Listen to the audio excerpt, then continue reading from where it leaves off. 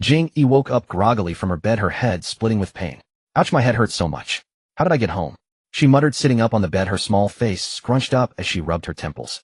She only remembered that yesterday she had a big fight with her boyfriend and broke up.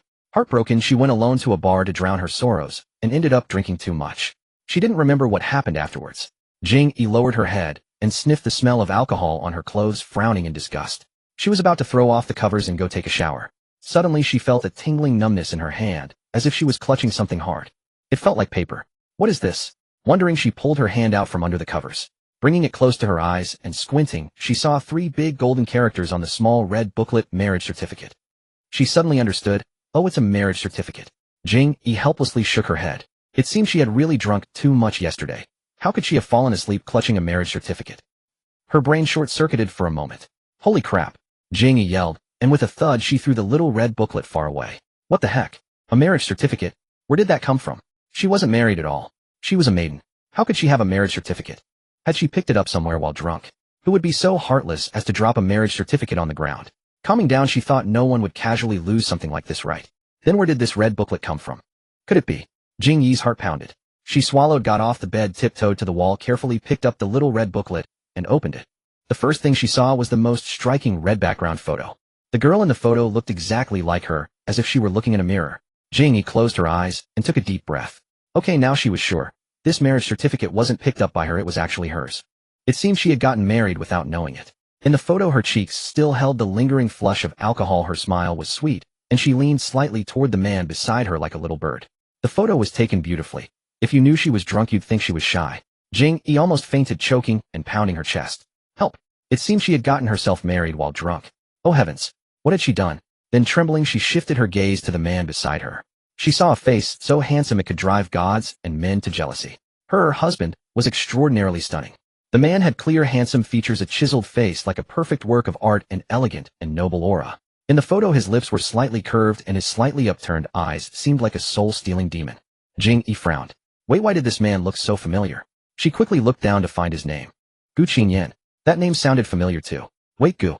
Jing Yi slapped her thigh, and the vague memories in her mind gradually became clear. Wasn't this the big brother from the Gu family? Her family and the Gu family were old family friends.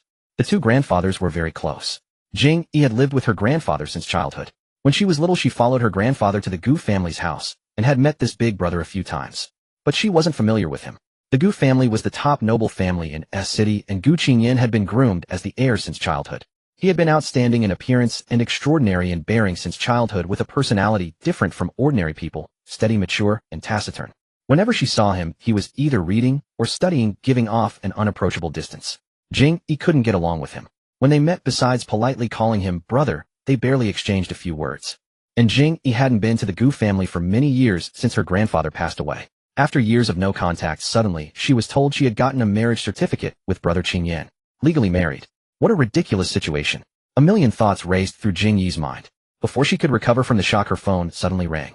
On the screen was an unfamiliar number with no name. Jing Yi felt a premonition of doom. She took a deep breath, picked up the phone, and pressed the answer button. Hello. Her voice was soft, due to just waking up and the hangover. Are you up? On the other end of the line, a steady, pleasant male voice sounded.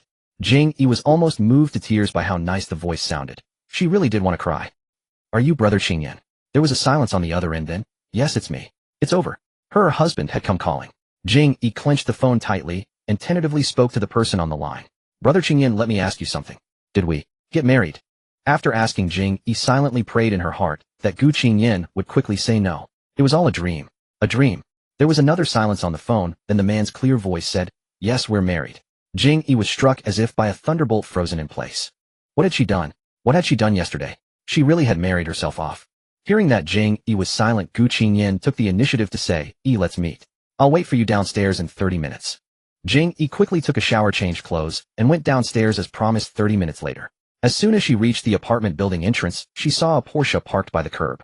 Beside the car, a tall man leaned against the door. He had clean, short black hair, and a tailored black shirt accentuated his broad shoulders and narrow waist. His sleeves were rolled up to his elbows, revealing a pale forearm.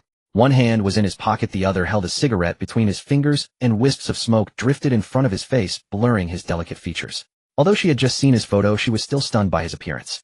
Gu Qingyan slightly raised his eyes, and upon seeing Jing Yi's figure, he immediately put out his cigarette. She quickly trotted over, stood in front of him, and bowed respectfully. "Hello, brother." Gu Qingyan looked at her, a faint smile flickering at the corner of his lips, but quickly disappearing, then said gently, "Get in the car first." "Okay." Jing Yi nodded and followed him into the car. As soon as she got in, she eagerly asked, "Brother Qingyan, what exactly happened yesterday? How did we end up getting a marriage certificate?" She scratched her face awkwardly. She was probably the one who caused it. Feeling guilty, Jing Yi kept her head down, staring at the ground, not daring to meet his eyes. "How much do you remember from yesterday?" Gu Qingyan didn't answer, but asked back. Jing Yi thought for a moment and replied, "I only remember going to the bar and drinking too much. Other than that, I don't remember anything." She had been too drunk yesterday, really no memory at all. If she hadn't been so drunk, she would never have gone to get a marriage certificate with someone. After hearing her words, Gu Qingyan paused for a moment, his deep eyes gazing at her. He didn't say much, directly explaining, "I happened to be at the same bar you were at yesterday for a business dinner. When I passed by the counter, I saw you sitting there alone drinking. You were already dead drunk, making a scene in the bar, insisting on dragging someone to get a marriage certificate, and no one could stop you." Jing Yi clutched her chest, almost spitting blood, shouting in the bar that she wanted to marry someone off. "Oh my God, so embarrassing. What a mortifying move. So, I dragged you to get the certificate." Jing Yi looked up at him glumly. Gu Qingyan hummed softly, "You said you wanted to find the most handsome guy present." Jing Yi was slightly stunned, stared at Gu Qingyan's face, then suddenly understood, and nodded. She was drunk, but her taste was still sober. "Then we got the certificate." Jing Yi was puzzled. "Brother, didn't you resist at all? Did you just obediently follow me to get the certificate when I dragged you?" She was drunk, but Brother Qingyan should have been sober, right? How could he let her do whatever she wanted? Gu Qingyan didn't speak, just sighed softly. Then he raised his hand and slowly unbuttoned his shirt, one button, two buttons. Jing Yi was startled, wondering why he was suddenly taking off his clothes. Just as she was about to turn away, her gaze suddenly swept over his exposed skin and froze. "Your masterpiece." Gu Qingyan pulled down his collar, and Jing Yi saw several striking red scratch marks on his collarbone. His skin was naturally fair, making the red scratches stand out vividly, giving an ambiguous feeling. "I tried to resist, but got hit. I thought if I resisted any longer, my face would be ruined." Gu Qingyan looked at her with a scrutinizing gaze. "You're a bit fierce." His eyelashes trembled, and his deep eyes were unreadable. Jing Yi's face instantly turned red, as if it would explode, so embarrassed, she couldn't lift her head. Help, she wanted to die. Is there any other planet besides Earth where she could live? Online query urgent. Whoa. Brother, I'm sorry. Jing Yi rubbed her hands together, her face bitter, and apologized desperately. "It's all my fault. I made an irreparable mistake when I was drunk. I swear I'll never drink again. If I were to drink, I should buy it, and drink at home, and make a scene at home too. Why did I have to go out and cause trouble, and even bring back a husband?" Jing Yi sniffled, her nose tip red. "Brother, how about we go to the Civil Affairs Bureau now and get a divorce?" As soon as she finished speaking, she saw the man raise his hand to press his forehead. That's not fair." He sighed heavily. "Brother was just passing by yesterday, got caught by you for no reason, got married, got beaten, and now less than 24 hours after getting a wife, you want to turn me into a divorced man. Was there a man more miserable than him? Probably not." After hearing his words, Jing Yi couldn't help but sympathize with his plight. It was really tragic, even though she was the one who caused it all. The Gu family was a renowned giant consortium in S City, and Gu Qingyan, as the head of the Gu family, dominated the business world at a young age with looks no less than those of top male celebrities. Women who wanted to marry him could circle S City. However, this golden bachelor whom all women in the city dreamed of had become a divorced man overnight because of her. This fearsome business tycoon, who everyone feared, had been tricked by her. Was she a little awesome? Then, what should we do? They couldn't really just stay married like this. Gu Qingyan was silent for a moment, glanced at her secretly, then spoke. "How about we make the fake marriage real?" Huh? Jing Yi looked up in surprise. He looked at her, a slight smile on his lips. "No matter how it happened, the marriage certificate is already issued. Why don't we try living together first? If it doesn't work out later, we can separate then." He continued. "Actually, brother has been pressured to get married recently and dare not go home. Just help me out and deal with my family." Jing Yi blinked, hesitated. Did this mean she was going to date brother? They were 7 years apart, and she had always seen him as an elder. Well, suddenly becoming a romantic partner seemed a bit difficult. Brother really doesn't want to become a divorced man so soon. Jing Yi's body stiffened. Then he casually touched the scratch on his collar. "Take responsibility for brother, okay?" Jing Yi closed her eyes in frustration. In the end, it was all her fault. Brother Qingyan was completely the victim. He was dragged into marriage for no reason, and then she wanted to divorce him the next day. She was too heartless. She really should take responsibility. Jing Yi made up her mind. Okay, let's give it a try. Since the certificate was already issued, what was there to fear? Try it. Gu Qingyan drove her directly to the Gu residence. "Are we really meeting the parents already?" She shivered nervously. "When you dragged me to get that marriage certificate, I didn't see you afraid then." Gu Qingyan's expression remained completely calm as he parked and turned off the engine. Jing Yi fell silent. "Can we just not talk about this?" As they walked shoulder to shoulder into the old mansion, Gu Qingyan suddenly stopped at the entrance and hesitated, looking at Jing Yi. May I hold your hand? Hold hands. Jing Yi looked up and blinked in confusion. Gu Qingyan nodded. Yes, since we're already husband and wife now, if we act too politely toward each other, I'm worried Grandpa won't believe it. So it's better to show some intimacy. Jing Yi thought he made a reasonable point. Alright, let's do it. Gu Qingyan offered a slight smile and extended his long-fingered hand toward her, waiting for her to place hers inside. Watching his long, slightly dry hand spread open before her, Jing Yi blinked in a moment of hesitation. Without overthinking it, she followed his lead and obediently rested her smaller hand in his.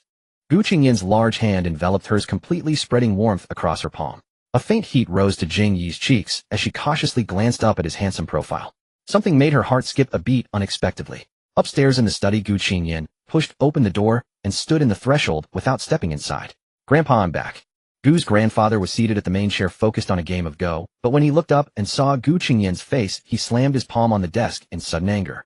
You have the nerve to come back. Where's my granddaughter-in-law? Qingyan, how old are you this year? You only ever bury yourself in work and never think about settling down. Ever since you took over the family company, this old man has had nothing to do but wait for a chubby little great-grandson to keep me company. And what do I get? Not even a trace of a granddaughter-in-law. I told you to go on blind dates, but you wouldn't. I told you to fall in love freely, but you never bring a girlfriend home. Consider this my final warning. If you don't bring a granddaughter-in-law back this year, don't bother coming through this door again. 10 minutes later, after exhausting himself with the scolding, Gu's grandfather let out a deep sigh and huffed as he took a sip of tea to soothe his throat. Gu Qingyan stood at the doorway, taking the 10-minute beating, then cupped his hand over his mouth and whispered to Jing Yi outside, just wait and see. Jing Yi nodded sympathetically. Grandpa Gu was relentless about pushing for marriage. Does Brother Qingyan get scolded like this every time he comes back? How miserable. Gu Qingyan said helplessly, Grandpa, please stop scolding me. Isn't your granddaughter-in-law right here? The moment those words reached him, Grandpa Gu's demeanor shifted entirely, and he asked curiously, where is she? Come in, Gu Qingyan said, taking Jing Yi's hand and leading her into the study. Jing Yi lingered behind Gu Qingyan before reluctantly peeking out. When she caught sight of Grandpa Gu's puzzled expression, she forced a strained smile. Grandpa Gu, how have you been? It's been quite some time. For a moment, Grandpa Gu didn't register who she was, but then recognition dawned and his face broke into a warm smile. Yi's here. You haven't visited home in ages. I've missed you so much. After saying this, he glanced behind Jing Yi again, but still couldn't see any trace of a granddaughter-in-law. Only then did he finally notice the intertwined hands of Gu Qingyan and Jing Yi. He paused, then asked, Qingyan, the granddaughter-in-law you brought back? Wouldn't happen to be Yi? Yes. Nonsense. As expected, Grandpa Gu's immediate reaction was complete disbelief. Frowning, he scolded, Qingyan, even if I push you to marry, you can't grab your own sister to put on a show and trick me like this. He understood that Gu Qingyan had always been quiet and reserved, rarely showing interest in girls growing up. Jing Yi happened to be one of the few who could actually get him to talk, but to Grandpa Gu, Qingyan had always treated her as a younger sister he cherished. Grandpa Gu looked at Jing Yi. Tell Grandpa the truth. Is he paying you to do this? Gu Qingyan spread his hands helplessly. I'm not lying to you. Yi and I got our marriage certificate yesterday. Got the certificate? The marriage certificate? Grandpa Gu covered his mouth in disbelief, looking back and forth between the two of them. You two already got married. Jing Yi rubbed her forehead in pain. That's it. She'd heard about the marriage certificate too many times today. Her head was splitting, and she was developing PTSD about it. Come sit down first and tell Grandpa properly what's going on. Grandpa Gu pointed to the sofa. Gu Qingyan and Jing Yi sat opposite each other on the sofa, while Grandpa Gu crossed his arms and watched them. Qingyan, you speak first. Gu Qingyan clenched his fist against his lips and gave a light cough. I'm sorry I didn't tell you beforehand. Actually, the reason I've delayed getting married all these years is because of Yi. Gu Qingyan looked at Jing Yi. I've liked her for many years. There's no room in my heart for any other woman besides her. I will only marry her. Yesterday I happened to run into Yi, and we talked for a bit, confessed our feelings to each other, and got the certificate. Jing Yi. She suddenly looked up, her big eyes wide open. Wait a minute, what script is this? Why has she never heard of this before? What script was this? She had never heard of it before. Yi, say something. Gu Qingyan prompted her, giving her a subtle wink. Jing Yi, please stop radiating electricity. Her little mind spun, and she suddenly understood that this was likely another lie fabricated to convince Grandpa Gu. She thought herself quite clever, immediately grasping her brother's intention, and let out a smug snort in her heart. It was time to showcase her true skill. So she continued along with Gu Qingyan's words, yes. Actually, I've always admired Brother Qingyan, but we're too far apart in age. I was afraid he only saw me as a little sister, so I kept it hidden in my heart, and never dared to say. No one noticed the smile brimming in Gu Qingyan's lowered eyes as he listened quietly, his slender fingers subtly covering his lips. Jing Yi's eyelashes fluttered as she concentrated on fabricating then. Yesterday I happened to run into Brother Qingyan and we chatted for a while. I learned that he had never married. I was overjoyed, and in a moment of boldness I confessed my feelings. To my surprise, he felt the same way about me. Then we went to get the marriage certificate. After finishing, Jing Yi glanced nervously at Grandpa Gu, her heart pounding like thunder. She wondered if Grandpa Gu would believe this story. Grandpa Gu suddenly nodded in realization. So that's it. Why didn't you tell me earlier? Grandpa didn't know you two were always in love with each other. If he had known, he would have arranged it sooner. Their families had been close for generations, and he had watched Jing Yi grow up treating her like his own granddaughter. He had indeed considered having her marry into the Gu family. But the age gap between Yi and Qingyan was a bit large, and they always interacted like brother and sister without any romantic inclination between them, so he had let it go. He never expected they had been secretly in love all along. They hid it so well he hadn't noticed a thing. Otherwise, why would he have bothered looking elsewhere when such a perfect flower was right at home? He had foolishly arranged several blind dates for Gu Qingyan, though thankfully, he never attended any. Grandpa Gu suddenly recalled that when he first entered the room, he had let slip about the blind dates in his rant. Oh no, the beloved brother had been forced into blind dates. The little girl must be heartbroken hearing that. Grandpa Gu's eyes welled up, and he gave Jing Yi a sympathetic look. Jing Yi. Grandpa Gu wiped a tear for Jing Yi, then quickly regained his spirits, and said with a beaming smile, I'm so happy to see true love prevail. Since you've already got the certificate, let's pick a good day and hold the wedding. Jing Yi. Grandpa Gu, isn't your acceptance a bit too quick? Before long, the butler entered with a calendar. Master, I've selected a few auspicious dates. Please choose one for the young couple. Grandpa Gu gestured. Give it to Yi and Qingyan. Let them pick one themselves. Very well, Master. Butler Li obeyed, placing the calendar on the coffee table before them. Young Master, young Mistress, the dates circled in red are the ones. Jing Yi was not in the mood to choose. Her mind was filled with the words young mistress. She suddenly felt so distinguished. Good heavens, she had casually stumbled into a husband and become a young mistress. What luck!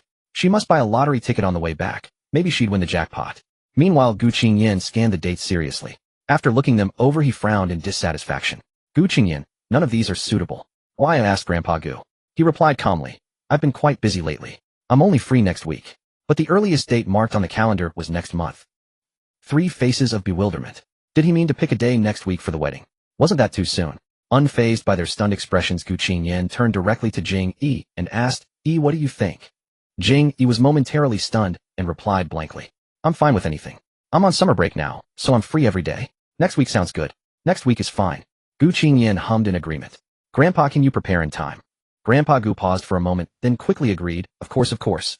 Just pick whatever you like. There's nothing the Gu family can't do. If you want, we can even do it tomorrow. Then it's settled. Gu Qingyan nodded with satisfaction. Jing Yi was full of question marks throughout, casting a slightly suspicious glance at Gu Qingyan. Was it her imagination? She felt that Brother Qingyan seemed rather happy. The marriage certificate was indeed obtained after she got drunk and forced him to go with her, right? But now she had a feeling that she was the one being sold. Grandpa Gu invited Jing Yi to stay for dinner.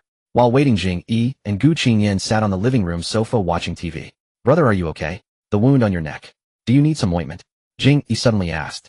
Gu Qingyan looked at her. Would you apply it for me? Sure. Seeing that Gu Qingyan seemed intent on letting the wound heal naturally, Jing Yi reminded him.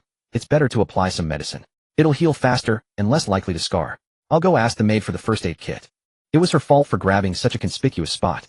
Gu Qingyan was now wearing a shirt, and when he leaned slightly, anyone could see the marks. Better to put a band-aid over it. After all, this man was already too alluring, no need to add fuel to the fire. Soon Jing Yi returned with the first aid kit. She took out a cotton swab and ointment, saying to Gu Qingyan, Brother, unbutton your shirt. Okay. Gu Qingyan obediently unbuttoned his shirt. As she brought the cotton swab near his collar, she suddenly fell silent upon seeing the sight before her. They were very close. His shirt hung open, revealing a firm chest rising and falling with each breath, fair and flawless except for the scratches she had left. Jing Yi's cheeks flushed with heat. She shook her head vigorously, silently reciting the Heart Sutra, and pressed the cotton swab firmly onto the wound. The man let out a low groan. Jing Yi focused on applying the medicine, completely unmoved, like a devout monk free of worldly desires. Please refrain from making such sounds. His Adam's apple bobbed. Sorry, it's a bit cold. I couldn't help it. Jing Yi wrinkled her nose and pressed harder with the swab. She suspected he was trying to seduce her, but she had no proof. The maid who had brought the medicine came by to check, and when she saw the injured person was Gu Qingyan, she exclaimed in surprise, Young master, how did you get hurt? Looking closer, the marks looked like scratches from a woman. And in such an intimate spot. Was it from the bedroom? It's my fault, Jing Yi interjected most appropriately, then sighed with guilt. The maid was taken aback. Her mind raced with some imagined scene, and her face turned red. She stepped back shyly, not wanting to disturb them. The young master and madam have such a wonderful relationship. Wonderful relationship. Jing Yi repeated suspiciously, then suddenly realized and her face flushed with embarrassment. Hey, no, it's not what you think. Let me explain. But the maid was already gone. Jing Yi slumped her shoulders in defeat. It was over. The misunderstanding was huge. She felt that in the Gu household's servant circle, she would definitely be seen as a femme fatale.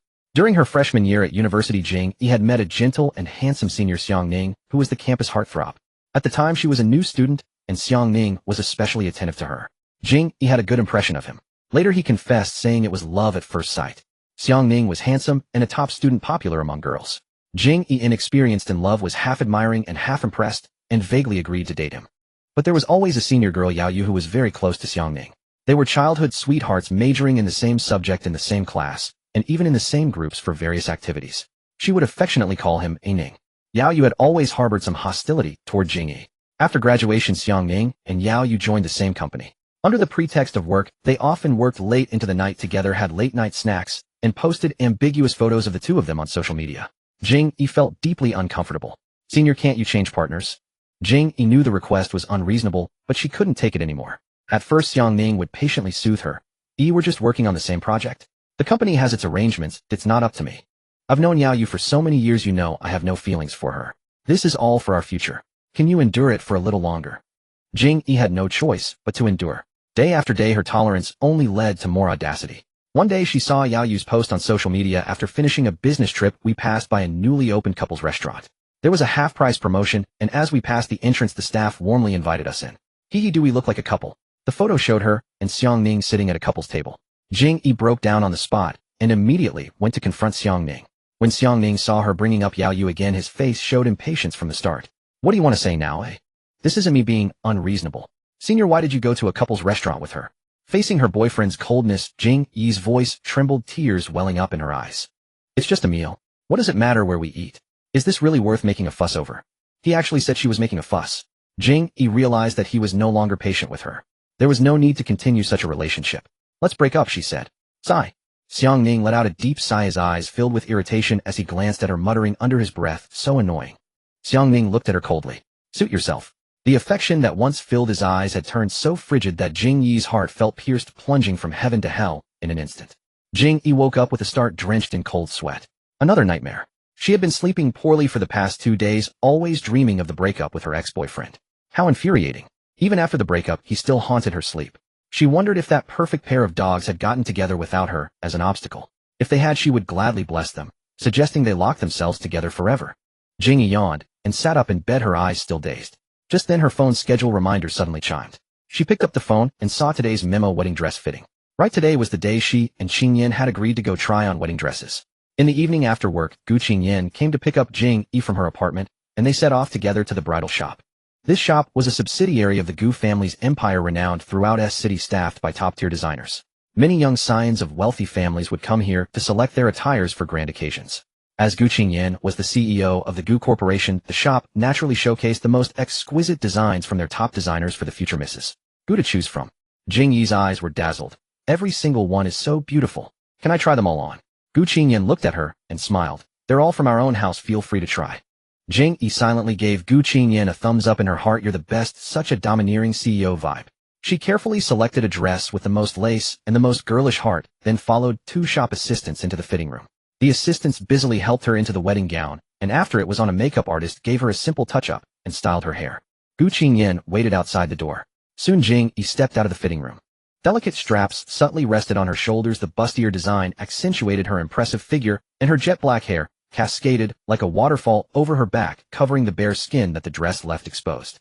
A transparent lace belt was tied into a bow at her waist, and her slender fair legs were mostly visible beneath, with a long train trailing behind. Layered ruffles like a cake, covered in sheer tulle and adorned with pearls. She couldn't turn around. The train was too long and she'd get tangled and fall. So she gently lifted the hem and looked at him with a smile. How do I look, brother? Am I beautiful? Gu Qingyan didn't speak, staring at her face for a long moment. His eyes were filled with complex emotions, as if lost in memory. Though the silence lasted only a few seconds, it felt as long as years. After a while he snapped back and nodded with a smile. Is very beautiful. Flattered by this enchanting man's compliment, Jing Yi's heart skipped a beat, and she hurried to the mirror to take a look. Seeing the reflection, even she was taken aback. Heavens, who is that? Such a beautiful woman. She had worn many formal dresses in her life, but none could compare to a wedding gown. Truly, it was the most beautiful moment in a woman's life, she fully realized. I'll take this one. Jing Yi decided decisively, not trying any others. Gu Qingyan asked. No, it's too beautiful. I want to wear this for the wedding. Jing Yi looked at herself in the mirror, lost and thought her emotions subtle. A shop assistant stepped forward with a smile. Mrs. Gu, have you decided on this one? Yes. Mrs. Gu nodded shyly. Very well, please follow me to take your measurements. Some parts may need adjustments to fit you perfectly. Mr. Gu, please wait here. Jing Yi followed the assistant to get measured. As they passed the meeting room, the door opened from the inside, and two people came out. It was Xiangning and Yao Yu. Jing Yi was startled, pausing in her steps. She hadn't expected to run into them here. Both were dressed in business attire, carrying briefcases and documents, seemingly on a business trip. Jing Yi sneered inwardly. Another pair, inseparable as ever. Xiangning and Yao Yu were momentarily stunned by her appearance, looking her up and down with bewildered expressions. Xiangning's face darkened, his lips pressed tightly. Yao Yu spoke first. Oh, if it isn't Junior Jing, what a coincidence meeting here. Jing Yi lazily looked down, spread her fingers, and blew on her nails leisurely. Maybe enemies are bound to meet on a narrow road. You? Yao Yu, defeated, turned to Xiangning, aiming look at her. Xiangning remained cold-faced, his gaze fixed on Jing Yi. He ground his teeth and spoke. Yi, what are you doing here? Why are you dressed like this? Asking knowingly. Don't you understand seeing my wedding gown? Jing Yi smiled at them. I'm here with my husband to look at wedding dresses. I'm getting married soon. Getting married? Xiangning's eyes flashed with surprise, and he blurted out. Hearing the word husband, his emotions quickly turned to anger. Married to whom? What do you mean? Jing Yi sneered, glanced at him dismissively, and ignored him, turning to follow the assistant into the fitting room. After her measurements, she took off the gown and changed back into her own clothes. When she emerged, she found Xiangning and Yao Yu still there. Seeing her come out, Xiangning's burning gaze immediately fixed on her. Jing Yi paid no attention and walked straight past them. Wait! Xiangning called out. I have something to ask you. Jing Yi stopped, let out an irritated breath, spit it out, I'm busy. Xiangning stared at her, stunned. What kind of attitude was that? Was this the same girl who used to blush at the mere sight of him? She felt like a completely different person. He suppressed his anger and asked in a low voice, is it that man in the hall? Upon hearing that she was looking at wedding dresses with her husband, he had immediately gone out to search. The only man in the hall was sitting on the sofa, legs crossed, flipping through a magazine. Handsome and noble. Xiangning's heart almost burst with rage. Jing Yi smiled slyly and nodded. Yes, isn't my husband handsome? Xiangning's eyes darkened, his gaze narrowing. Jing Yi, you're my girlfriend. Who allowed you to marry another man?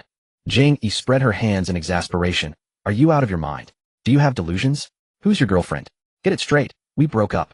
Xiangning took a deep breath, trying to control his anger, and spoke gently. If you're unhappy, you can say so. You don't have to sulk like this. Jing Yi was amused. What makes you think I'm sulking? Who gave him that confidence? I'm not joking. I really am married. We've already got the marriage certificate. Want to see it? Xiangning ignored her words and instead asked, do you love him? Caught off guard, Jing Yi's expression froze. You don't love him, do you? He asserted firmly. You're just trying to get back at me. After 3 years of dating, how could you fall for someone else overnight and marry another man? Xiangning walked up to her and grabbed her wrist. Stop this. Come back to me. Let's forget about the breakup. I won't hold it against you for getting the certificate with that man. Marrying a man you don't love just to spite me. Are you trying to ruin your whole life? Jing Yi lowered her head and fell silent for a moment. Then she coldly shook off his hand. You're right. 3 years isn't so easy to let go. But when cracks began to appear in our relationship, didn't I try to save it? But think about how you treated me. Jing Yi's eyes darkened. It was never just one thing that broke me. Xiangning pursed his lips, recalling how Jing Yi had indeed brought up Yao Yu several times, each time looking uneasy on the verge of tears. How had he treated her? He'd brushed her off every time. During their last fight, he'd even told her she was annoying. We're already broken up. Whom I marry is my own freedom. You have no say. As for Qingyan, even though we don't have feelings yet, feelings can grow. We can take it slow. You've seen what kind of man Qingyan is, handsome and gentle. What woman wouldn't be charmed by such a good man? The expression on her face suddenly softened, a gentle smile curving her lips. I think I'll fall in love with him sooner or later. What do you think? Xiangning's face darkened completely. Who did you say you're cultivating feelings with us? He reached out, trying to grab Jing Yi's wrist again. Jing Yi instinctively recoiled. Don't touch me. Turning around, her forehead abruptly collided with a firm, sturdy chest. The next second, a warm force encircled her shoulders, pulling her whole body into a hold, and a pleasant scent of sandalwood suddenly invaded her nostrils. Jing Yi looked up to see Gu Qingyan's cold, handsome face etched with seriousness. He held her shoulders, pulling her tightly into his embrace. Are you alright? Held in the man's arms, Jing Yi felt as if bewitched, her mind dazed, her voice softening several degrees. Leaning against his chest, she remained frozen, still, her heart pounding wildly. I heard some commotion over here and came to check, he said, glancing at the two before him, his clear eyes glinting coldly. Do you have business with my wife? Xiang Ning and Yao Yu, witnessing their intimate display, were rendered speechless. Xiang Ning raised his head slightly to look at Gu Qingyan, but quickly averted his gaze upon meeting his eyes. A flicker of fear rose in his heart. He had to admit this man was quite intimidating. Xiang Ning clenched his fists, forcing himself to calm down and confront. Sir, given your status, isn't it inappropriate to steal someone else's girlfriend? Gu Qingyan let out a light laugh, his chest vibrating slightly. Since when was my wife your girlfriend? Jing Yi turned her head, glaring fiercely at Xiang Ning. Stop talking nonsense. I've already broken up with you. Xiang Ning grew anxious. I never agreed to the breakup. At that moment, a cold snort cut through the air. Xiang Ning followed the sound and saw Gu Qingyan's piercing black eyes fixed on him. Whether you agree or not makes no difference. A romantic relationship has no legal effect. As he spoke, he tightened his hold on Jing Yi's shoulder. My relationship with her is a legal marriage protected by law. Gu Qingyan raised an eyebrow. I rather ask, Mr. Xiang, as a citizen, you should abide by the law. Isn't it improper to covet another man's wife? Xiang Ning wanted to retort, but found no words. Since you've broken up, don't disturb her new life. That's basic respect. Even a child knows that if you can't have something, you must let go. You're not young anymore, don't you understand even this simple principle? Gu Qingyan remained composed throughout, while Xiang Ning, like a child being scolded for not understanding reason, lost all dignity, his face flushing crimson. Jing Yi felt immensely satisfied. He had been so glib just moments ago, but faced with Qingyan, he couldn't utter a single word. Jing Yi silently gave Gu Qingyan a mental thumbs up. Brother was so domineering, completely outclassing the scumbag. They weren't even on the same level. Absolutely impressive. Jing Yi's tail practically wagged with pride. She affectionately hooked her arm through Gu Qingyan's. Brother, let's go. Don't bother with him. Gu Qingyan glanced down at her hand on his arm, his mood greatly lifted, and chuckled. All right, as you wish. Though he wouldn't mind teaching the boy another lesson. Xiang Ning stood rooted to the spot, staring at their retreating figures, his jaw clenched tight. As for Yao Yu standing beside Xiang Ning, she was dumbfounded. She had thought Jing Yi would be wallowing in the misery of their breakup, but she was already married. And where did she manage to find such a handsome man? Back in the car, Jing Yi's eyes sparkled with admiration as she looked at Gu Qingyan. Brother, you were so cool just now. The memory of those two being humiliated filled her with glee. Gu Qingyan was unimpressed, instead asking, what was the reason for your breakup? Don't even mention it. She curled up in the passenger seat, arms crossed indignantly. You saw that woman beside him, right? While we were together, they were frequenting couples' restaurants. Gu Qingyan nodded. He had actually guessed as much from seeing the two standing together. Your ex-boyfriend is Xiang Ning. Yes, that's right. Jing Yi thought, as she had indeed heard her brother address him as Mr. Xiang, but she had never mentioned Xiang Ning to her brother before. Jing Yi asked, puzzled, brother, do you know him? Gu Qingyan's hands rested on the steering wheel, his fingers tapping lightly. When you were drunk at the bar, you cursed that name countless times. Jing Yi's face suddenly changed. How could he bring up the bar again? To cover up her embarrassing past, she blinked her eyes and immediately launched into flattery mode. Brother, the way you defended your wife just now was so cool. Truly worthy of you. I admire you so much. I definitely made the right choice in a husband. Gu Qingyan let out a soft laugh, shaking his head helplessly. After dinner, night had fallen. Gu Qingyan drove Jing Yi home. Arriving at the apartment building, Jing Yi got out and gave a slight bow. Thank you for today, brother. Then she turned to enter the building. Gu Qingyan also got out of the car. Jing Yi turned and asked, is there something else? I'll see you to the elevator. The man standing at 9 meters walked up to her. Jing Yi blinked in surprise, quickly waving her hand. No need, no need. I'm already home, or I can go up by myself. It's late, brother, you should head home too. Gu Qingyan chuckled softly, his large hand ruffling her hair. It's too late. Then naturally he enveloped her small hand with his palm and led her into the building. Jing Yi looked down at the man's hand, with its distinct knuckles hanging by his side, a blush creeping onto her cheeks. She shyly scratched her face. Initially, their hand-holding had been a performance to appear affectionate in front of the adults. Now, alone with no one watching, there was no need to fake intimacy. Yet she didn't want to let go at all, even feeling a bit happy. In the elevator, Gu Qingyan suddenly asked, are your parents, my in-laws, away on a trip? Yes, Jing Yi's face flushed. He said, in-laws. Her parents often traveled the world, deeply in love with each other. She had grown up living with her grandfather, not having much contact with her parents. It was only after her grandfather passed away 3 years ago that she moved in with them. In short, her parents were true love, and she was just an accident. Gu Qingyan, let me know when your parents return. I'd like to pay a visit. Got it. Gu Qingyan asked further, have you told them about the marriage? Yes, I called my mom. He hesitated, then asked, no objections? Jing Yi let out a dry laugh. No. She lowered her head, biting her lip awkwardly. No objections was an understatement. Jing Yi recalled the phone call with her mother a few days ago after returning from the Gu family. Mom, I'm married. There was a second of silence on the other, and then her mother calmly asked, oh, to whom? Brother Qingyan. Who? Gu Qingyan, the eldest son of the Gu family who had a close relationship with Grandpa. Another silence, then her mother asked only one question: how did you manage to trick him into it? Gu Qingyan escorted her to the door and waited until she safely entered her home before departing. Back in the bedroom, Jing Yi felt somewhat weary. After a quick wash, she slipped beneath the covers. She considered sending a WeChat message to Gu Qingyan, asking him to let her know when he arrived home. But the moment she opened the app, a message from Xiangning caught her eye. Senior brother Xiangning, Yi, can we talk? Upon seeing this message, Jing Yi immediately scowled. They had already broken up. What was there left to discuss? What an insufferable man. Yet as she reflected, she couldn't help but smile. Oh right, how she had forgotten to block Xiangning on WeChat. At least he had reminded her. So thoughtful of him. Or so she sarcastically thought.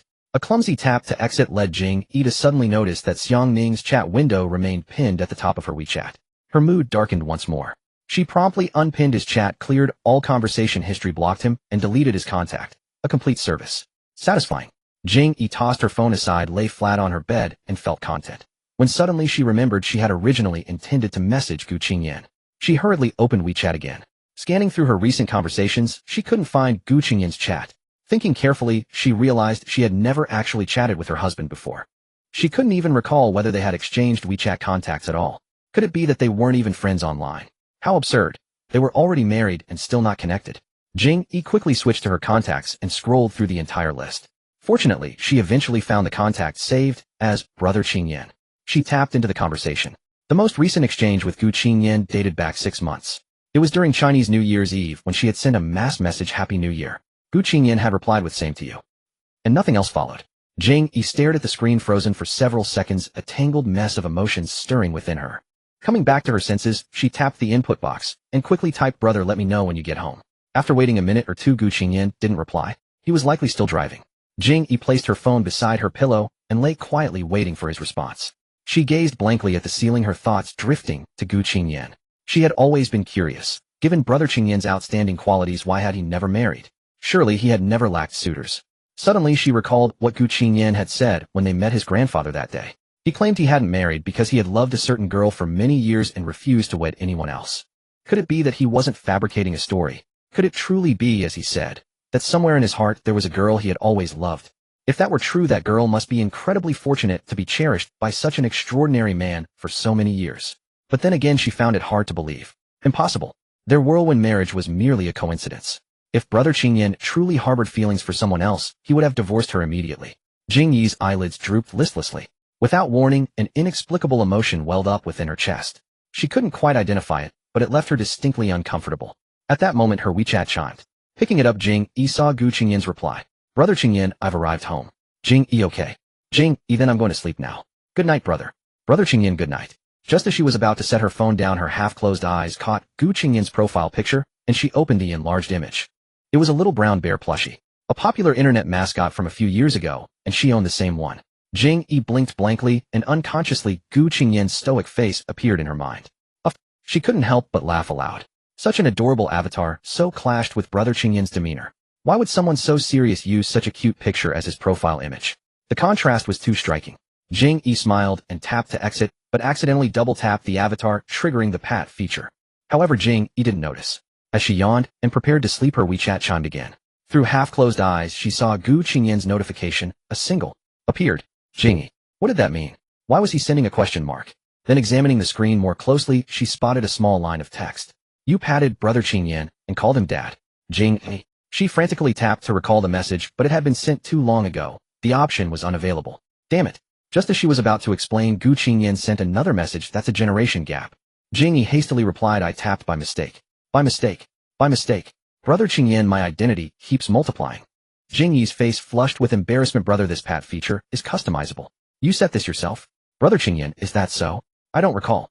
Jing Yi silently closed her phone. Curling into a ball around her pillow, she wrestled with her thoughts, strongly suspecting that man had done it on purpose. Yet she had no evidence. Did Gu Qingyan enjoy being called Dad? Did he have such a fetish? After confronting Xiangning at the bridal shop, Jing Yi slept soundly through the night, without nightmares, and rose early the next morning. Moving luggage? Jing Yi asked while brushing her teeth, speaking to Gu Qingyan over a WeChat voice call. The faint sound of an engine drifted through from Gu Qingyan's end. He was likely on his way to the office. Yeah. Since we'll be living together anyway, you might as well pack your things and bring them to my apartment sooner rather than later. Jing Yi's lips twitched. Brother Qingyan was thoroughly enjoying this marital roleplay, leaving no detail unchecked. For the next 2 days Jing Yi stayed home and packed her luggage. It wasn't until she spotted the cat food and feather toys while organizing that Jing Yi remembered a serious problem. She had completely forgotten about her cat. Her cat was still at her ex-boyfriend's place. Some time ago she had joined a music video shoot and traveled with the crew for half a month. Since her parents were away she had no choice but to leave Ruru with Xiangning. Recently things had been overwhelming her mind in disarray and she, this so-called stepmother, had abandoned her daughter. All of Xiangning's contact information had already been blocked. She would have to visit his apartment in person. Though she truly didn't want to see Xiangning's face again she had no choice. She needed to retrieve her cat. Jing Yi rummaged through the trash in her room and found the key to Xiangning's apartment that she had thrown away. Gazing at the gleaming silver key in her palm, she felt an overwhelming mix of emotions. When Xiangning first started working, he had rented a modest apartment near the company. On move-in day he had handed her a spare key and told her she was welcome to visit any time. With him working and her studying, they were naturally apart most of the time. Jing Yi's cooking was quite good, so on her days off, she would specially come to his place to prepare a meal, and they would gather to eat together. Sadly, the key had barely been used a few times before Yao Yu inserted herself between them. Stubborn by nature, Jing Yi never stepped foot in his apartment again after their relationship soured. Jing Yi looked down and thought, it wasn't right to simply throw the key away. Perhaps she could use this opportunity to return it to Xiangning.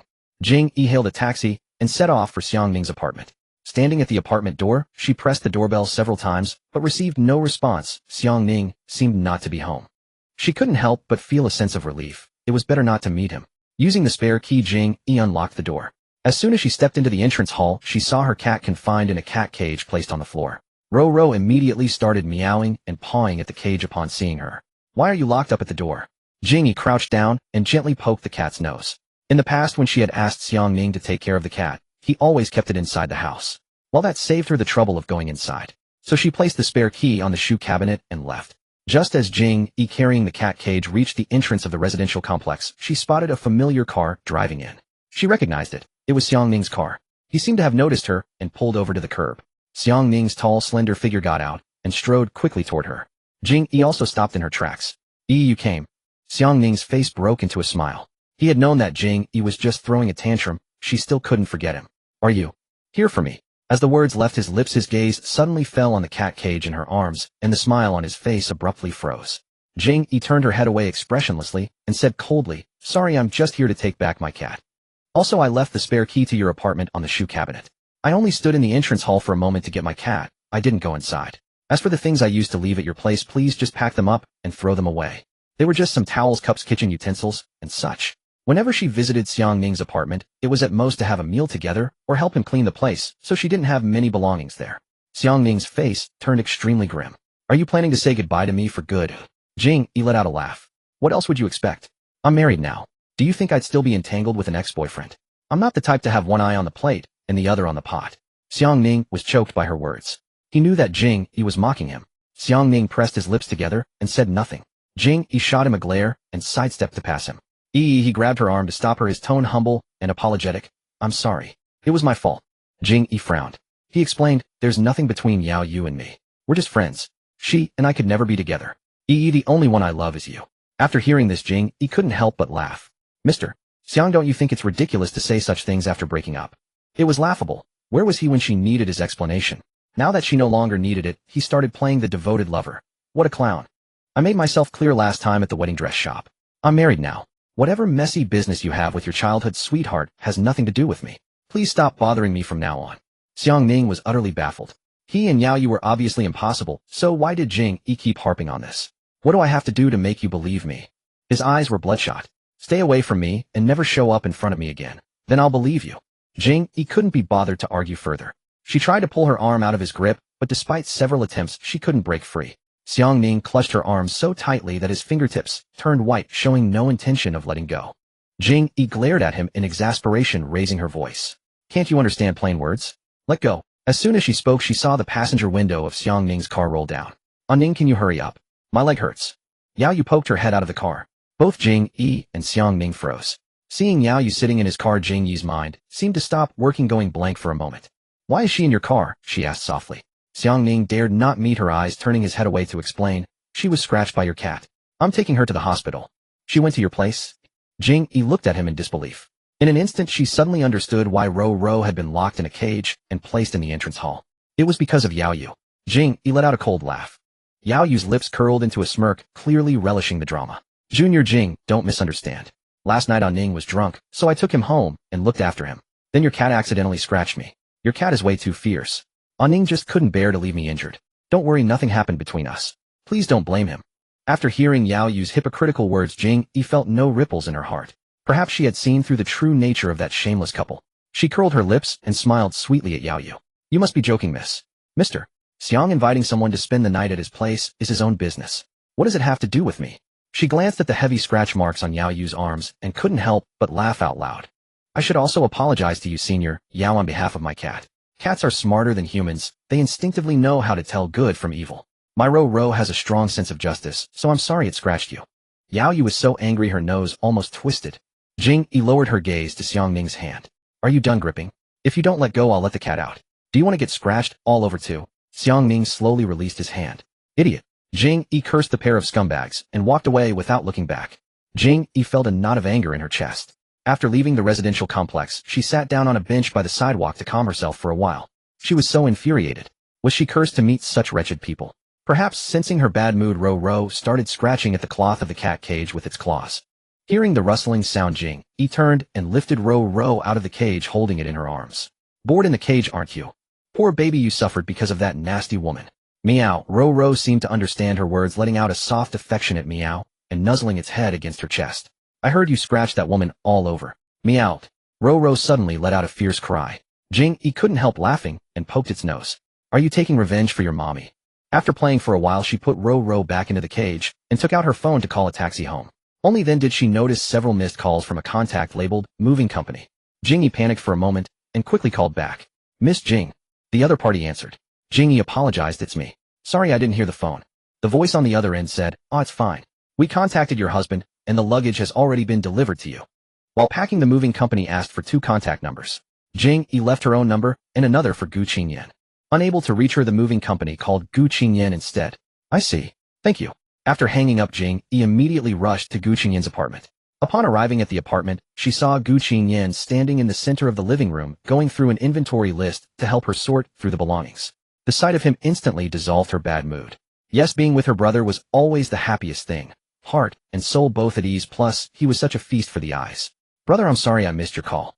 Jing Yi walked over, apologizing sincerely. It's all right, whoever answered would have been the same. Gu Qingyan cast a sideways glance at her, his brows suddenly furrowing. What's wrong with your eyes? He asked. What? Jing Yi gazed at him blankly. Gu Qingyan stepped closer, lifting his thumb to gently rub the corner of her eye, his voice soft and warm. Cried. Jing Yi paused, then raised her hand to rub her eyes. Oh, it's nothing. Probably just wind getting in. She shook her head, pushing aside those disgusting thoughts in her mind. Turn the page, don't let it affect her mood. At that moment, Ruru suddenly started scratching frantically at the cat carrier. Meow. It let out a loud yowl right after. Jing Yi knew that deep, resonant voice meant it was hungry. Ruru seems hungry. Let me feed it some cat food first. Jing Yi reached to search. Gu Qingyan walked over to a box and crouched down. This one says cat supplies. Gu Qingyan opened the box and took out the cat food and bowl. Jing Yi let Ruru out of the carrier. He poured some cat food into the bowl, and as soon as Ruru caught the scent, it hurried over and devoured it. It finished in no time, licked its paws, then nuzzled affectionately against Gu Qingyan's side, rubbing its head against the back of his hand with an extremely flattering demeanor. Jing Yi, what on earth is going on? She had raised it for years and never seen it this shamelessly clingy toward her. Seeing Ruru stick to Gu Qingyan after just meeting him for the first time, Jing Yi couldn't help but feel a pang of jealousy. Ruru, come to mama. She beckoned with her finger. Meow. Ruru haughtily turned its head away, presenting its tail to her, then pounced into Gu Qingyan's arms, wriggling like a flirtatious cat spirit, licking his hand repeatedly, its voice far sweeter than usual. Jing Yi, this shameless female cat. Looks like it prefers daddy. Gu Qingyan's lips curved slightly, his fingers playing with Ruru's chin, an air of smugness on his face. Jing Yi pursed her lips and poked its ear with her fingertip. Hey little traitor, who has been raising you all these years? One feeding from your dad, and you've already been won over. Gu Qingyan smiled, nodding as he leaned in to whisper to the cat in his arms. It's fine to be excited by novelty this once, but you shouldn't do this in the future. You need to obey your mother, otherwise we'll both be in trouble. Jing Yi couldn't help but burst into laughter. So among the three of us, I'm the boss, right? Of course. Gu Qingyan raised an eyebrow. I fear my wife. Jing Yi looked him up and down, shaking her head involuntarily. Not really. He smiled. Whether it's convincing or not, Mrs. Gu will experience that firsthand in the future. Jing Yi was amused by his teasing.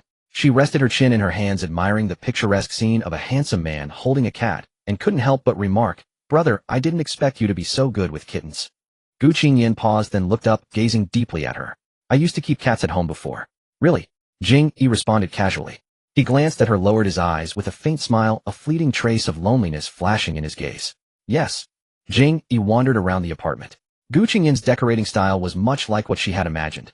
Elegant and understated, suiting his temperament, perfectly unlike the jarring mismatch of his WeChat avatar. Everything was arranged neatly, showing he cleaned diligently and maintained self-discipline. A disciplined man is the most handsome. "How is it? Do you like this place?" A man's voice suddenly came from behind. "Yes, it's wonderful, really." Jing Yi praised generously. "If there's anything you're not satisfied with, just tell me. We can renovate. From now on, our home style will follow your preferences," Gu Qingyan said.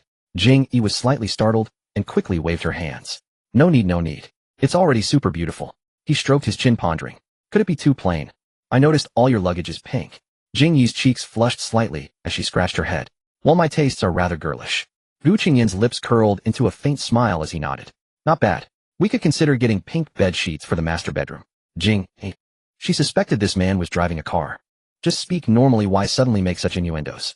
Jing Yi's little mind couldn't help but wander along those lines. Since they were husband and wife, they would definitely have to sleep together. Sleeping together meant lying in the same bed. As she thought about it, a pair of blushes climbed onto her cheeks. Gu Qingyan noticed her distraction and deliberately interrupted. "The luggage has arrived. You might as well start organizing it now. The wedding won't be long." "All right."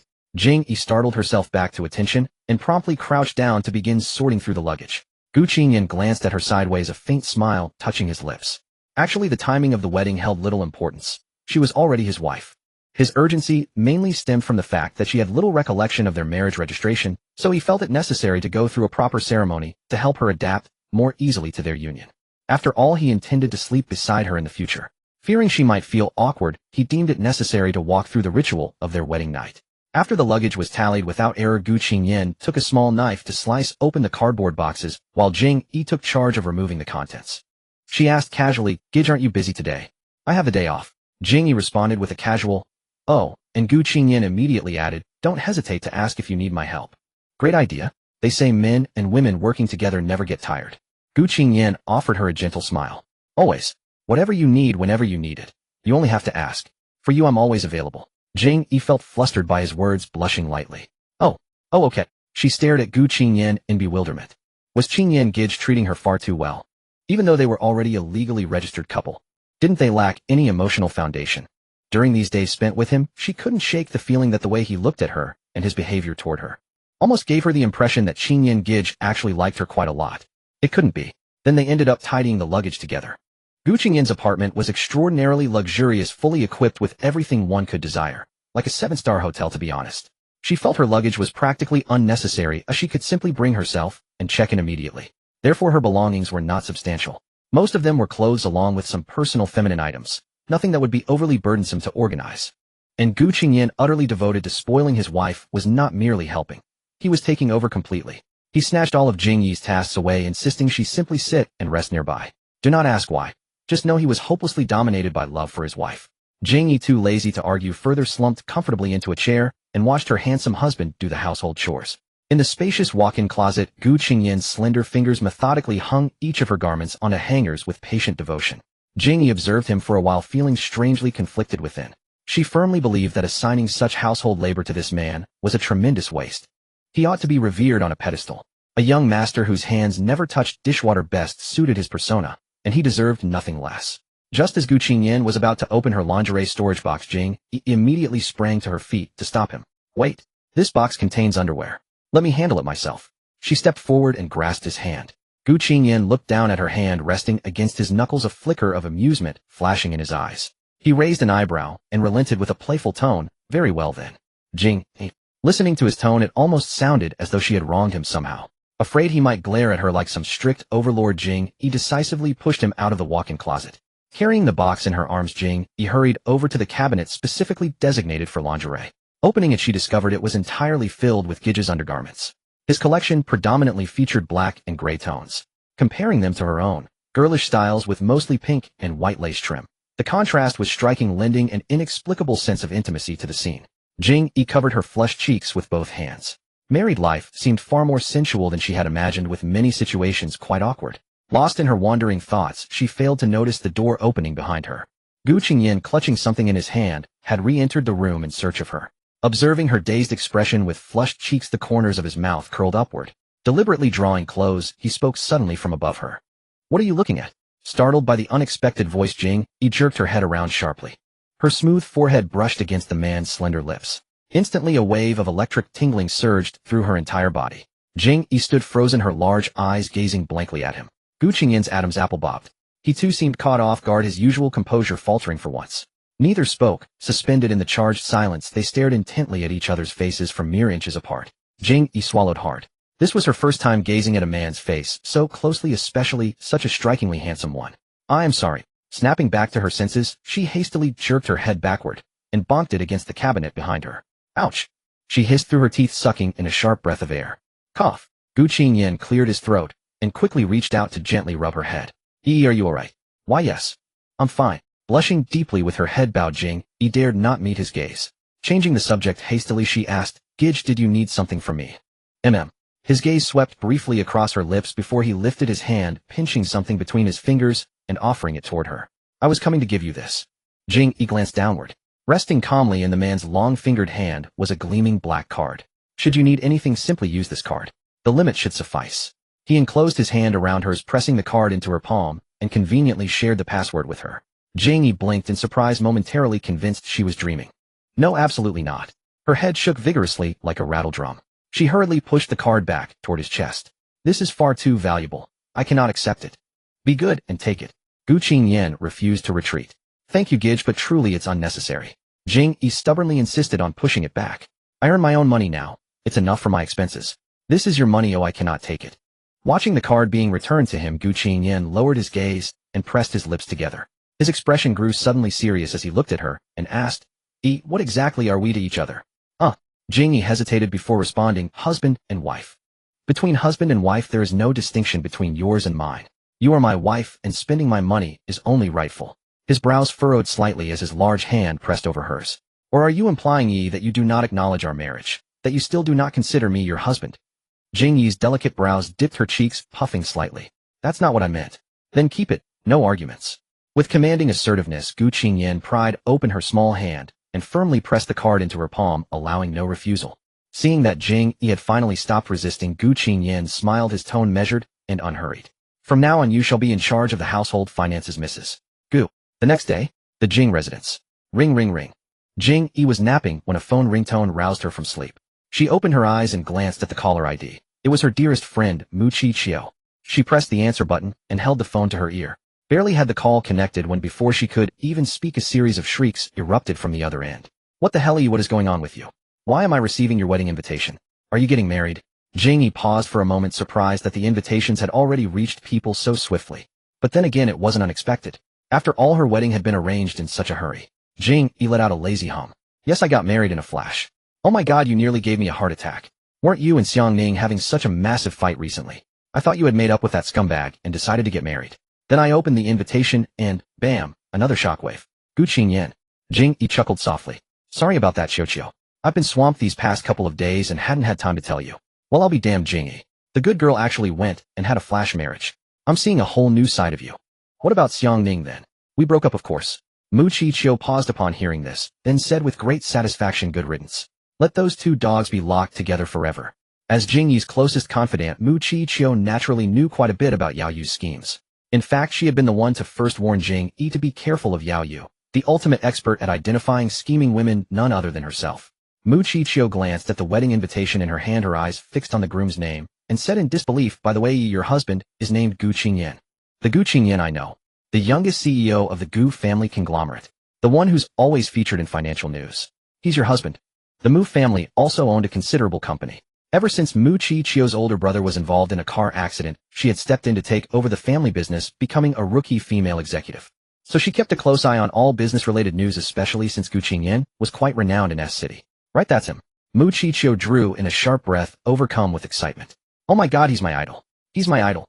You actually went behind my back and snagged my idol. How on earth did you manage that? Then does that make me President Gu's relative by marriage? Oh my lord. Hey, can you do me a little favor and let me take a photo with my idol?" I'll place it on my office desk and bow to it every day, motivating myself to become a powerful businesswoman. President Gu was in her heart a godlike figure of masculine strength. Jing Yi. Miss Mu, this isn't an idle fan meet and greet. Please rein in your fangirl enthusiasm. Mu Qiqiu slapped her thigh. Alright, I got so carried away I forgot the main business. There's still a huge piece of gossip I haven't digested. Come on, tell me, how did you and President Gu end up in a flash marriage? I'm simply too curious. Having said that, Mu Qiqiu covered her mouth and giggled secretly, then made a guess. You didn't break up with that jerk in a fit of rage, get drunk, and then randomly drag some handsome stranger from a bar to register for marriage, did you? Isn't that a classic plot from romance novels? Jing Yi. Does this woman have access to the script or something? Since you've already guessed it all, what's left for me to say? Mu Qiqiu froze for a moment, then her tone immediately turned serious. Wait, what? I was just joking. You and President Gu actually registered for marriage that way. Weren't you supposed to marry for love? Yes, that is exactly how it happened. Jing Yi gave her a definite answer. Mu Qiqiu fell silent. After a long silence, she suddenly spoke with concern. Do you really know him? Do you know what kind of person he is in his daily life? Have you ever been to his home? Do you know anything about his family? Is his mother one of those difficult mothers-in-law who likes to make life miserable for others? Have you looked into all these matters thoroughly before marrying him? Mu Qiqiu couldn't help but feel worried. Jing Yi was different from her. She knew that Jing Yi's family was very harmonious, that her family doted on her endlessly. She was truly a pampered young lady who had grown up in luxury and love. Her personality was comparatively naive and carefree, harboring no suspicion toward anyone. After hearing Mu Qiqiu's barrage of questions, Jing Yi said helplessly, Qiqiu, didn't you say Gu Qingyan was your idol? Why the sudden hostility? Mu Qiqiu's tone turned earnest. President Gu is indeed an outstanding man, I'll concede that. But that applies only to his capabilities. My admiration is limited to his professional achievements. Oh, I know nothing about his private life. After all, ability and character cannot be equated. Are there not some people with advanced degrees and high IQs who behind closed doors commit despicable acts? Such people do exist. Previously, President Gu was a stranger to me, and his private life had nothing to do with me. But now things are different. He has become my precious friend's husband. How could I not inquire? What if he ends up hurting my dearest? I am your honorary second mother. If he wants to marry my Yi, he must first pass the trial of the honorary second mother-in-law. Qiqiu. After hearing Mu Qiqiu's words, Jing Yi felt a warmth well up in her heart, deeply moved. She could sense that Qiqiu was genuinely looking out for her. Beyond her gratitude, there was a small thread of disagreement. Qiqiu, thank you for caring so much about me. But Qingyan Gij is not the kind of person you describe. He is a good man, he would never harm me. Truthfully, it had been Jing Yi who had pressured Qingyan Gij into the marriage registration. If anyone deserved to be considered the victim, it should have been Gu Qingyan. Nevertheless, Mu Qiqiu's words did give Jing Yi something to ponder. To be honest, she did not know Gu Qingyan particularly well. Although they had known each other since childhood, they had barely spoken in the past. Whether in daily life or social circles, one could truly say she knew nothing about him. Becoming spouses with such a familiar stranger, no wonder Qiqiu was concerned. Yet Jing Yi could not explain where her confidence came from. Perhaps it was intuition. She inexplicably trusted Gu Qingyan. On the other end of the line, Mu Qiqiu sighed. Girls grow up and drift away too quickly. It has only been a few days and your arm is already reaching outward. When did I? Jing Yi murmured softly. Her gaze drifted to the black card on her nightstand, the one Gu Qingyan had given her the day before. Then she looked up at the time. Qiqiu, want to have afternoon tea? You're taking me to afternoon tea at a place this luxurious. Jing Yi had arranged to meet Mu Qiqiu at a lavish Western-style hotel, where ordering even a modest meal would cost over 1,000 yuan. Jing Yi took out the black card from her bag and waved it in front of her. I was worried that cheaper establishments wouldn't accept this card. Mu Qiqiu gave her a thumbs up. As expected of a president's wife, you're truly loaded. The waiter brought out the desserts and drinks. Delicately crafted sweets were arranged on a European-style 3-tier pastry stand, exquisite to behold. Mu Qiqiu didn't so much as glance at them. She simply held the black card in both hands, admiring it endlessly. I'm a female CEO myself, and I've never even seen one. Jing Yi said. I took a photo and asked my dad. He said it's a limited edition, only 5 in the entire country. Mu Qiqiu sighed. As expected of an idol. Jing Yi's eyelids drooped as she looked at her in speechless exasperation. Who was it that just suspected brother Qingyan of being a scumbag? And one card has already bought you over. I have no choice. He gave far too much. Mu Qiqiu stood her ground confidently. Jing Yi. Mu Qiqiu smiled. Just kidding. You're my priceless treasure. No matter how wealthy Mr. Gu is, I wouldn't waver. I came out with you today, didn't I? I wanted to hear about Mr. Gu, to help you evaluate whether he's the right person. Girls gathered together always had endless topics to discuss. Jing Yi recounted to Mu Qiqiu everything about why she had broken up with Xiang Ning. Mu Qiqiu was so furious she nearly sprang from her seat. That shameless Yao Yu went to a couple's restaurant with a taken man and had the audacity to show it off. Does she take everyone for fools? Can she not see what she's plotting? And that Xiang Ning is a complete fool. Yao Yu is obviously a green tea bee, yet he fell for it completely. Mu Qiudio was known for her razor-sharp tongue and long memory. No one dared provoke her back in school. I truly don't understand. You have a stunning wealthy girlfriend right here, yet you waste time flirting with trash. Pure foolishness. Breaking up was the right call. That Xiang Ning doesn't deserve you. Breaking up is his own fault. Jing Yi came from a humble wealthy family. Unlike typical heiresses, she didn't live extravagantly. Though her family was prosperous, she was laid back, avoided showing off, and never cared about designer brands. Xiang Ning had dated her for 3 years, and likely still didn't know the extent of her family's wealth. But her naturally stunning looks and innate grace were truly remarkable. But this was the part Mu Qiudio was most eager to hear. Leaning forward like a curious child, she fixed her gaze on Jing Yi. And then, did you divorce that scumbag and quickly marry Mr. Gu? How did you two meet? Who proposed the quick marriage? Jing Yi recalled the embarrassing incident at the bar, feeling another wave of stomachache.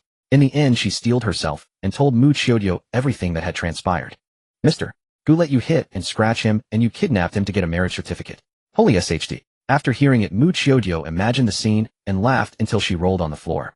Jing Yi looked at her best friend, who was rolling around laughing uncontrollably on the ground. Her expression was indescribable. Why is my best friend such a creature? She propped her chin on one hand, lazily watching the bundled-up Mo. Are you done laughing? Done.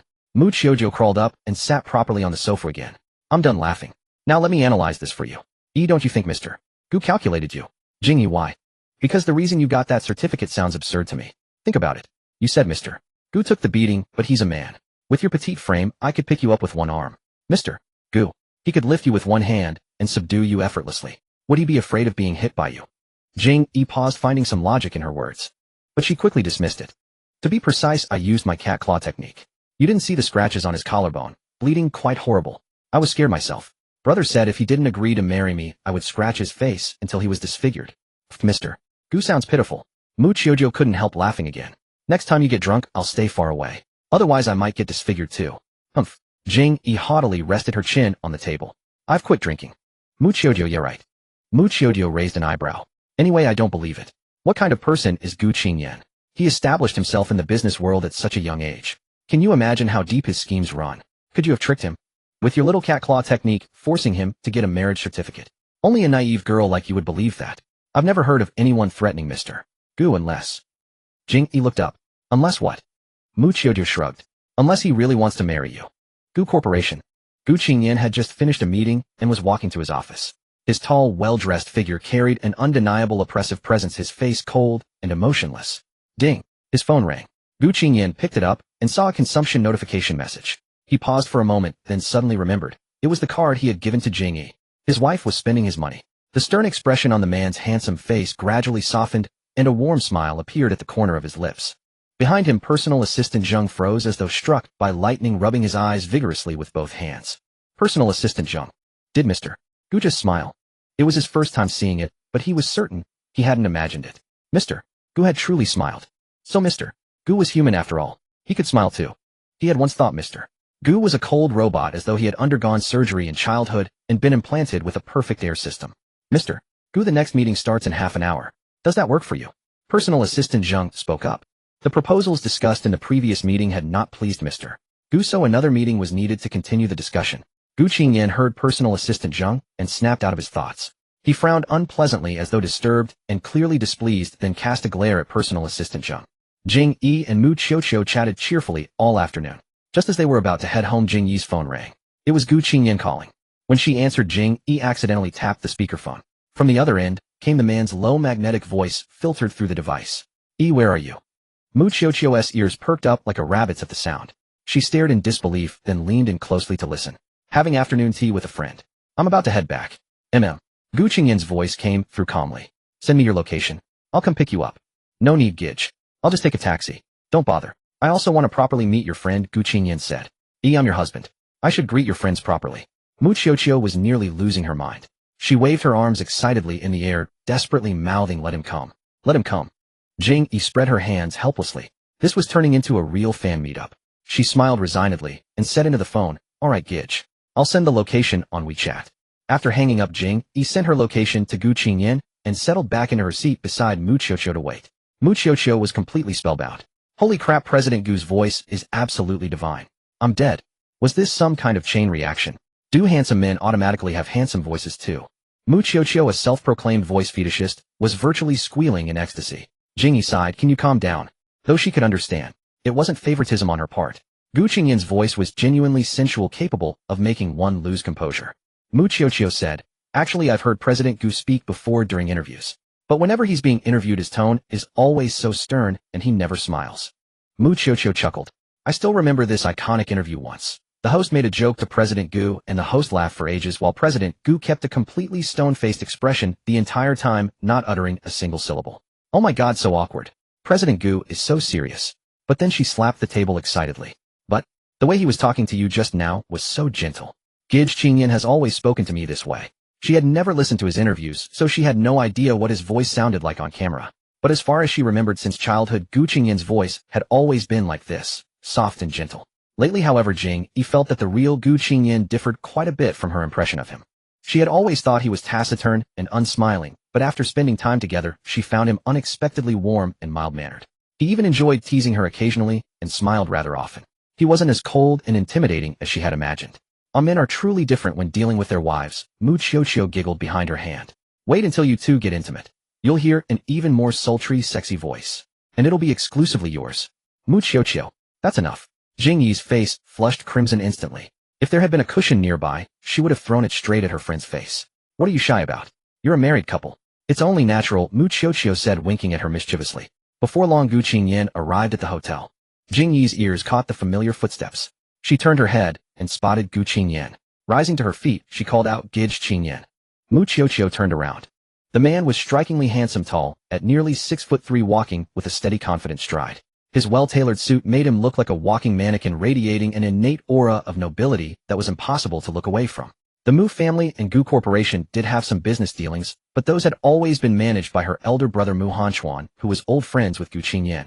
Mu Hanquan had been in a car accident 2 months prior, and Mu Qiuqiu had only recently taken over the company. This was her first time meeting Gu Qingyan in person. He's ridiculously handsome. This is my good friend Qiuqiu, Jing Yi introduced. Hello, President Gu. I'm Mu Qiuqiu said professionally. Miss Mu. Gu Qingyan bowed his head politely. Mu Qiuqiu furrowed her brow. She glanced between Gu Qingyan and Jing Yi, and something suddenly flickered in her mind. Was it just her imagination? Why did this scene feel so déjà vu? I've heard Yi speak of you. Thank you for taking such good care of my Yi, Gu Qingyan said with a gentle smile. His words snapped Mu Qiuqiu back to reality. She blinked in surprise. Did he just say my Yi? Holy crap, was he marking his territory? So domineering. She approved. Oh, it's nothing. It's the least we could do. Mu Qiuqiu secretly gave Jing Yi a thumbs up beneath the table. Jing Yi shot her a look that clearly said, you've been bought again, haven't you?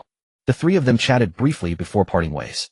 Before leaving, Gu Qingyan asked for Mu Qiuqiu's business card, saying that since she had recently taken over Mu Corporation, if she ever needed any help as a friend, she could reach out to him. Mu Qiuqiu exchanged a glance with Jing Yi and figured President Gu was simply bribing his wife's friend to keep her happy. So she handed over the card without hesitation. There was nothing wrong with that. In the car. Did you have fun today? Gu Qingyan's long fingers rested on the steering wheel as he drove. Yes, very. Jing Yi replied cheerfully. Gidge, I spent your money today. Gu Qingyan smiled. I know. Spend it freely. It should be enough for you to last a lifetime. Jing Yi silently marveled at his bold generosity. The car fell quiet. She scrolled through her phone for a moment when Mu Qiuqiu sent her a WeChat message. Qiuqiu Yi, I have a feeling I've met President Gu before. Jing Yi was puzzled and replied, didn't you say you often see him in business news? Qiuqiu, not in the news. I mean, I've actually met him in person. Qiuqiu, and it was with you too. Qiuqiu, we just ran into each other, and I had such a déjà vu feeling. Jing Yi and Mu Qiuqiu had met in college. She studied composition, while Qiuqiu studied finance. They had joined the same club, became inseparable best friends, and shared everything with each other. After moving into dorm life in university, she barely had time to go home, let alone visit the Gu family. She hadn't been there in years. Jing Yi racked her brains, but couldn't recall ever seeing Gu Qingyan again after entering university, let alone with Qiuqiu. So she sent back, you must be remembering wrong. After a while, Mu Qiuqiu presumably couldn't quite place it either, and replied maybe. At the apartment building. As Jing Yi was about to enter, Gu Qingyan followed her out of the car and took her hand. Let me walk you to the elevator. Jing Yi looked down at their joined hands, her cheeks tinting pink, then glanced up at the sky. It's daytime. Last time he had insisted on walking her, it was because it was dark, and he said it was dangerous. Gu Qingyan's brows furrowed slightly, his expression turning almost pained. After a long hesitation, he reluctantly let go of her hand. Seeing this, Jing Yi didn't know why, but her body seemed to act on its own as she reached out and gripped his hand again. Gu Qingyan looked at her in mild astonishment. She explained awkwardly then. It's fine to walk me inside. He smiled.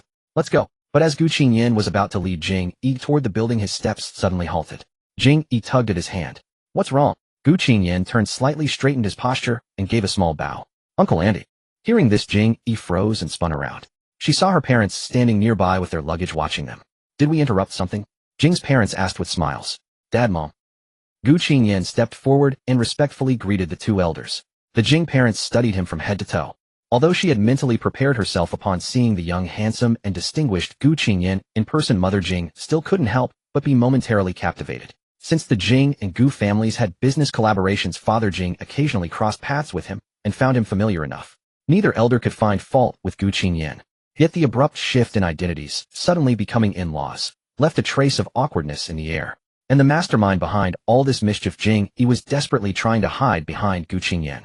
Mom, Dad, why didn't you tell me you were back? She asked with a sweet smile, attempting to charm her way out of it. Mother Jing replied, we hardly had the time. You suddenly told us you're married. We were abroad and couldn't book flights on short notice, so we had to navigate through many places before finally returning to China. Having caught her new son-in-law right there, Mother Jing insisted that Gu Qingyan stay for dinner. Gu Qingyan didn't refuse. He obediently followed them upstairs, knowing he would have to visit eventually anyway. Uncle Auntie, I apologize for the sudden visit. I didn't bring any gifts for you both. Father Jing waved his hands dismissively. It's fine, don't be so formal. We don't lack for anything. Noticing the luggage in Mother Jing's hands, Gu Qingyan immediately stepped forward. Let me help you with that. Mother Jing quickly declined. No. Qingyan, you're our guest. Go rest. Take Qingyan to the living room. Oh, all right. Jing Yi complied, obediently tugging Gu Qingyan's arm toward the sofa. Brother, please sit. Jing Yi stole a glance at her parents. Even though they had been discussing this over the phone, recently facing her parents in person still made her nervous. After all, a trip abroad had turned her from an unmarried daughter into a married woman overnight. It would be strange if her parents didn't give her a thorough reckoning. Once her parents disappeared into the bedroom with their luggage, Jing Yi seized the opportunity and hurried back to the sofa, settling close beside him. Jing Yi pressed right against him, with not a slit of space between them, her small hand resting on his thigh, swaying it gently. Brother. Gu Qingyan's frame tensed for a moment. Their bodies were pressed closely together, hers angled toward him, their knees touching, the soft warmth of her upper body clingingly wrapped around his arm. Her hand still rested upon his thigh, leaving a patch of warmth, a particularly sensitive place for a man. Gu Qingyan's gaze deepened slightly as it swept over her, then locked onto her eyes. His voice came out lower, rougher. You wish to say something? Jing Yi nodded eagerly, her pretty little face wearing an almost teary expression. Brother, lean in. To confer privately, she tugged his arm, signaling him to bend down. Shielding her mouth with her hand, her chin lightly brushing his shoulder, she whispered softly against his ear, could you do me a favor? His Adam's apple bobbed. Go on. Jing Yi said, when my parents ask why we got married, please don't tell them the truth. If they find out I dragged you to the registry while drunk, they'll kill me. The girl's sweet warm breath ghosted against his ear, sending a wave of tingling sensation through him. Gu Qingyan's fists resting on his thighs clenched involuntarily.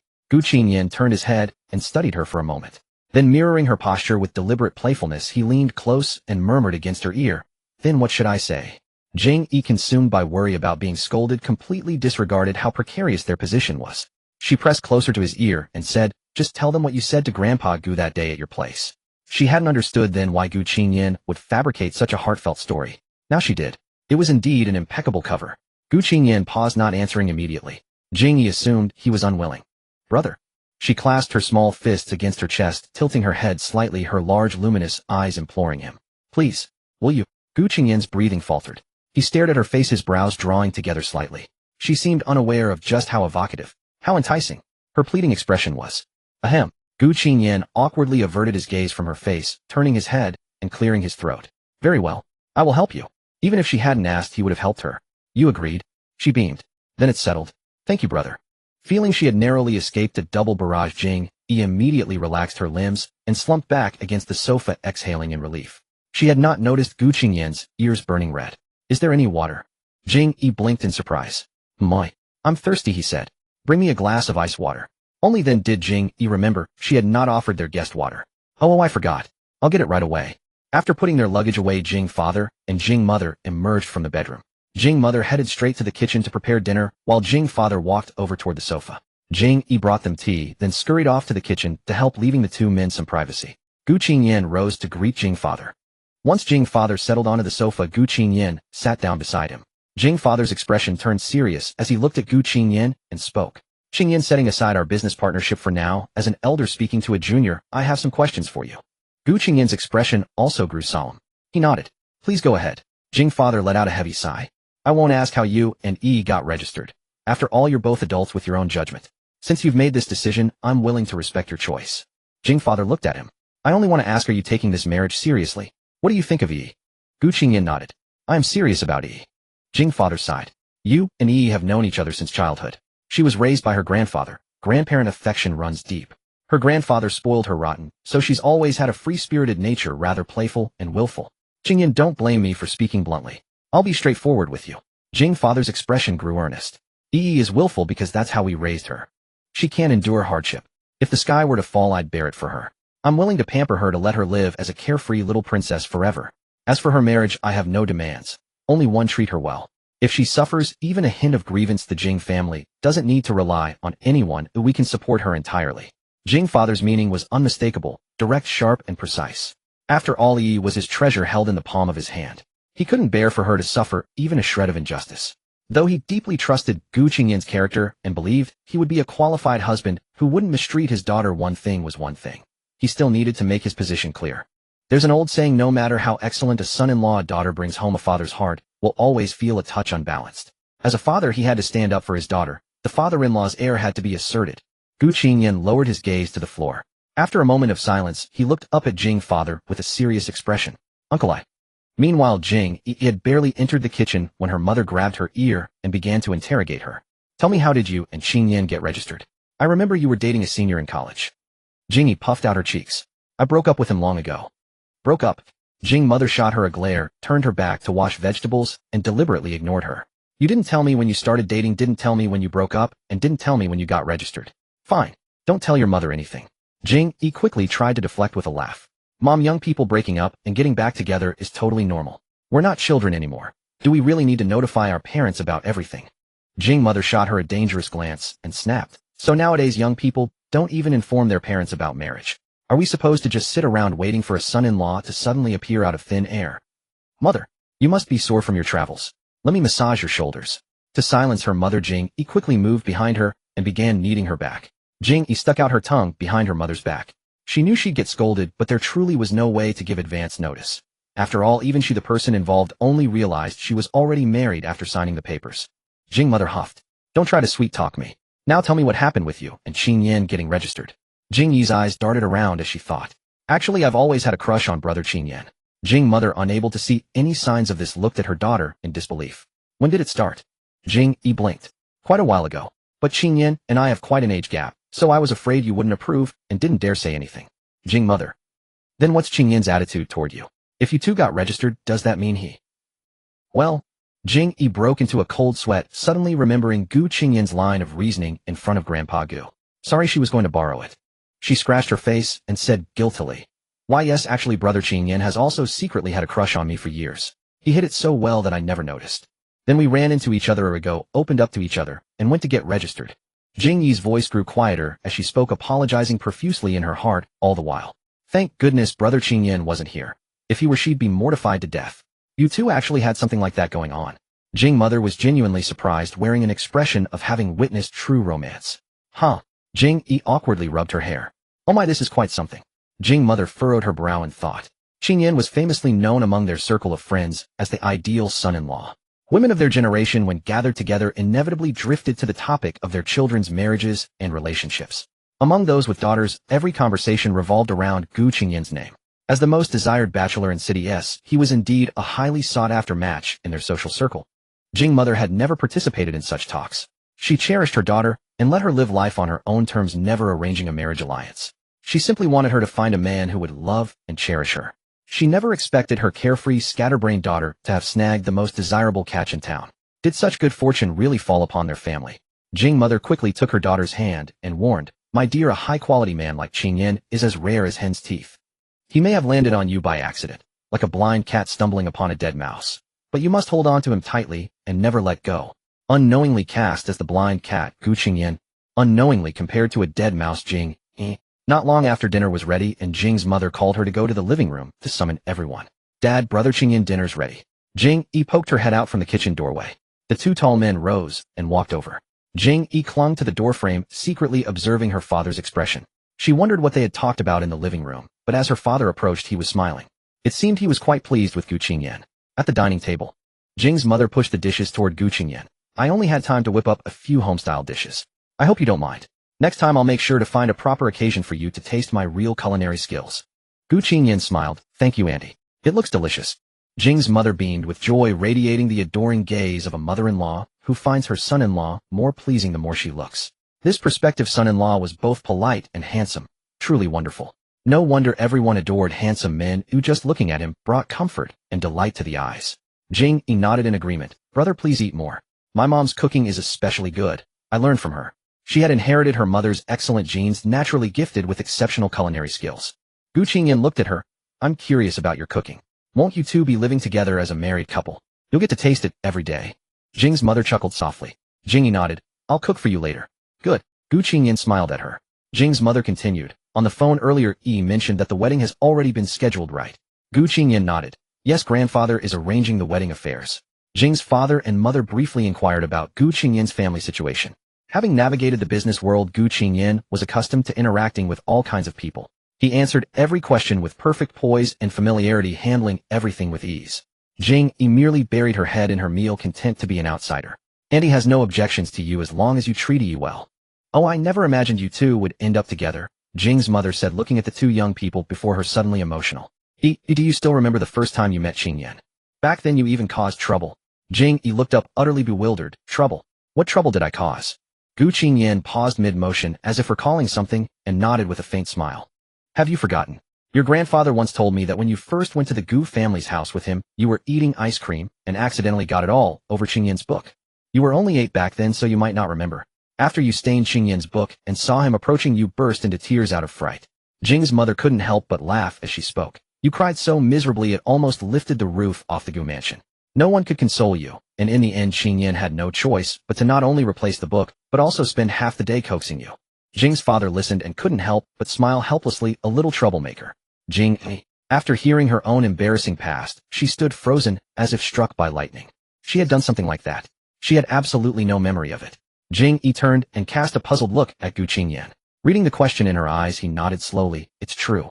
He chuckled softly, lowering his head into recollection. That year he was 15 and she was 8. Little Jing Yi was visiting the Gu family mansion for the first time. In the back garden of the old house, Gu Qingyan often sat on a rattan chair reading. He had stepped away briefly for some business, and when he returned he saw a small, creamy white chubby child standing by the rattan chair, shrinking back. The little chubby child turned her head and saw him, startled. She then lowered her head in confusion, shuffling her little feet backward a few steps. He walked over and saw that on the rattan table his hardcover book had an ice cream smeared crookedly on top, leaving sticky, messy stains all over. An eyesore. He froze, staring at the unfamiliar brat before him, and said in a deep voice, "Did you do this?" But his words seemed to trigger something. The little girl's sparkling eyes instantly welled up with tears, and she burst into loud sobs, tears streaming down like broken beads pattering onto the ground. She cried so hard she could barely breathe, a truly pitiful scene. Anyone would have thought he had beaten her up. The Gu family servants rushed over at the sound. Seeing Jing Yi crying bitterly in front of Gu Qingyan, they were all alarmed. After figuring out the situation, they hurried to mediate, urging Gu Qingyan to let it go since she was just a child who didn't mean it. Gu Qingyan was dumbfounded. What had he done? He had only asked if she had done it. Gu Qingyan looked down at the little pink-faced girl whose cheeks were soaked with tears. He had originally intended to scold her since she had done something wrong. But with the little girl crying like this, how could he scold her? Was he really that terrifying? All his reprimanding words got stuck in his throat. He thought if she's crying this hard, she must know she was wrong. So under the astonished gaze of the whole family, he knelt on one knee to wipe her tears, grabbed a handful of candy, and stuffed it into her arms, coaxing her to stop crying. After hearing this story, Jing Yi's expression was indescribable. She held her forehead in embarrassment, mortified by her childhood actions. She had dirtied someone else's belongings, and instead of apologizing properly, she had turned the tables and cried. What a brat. Jing Yi clasped her hands together and said to Gu Qingyan, brother, please accept my belated apology. I'm sorry for dirtying your book. Then she looked up at him. Is it too late to make amends now? What's the name of that book? I'll buy you another one. If it's no longer available, I'll compensate you with money. Gu Qingyan's gaze fell on her. He was silent for a moment, then a playful smile curled at the corner of his lips. What, after more than a decade you suddenly remember to take responsibility for what you did? Of course. A gentleman repays his debts even after 10 years, Jing Yi said, patting her chest. I dare to act, and will take responsibility for my mistakes. For instance, dragging him to get the marriage certificate. She was earnestly taking responsibility for that now. Gu Qingyan closed his eyes and chuckled softly, tapping his fingers lightly on the table. That book was a collector's edition long out of print. As for compensation, sorry, I don't remember how much it cost. His eyes glimmered with amusement. But if Yi insists on being responsible, I won't stop you. Let's keep this debt outstanding for now. When I need it later, we can settle it then. Jing Yi. On the surface, Gu Qingyan's words seemed logically sound. But after mulling it over, she wondered if she had unknowingly dug a trap for herself. The wedding day arrived swiftly. Their ceremony was held at the largest hotel in S City, which was also a property under the Gu family's name. In the dressing room, Jing Yi had already slipped into her wedding gown and completed her makeup. She casually scrolled through her phone, waiting for the ceremony to begin. Jing Yi glanced at the several messages she had sent to Yin Xinghe on WeChat, all left unanswered, and let out a soft sigh. Yin Xinghe was her college classmate from the same year. He was also a top-tier idol singer currently on tour in another province. The two were kindred spirits in music, sharing an exceptionally close bond. Several of Yin Xinghe's most famous songs were composed by Jing Yi. Moreover, she had also been invited to appear in 2 or 3 of his music videos. He still didn't know about her wedding. Over the past couple of days, Jing Yi had tapped him multiple times on WeChat, and even tried several voice calls, but he never answered. He must be very busy with the tour. Jing Yi let her phone rest on her lap, thinking it was pointless. The ceremony was about to begin, and even if she found him now, he couldn't come back in time. It was a pity that such a good friend couldn't attend her wedding. As her thoughts drifted, Mu Qiuqiu entered the dressing room. Bored. I'll keep you company for a while. Where did you go just now? Mu Qiuqiu giggled twice. I took a stroll around to see if Mr. Gu has any handsome friends. I want to snag one for myself. Jing Yi shook her head, amused and exasperated. Did you find any? No, there aren't many young people over at the banquet. They're mostly friends of Grandpa Gu. It seems your husband's friends didn't show up. She glanced at Jing Yi's phone and caught sight of the chat window.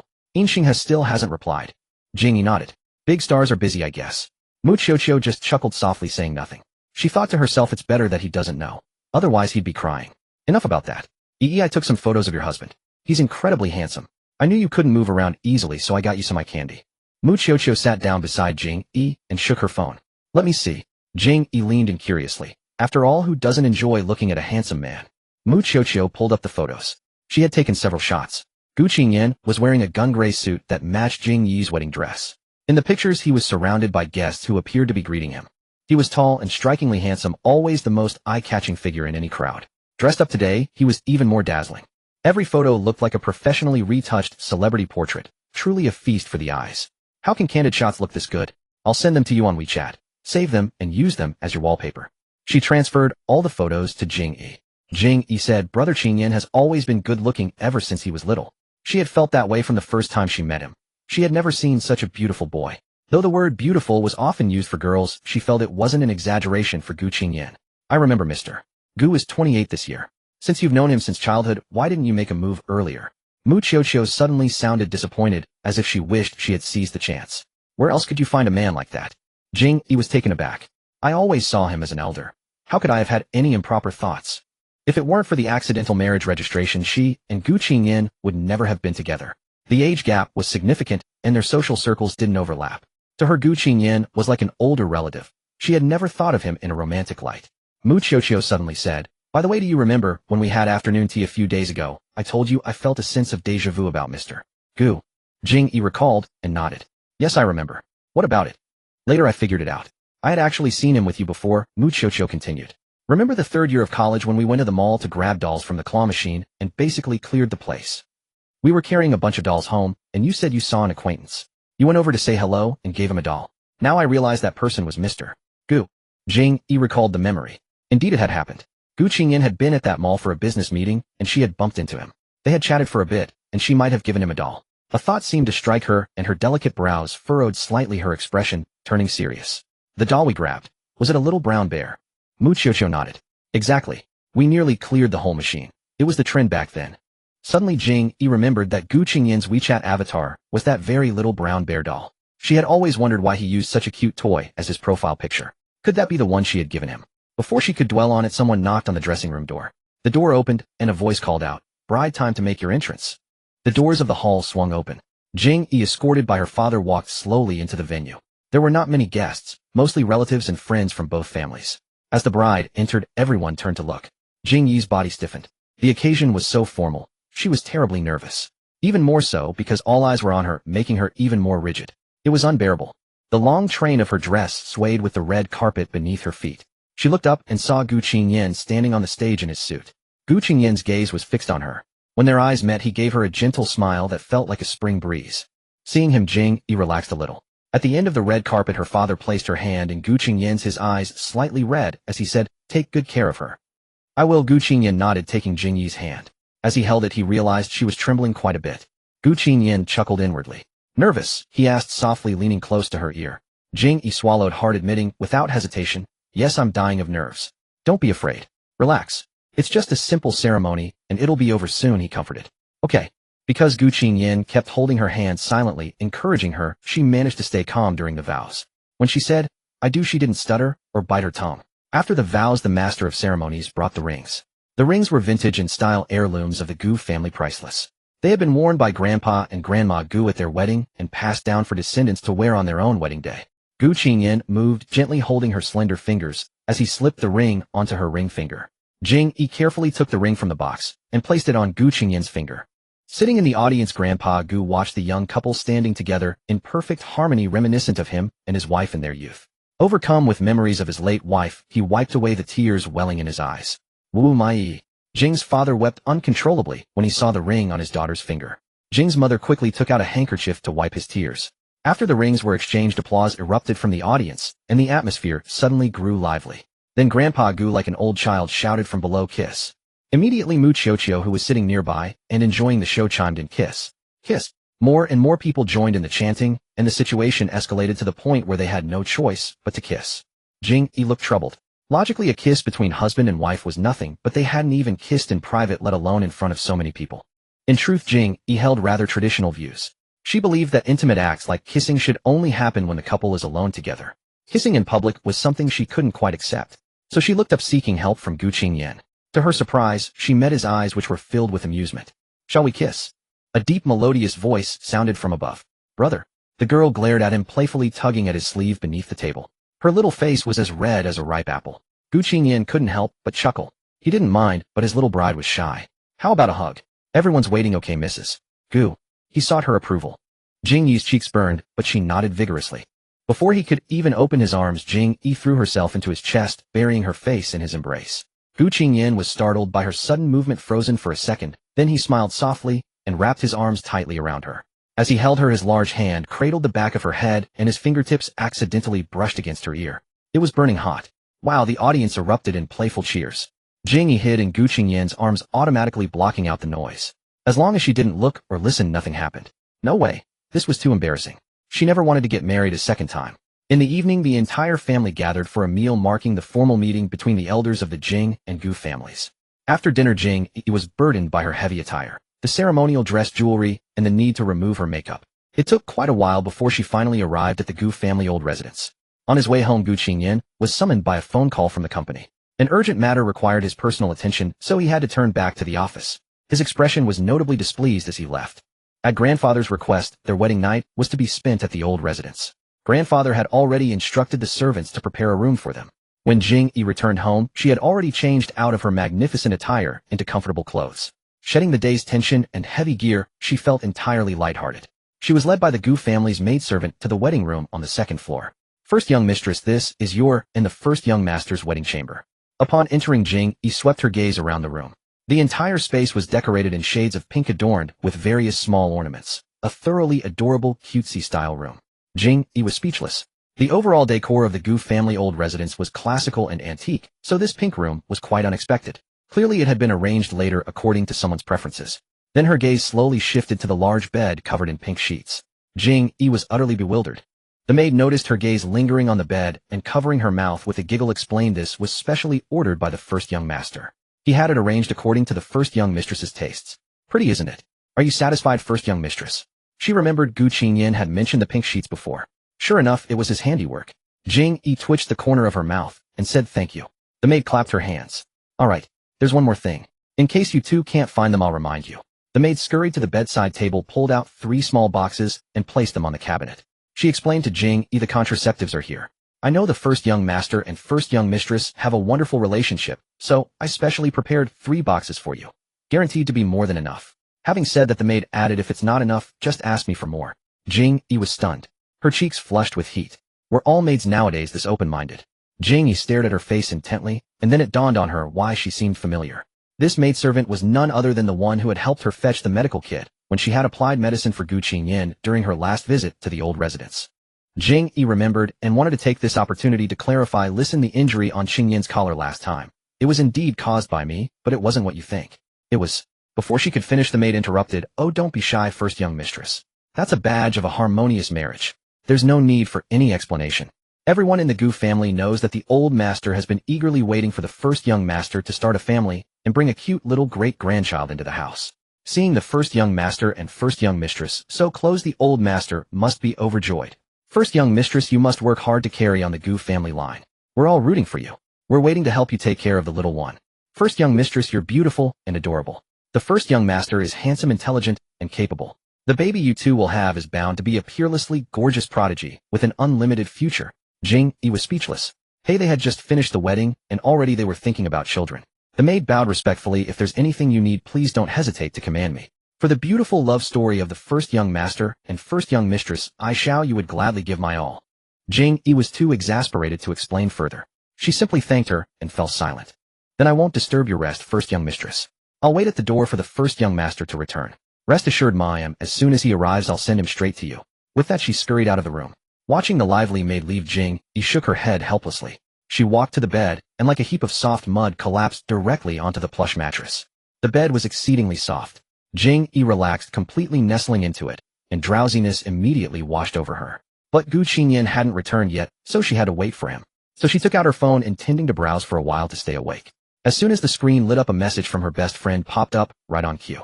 Chocho, hey darling, how's your wedding night going? Hope I'm not interrupting your blissful moment. Chocho, they say a 30-year-old man is like a wolf or a tiger.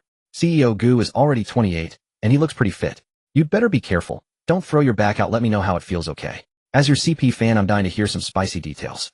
Jing Yi was full of question marks. Why was there no one around her who was even remotely serious?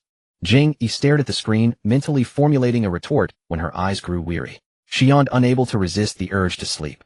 Her slender legs dangled over the edge of the bed as she lay back and drifted off. After an unknown period, she was awakened by a voice. Yi, wake up. She opened her eyes groggily, and Gu Qingyan's face gradually came into focus. Brother, you're back. Her voice was slightly hoarse, carrying a soft, bubbly quality from just waking up. Gu Qingyan was still wearing his suit jacket, impeccably dressed with a tie on his white shirt. He seemed to have just returned. He looked at her and said, sleeping like this isn't comfortable. Lie down properly and cover yourself with the blanket. No, I haven't showered yet. Jing Yi pushed herself up to sit and stretched her arms. She glanced sideways and saw that her phone screen was still lit on the bed. On the screen was the chat record between her and Mu Qiuqiu, in which they had just described Gu Qingyan as being like a wolf or a tiger. Remembering that Gu Qingyan had just leaned over to wake her, Jing Yi nearly choked. She had fallen asleep while looking at her phone, which had dropped beside her face. Had he seen the screen? She looked at him guiltily. Gu Qingyan stood beside her, expression calm, as he took off his jacket, not looking her way. Nothing seemed out of the ordinary. He probably hadn't seen it. Jing Yi quietly breathed a sigh of relief. She tiptoed to the floor, ready to jump off the bed and head to the bathroom for a shower. But because she had been sleeping with her legs dangling, her posture had caused both legs to fall asleep. As she jumped, she lost her balance upon landing. Oh! Jing Yi lost her center of gravity and fell backward, instinctively reaching out to grab something. Gu Qingyan heard her cry and turned around. Seeing Jing Yi about to fall, he quickly reached out and caught her waist. Jing Yi, as if grasping a lifeline, immediately wrapped her arms around Gu Qingyan's neck. Gu Qingyan suddenly froze for an instant. In that moment of weakness, he fell backward together with Jing Yi. The two of them landed on the bed, one on top of the other. The bed was so soft that their bodies bounced twice. Chest to chest, his arm encircled her slender waist, while her fair arms tightly clung to his neck. The room fell into a silence so profound that a pin drop could be heard, only the soft whisper of breathing intertwined in the air. They gazed into each other's eyes, intimately closed, as if they were about to engage in something serious. Gu Qingyan's divine countenance was mere inches away, their noses almost touching. Each breath he took fell upon her face, carrying his unique, refreshing scent. Jing Yi's nerves tightened uncontrollably. Because of the proximity, even the slightest movements were perceptible. Jing Yi saw his gaze flicker to her lips for an instant. As if affected, her own gaze unconsciously drifted to his lips. Thin, with a remarkably beautiful shape. And very soft, she knew. She still remembered the warm, tender sensation from the time in his apartment when his lips brushed against her forehead. The soft, warm feeling seemed to linger. Jing Yi's face flushed crimson like an apple. The man above called her name. His naturally deep, pleasant voice, perhaps influenced by the atmosphere, had grown even more hoarse and magnetic. It was like an anesthetic capable of numbing the mind. Jing Yi's mouth suddenly went dry. She swallowed unconsciously, then slowly uttered a syllable, I. Nervous, the girl's voice was soft and sweet as she explained, I didn't mean to, sorry. My leg just went numb, and I lost my footing. I fell by accident. Gu Qingyan said nothing, merely fixating on her red lips as they parted and closed, letting her warm, sweet breath blow across his face as she spoke. Seeing Gu Qingyan motionless, pressing down on her, Jing Yi withdrew her arms from around his neck, placed them on his shoulders, and gently pushed, Brother, you. Get up. Yet Gu Qingyan did not move. Instead, he tightened his arms around her waist. He said, his eyes narrowing, his voice low and husky, I want to kiss you. Jing Yi's body tensed for a moment. May I? The man stared at her with a heavy gaze, his eyes filled with an unusual emotion. Jing Yi's mind was a blank slate. She didn't know how to react. While she was still lost in thought over his question, the man suddenly lowered his head, burying his face in the girl's neck. He took a deep breath, letting the sweet fragrance fill his nostrils and spread through his senses. Jing Yi's body trembled violently, and a soft moan escaped her lips uncontrollably. Brother, brother, she called out to him in a delicate voice, her entire body flushed with pink. Seizing the moment, the man lifted his head, and the next second his thin lips locked onto those two pink petals, pressing down. Caught off guard, their lips were tightly sealed together. Jing Yi's mind felt as if it had exploded, dizzy and hazy. A numbing sensation unlike anything she had ever felt coursed through her lips and instantly spread throughout her entire body. This tingling feeling caused her senses to collapse uncontrollably. Her whole body went limp, unable to move, leaving her at the mercy of the man as he nibbled and kissed her lips. After what felt like an eternity, Jing Yi felt she could barely breathe. The soft touch on her lips withdrew, followed by the man's low, soft laugh, and she slowly came back to her senses. Little fool, you can't hold your breath. Gu Qingyan tapped her nose, his eyes full of laughter. Jing Yi, seeing him mocking her, blushed and pouted. I don't know how. Gu Qingyan laughed, even more heartily, his shoulders shaking slightly. He ruffled her hair. It's okay, we'll practice more from now on. Jing Yi blinked. The red that had barely receded from her cheeks slowly crept back up again. Having teased her enough, Gu Qingyan got up from her. He seemed to be in high spirits, refreshed and rejuvenated, with undisguised joy in his eyes. Still numb? Want me to rub it for you? Jing Yi closed her eyes and shook her head vigorously. Gu Qingyan covered his mouth with a smile. Then I'll go shower first. Take your time, after I'm done you can go. With that, Gu Qingyan loosened his tie, hung it along with his suit jacket on the coat rack, and turned to walk toward the bathroom. The sound of his footsteps gradually faded until it disappeared, accompanied by the closing of the bathroom door. Jing Yi still lay flat on the large bed, staring blankly at the ceiling. Yet her mind was filled with the man's face and the faint, lingering tickle of his long, thick eyelashes brushing against her cheek from their zero-distance encounter just moments ago. She raised her hand, her pink fingertips gently touching her lips. She and her brother had kissed. And it felt rather nice. About 10 minutes later, Gu Qingyan emerged from the bathroom. He had changed into a bathrobe. His towering 1.9-meter frame, clad in loungewear, softened his sharp aura considerably. His fine, soft black hair was damp, still clinging with droplets of water. After his bath, his pale skin was faintly flushed. The light cast shadows under his chiseled jawline, accentuating his angular features. His beautiful eyes were misty, and his lips were a tempting fiery red. Jing Yi swallowed hard, her body tensing nervously. Perhaps because they had just kissed, looking at him now felt strangely awkward. Her body involuntarily recalled the numbing sensation, and her head began to spin. Gu Qingyan, however, was different. His expression showed no trace of abnormality. He had already returned to his usual calm demeanor, as if nothing had happened. He lifted his gaze to the bed and saw Jing Yi curled up, hugging her legs, sitting on the edge like a bashful bride. He curled his lips slightly and said to her, go take a shower. I've put your pajamas inside. Just go in and wash up. Jing Yi hopped off the bed. Oh. She took small, quick steps, circling around in a wide arc, keeping a distance of at least 2 meters from Gu Qingyan as she passed him toward the bathroom. She moved swiftly, darting in like a little rabbit, then slammed the door shut with a forceful bang and turned the lock with a click.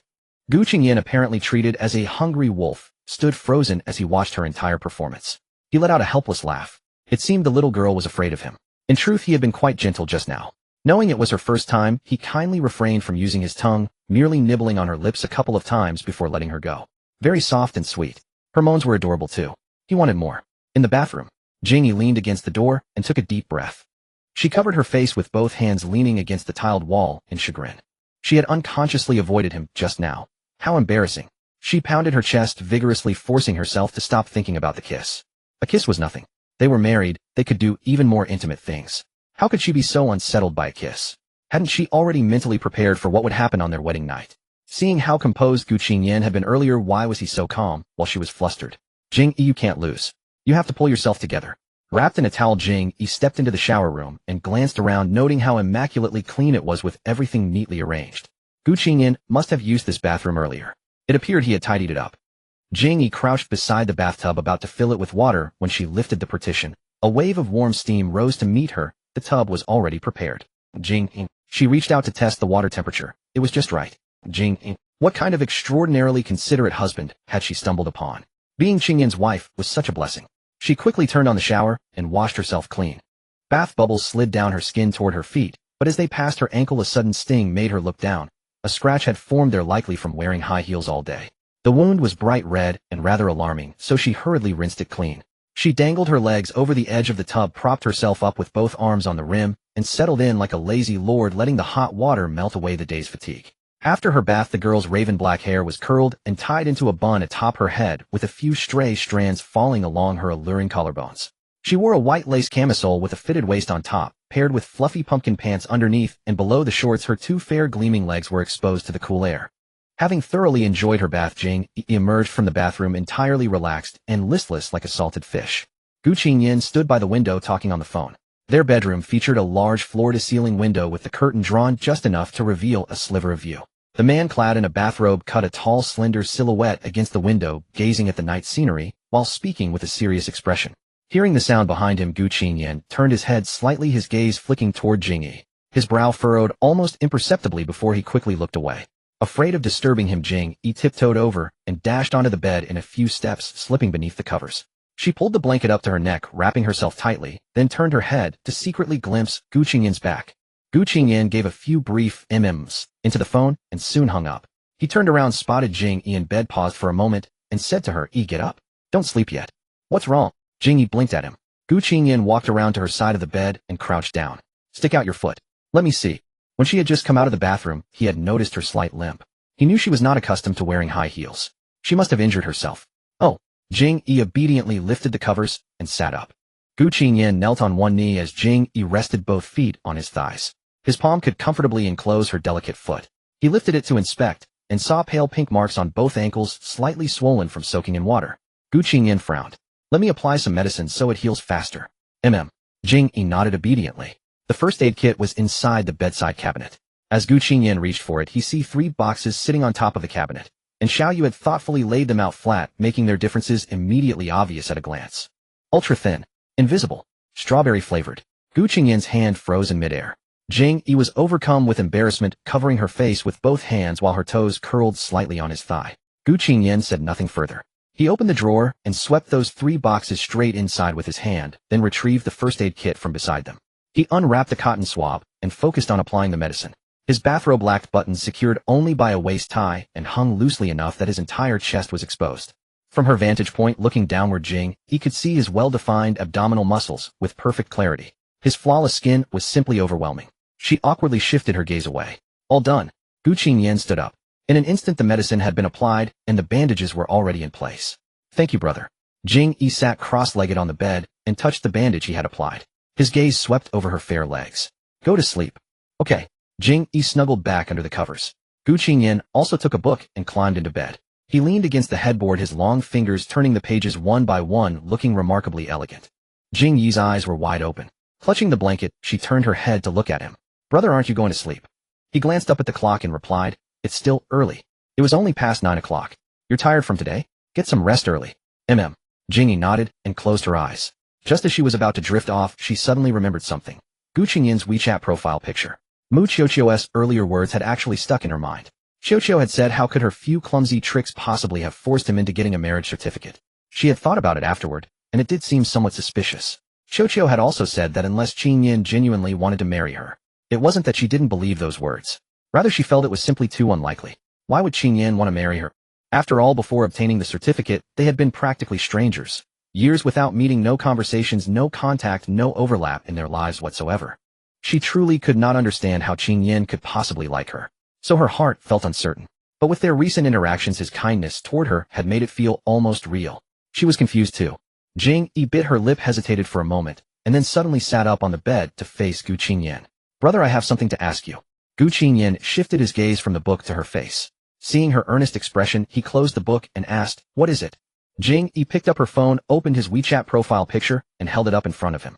Qingyan, was this little brown bear on your WeChat avatar a gift from me? Gu Qingyan paused. So sudden. Gu Qingyan pressed his lips together. He furrowed his brow slightly, his gaze lingering on her phone screen for a few seconds before turning to Jing Yi with a puzzled expression asking, "What do you mean? You gave me something." Jing Yi, noticing the faint confusion in his eyes, wavered for a moment before explaining, "Yes, don't you remember? During our college days we bumped into each other at the mall, and I gave you a little plush toy. Exactly this one, identical." Gu Qingyan pretended to think for a moment, then said, "Is that so? Sorry, I don't recall." Jing Yi's hand holding the phone trembled slightly, and a wave of awkwardness washed over her. Had she guessed wrong? He lifted his gaze to her, a hint of helplessness in his voice. "You thought my profile picture was that plush toy you gave me?" Jing Yi blinked. "Isn't it?" Gu Qingyan shook his head. "It's just a random picture I found online." "Oh." Jing Yi's face went numb. "An internet image?" Gu Qingyan slowly blinked and nodded. Despite a lingering doubt that he might be lying, his gaze was resolute, even carrying a hint of bafflement and incomprehension toward her. Jing Yi was momentarily speechless, her face nearly burning with embarrassment. Was she an idiot?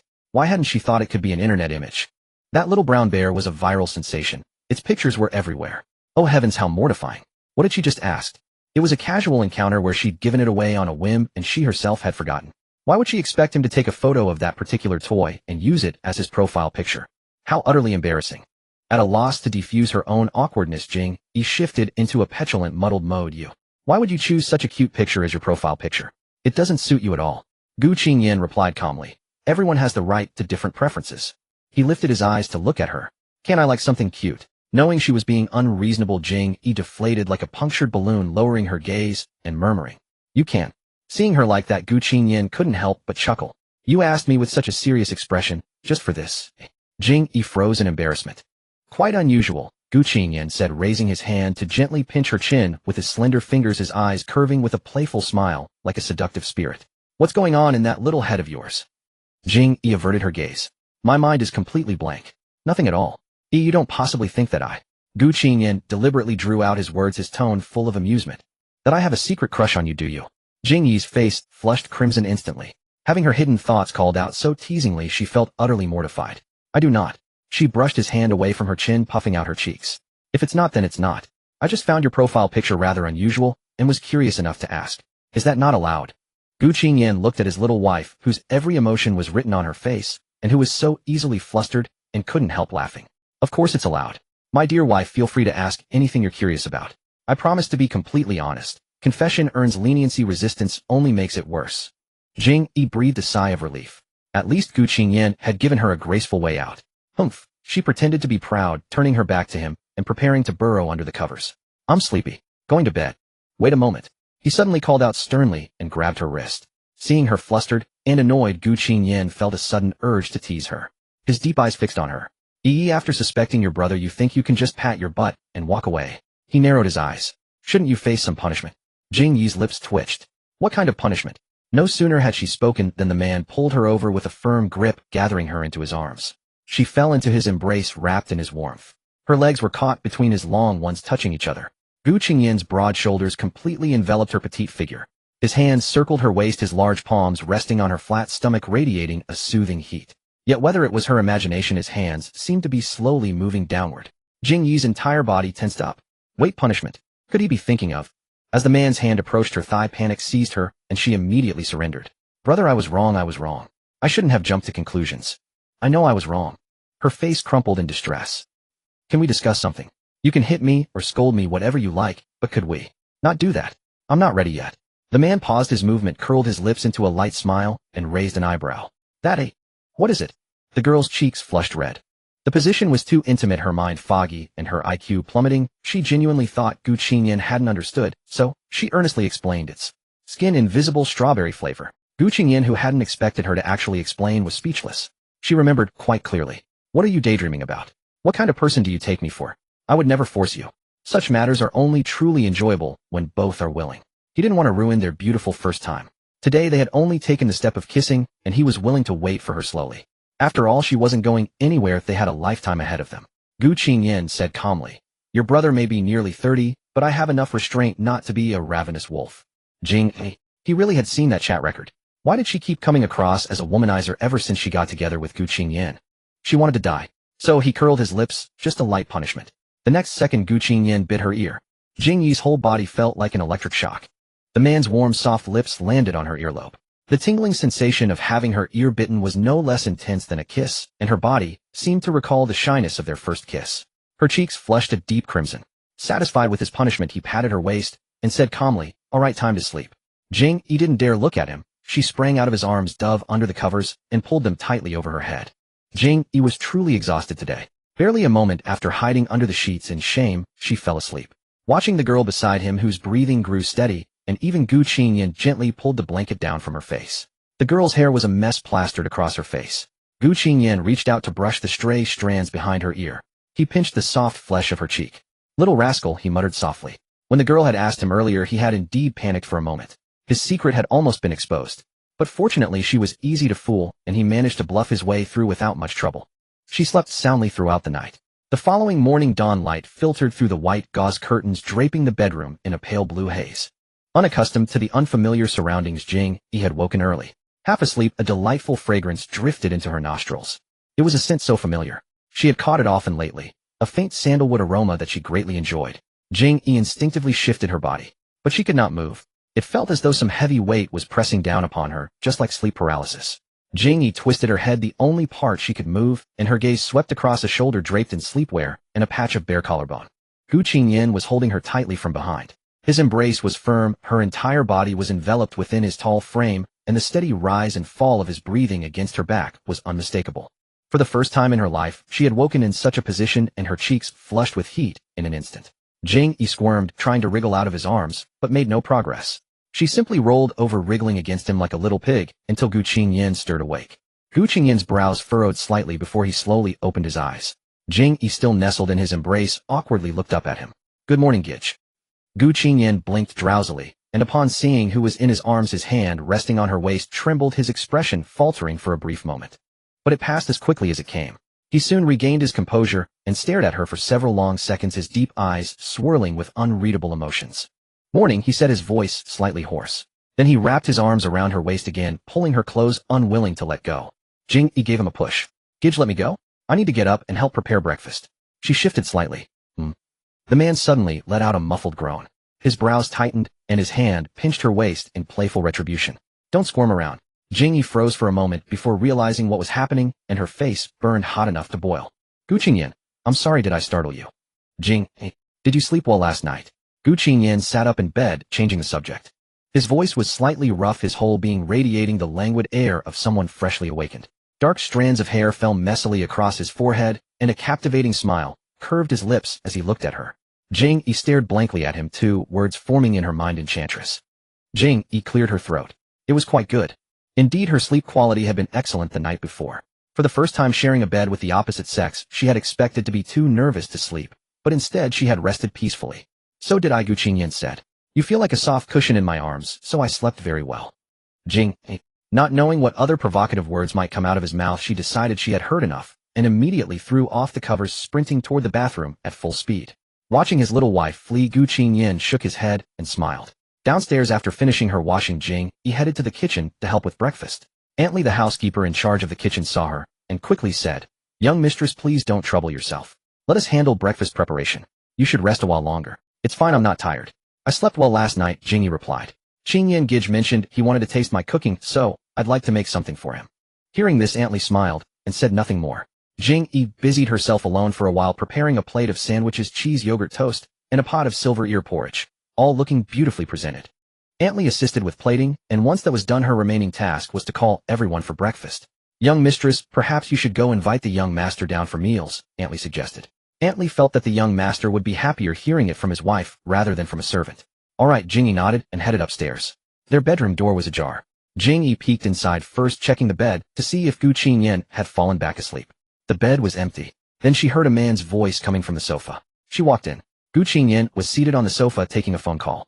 He had changed into a t-shirt and tidied himself up. His expression was serious and composed as he listened to the call and reviewed documents in his hand. Not wanting to disturb him, Jing Yi stood aside and waited. Bored, she raised her hand to touch her ear, and suddenly remembered last night when he had bitten her ear in punishment. Jing Yi's eyes twinkled with an idea as she turned her gaze toward Gu Qingyan's back. A mischievous thought sprouted in her mind. After a while, Gu Qingyan hung up the phone, his attention fully absorbed by the documents in his hands. He had not noticed Jing Yi entering at all. Jing Yi tiptoed softly behind him. Gu Qingyan caught the faint rustling sound and was just about to turn around and call her name when his neck was suddenly encircled. The familiar sensation enveloped him from behind, and Gu Qingyan paused in mild surprise. Noticing his startled expression, the girl chuckled mischievously before leaning close to his ear. "Husband, breakfast is ready." Then gently she bit his ear with her pearly teeth. Gu Qingyan's entire body went rigid. Huh. Seeing his caught-off-guard expression, Jing Yi felt a surge of satisfaction.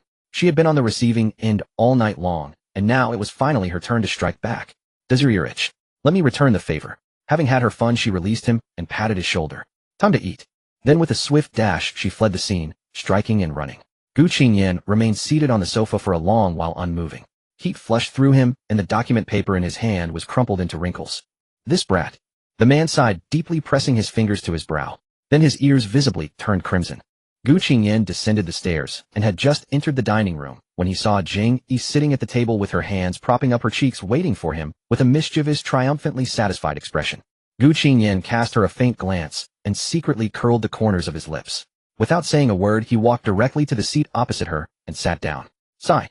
After sitting down, Gu Qingyan let out a sigh. "What's wrong?" "In a bad mood?" Jing Yi asked deliberately. Upon hearing her words, Gu Qingyan's face instantly clouded over. He scratched his ear in embarrassment and said, "Who made me do this? You're not allowed to do this next time." Seeing Gu Qingyan's frowning, troubled expression, Jing Yi felt another wave of satisfaction and covered her mouth, giggling softly. "Don't be mad," she said with a charming little smile. "Brother, didn't you say you wanted to eat the food I make? All of these on the table are made by me. You must eat more." Gu Qingyan's eyes clearly brightened. "These were all made by you?" Jing Yi nodded. "I just made some simple dishes. I hope you won't mind, brother." He smiled. "How could I? I'd like anything you make, wifey." Jing Yi simply ignored his words and pushed the plate toward him. "Try it first." "All right." A smile lingered in Gu Qingyan's eyes and brows. He reached for a sandwich, brought it to his lips, and took a bite. The way he ate was quite pleasing to behold. His lips pressed, gently chewing leisurely and gracefully, exuding refinement and good breeding. After savoring it carefully, Gu Qingyan nodded with evident satisfaction. "Really quite good. It seems brother's heart is going to be captured by Yi." Jing Yi paused momentarily, unable to grasp the meaning behind his words. After a moment it clicked. "Oh, doesn't the saying go, if you want to capture someone's heart, you must first capture their stomach?" He probably meant just that. Jing Yi ignored him and lowered her head to continue eating. After leisurely finishing the sandwich in his hand, Gu Qingyan suddenly looked at her and said, "It seems I should learn to cook as well." "Why, oi?" "Because I want to capture Yi's heart too." Cough. Jing Yi nearly choked on the porridge she had just brought to her mouth. She quickly grabbed a tissue to wipe her lips. She also shot him a glare. "Mr. Gu, where's your proper persona? Hasn't everything you've said since last night been anything but serious?" Why had Qingyan become so drastically different from the image she'd always had since they got married? In her impression, Qingyan had always been stern and unsmiling, imposing and dignified, the legendary stationary DPS output. No one wasn't afraid of him.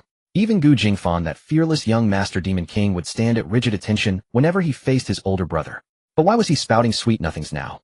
Had his persona collapsed, or had she misunderstood him entirely before? Jing Yi's lips twitched as she forced a dry laugh twice. "Oh, then best of luck to you." Perhaps because she had grown accustomed to spending time with Gu Qingyan, who constantly said astonishing things, she wasn't too bothered by it. She seemed perfectly fine with little reaction. But the servants in the Gu household were seeing this side of Gu Qingyan for the very first time, exchanging wide-eyed glances full of astonishment. Could this still be the same silent and reserved young master they had always known? How could he flirt with his wife so effortlessly? Though curious, they didn't dare to openly stare. First, they feared disturbing the young couple's flirting. Second, the servant quarters already buzzed with rumors that the young master and young mistress shared an exceptionally close bond, and that the young mistress was a formidable figure who held the upper hand over her husband. Nevertheless, the furtive sideways glances still reached Jing Yi's awareness. Only then did she remember there were people nearby, so she quickly kicked Gu Qingyan under the table, her brows knitting together in a warning for him to rein it in. Gu Qingyan merely offered a faint smile. "Weren't you brave enough to bite my ear just now, eh?" At that moment, Grandpa Gu happened to walk into the dining room. Seeing the young couple eating face to face, exchanging playful glances, the scene was so beautiful it seemed to emit pink bubbles. Grandpa Gu was so delighted that the corners of his mouth nearly reached the heavens. "Wonderful, wonderful. Living is all for the great-grandson." "Good morning, Grandpa." Gu Qingyan and Jing Yi said in unison. "Morning. You eat, have more." Jing Yi smartly rose to pull out a chair for Grandpa Gu. "Grandpa, please sit." "Good child." Having said that, Grandpa Gu secretly observed Jing Yi a few times, and his expression suddenly grew serious. Why was his well-behaved granddaughter-in-law so radiant? He then cast a questioning gaze toward Gu Qingyan. Gu Qingyan kept his eyes lowered, focusing on his meal, and didn't notice the look. Qingyan. Grandpa Gu leaned in and whispered. Gu Qingyan turned his head. What is it? Have you two taken care of important matters? Why is Yi so full of energy? Gu Qingyan understood his grandfather's meaning and merely chuckled. Isn't it good to be full of energy? Grandpa Gu spoke earnestly. Qingyan, do you have some difficulty you can't speak of? Grandpa has lived to this old age and seen every kind of situation. The hope of holding a great-grandson rests entirely upon your shoulders. If there are difficulties, just say so directly. We can seek treatment. It's not shameful.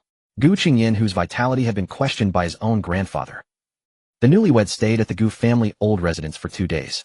Gu Qingyan spent most of his time working from home, while Jing Yi, enjoying her summer vacation between graduations, had little to occupy her, so she played the piano and wrote songs around the house.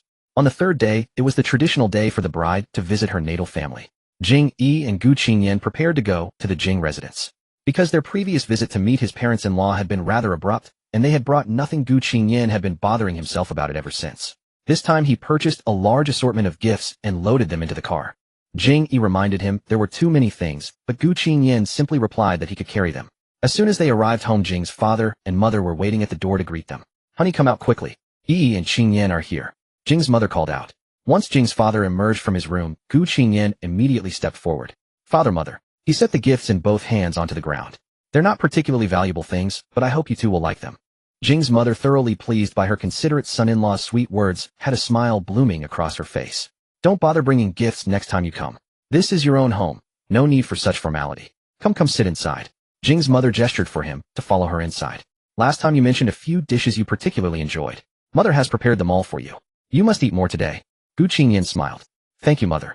Jing's father had been busy working in his study and hadn't even had time to remove his glasses. He stepped forward and said, Qingyan, come chat with father about stocks. Several markets have been unstable lately. I'd like to hear your thoughts. Certainly. Jing Yi completely ignored throughout the entire exchange.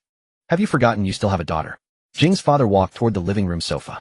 At this moment, Gu Qingyan wrapped his arm around his little wife's waist. Yi, come keep father and me company. Jing Yi went to the kitchen, brewed 3 cups of tea, and placed them on the coffee table. She prepared pu'er tea for her father and Gu Qingyan, while making herself a cup of milk tea. As a devoted milk tea enthusiast, she kept a well-stocked pantry at home and often crafted her own concoctions. Compared to the 2 simple cups of pu'er, her beverage was remarkably extravagant. Jing Yi settled beside him, savoring her milk tea with delight. Gu Qingyan glanced sideways at her. His gaze lingered on the obviously over-sweetened milk tea in her hand, a faint furrow appearing between his brows, as if he wanted to say something. But soon Jing's father pulled him into conversation. Jing Yi reclined on the sofa, attentively listening to the 2 men's work-related discussion for a while. After a long stretch without understanding a single word, she even yawned out of boredom, so she decisively chose to lower her head and play with her phone. Speaking of which, when she was filling out her college application, she had intended to major in finance. As the only child of the Jing family, she was expected to inherit the family business, and Jing Yi had planned to take over the reins. However, her grandfather adamantly opposed it, believing that studying finance would be too arduous. He didn't want his precious granddaughter to endure hardship, so he suggested she choose a more relaxed and enjoyable major, just have fun, and after graduation, she could inherit the family assets. When her father was no longer able to manage the company, they would simply sell it. Thus, she ended up choosing the composition department. Now looking back, she was grateful she had followed her grandfather's advice and hadn't chosen finance. She felt she wasn't cut out for business at all. Thinking about it this way, Gu Qingyan was truly remarkable. So young and already a dominant force in the business world. Perhaps this was talent. By contrast, Gu Jingfan, the second young master of the Gu family, was rather foolish. It seemed all the intelligence had been absorbed by Gu Qingyan. The distribution of intelligence between the 2 brothers was uneven. The image of Qingyan Gij in her heart grew even more towering. Mu Qiuqiu was also formidable. When Mu Hanchuan encountered trouble, she stepped in to take over management in his stead. Everyone around her was so capable, while she was the only one who was useless. She decided to band together with the dim-witted Gu Jingfan for mutual comfort. Night fell. During dinner, Jing's mother chatted endlessly with Gu Qingyan again. Gu Qingyan had already spoken too much today, and fearing he was too tired yet unable to refuse Jing Yin hurriedly pulled him into her own room early. Inside the room, Jing Yin apologized. First, brother, I'm sorry. My parents like you so much that they unconsciously talk too much. Jing father and Jing mother were both easygoing people who loved traveling. They maintained the company just enough to keep it running smoothly without any grand ambitions. Thus, the Jing family had a small company sufficient to provide a comfortable life, but it was incomparable to the Gu Corporation, which dominated a city and was overwhelmed with a myriad of daily affairs. The reason the two families had a good relationship was that the grandfathers were old family friends, otherwise they would have had no connection. And the fact that Gu Qingyan, the heir of the Gu family, had transformed into her own son-in-law was a probability akin to winning a $100 million lottery. Jing Yi could understand how ecstatic her parents must have been. "It's fine," Gu Qingyan said, seemingly not bothered at all. His expression even appeared somewhat amused. Jing Yi shook her head. It was Gu Qingyan's first time entering Jing Yi's room. He looked around. Even the wallpaper was pink and the room was filled with plush toys everywhere. Gu Qingyan glanced at the pile of little brown bear plushies arranged like a mountain, a faint smile curling at the corner of his lips. One of them was with him. Jing Yi raised her eyes to look at Gu Qingyan, shyly scratching her cheek. When she was alone it didn't seem like much, but with Gu Qingyan entering the room inevitably appeared childish. Then his gaze fell on a floor-to-ceiling glass cabinet nearly the size of a wall, which contained a guitar, a bass, many other types of instruments, as well as trophies and certificates. Gu Qingyan asked, "Can you play all of these?" "Yes, I've loved music since I was a child, so I started learning early," Jing Yi said. "Impressive," Gu Qingyan remarked, looking at the rows of certificates in the glass cabinet, unable to help but feel admiration. He noticed a large album in the corner and asked, "Is this a photo album?" Yes. Jing Yi had a bad feeling. Almost immediately her premonition came true as Gu Qingyan asked with a smile, "May I take a look?" "Better not. I was really silly when I was little." Jing Yi quickly waved her hands. She wasn't sure if there were any embarrassing childhood photos inside, and she felt too shy to show them to Gu Qingyan. "I'm a little curious about my wife's past," he said, reaching out to pinch her cheek. He coaxed the girl into his embrace. "We're already married. Oh, we should be open with each other. Can't you satisfy your husband's curiosity?" Jing Yi thought about it and agreed.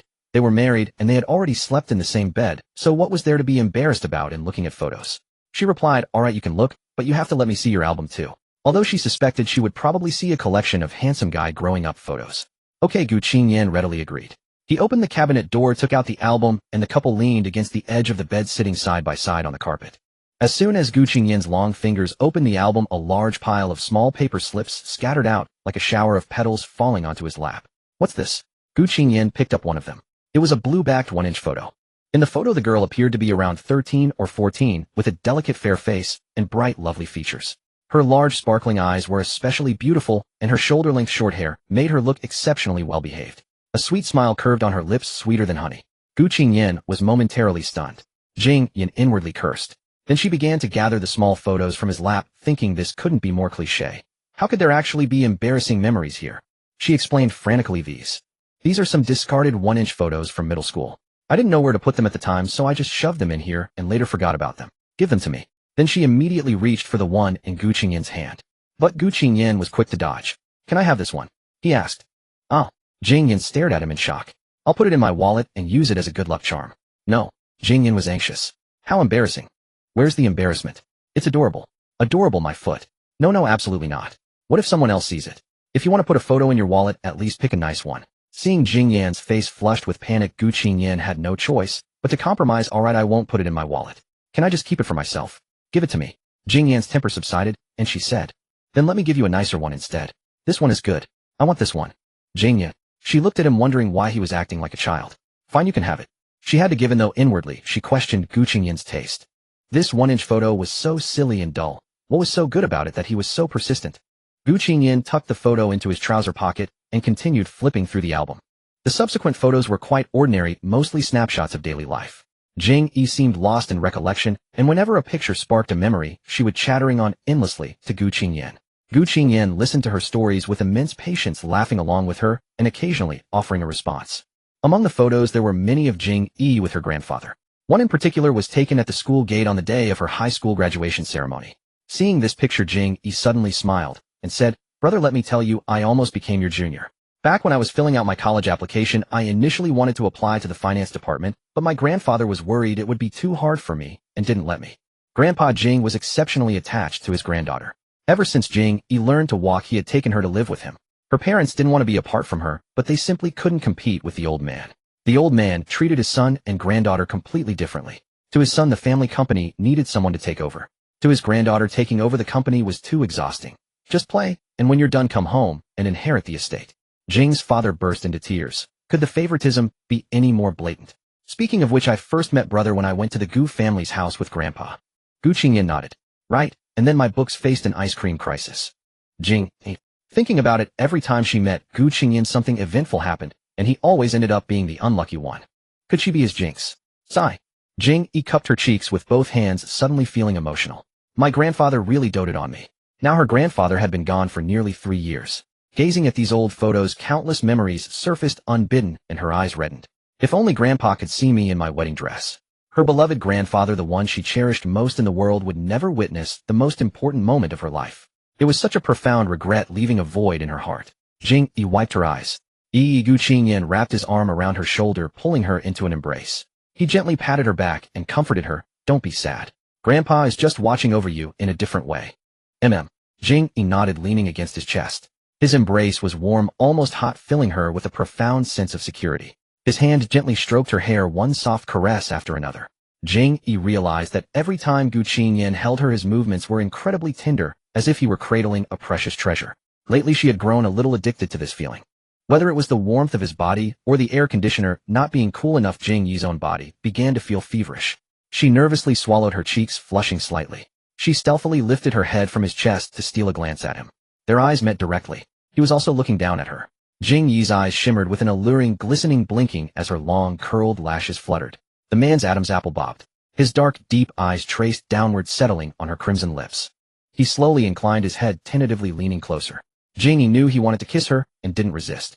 Instead, she closed her eyes. To Gu Qingyan, that gesture seemed like an invitation. His gaze darkened, tinged with desire, and his hand resting on her waist unconsciously tightened its grip. Remember to breathe. The man's husky voice murmured, and then he quickly captured her lips. Jing Yi complied, not holding her breath. This kiss was slightly more practiced than the first time. It was also more pleasurable. Amid the kiss, Jing Yi secretly opened her eyes. She saw the man's narrow eyes gently closed, his thick lashes entwined with hers. She quickly shut her eyes again. He nibbled and sucked on her lips, and her ears were filled with the intimate sounds of the kiss and his increasingly heavy breaths. It was utterly sensual, exquisitely captivating. Jing Yi felt as if she were under a spell, her mind growing hazier, her body turning limply soft as she melted completely in his arms. Oh no, she felt so good. This man was so gentle, so charismatic. If this continued, she would truly be lost. Just before things got out of hand, Gu Qingyan released her at the right moment. They pulled apart, their lips glistening and cheeks flushed. After a moment to recover, the man spoke. It's getting late. How about we sleep? Sleep, let's sleep. Jing Yi's face felt like it was on fire. She quickly jumped out of his arms. Jing Yi's bed was a single, and she usually liked to surround herself with plush toys at the headboard, making the bed even more cramped with all the little items. While Gu Qingyan was taking a shower, she cleared away all the toys, barely making enough space for 2 people to sleep. When Gu Qingyan emerged from the bathroom, he saw Jing Yi standing by the bed with a slightly awkward expression. My bed is a bit small, it might be cramped. He wiped the water droplets from his hair. It's fine. Brother, if you can't sleep, well, I can make a bed on the floor. Gu Qingyan immediately refused. No need. It's enough for us to sleep. In their wedding room at the Gu family home, the bed was large, but when they slept together, they still only occupied a small area. So whether the bed was big or small didn't matter. It didn't hinder anything. Gu Qingyan's tall frame sat directly on the bed, leaning back slightly, hands propped behind him. His posture was a bit provocative, and he looked up at her. Even if we have to sleep on the floor, I'll be with you. Jing Yi blinked, puzzled. He said, sleeping with Yi last night was so comfortable that I've become addicted. I can't do without it anymore. Jing Yi chose to stay silent and dashed into the bathroom to take a shower. When she came out, Gu Qingyan was already lying on the bed, propped on his side with his arms supporting his head, a large expanse of his chest exposed. Perhaps bored from waiting, he was idly squeezing a plush toy in his hand. Jing Yi swallowed hard. Mom, there's a seductress tempting her. Gu Qingyan looked up and saw Jing Yi's figure. A seductive smile immediately curled on his lips as he beckoned to her. Cuddle pillow, come here. You're the cuddle pillow, Jing Yi retorted with a hint of pride. Gu Qingyan laughed. Right on the cuddle pillow. Yi, come and hug me. Jing Yi chose to stay silent again, climbed onto the bed and lay down beside him. Gu Qingyan reached over, switched off the small lamp, and contentedly pulled his little wife into his arms, closing his eyes. The couple stayed at her parents' place for only one night, returning early the next morning. Gu Qingyan's wedding leave had also ended, and the company had piled up a lot of work that needed his attention. He could no longer rest. So they went back to their apartment. As the door opened, they heard the sound of rapid footsteps, and a white figure darted out from the balcony. The target was Gu Qingyan. Ro leaped high, its sharp claws scratching against his suit trousers, making a clattering sound. Hey! Jing Yi quickly patted its head. Don't tear Daddy's pants. It's okay, Gu Qingyan said, reaching out to pick it up. His large hand stroked its snowy, glossy back a few times. Left alone for a few days? Are you angry? But Jing Yi was already used to it. No, I've always kept it free range at home. Ro learned to be independent long ago. Jing's parents often traveled, and Jing Yi only came home on weekends during college, so Ro often stayed as a cat left to its own devices. Fortunately, there was an automatic feeder, and it had plenty of cat food and water. The toys and climbing frames at home were also top-notch, so it lived quite a comfortable life on its own. Gu Qingyan changed into a suit and went to the company. Jing Yi played for a while with the little trader who had forgotten its mother for a handsome father, and then tidied up the apartment. As evening approached, while she was preparing dinner in the kitchen, Mu Qiuqiu called her on WeChat voice. Jing Yi class reunion. Mu Qiuqiu. Yeah, it's been exactly a month since we graduated. Someone in the group is organizing a gathering. Haven't you checked the group chat? Jing Yi while chopping vegetables said, no, I just got married. I'm busy every day, no time to check. Mu Qiuqiu was overwhelmed by the display of affection. So darling, are you going? Which day, eh? This Friday. Jing Yi thought for a moment. I'll go. I'm free every day anyway. You're amazing. You wrote a few songs for Xinghe, and they became hits. You don't have to do anything for a whole year, and still get millions in royalties, Mu Qiuqiu wailed. I'm so jealous. If I'd known, I would have studied composition and clung to the big star, Xinghe's coattails to live off royalties. Mu Qiuqiu continued to lament, Lu, I'm such a miserable worker. Do you know how busy it is being a CEO? Every day, I have to face off against those shareholders. They see how young I am, and always passive-aggressively mock me. Woo, I'm so bitter. Jing Yi chuckled, Qiuqiu, you've worked hard. I'll make your favorite desserts, and bring them to you, lots of them. Hooray. Mentioning Xinghe reminded Jing Yi of something, and she asked, by the way, is Xinghe going to the class reunion? I don't know. No news. But if you go, he'll probably come too. Since graduation, the chances to see you have been few. He wouldn't miss it. Mu Qiuqiu's tone over the phone was suggestive. Jing Yi pouted, I texted him days ago, and he hasn't replied yet. Mu Qiuqiu, oh, I forgot to tell you. I once heard Xinghe say that when he goes on commercial tours, he doesn't bring his personal phone. Jing Yi frowned. Why? Mu Qiuqiu explained, I heard something happened before.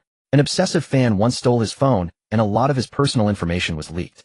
Fortunately, they caught the thief in time, and it didn't cause a major disaster. After that, Xinghe's agent forbade him from bringing his personal phone. If there's an emergency, they contact his agent or assistant. Jing Yi felt a chill in her neck. Oh my god, that happened. He never told me. Maybe he didn't want you to worry. Anyway, I'll send you the details once the reunion is confirmed. Have fun with your newlywed life, boss Gu. Bye. Mu Qiuqiu hung up directly. A few days passed quickly, and it was Thursday. Jing Yi noticed the tea canisters at home were empty, so she went to the old residence to get some more. Grandpa Gu loved tea, and Gu Qingyan, influenced by him since childhood, also enjoyed it. The tea leaves from the Gu family were grown in their own courtyard, and Gu Qingyan personally tended to them. Of course, she only learned all this today from the servants while fetching the tea. Thinking about it, she seemed to recall that when she saw Gu Qingyan as a child, he often busied himself with plants in the garden. Jing Yi's impression of Gu Qingyan was refreshed once again.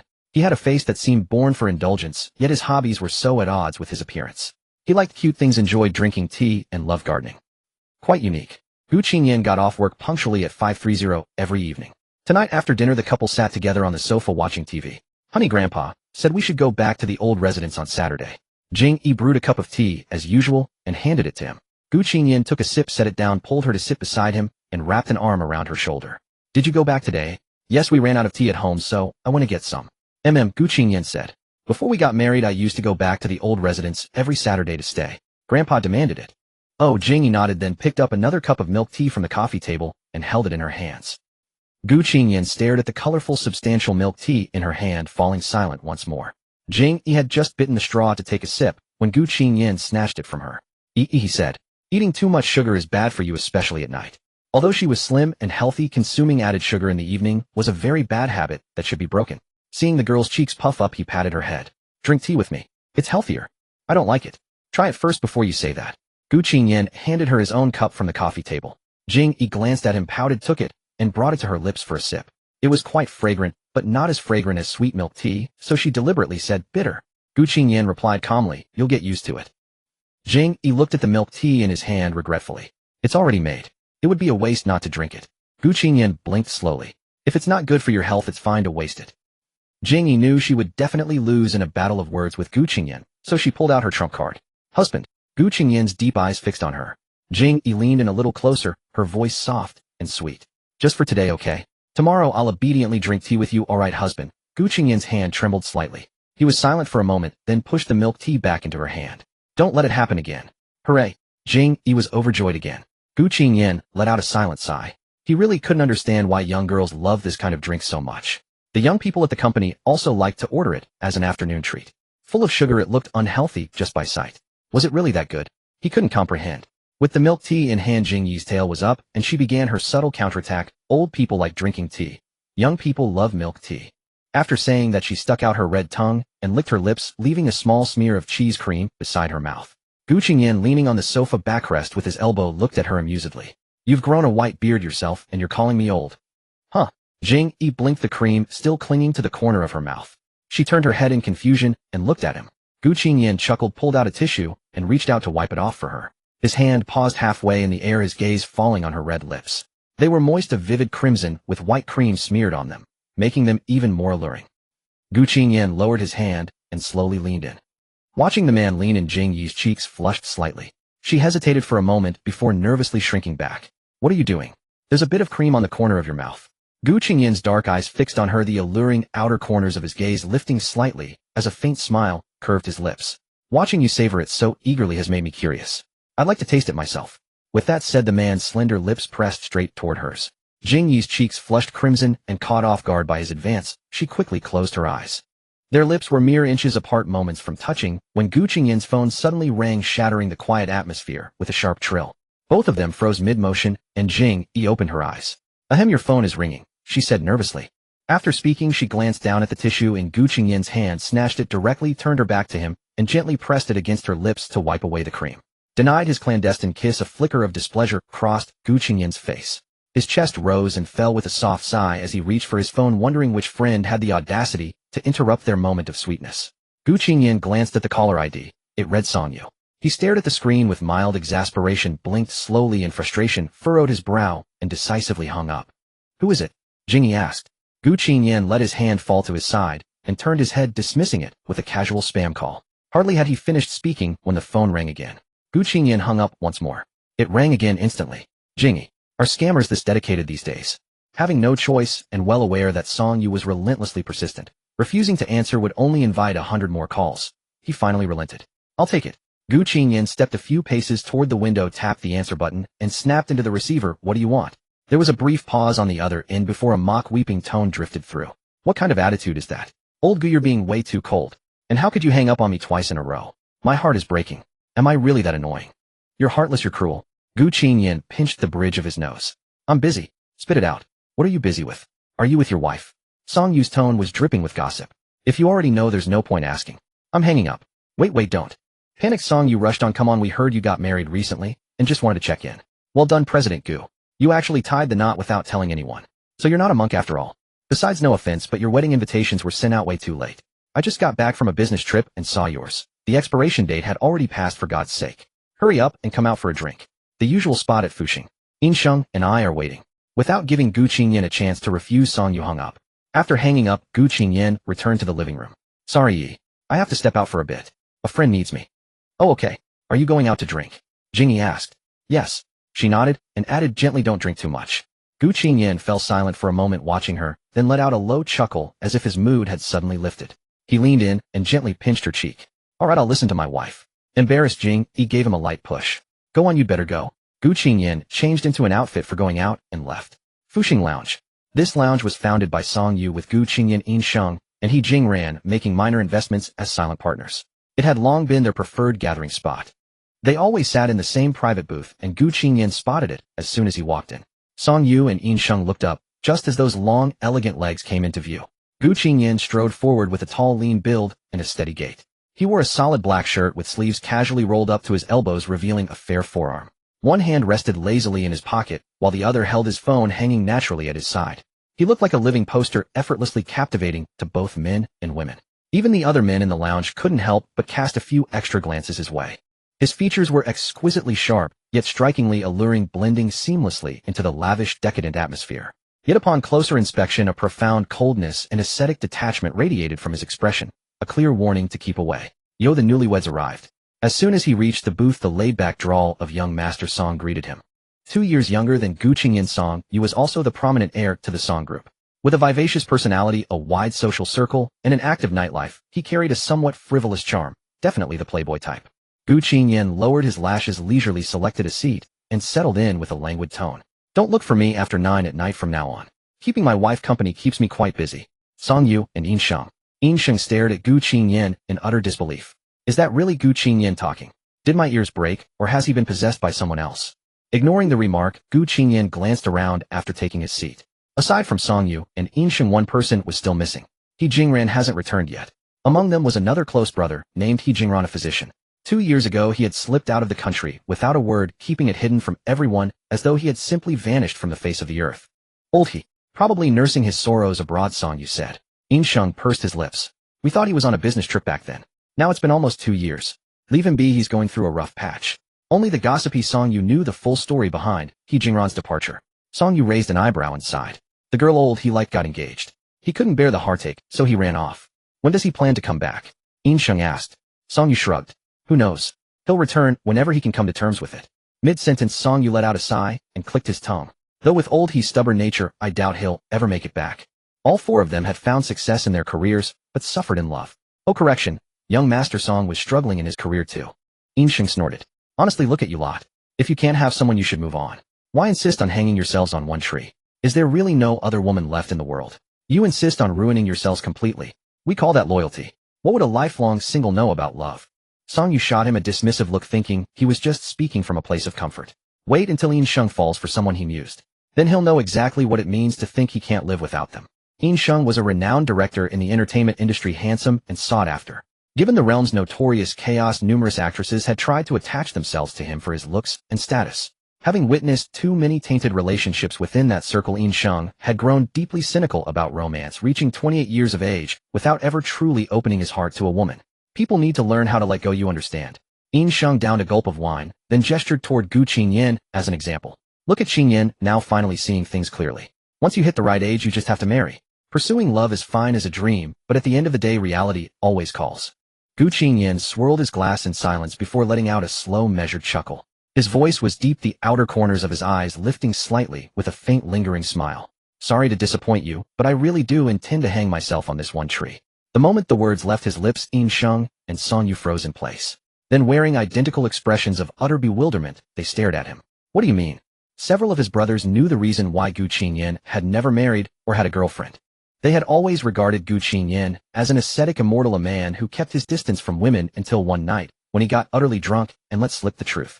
Gu Qingyan had a remarkably high tolerance for alcohol and rarely lost his composure. That was the only time he ever got drunk. After drinking himself into a stupor, he completely broke character and talked incessantly. With tears streaming down his face, he confessed that he had secretly harbored feelings for a girl for many, many years, and that it was a hopeless love. There was no way they could ever be together. He had never revealed the slightest hint of it, nor had he ever mentioned a single word about her. So when his close friends heard this, they were absolutely stunned. Gu Qingyan was the kind of man who, if he wanted to keep a secret, could ensure no one would ever uncover it. That insidious old fox had hidden his feelings far too deeply. Having dropped this bombshell, and then fallen silent, Song Yu and In Sheng were beside themselves with urgency. Holy shit, Lao Gu, what you're saying.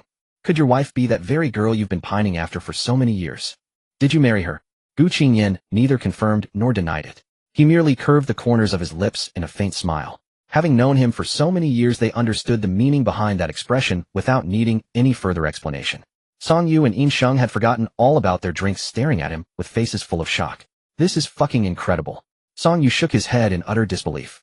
In Sheng bit his lip, pointing at Gu Qingyan with a grievous expression. What the hell kind of blessed child of heaven is this? He has everything he wants, and now even love. Woo, it's so unfair. Heaven is completely unjust.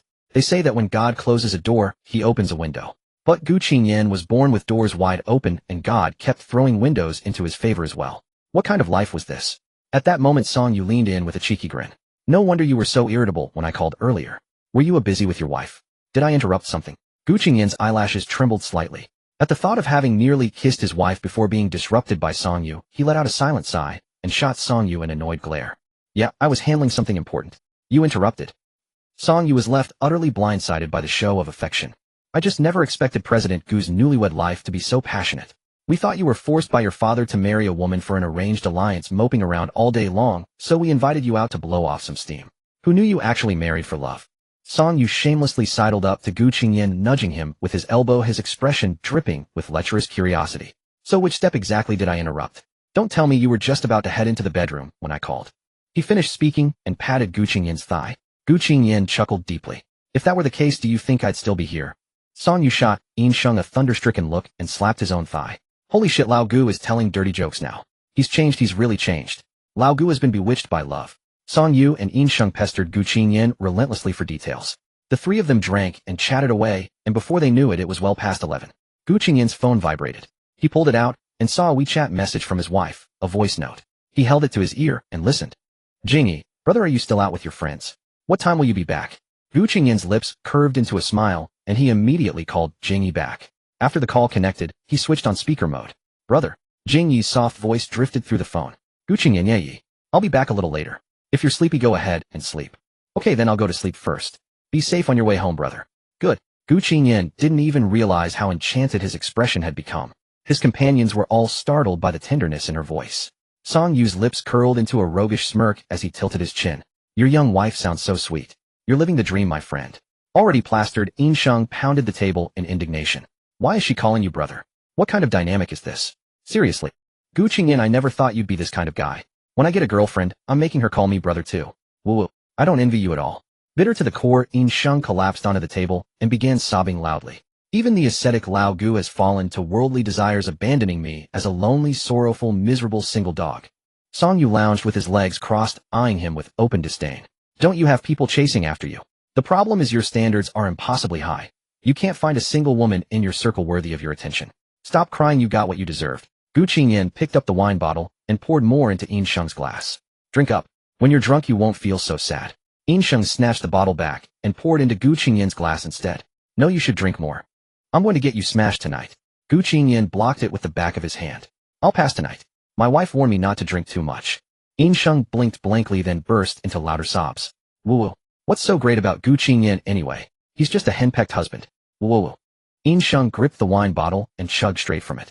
Finishing the entire bottle, he collapsed face down onto the table, thoroughly intoxicated. Song Yu's expression shifted. Shit, he's had too much. Let's get him home. In Sheng had a habit of becoming unreasonably unruly when drunk, latching onto whoever was nearby and causing a scene. He had gotten into trouble countless times before, always leaving the others to clean up his messes. Afraid he would cause more trouble, Song Yu quickly grabbed his arm and hoisted him over his shoulder. Lao Gu, can you drive? Should I call a designated driver for you? I haven't touched any alcohol, Gu Qingyan said flatly. Huh, then what the hell have you been drinking this whole time? Song Yu looked utterly baffled. He snatched the wine glass from Gu Qingyan's hand, tilted his head back, and drained the rest in one go. After swallowing, he cursed under his breath. Fuck, this isn't alcohol at all. It's just a beverage. That bastard had been swishing wine in his glass the entire time, but was actually drinking soft drinks.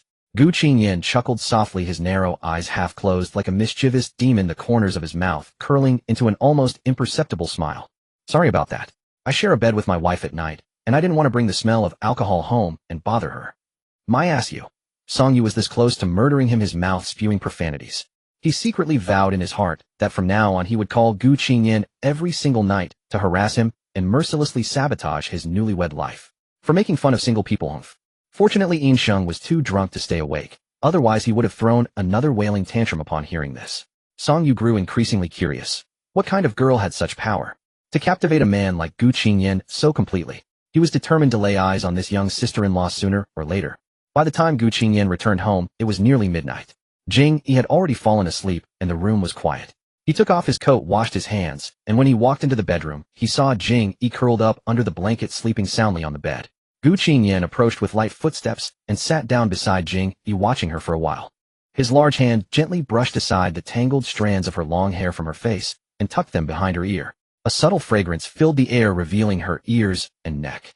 Her skin, still warm from being covered by her hair, brushed against Gu Qingyan's fingertips. Gu Qingyan couldn't resist anymore. He braced himself with both hands on either side of her body, leaned in close, and kissed her neck. Qingyan Gitch. Hearing the girl's voice, Gu Qingyan pulled back slightly. I'm back. I'm sorry if I woke you. As his voice faded, Jing Yi kept her eyes closed. She pursed her lips twice and murmured in a husky, soft voice. Qingyan Gitch. Gu Qingyan blinked in surprise. Was she sleep-talking? He chuckled softly and pinched Jing Yi's soft cheeks.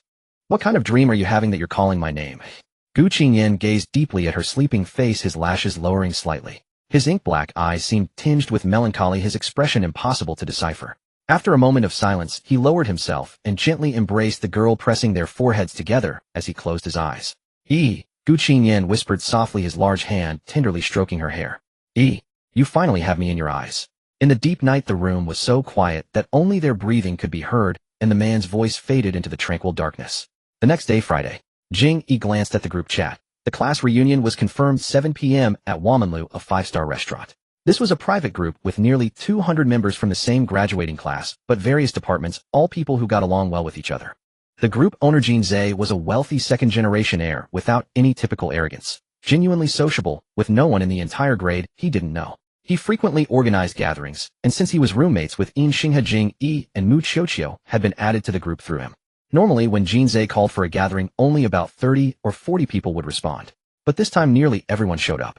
Firstly, because they had all graduated and rarely got together, everyone wanted to see each other.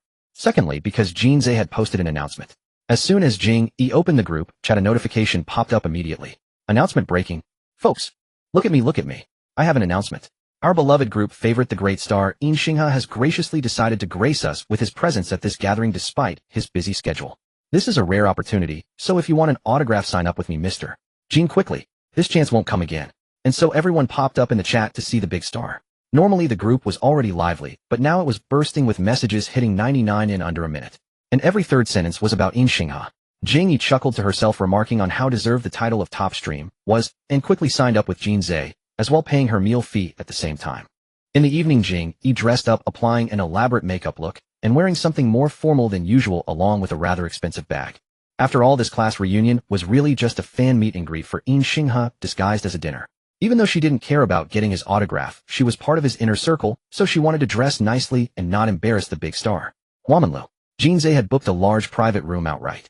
Jing Yi arrived right on time, and Jing Yi was standing at the entrance greeting guests. When he spotted her, he immediately came over in a familiar manner. Hello, the beauty of our department, long time no see. Jing Yi was strikingly beautiful and served as the crown jewel of the composition department, making her quite famous at S University. She had even been dubbed the pure goddess, earning the affection of many boys. However, she remained an untouchable figure until a popular senior finally won her heart, leaving countless boys heartbroken. Among those heartbroken was Xingha, and as his roommate and closest friend Jing Yi was well aware of this. Jing Yi smiled and waved at him. Mr. Jing, long time no see. It's always a pleasure to speak with a beautiful woman with a sweet voice, Jing Yi said good-naturedly, his face lit up with amusement. You rarely grace me with your presence, Jing Yi. It took invoking Xingha to finally coax you out. Jing Yi smiled faintly. Sorry, I'm not much for social gatherings. Heh. The moment she finished speaking, a cold snort echoed from behind her. Not fond of gatherings, yet you appear as soon as you hear Xingha is here. A girl stomped over in her high heels, stopping in front of Jing Yi to scrutinize her from head to toe before sneering, some people rely on their looks and throw themselves at handsome guys like that. The girl's words were clearly aimed at Jing Yi, dripping with sarcasm.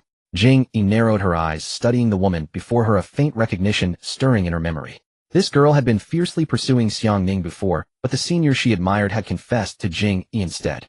She then shifted her attention to the newly minted campus heartthrob Xingha, yet he too seemed to get along well with Jing Yi, fueling her resentment and jealousy whenever she saw them together. Jing Yi listened without flinching, merely offering a light smile. That line applies to both of us, really. The only difference between us is that I have beauty and you don't. You. The girl sputtered, glaring at Jing Yi and stomping her foot in frustration. Jing Yi, sharp enough to read the situation, watched the girl's provocation, and his expression cooled instantly. We're all here to have a good time. This place doesn't welcome troublemakers. If you don't want to stay, you're free to leave. The girl's face flushed crimson as she stormed inside without another word.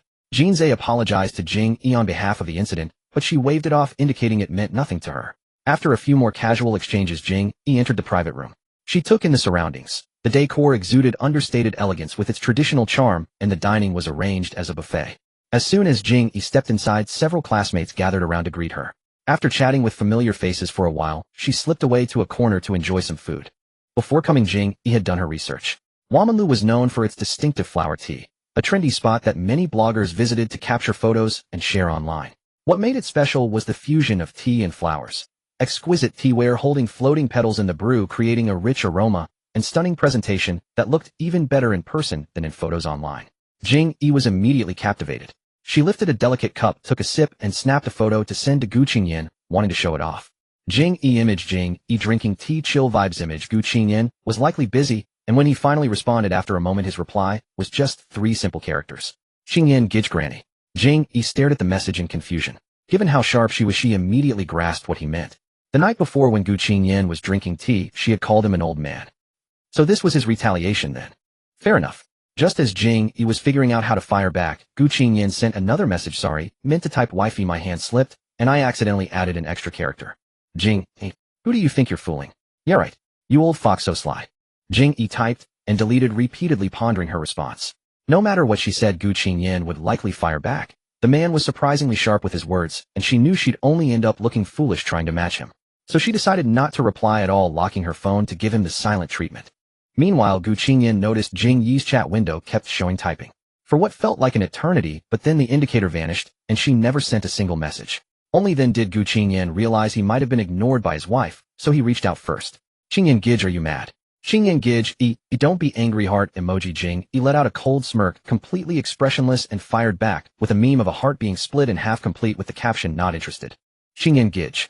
Jing Yi could almost picture Gu Qingyan's lip twitching in frustration, and the thought brought her immense satisfaction. She covered her mouth, giggling to herself while engrossed in her phone conversation with Gu Qingyan, completely unaware of the commotion happening at the entrance. Jing Yi raised her head, and everyone's attention immediately turned toward the door. A tall, lean boy wearing a hat and mask walked in. Pure celebrity style. In Xinghe had arrived. After entering the private room, he took off his hat and mask, revealing a delicate and refined face. His dyed brown hair framed delicate features that resembled a girl's, extremely handsome. When he smiled, he gave off the impression of a warm, sunny childhood friend, earning him the nickname Little Angel among fans and attracting a vast number of older admirers. Contrary to his appearance, however, In Xinghe's musical style leaned toward rock. His ears were adorned with multiple piercings, silver studs gleaming under the lights, a perfect blend of wild and adorable. Standing among the crowd, he shone like a star, truly dazzling. Hello everyone, the boy said in a clear, pleasant voice, greeting those present. Female classmates began screaming one after another. In Xinghe is really here. I watched his concert live stream a few days ago. He lifted his shirt on stage, holy crap. That abs were so handsome. Is this really our former classmate? I can't believe In Xinghe and I went to the same school. It feels so distant. In Xinghe was extremely popular. As soon as he arrived, a group of girls surrounded him, eagerly approaching to talk with him. With strong professional instincts, In Xinghe was accustomed to female fans and handled them with ease. While chatting, his gaze swept across the private room, eventually landing on Jing Yi in the corner. Jing Yi sat with one leg crossed, holding a plate in one hand and a fork in the other, her cheeks stuffed full like a hamster. She watched him surrounded by girls, eating with an amused expression. In Xinghe. He felt wronged inside but kept silent about it. In Xinghe patted his cheeks to perk himself up, pushed through the crowd with his long strides, and headed straight toward Jing Yi, waving enthusiastically at her with a big smile. Jing Xiaoyi. Jing Yi waved back at him and teased, you're quite popular with the girls. I didn't even get a chance to talk to you. In Xinghe wasn't very pleased to hear this, but he hit it well and changed the subject. Did you watch my concert? His concert studio had a full live stream. I watched it. I watched your live streams at home every day and even sent you gifts. Jing Yi patted his shoulder the way one would comfort a child. You looked so handsome. In Xinghe curled his lips into a smile, picked up a drink, and took a sip, then started eating as well. By the way, you messaged me on WeChat. Sorry about that. For some reason, I don't bring my personal phone during commercial performances. What's up? Do you have a new composition? Oh, actually, Jing Yi remembered she hadn't told In Xinghe about her marriage yet. She quickly swallowed the food in her mouth and said with a smile, Xinghe, I have some good news to tell you. I got Marie. In Xinghe, can you sign something for us? Before Jing Yi could finish the word marriage, several girls suddenly cut in between them, clutching notebooks and bags, approaching In Xinghe to ask for autographs. Ouch! Jing Yi was pushed aside by the throng of girls, nearly losing her balance. She didn't dare to resist the fans' momentum, so she could only wait on the sidelines. Once the autograph session began, a chain reaction spread. When one person asked for an autograph, 10 more followed suit. Everyone gathered around, and even the boys joined in. After signing, In Xinghe was urged onto the stage to sing. Everyone wanted to experience the top singer's live performance up close, and the venue became a small concert. Mu Qiuqiu couldn't attend due to a family emergency, so Jing Yi vented to her over WeChat. By the end of the reunion, she and In Xinghe barely exchanged a few words. After it concluded, Jing Yi messaged Gu Qingyan, who said he'd come pick her up. She left the restaurant and waited by the roadside. Jing Yi was scrolling through her phone when she suddenly heard a man's voice calling from behind. Thinking it was Gu Qingyan, she quickly turned around and called out happily, brother. But to her surprise, she saw her ex-boyfriend Xiangning. They had broken up less than a month ago, but Xiangning had changed significantly. His complexion was poor, showing clear signs of exhaustion and despondency. It was obvious he hadn't been doing well lately. Jing Yi hadn't expected him to show up here. Her expression froze for a moment before immediately turning cold. What are you doing here? Xiangning took a step toward her. During the time we've been apart, I've thought about a lot. I still can't forget you. I know I was wrong. Can you forgive me? As he spoke, Xiangning's eyes reddened, and he burst into tears. I've quit my job and deleted Yao Yu's contact information. I won't reach out to her anymore. I'm sorry I didn't consider your feelings back then. I promise I'll never hurt you again. Can you come back to me? I really can't live without you. Xiang Ning covered his eyes with his arm, his head bowed, sobbing openly. Jing Yi stood frozen before him, genuinely shocked. She had never seen Xiang Ning cry like this before. Jing Yi watched Xiang Ning, who had once been so sunny and confident, reduced to this disheveled state because of their breakup. She felt a rush of conflicting emotions inside and was about to scold him, but ultimately decided against it. I'm already married, she said. Xiang Ning lifted his tear-streaked face. Divorce him, and I'll marry you. Jing Yi took a deep breath and spoke to him patiently. Senior, it's over between us. I won't be getting back together with you. My position is clear, so please stop deluding yourself. Do you think I'll soften just because you've put yourself in this state and cried? I'm sorry, but no. So stop holding on to hope. Quitting your job and cutting off contact with senior sister Yao for me. It's truly unnecessary now. What you should focus on is forgetting me and living your own life properly. With that said, Jing Yi turned and walked away directly. Xiang Ning persisted and caught up with her, grabbing her arm. Please give me another chance. I'll behave properly, okay? Jing Yi gritted her teeth. Why are you so persistent? Let go. In the next instant, Xiang Ning's wrist was suddenly grabbed tightly. In Xinghe had just stepped out of the restaurant and witnessed the scene, immediately rushing over to help Jing Yi. His eyes darkened with hostility. She told you to let go? Can't you understand human speech? He tightened his grip on Xiang Ning's wrist. Xiang Ning, unable to bear the pain, released Jing Yi. In Xinghe forcefully shoved his hand away and pulled Jing Yi behind him. He then turned to look at her and asked, quarreling. Jing Yi rubbed her arm and replied irritably, we broke up. In Xinghe froze, his eyes lighting up instantly. You? Broke up? His heart raced. So she was single now. Oh. In Xinghe turned his head to look at Xiang Ning. His previously sweet face suddenly turned menacing. He cracked his knuckles and sneered, still not giving up after the breakup. Harassing her, huh? Without another word, he raised his fist and punched Xiang Ning squarely in the face. Xiang Ning, in his weakened state, couldn't withstand the blow and was knocked to the ground. Half of Xiang Ning's face went numb. In Xinghe crouched down, grabbed his collar and threatened, if you dare appear in front of her again, I'll beat you every time I see you. That punch I threw was less than half my strength. If you're not afraid of dying, keep coming. Xiang Ning scrambled to his feet and left sullenly. Jing Xiaoyi, are you okay? In Xinghe asked with concern. I'm fine. Xinghe, thank you. Jing Yi looked down at his slightly reddened fist. But aren't you hurt? Hee, what is this? I'm a man. In Xinghe knew Jing Yi had broken up and his face was filled with unmistakable joy. Ahem, shall I take you home? Thanks, but no need. My brother will pick me up, she said as she happened to spot Gu Qingyan's car approaching from a distance. He's here. In Xinghe's phone rang at that moment. Following Jing Yi's gaze, he glanced at the car and said, oh, your brother's picking you up. I should go then. My uncle is looking for me. Let's chat on WeChat later. Bye. In Xinghe walked away to take the call, but out of curiosity, he turned to take one last look at Jing Yi's brother before leaving. A black Porsche was parked by the roadside. A handsome tall man stepped out from the driver's seat, exuding a mature and dignified aura. He appeared to be considerably older than Jing Yi. Just having faced injustice, Jing Yi threw herself into the man's arms in a very spoiled manner upon seeing him. The man smiled, gently embraced the girl tenderly, and patted her back, saying something that seemed to be comforting her. Holy crap, such a handsome brother. Looking at Gu Qingyan, he couldn't help but remark on how good Jing Yi's family genes were. He then answered his phone. Hello, uncle. In Sheng's voice came from the other end of the line. Xinghe, your song won the gold award. There's an awards ceremony coming up and I'll attend with you. That's not important, uncle. I have some amazing news to share with you.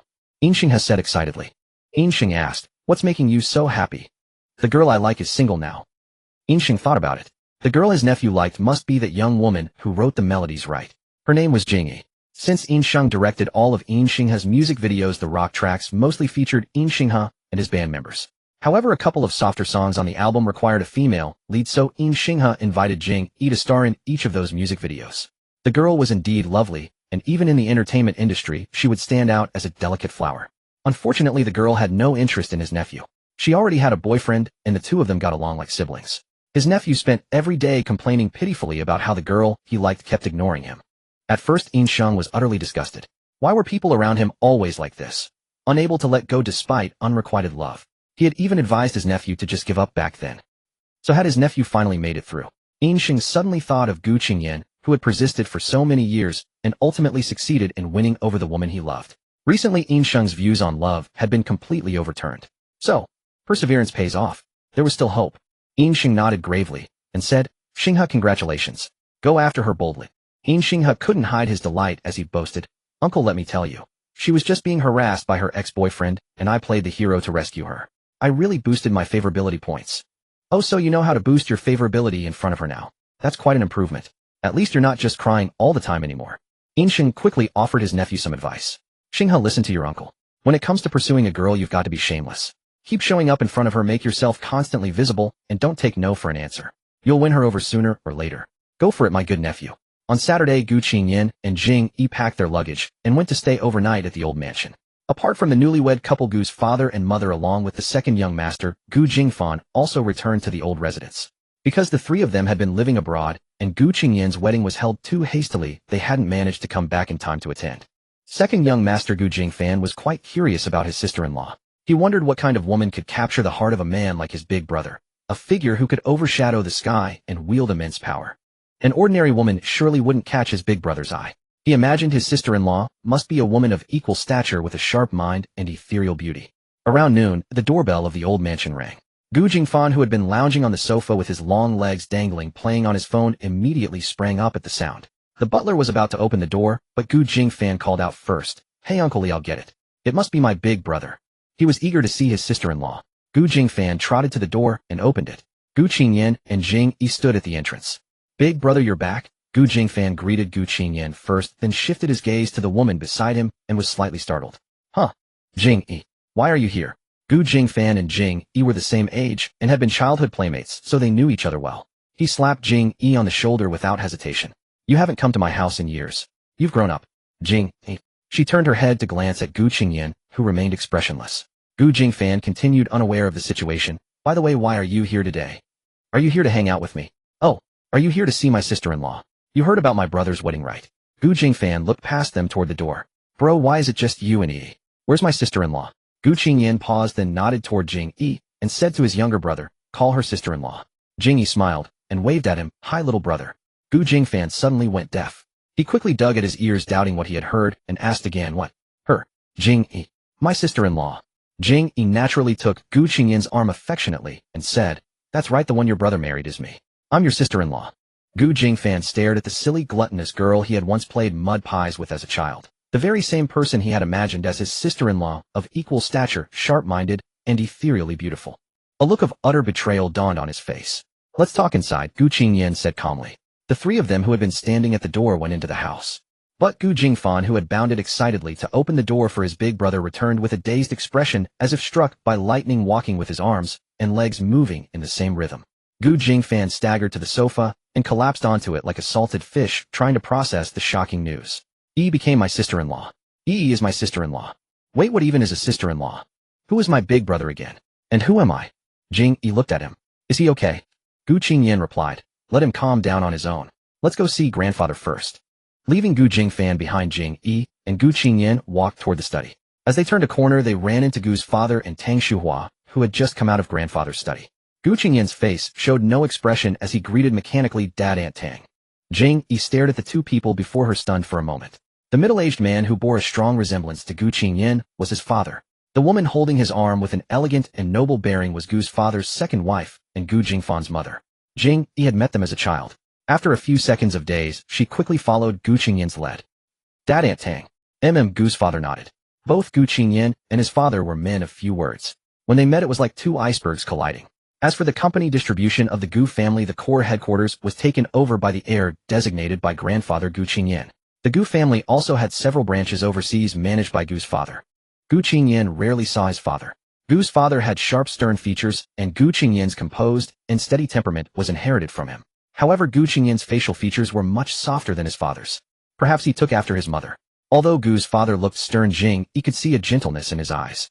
His gaze was always fixed on his eldest son, Gu Qingyan. He seemed to want to talk to Gu Qingyan, but hesitated. Yet, Gu Qingyan appeared unwilling to engage in much conversation with his father, keeping his eyes lowered indifferently. The heir fell silent for a moment. Gu's father looked back and forth between Gu Qingyan and Jing Yi, and a rare smile appeared on his rigid, serious face. In a firm, steady voice, he said, "Congratulations on your marriage." "Thank you," Gu Qingyan replied flatly. Jing Yi could hear the politeness and distance in his tone. The relationship between father and son seemed very formal. Jing Yi stole a glance at Gu Qingyan. The estranged atmosphere between them made her feel a stone lodged in her heart. To lighten the mood, she gave Gu's father a sweet smile. "Thank you, Dad."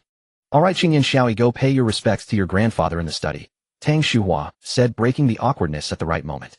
Gu Qingyan nodded, then took Jing Yi's hand. Let's go." The couple walked side by side, hand in hand. Gu Qingyan remained silent, his face expressionless. Jing Yi had heard some things about his family before. Gu Qingyan's parents had apparently divorced when he was very young. Then his father formed a new family, marrying Tang Shuhua and having Gu Jingfan. As for Gu Qingyan's mother, she had always been in poor health and passed away a few years ago. Jing Yi suddenly remembered that when Gu Qingyan first brought her to meet his family, he had only introduced her to his grandfather. He had never mentioned anything about his parents. Jing Yi's delicate brows drooped slightly. She looked at Gu Qingyan from the side and couldn't help but tighten her grip on his hand. After the couple had paid their respects to grandfather kept Gu Qingyan behind to play chess.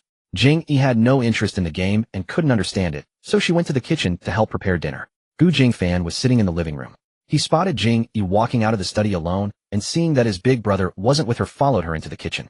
Only Aunt Li was busy in the kitchen. Gu Jingfan sidled up to Jing Yi and whispered, "Hey Jing Yi, what's the deal between you and my big brother? How did you two end up married?" Jing Yi's expression was complicated. "It's a long story." Gu Jingfan picked up a potato and started peeling it. "Is it an arranged marriage?" "If it were an arranged marriage, it should have been with me. Why would it be with big brother?" Gu Jingfan continued, "My big brother hates arranged marriages the most. He would never agree to one." Jing Yi frowned upon hearing this. "Brother Qingyan hates arranged marriages. What do you mean?" "You don't know?" Gu Jingfan saw that Jing Yi really seemed unaware and didn't dare say more, afraid she would be curious and pester his big brother, stirring up painful memories. So he made an excuse. "My brother hates being pushed into a relationship. You know how stubborn he is. If he gets married, it has to be someone he likes. Who could force him into an arranged marriage?" "Oh, I see." That explanation seemed to convince Jing Yi, and she dropped the subject. "So is it an arranged marriage?" Gu Jingfan thought the only explanation for the two of them being together was an arranged marriage. "No. Then why?" Gu Jingfan snorted. "It can't be that you like each other." The idea of those two liking each other was too absurd. In Gu Jingfan's memory, his big brother and Yi had barely exchanged a word. Jing Yi frowned. "Why is it impossible? Can't I be liked by brother Qingyan? You liking my big brother is plausible. After all, he's amazing and everyone likes him. But my big brother liking you? Impossible." Jing Yi inexplicably got angry at those words. She turned around, squared off with Gu Jingfan, and raised her voice. "What do you mean by that? What's wrong with me? What's not good enough? Why can't brother Qingyan like me? You?" Gu Jingfan looked her up and down. Her appearance was fine and she had a cute personality, but as a match for his big brother. He stroked his chin and nodded thoughtfully. "IQ mismatch." Jing Yi glared at him as if sharpening a knife, then lifted her foot and kicked him in the shin. "Get out of here." Gu Jingfan was literally kicked out of the kitchen. Jing Yi returned to the counter, her mind filled with Gu Jingfan's infuriating words. Gu Qingyan liking her? Impossible. Her mood suddenly soured. She slammed the vegetables down and lost all desire to cook. Just then she heard footsteps behind her. Thinking Gu Jingfan had come back, she turned around irritably. "You dare come back in?" She found Gu Qingyan standing at the door. He saw her flushed, angry face and laughed. "Who made my wife unhappy?" Jing Yi pouted. "Your wonderful little brother." Gu Qingyan asked, "What did he do?" At his question, Jing Yi's movements paused. Jing Yi looked at Gu Qingyan, thinking silently. "Gu Jingfan said you can't possibly like me." "Nothing," she said after a moment of silence, her voice low. Gu Qingyan approached her, leaning his tall frame against the kitchen counter, his deep eyes gazing quietly at her. "What's wrong? Tell me about it. I'll deal with him." The reason was hard to voice, and Jing Yi couldn't bring herself to speak. She pushed him lightly and said, "It's nothing. Just some trivial nonsense. By the way, brother, did you finish your chess game with Grandpa?" "Yeah," Gu Qingyan replied. "Grandpa lost and kicked me out in a huff." Jing Yi couldn't help but laugh, scolding him, "Brother, don't be too hard on an old man. Cut him some slack." Gu Qingyan tilted his head, looking wronged. "I did cut him some slack before." He thought back on those past encounters and sighed. "It was harder to deceive than I expected. After he figured it out, he got even angrier and ignored me for days." Jing Yi burst into laughter. "But he looked quite cute when angry," Gu Qingyan said, pinching her cheeks. "Flustered and red-faced, just like someone else." Jing Yi paused, then realized he was referring to himself. She shot him a playful glare. "You're mocking me." The young couple chatted and laughed, their sweet bond evident. Aunt Li, standing nearby, covered her mouth with a smile, delighted for Master Gu. At that moment, a maid entered the kitchen to fetch Aunt Li for help, so she left. Soon the kitchen was empty except for Gu Qingyan and Jing Yi. The atmosphere shifted as they found themselves alone. Gu Qingyan studied Jing Yi's face for a moment, hesitated, then spoke. "Yi, do you remember we left something unfinished a few days ago?" "What are you talking about?" Jing Yi began, but as she looked up and caught his lingering, almost intimate gaze, she suddenly recalled. They had been about to kiss when a phone call interrupted them. Her lips pressed together, a flicker of panic and shyness crossing her face. Gu Qingyan's mouth curved into a knowing smile. Rather than answering, he stepped behind her, wrapping his arms around her waist and pulling her close. He bent down, his warm lips brushing against her earlobe. His deep voice murmured, "Yi, we can't leave things half done." Jing Yi saw the intent in his eyes and blinked in surprise. "Here." He paused. "Is that not all right?" Jing Yi elbowed him backward in a panic. "Of course not. People keep coming in and out. What if someone sees us?" Then I'll be quick, Gu Qingyan said. Jing Yi stared at him speechless. Was this even about speed? She pushed at his hand on her waist. No, I don't wanna.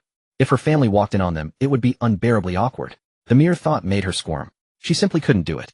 Knowing she was easily flustered, Gu Qingyan glanced toward the doorway and suggested, shall I lock the door then? Jing Yi. What? If they locked the kitchen door and were alone inside, wouldn't that make things even more awkward to explain? Her cheeks burned. Did this man have any shame at all? Seeing he wasn't giving up, Jing Yi steeled herself. She turned around in his arms to face him, placed her small hands on his shoulders, rose on her tiptoes, and pressed a quick kiss to his lips, then immediately pulled away. Gu Qingyan was taken aback. His eyes widened, slightly surprise flickering across his face as he stared at her. Jing Yi's face was crimson. She covered her mouth with the back of her hand and whispered, done now. Can you let me go? Not enough. Gu Qingyan's eyes darkened. He cupped her chin, tilting her face up, and before she could protest, he sealed his lips over hers. After teasing his wife, Gu Qingyan returned to the living room in high spirits, plucked a magazine from the bookshelf, and settled onto the sofa with his legs crossed. He suddenly sensed several pairs of eyes on him. Looking up, he scanned the group of people frozen in place, staring at him blankly. What's wrong? He asked, frowning slightly in confusion. Father Gu Tangshuhua and Gu Jingfan sat on the sofa, exchanging bewildered glances, unsure how to break the silence. The maid Xiaoyu, who happened to be nearby, blurted out without hesitation, oh, eldest young master, is that lipstick's on your mouth? It looks like lipstick. Gu Qingyan listened, then raised a hand to wipe his lip with his thumb. Looking down, he saw a faint smudge of pink on his fingertip. Gu Qingyan showed no trace of fluster or embarrassment. His expression remained as calm as ever as he simply said, yes, it is lipstick. Then without a word, he silently extended his tongue and licked the stain from his lip. After finishing, he lowered his head and continued reading as if nothing had happened. The people around him. That move perfectly illustrated the phrase, as long as I'm not embarrassed, the embarrassment belongs to someone else. Xiaoyu pressed a hand to her chest, fighting back a scream of excitement. Ayo! Another day of shipping the eldest young master and the young mistress's beautiful love. Father Gu Tangshuhua and Gu Jingfan sat on the sofa, staring at one another, utterly at a loss for words. Especially Gu Jingfan, whose image of his elder brother had always been that of a godlike figure, cold, ascetic, immaculate. Would his brother really wear Jing Yi's lipstick? Then where did the lipstick mark come from? They must have kissed just now. Gu Jingfan's heart was shaken to its core, his worldview cracking. He couldn't help but lean closer to Gu Qingyan and whisper, brother, do you really like Yi? All day, Gu Jingfan's emotions were tangled. At dinner, when he entered the dining room, he saw Gu Qingyan and Jing Yi whispering closely together. The two of them whispered back and forth into each other's ears. Gu Jingfan had no reaction at this point. He was already numb. What was whispering compared to that? They had already kissed, not to mention the wedding and the wedding night. Perhaps the whole baby-making process was already done. On the other side, Gu Qingyan and Jing Yi. Gu Qingyan leaned over and whispered something in Jing Yi's ear. Her cheeks flushed. Must we really do this? Jing Yi felt a bit shy. Gu Qingyan said, grandfather will be very happy. Jing Yi hesitated, then nodded. All right. At that moment, Grandpa Gu entered the dining room. Gu Qingyan lifted his eyes and exchanged a glance with his grandfather, who gave a humph and turned his head away, ignoring him. The anger from losing the chess game during the day hadn't dissipated. Gu Qingyan didn't mind, he was used to it. Grandpa Gu was just an old child, often throwing little tantrums. Grandpa Gu turned to look at Jing Yi beside Gu Qingyan, and immediately his face bloomed with a smile. Yi, are you settling into married life? Qingyan hasn't been bullying you, has he? Grandpa Gu shot him a sidelong glare. If he bullies you, you tell Grandpa, and I'll beat him up for you. That would be a good chance to avenge his chess loss. Grandpa Gu had been full of confidence in his battle with his grandson today. Wasn't it said that people in love have lower IQs?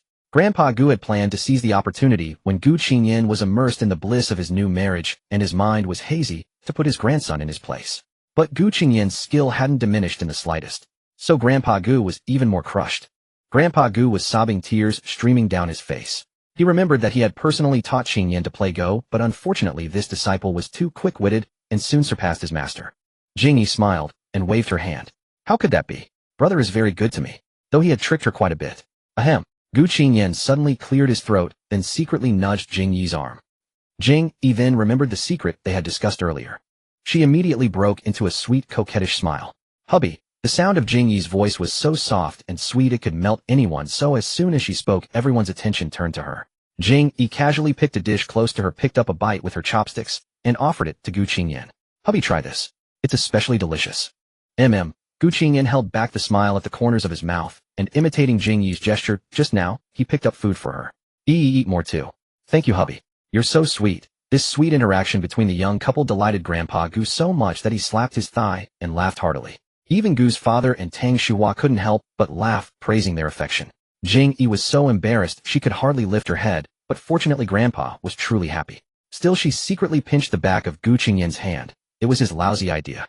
Gu Qingyan chuckled, quickly caught his little wife's restless hand, and held it in his palm to keep her from causing mischief. The dining table became lively with chatter and laughter. When no one was watching, Grandpa Gu secretly winked at the butler, who quietly gave a thumbs up to signal that the code was received. However, people's joys and sorrows are not connected. Gu Qingyan only found them noisy. Sitting opposite the couple, he watched them flirting with winks and gestures, and the steak under his knife and fork was nearly stabbed into a tattered net. It's over. His brother was actually smiling so happily. He had never seen that in all his years. Judging by his brother's expression, it seemed he was serious. But Gu Qingyan couldn't understand why his big brother would like Jing Yi. He hadn't seen any interaction between them normally. Because she was pretty? No, his big brother wasn't the superficial type to judge by looks. He had seen everything. There were plenty of beautiful heiresses and socialites throwing themselves at him, but he wouldn't even spare them a glance. A shocking guess suddenly flashed through Gu Qingyan's mind. Could they have been having a secret relationship all along? Pretending to be distant on the surface, but actually hiding it from everyone, already secretly together. Gu Qingyan was sobbing, tears streaming down his face.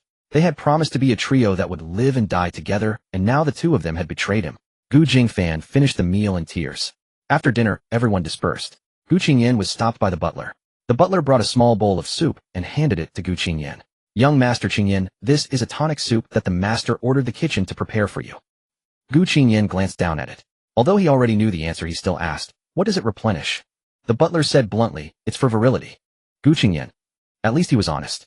Gu Qingyan looked at the bowl of soup and recalled that on the second day of the marriage, Grandpa had said at the table that he was not up to the task. The corner of his mouth twitched. So he hadn't explained at the time, and now the supplements were already arranged.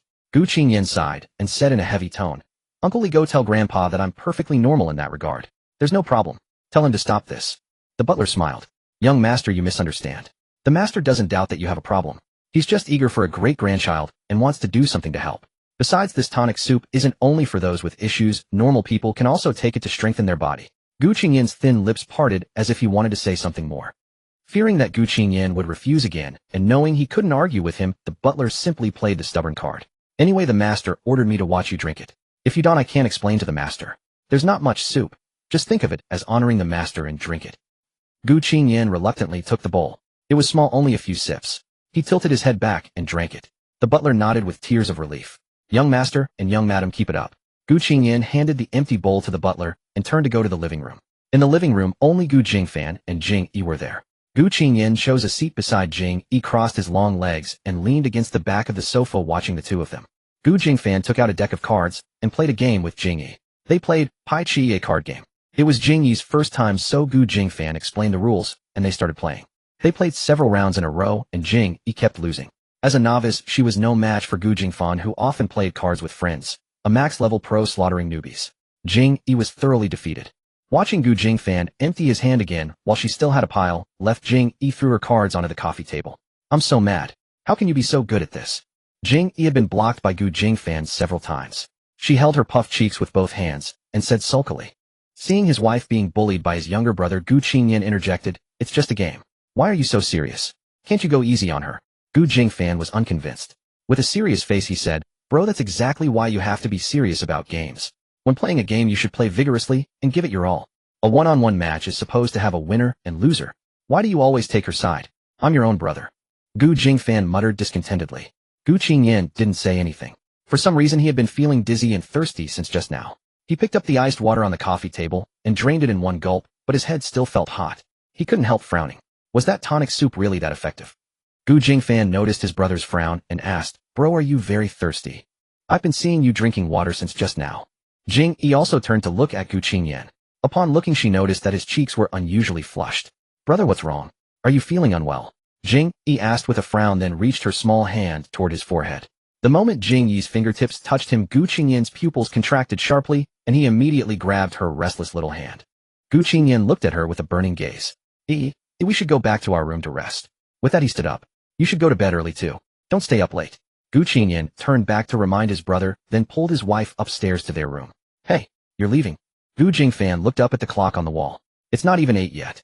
As soon as they entered the room, Gu Qingyan tore open the buttons of his shirt collar, roughly, so that the buttons popped off. Gu Qingyan was a bit unsteady on his feet. He walked straight to the sofa and collapsed onto it. His chest rose and fell, and his breathing became heavy and ragged. He closed his eyes, gently lying back on the sofa with a furrowed brow, his arm resting over his forehead. That old rascal had outsmarted him. The soup had been laced with something. He had felt unwell almost immediately after finishing it, an inexplicable heat rising through his body, but he hadn't suspected anything amiss, blaming himself instead. But it wasn't until Jing Yi drew close when the warmth of her small hands touched him that he realized he had fallen into a trap. Jing Yi saw Gu Qingyan slumped uncomfortably on the sofa, looking weaker than she had ever seen him, and was instantly terrified. She rushed to his side, her voice trembling. "Brother, what's wrong with you?" Gu Qingyan knew he had frightened her. He lowered his arm from his forehead and softly reassured her, "Don't worry. I'm fine. I'll just go take a shower, and I'll be all right." As he spoke, he pushed himself up, but the moment he stood, a wave of dizziness washed over him, and his body swayed unsteadily. "Careful." Jing Yi quickly grabbed his arm to steady him. The coolness of his skin against hers was unlike her own body temperature, and Gu Qingyan went rigid in an instant, as if electrocuted. His eyelashes fluttered, and something liquid shimmered in his eyes before he turned his gaze involuntarily toward the girl, meeting her pair of pure clear eyes. Jing Yi stared at him in surprise. "Brother, your face is even redder than before. Do you have a fever?" Without thinking, she reached out to touch his forehead. Gu Qingyan hastily stopped her. "Don't touch me." His gaze turned sharp, his sword-like brows knitting together, his tone imperious and commanding. Jing Yi. Taken aback by his sudden scolding, she blinked and froze in place. Gu Qingyan soon realized he had been far too harsh. He quickly softened his tone. "I'm sorry. I'm not feeling well. Perhaps I have a fever. Please don't stay too close, so I don't want to pass it to you." He pulled his arm free from her grasp. "Sleep here tonight by yourself. I'll take the guest room."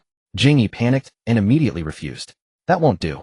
Brother, you're unwell. How could I leave you alone? I'll take care of you."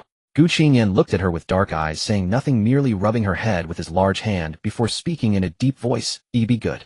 I'll have the servants bring some fever medicine in a bit. I'll be fine. Stay here, be good." With that, Gu Qingyan turned and hurried out of the room as if fleeing. Once outside, Gu Qingyan leaned against the doorframe and let out a heavy sigh. He closed his eyes in annoyance and rubbed his Adam's apple. Tonight was going to be terribly difficult for him. Then, striding forward with long legs, he made his way to the guest room. Obediently staying in the room, Jing Yi remained deeply worried, wondering how Gu Qingyan was doing. She wanted to check on him, but hesitated, for he seemed to truly dislike her proximity. Besides, they were at the old mansion now. With so many servants around, the young master would surely be well cared for. Her going there would only be useless and get in the way. And moreover, Gu Qingyan had told her not to follow. Jing Yi sighed, feeling heavy-hearted as she lay down on the bed and closed her eyes to sleep alone. The next morning, when Jing Yi woke, she noticed the familiar scent was missing and she wasn't being held in anyone's arms.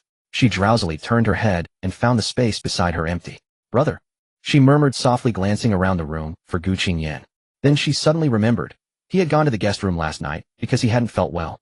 Instantly alert, Jing Yi sprang out of bed and rushed to freshen up as fast as she could. Done in no time, she bolted downstairs. Downstairs, Gu Qingyan sat on the living room sofa. He was reading on a tablet, stripped of any trace of last night's disturbance. He looked clean and handsome, his aura as cold and composed as ever, his expression completely normal. Jing Yi hurried over and studied him up and down. "Brother, you're all better." Gu Qingyan turned his handsome face toward her. Seeing her anxious expression, he smiled faintly. "Yes, I'm fine." "Really?" Jing Yi sat beside him and cupped his face with both small soft hands, examining him closely. Aside from a faint hint of darkness beneath his eyes, Gu Qingyan was exactly as usual. She leaned in and pressed her forehead against his, carefully sensing his temperature. Once Jing Yi confirmed Gu Qingyan was fine, she sighed with relief and then began to complain. "Humph, you scared me to death." Gu Qingyan laughed and pinched her rosy cheeks. "Sorry for making my wife worry." At that moment, Grandpa Gu also rose from his room and came into the living room. Seeing the young couple playfully touching faces, he assumed last night had gone perfectly, and his heart swelled with delight. Jing Yi noticed Grandpa Gu and turned to ask, "Good morning, Grandpa. Did you sleep well?" Grandpa Gu raised a knowing smile. "Quite well. And how did the two of you sleep?" Gu Qingyan's expression visibly darkened. He didn't look up, his gaze fixed on the tablet in his hand, his fingertips tapping idly. In a deep voice he replied, "Grandpa didn't drink the poison soup last night, so of course he slept well. Those who did, however, had a rough time." Grandpa Gu. Gu Qingyan turned to Jing Yi. "Go have breakfast first." "Oh." Jing Yi got up and left. Sensing trouble, Grandpa Gu panicked and stammered, "I'm so hungry. I should go eat breakfast too." Gu Qingyan's cold, sharp gaze lifted. "Stop right there." Like a child caught doing wrong, Grandpa Gu's footsteps froze abruptly. Gu Qingyan tilted his chin and pointed to the nearby sofa. "Come sit. I have something to discuss with you." Full of resentment, Gu Qingyan proceeded to lecture his grandfather for over an hour straight. The couple spent another day at the Jing family home on Sunday, visiting the in-laws before returning to their apartment on Monday morning. Earlier Xiang Ning had pursued Jing Yi all the way to her class reunion in a desperate attempt to win her back, only to be violently punched by Yin Xinghe and end up both losing the girl and taking a beating. He wallowed in misery for several days, living like a ghost of his former self until he eventually drove himself to gastric bleeding and was hospitalized. It was Yao Yu who discovered his illness. Having been inexplicably deleted from all his contacts by Xiang Ning, she went to his apartment to confront him only to find him half dead and rushed him to the hospital.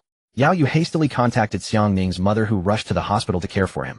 After hearing from Yao Yu about his recent state, how he had cut ties with Yao Yu over a woman, quit his job, and landed himself in the hospital, Xiang's mother was furious.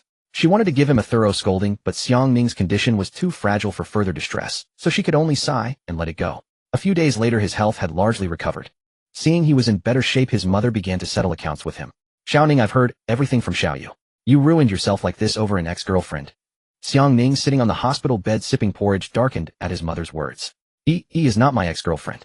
We never broke up. Not broken up. Xiao Yu told me she's already married. His mother's anger made her tremble. Have you lost your mind, child? Bewitched by some sorcery. For a woman, you nearly killed yourself. Xiang Ning, his face grim, slammed down his spoon, set the bowl aside, and lay sideways on the bed. His mother slapped him on the back. Can't even take a few words now? You're going on a hunger strike on me. He turned his back to her, coldly replying, it doesn't taste good. Not as good as Yi's cooking. The porridge from the hospital cafeteria couldn't compare to what Jing Yi made. He knew her culinary skills well. During their relationship he had eaten many of her dishes.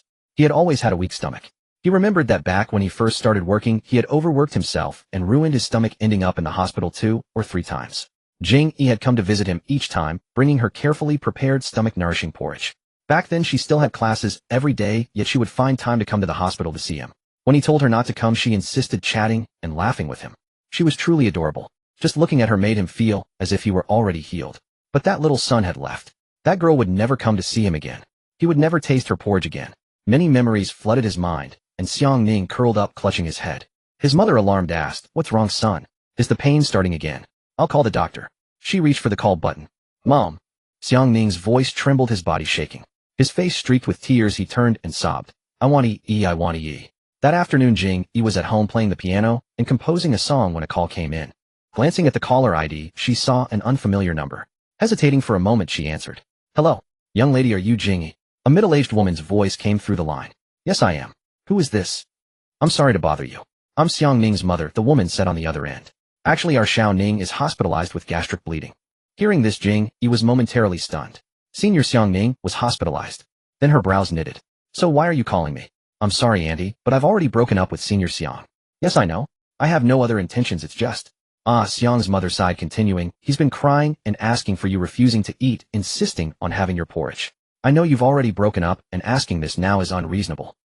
But could you, for the sake of old times, bring some porridge to the hospital to visit him? Just one meeting, I promise it won't take much of your time. Let him see you so he'll eat properly. Jing Yi was left speechless. Closing her eyes, she let out a deep sigh. I'm sorry, Auntie, but I refuse. Auntie, you must understand what Senior Xiang means by acting this way. He's still hoping to get back together with me. But I won't get back together with him. I've already rejected him clearly several times. If I visit him now, what message would that send? That he still has hope. Since I've made up my mind to break up, I shouldn't give him any more hope. Don't you agree? Xiang's mother was silent. Please persuade him to stop pestering me. I'm already married. Harassing me like this will affect my marriage. I don't want my husband to misunderstand anything. Goodbye, Auntie. Without waiting for a reply, Jing Yi ended the call. Hearing the busy tone, Xiang's mother glanced at her son on the bed, her tone sharpening. You heard that, didn't you? She's made it clear she wants nothing to do with you. Stop clinging to the past, and let go. She's married now? What a mess. Xiang's mother had put the call on speaker, so Xiang Ning heard every word. He lay on the bed, ashen-faced, silent, tears welling in his eyes. Xiang's mother continued. If you knew this would happen, why didn't you cherish her when you were together? Now you're making a scene over a breakup. Yao Yu quickly came to his defense, and don't scold him. Xiang Ning is the one suffering most. Looking at Xiang Ning's pathetic state, Yao Yu gritted her teeth in anger. It was all Jing Yi's fault. That woman was nothing but a seductive fox spirit. After hanging up, Jing Yi was furious. Xiang Ning wasn't satisfied with tormenting her himself. He had to bring his mother into it. A full family campaign. How typical of him. At least his mother was somewhat reasonable, not the blindly indulgent, troublesome type. Hopefully she'd give her son a proper talking to and stop him from intruding on others' lives. And she wants me to make porridge and visit the hospital. Am I insane? Jing Yi hugged herself, muttering angrily. She had a husband at home. Why not make porridge for him instead? Why waste time delivering porridge to an ex-boyfriend and make herself look like a fool? Damn it. Just then she remembered that Gu Qingyan had said he'd be working late tonight. Thinking actions speak louder than words, she decided to make him a midnight snack. So she immediately picked up her phone and started searching for recipes online. After scrolling through several options, she picked a few good ones. Recalling that Gu Qingyan seemed to enjoy fish when they ate together, she decided to make fish fillet porridge and ordered a fresh fish for delivery. Night fell. Jing Yi sent a message to Gu Qingyan in advance, and they agreed on a time. He said he'd pick her up downstairs at the company. Jing Yi slung a large canvas bag over her shoulder, placed the thermos inside, hailed a cab, and arrived at the Gu Corporation entrance 15 minutes early. Even arriving 15 minutes early, she was still later than Gu Qingyan. From a distance, she saw the man standing by the office building entrance. He stood tall and lean, a crisp white shirt accentuating his perfect V-shaped figure. He stood sideways, a cigarette between his fingers, wisps of white smoke drifting before his face as the evening breeze ruffled his black hair. Jing Yi shook her head. How could this man look like a painting no matter where he was?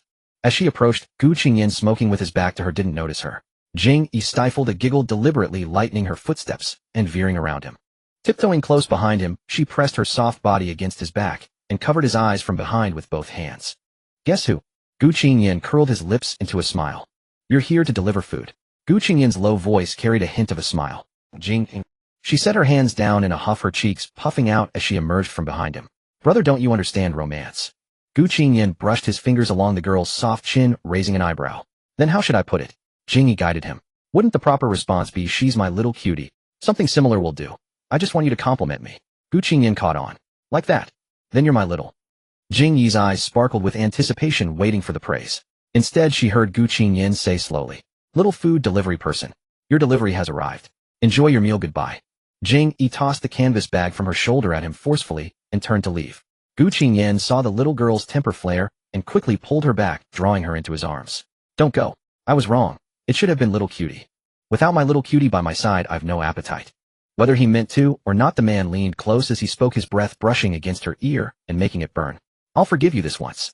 She stepped out of Gu Qingyan's embrace and slung her backpack back over her shoulder. Gu Qingyan took her hand. Thank you, my little cutie, for the late-night snack and for being so gracious in forgiving me. Jing Yi fell silent. That's enough. The couple walked hand in hand into the office building, heading for the private elevator that went straight to Gu Qingyan's office. Once inside, the wind died down and Jing Yi, with her keen sense of smell, caught a faint trace of cigarette smoke on Gu Qingyan. This seemed to be the second time she had seen Gu Qingyan smoke. The first was the day after they received their marriage certificate, when he had waited outside her apartment, also with a cigarette in hand.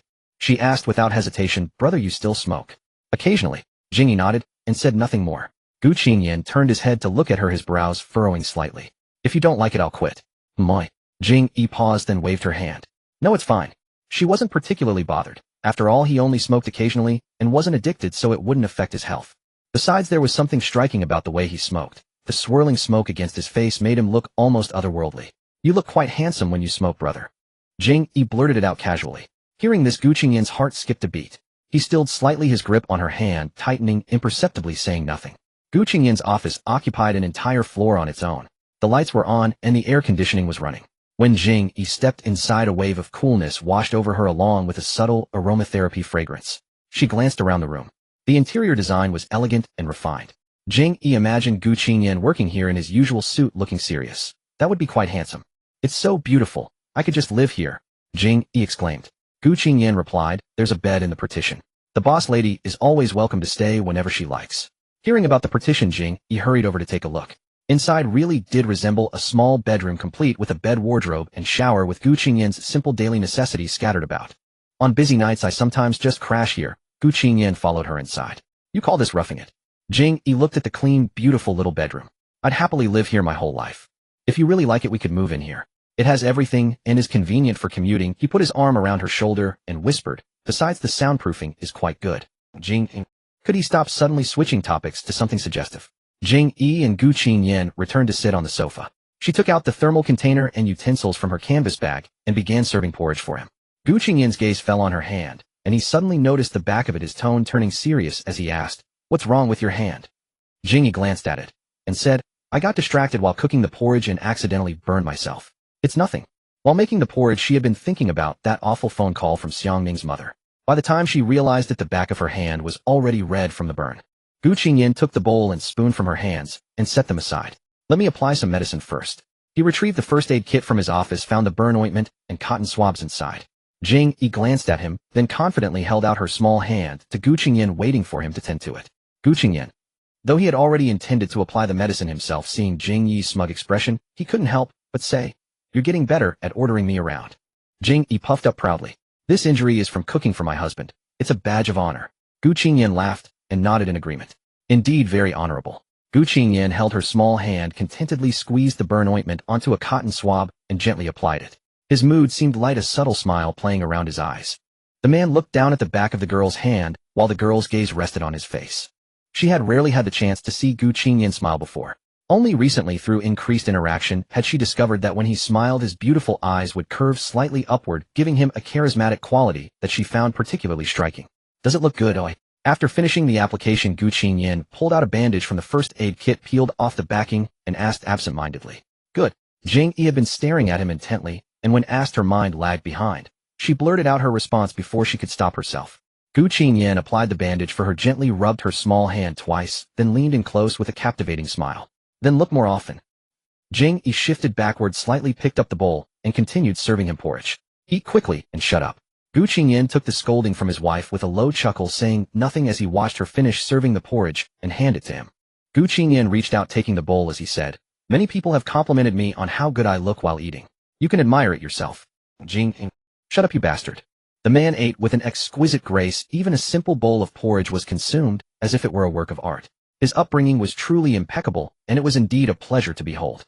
Jing Yi sat diagonally across from him, slightly hunched, her elbows resting on her knees and her hands cupping her cheeks as she admired her handsome husband. He had invited her to watch, so she did not shy away. Jing Yi had brought only one set of utensils, which she gave to Gu Qingyan to use, not intending to eat herself. Seeing her staring blankly at him, he occasionally fed her a few bites, and so the couple finished the meal quickly, sharing each mouthful. Jing Yi washed the utensils at the sink, then stored them in her canvas bag and zipped it shut. Turning, she saw Gu Qingyan's tall figure standing by the desk, organizing the papers. She approached him and said, "Brother, are you still busy?" Jing Yi said, "Then should I go home first?" Gu Qingyan turned, took her hand, rubbed it gently, then brought it to his lips and kissed it. "I'd be uneasy letting you go home alone so late. You could stay with me. It won't take long. When I'm done, we'll go home together." Jing Yi nodded. "Okay." Gu Qingyan gently ruffled her hair, then sat down and began flipping through the documents. He rolled up his shirt sleeves to his elbows, picked up his fountain pen, and focused on writing in the documents, immersing himself in work. Jing Yi moved away from the desk to avoid disturbing him. Gu Qingyan's office had a large floor-to-ceiling window, and the night view from the high-rise was exceptionally beautiful. He had placed a rattan chair and a rattan table by the window, and Jing Yi curled up in the chair, gazing at the nightscape. Yet compared to the view outside, she found the man sitting at his desk, working with a serious expression, far more captivating. The girl cupped her cheeks in her hands, quietly watching him. In truth, the man before her, focused and stern-faced, was the Gu Qingyan she remembered. He was cold and indifferent to everyone and everything, rarely smiling, as if devoid of emotion. He was nothing like the man who usually teased her, tormented her, and spoke flirtatiously. It was no wonder Gu Jingfan didn't believe it. There had never been any sign of mutual affection between her and Gu Qingyan before. Jing Yi was the same age as Gu Jingfan, so she spent more time playing with him when she visited the Gu family. As for Gu Qingyan, when she saw him, she would exchange a brief greeting and then avoid even eye contact. Brother Qingyan treated her the same as everyone else, polite to the point of formality, nothing more. There was no special treatment or favoritism, so she didn't have a deep impression of him. Even after they got their marriage certificate, when she saw Gu Qingyan's name on it, her first reaction was only that it looked familiar, and it took her a while to recall who he was. Their relationship was so distant, she had almost forgotten his existence. Jing Yi lowered her eyes, slightly picking at the hem of her clothes with her pink nails. Jing Yi thought quietly, if they hadn't stumbled into getting married, in another 2 or 3 years, Brother Qingyan would probably have gotten married too. And she would merely attend his wedding as a known sister, wish him a happy marriage, watch him exchange vows with another woman, place a ring on her finger, and see him smile tenderly at her. Thinking of these hypotheticals, Jing Yi felt a heavy stone lodged in her chest, a dull, uncomfortable ache. She gazed at the night view outside the window and slowly closed her eyes.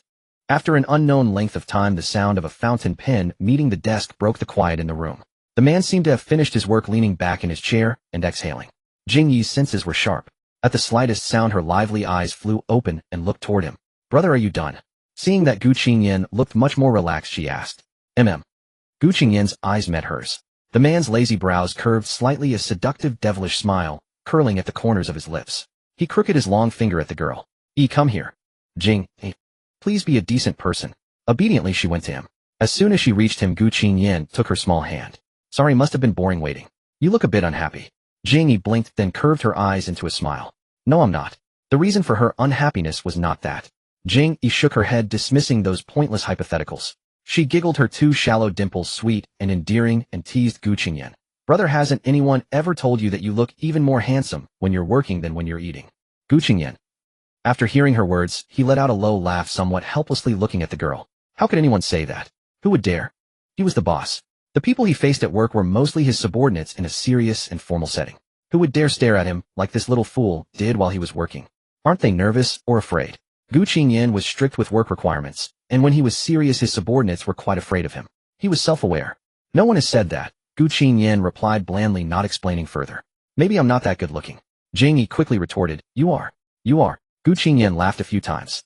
After scribbling at the desk for half an hour his body felt stiff. He pressed his shoulder and rotated his neck.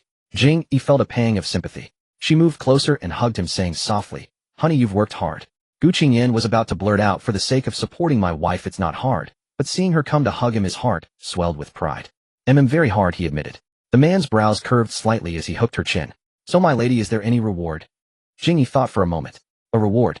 I made you a midnight snack. Gu Qingyan asked with a smile, Anything else? Jing Yi rubbed her chin, suddenly recalling Gu Qingyan's action of rotating his neck earlier. In an instant she understood he must be hinting that she should massage his back. Your shoulders are sore, right? Let me give you a massage. She said this and was about to hop behind him to rub his back. But unexpectedly Gu Qingyan grabbed her wrist and pulled her directly into his arms.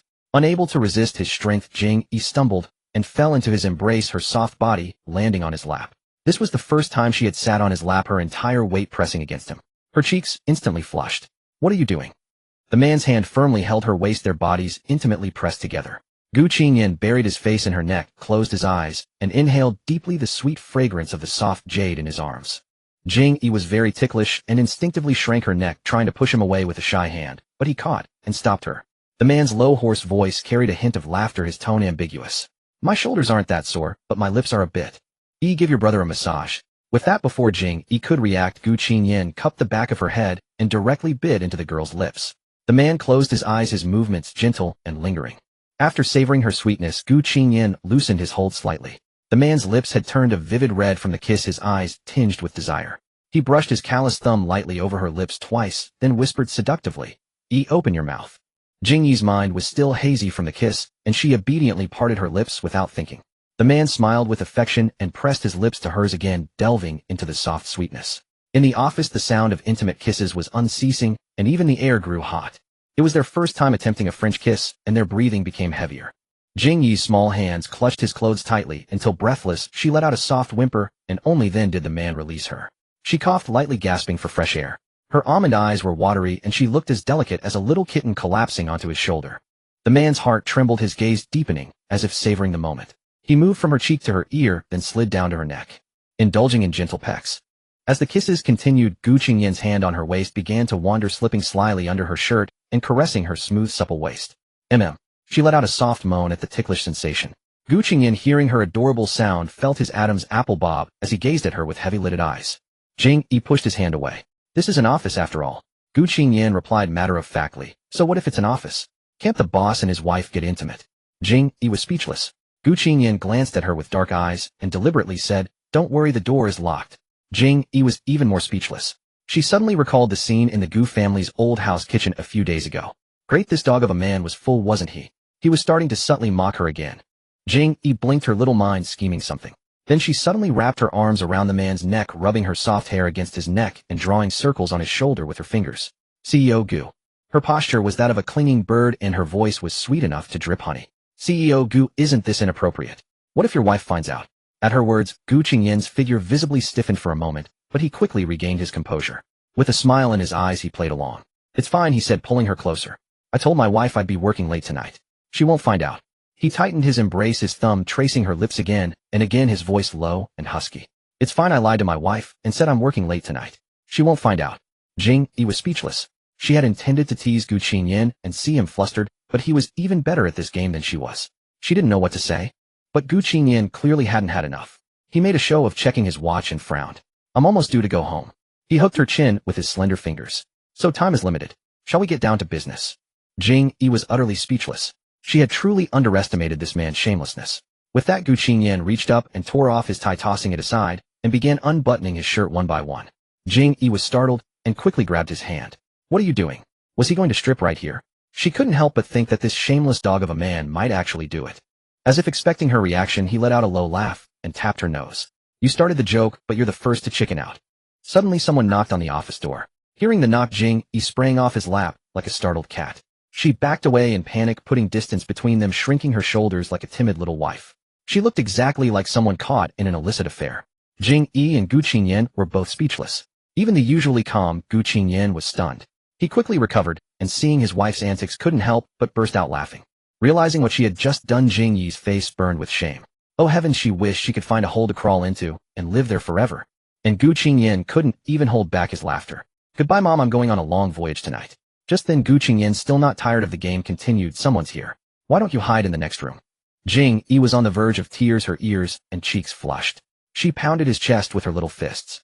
If you keep laughing at me, I'll divorce you. All right. No more laughing.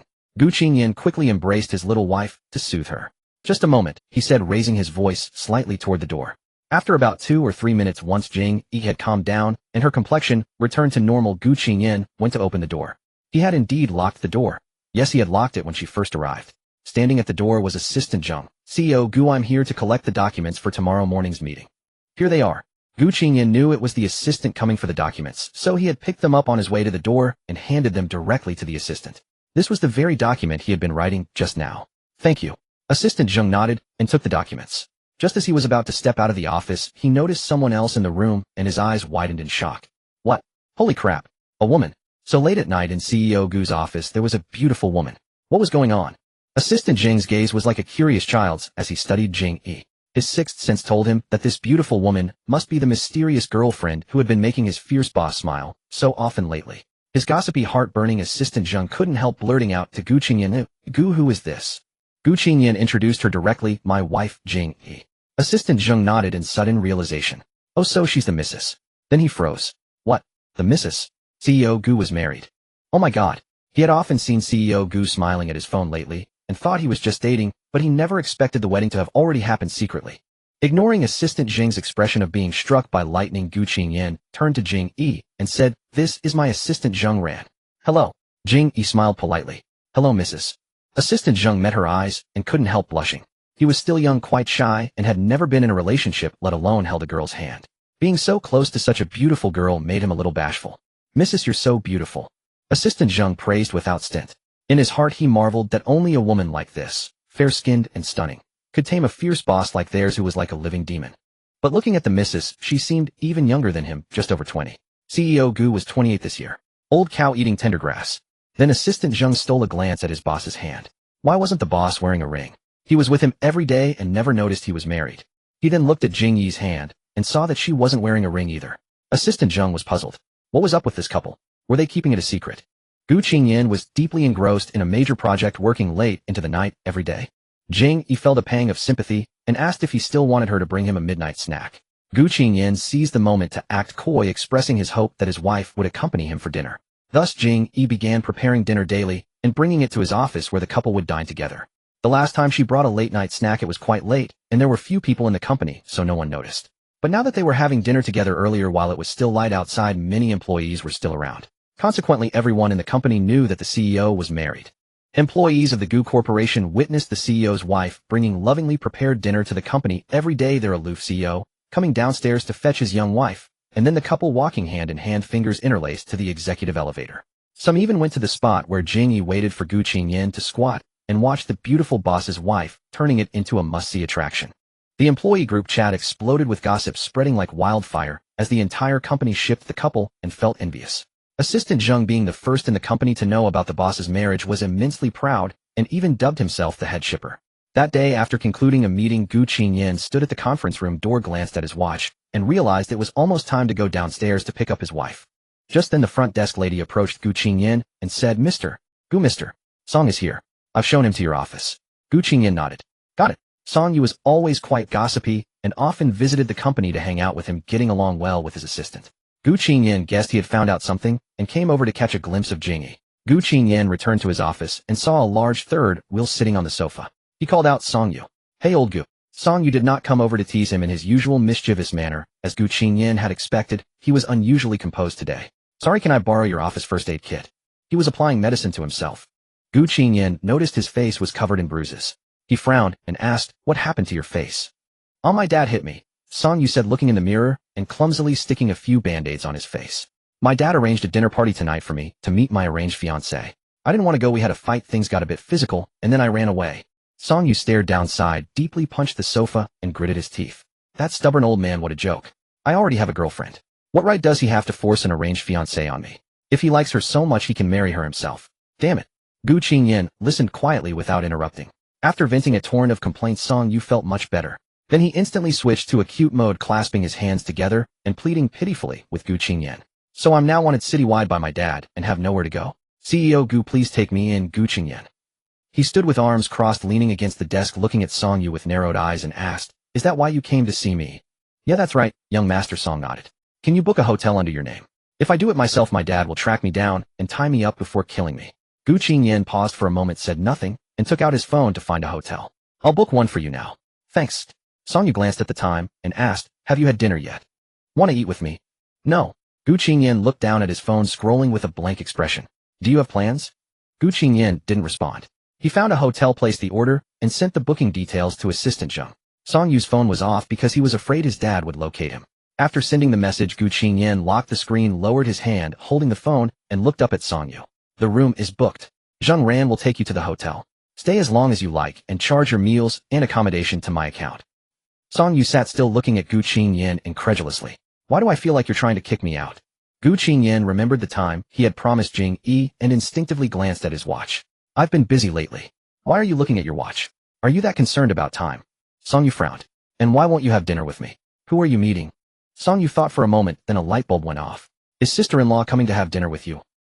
Gu Qingyan was speechless and said dryly, "You should persuade your dad to let you become a private detective. You'd definitely make more money than inheriting the family company." Damn, Song Yu hadn't expected to guess correctly. Realizing he had just been kicked out, he felt utterly wronged, covered his face, and pretended to sob. "Boo-hoo, how heartless. You're kicking me out just because sister-in-law is coming. Abandoning a poor, weak, helpless runaway child. You're a wife-obsessed slave who forgets his friends." Gu Qingyan didn't deny it, arms crossed. "You came without telling me, so why can't I kick you out? So what are you two eating? A romantic dinner for two? Candlelight dinner?" Song Yu was dying of curiosity. Gu Qingyan sighed helplessly. "A loving wife's homemade bento." Song Yu was thoroughly shown up, never expecting Gu Qingyan's wife to be so amazing, graceful in the hall, and skilled in the kitchen. Song Yu slumped into the sofa and suddenly cried out, "Ouch, what's happening? Suddenly I'm so hungry I can't stand up. Looks like I need to eat some of sister-in-law's cooking to recover." Gu Qingyan pressed the call button. "Assistant Zheng, there's a large piece of trash in my office. Please help me throw it out." The large piece of trash responded unabashedly, "Fine, throw me out. If you dare, I'll just camp outside your company gate. When sister-in-law comes, I'll make her let me in." Gu Qingyan. Actually, Song Yu was just talking big, he didn't intend to disturb them. He knew Gu Qingyan was enjoying a romantic time alone with his wife. But at least he could take a peek. Since he was already here, he wanted to see what kind of fairy this legendary little sister-in-law was who had turned Gu Qingyan into a wife-obsessed slave. Gu Qingyan sent a WeChat message to Jing Yi, "I have a friend here. Just take the elevator up." About 3 or 4 minutes later, Jing Yi replied, Sorry brother, I can't come today. I'm feeling a bit unwell and want to rest." Seeing she was unwell, Gu Qingyan immediately frowned and replied instantly, "Where are you feeling unwell?" He waited a long time, but there was no further reply. Worried, Gu Qingyan called her directly. After several rings, she answered. Gu Qingyan's voice was anxious. "Brother." The girl's voice on the other end sounded hoarse and weak. Gu Qingyan softened his voice and asked gently, What's wrong?" The girl felt shy, bit her lip, and said, "It's nothing. Just a bit of a stomachache." Stomachache. Gu Qingyan's expression turned serious. After a pause, he said, "I'll be right back. Wait for me at home." Jing Yi quickly refused. No need. I'm fine. I'll just lie down for a while. Brother, go back to work, don't worry about me. I'm hanging up." With that, she ended the call. Ugh, it hurts so much. Jing Yi had no strength to speak. She put her phone aside, lay face down on the bed, her whole body covered in a thin layer of sweat. Her lower abdomen ached in waves, and she was too weak to even open her eyes. She had always suffered from severe menstrual cramps, so every period was torturous. But this time it was even more painful than usual. She didn't even have the strength to walk. Just now, when she had packed the bento and was about to leave, a sudden cramp seized her abdomen. Gu Qingyan got up to grab his suit jacket, ready to go home. Song Yu had roughly overheard the phone conversation and asked with a worried expression, "Is sister-in-law feeling unwell?" Gu Qingyan. She said she has a stomachache, but she was hesitant and didn't explain clearly. Hesitant. Song Yu rubbed his chin, thinking, Could it be her period? Gu Qingyan looked at Song Yu. Menstrual cramps. Song Yu said, hesitating about a stomachache. Girls are shy to say it directly. Check the date. Could it be that sister-in-law's period is due? Gu Qingyan paused in his movements, his thin lips pressed together slightly. I don't know when her period is. Song Yu, who was always getting shown up by Gu Qingyan's lovey-dovey moments, seized the opportunity to mock him. You don't even know your wife's period? What kind of husband are you? So irresponsible. Gu Qingyan cast a dark glance at him, put on his coat, and strode out. Going back now to take responsibility. Gu Qingyan's apartment and office were quite close. It took him about 15 minutes to drive from the company to home. After arriving home, Gu Qingyan walked directly to the bedroom to find Jing Yi. As soon as he entered the room, he saw a small mound on the bed. Jing Yi's body curled up under the quilt. Hearing the sound, Jing Yi turned her head and was startled to see Gu Qingyan. Brother, why are you back? Gu Qingyan didn't answer. He walked straight to Jing Yi, sat down on the bed, and reached out to brush away the messy hair around her face. The girl's face was pale, her lips slightly faded, and she looked utterly listless. Gu Qingyan looked at her, a trace of tenderness in his eyes. He raised his fingertip and gently wiped the thin sweat from her forehead. Gu Qingyan frowned and asked, is it menstrual cramps? Jing Yi blinked at him, bit her lip, and slowly nodded. If it's really unbearable, let's go to the hospital. No need, I just took some painkillers. I'm feeling much better now. She gave a light smile, reached her small hand out from under the quilt, and held Gu Qingyan's finger. At that moment, Jing Yi's stomach growled twice. She hadn't had dinner yet, and the pain had consumed a lot of her energy. She was already hungry. Brother hasn't eaten either. I'll bring the bento over, and we'll eat together. Jing Yi nodded. Can you get up? Yes. All right. Gu Qingyan reached out to support her shoulders to help her up, but Jing Yi's body stiffened for a moment, and she didn't move. Gu Qingyan said, let me help you up. She clutched the quilt corner tightly, a little embarrassed. Brother, I can get up by myself. Could you? Step out first. What's wrong? Her cheeks flushed, and she looked away, awkwardly saying nothing. Gu Qingyan stroked her hair and asked softly, what's the matter? Tell your brother. The girl's hand holding the quilt corner trembled slightly. Her eyes reddened, and after hesitating for a long time she spoke. I stained my clothes. Gu Qingyan was stunned for a moment, said nothing, then slowly bent down and kissed her forehead, gently patting her back, and said softly, then let's change clothes first. She nodded, Gu Qingyan lifted her horizontally, carrying her, still wrapped in a thin quilt, toward the bathroom. Jing Yi's face flushed crimson. She looked up at Gu Qingyan's face and whispered in his arms, brother, the sheets seem dirty too. Gu Qingyan said softly, it's okay. Jing Yi lowered her head and pulled the quilt up higher to hide her face. In fact, she had planned to change the soiled sheets and quilt before Gu Qingyan returned, but the abdominal pain kept her from getting up, and she hadn't expected him back so soon. Gu Qingyan carried her into the bathroom, gently set her down on the small stool, and asked, do you need brother's help? Jing Yi shook her head vigorously like a rattle. I can do it myself. All right. Gu Qingyan got up and left. Shortly after, the bathroom door opened a crack. Gu Qingyan reached in to hand her the clothes, placing them on the shelf by the door, and instructed, I've put your clean pajamas here. Thank you, brother. Jing Yi replied from inside. After more than 10 minutes, Jing Yi changed into clean clothes and came out of the bathroom. The pain had passed, and she looked much better. Her skin had regained some color. She looked up and saw the sheets had been changed. Jing Yi. Her ears turned bright red.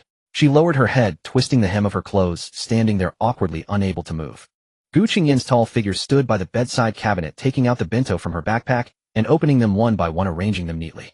He turned and saw Jing Yi. He immediately walked over, gently lifted her up, and carried her to the bed.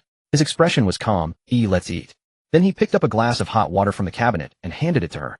I looked it up online. Drinking more hot water during this time is good for you. Thank you, brother. Jing Yi held the cup, looking down at the steam rising faintly, and suddenly felt a sting in her nose. The next moment, sobbing sounds came. The girl's tears like big beans fell pattering. Seeing her tears, Gu Qingyan panicked, his expression tense, and asked, what's wrong? Is your stomach hurting again? Jing Yi shook her head. It doesn't hurt. Then why are you crying? Jing Yi bit her lip and sobbed, tears streaming like broken beads. She sniffled and said aggrievedly, I feel so embarrassed. Gu Qingyan crouched down in front of her, wrapped his arms around her, and looked at the girl, crying pitifully, suddenly a bit amused. Little fool, there's nothing to be embarrassed about. I'm not an outsider. She wiped her tears messily. I'm sorry for dirtying brother's sheets. Gu Qingyan couldn't help but let out a helpless laugh at her crying over such a thing. Silly brother, doesn't mind at all. Gu Qingyan stood up, sat down beside Jing Yi on the bed, gently pulled her shoulder, pressed her head against his chest, and patted her back to soothe her. You're my wife, how could I ever dislike you? Don't overthink it, okay? He raised his hand to wipe away the tear stains on her face, his voice low and tender. Be good, don't cry. Your little face is all smudged. Brother. The girl lifted her tear-stained face to look at him. My. I'm hungry. Gu Qingyan. Gu Qingyan handed her the rice bowl. The couple ate dinner together.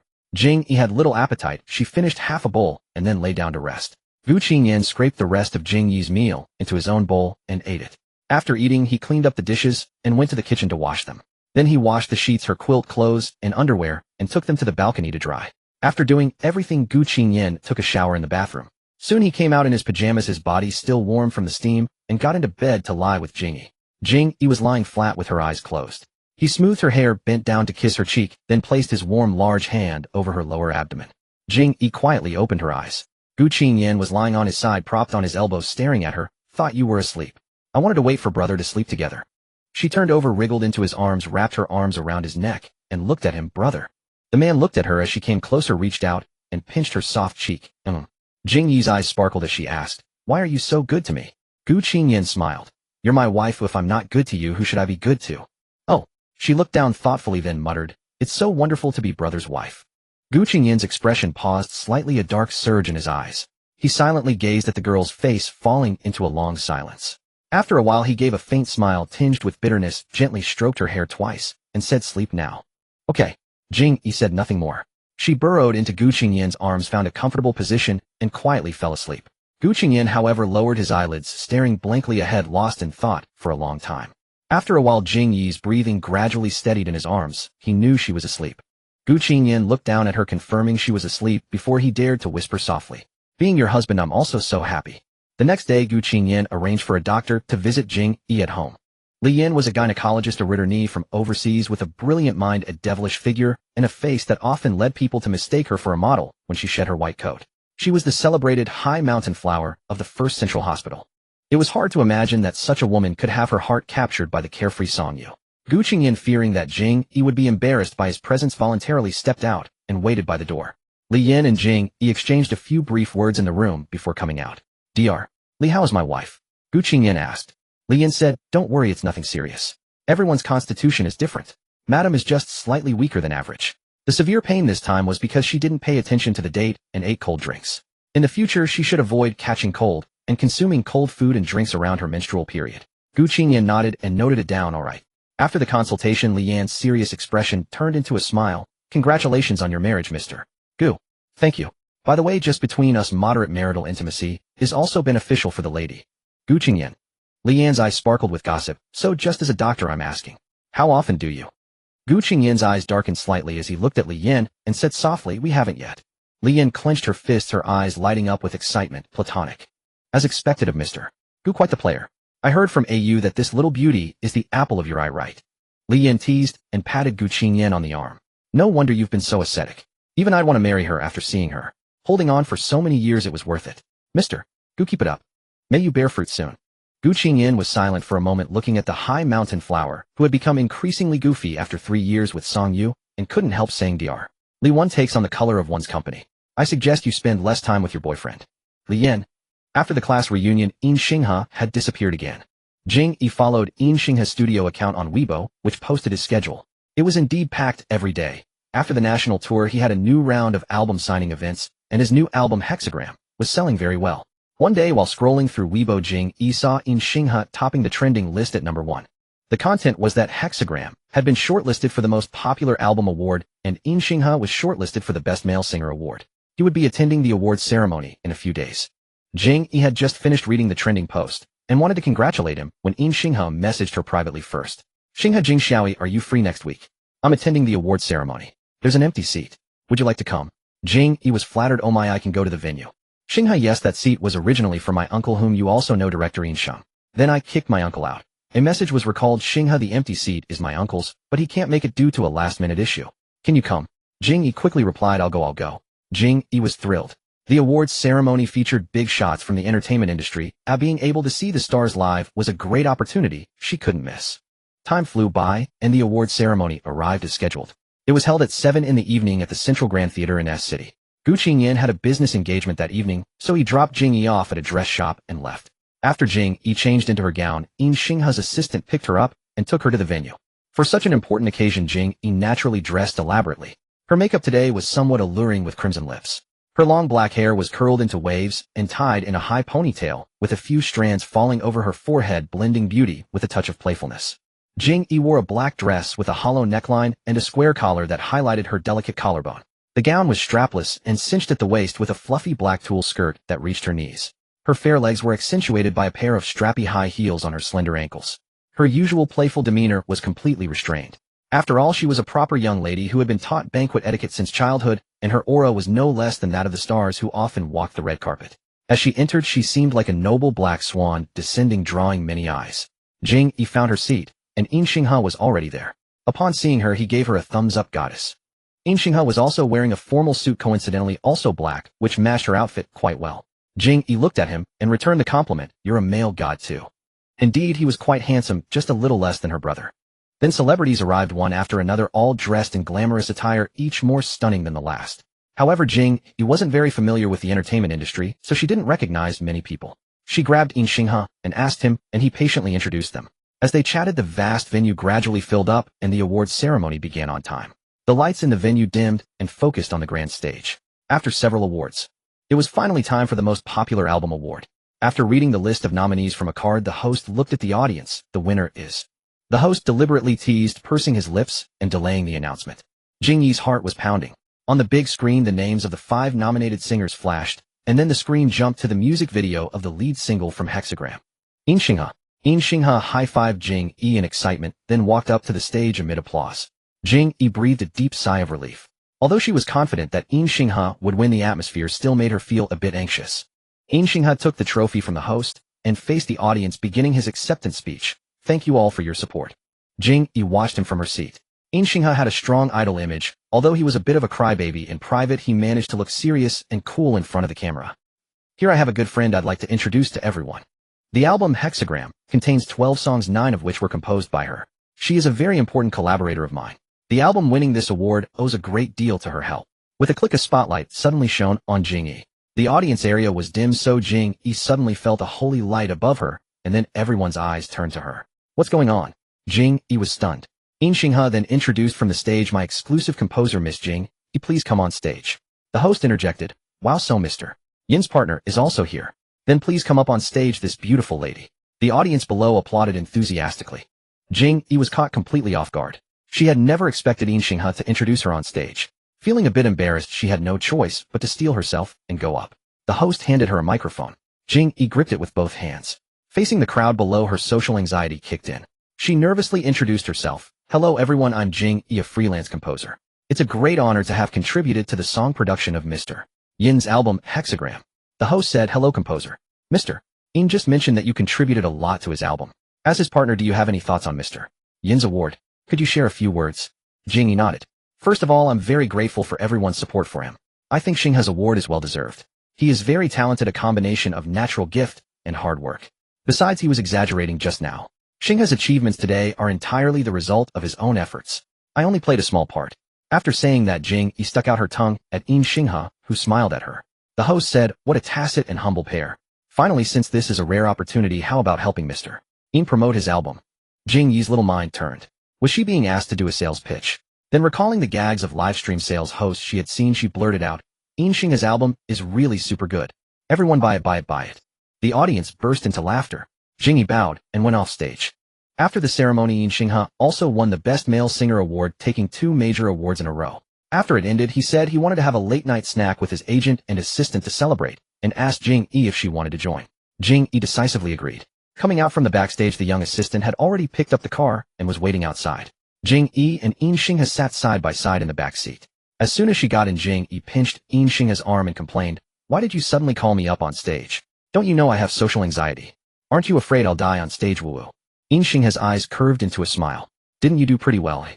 The young assistant, driving, glanced at them in the rearview mirror and quietly spoke up for Yin Xinghe, "Sister Jing, this was carefully arranged by Brother Yin for you." "What?" Jing Yi crossed her arms and leaned back against the seat. "So you all knew and kept it from me?" The young assistant. Being specially introduced by such a handsome rock star, shouldn't she be excited? This sister's thinking is really different from ordinary people. The young assistant timidly said, "To give you a surprise." Jing Yi showed no expression. More like a fright.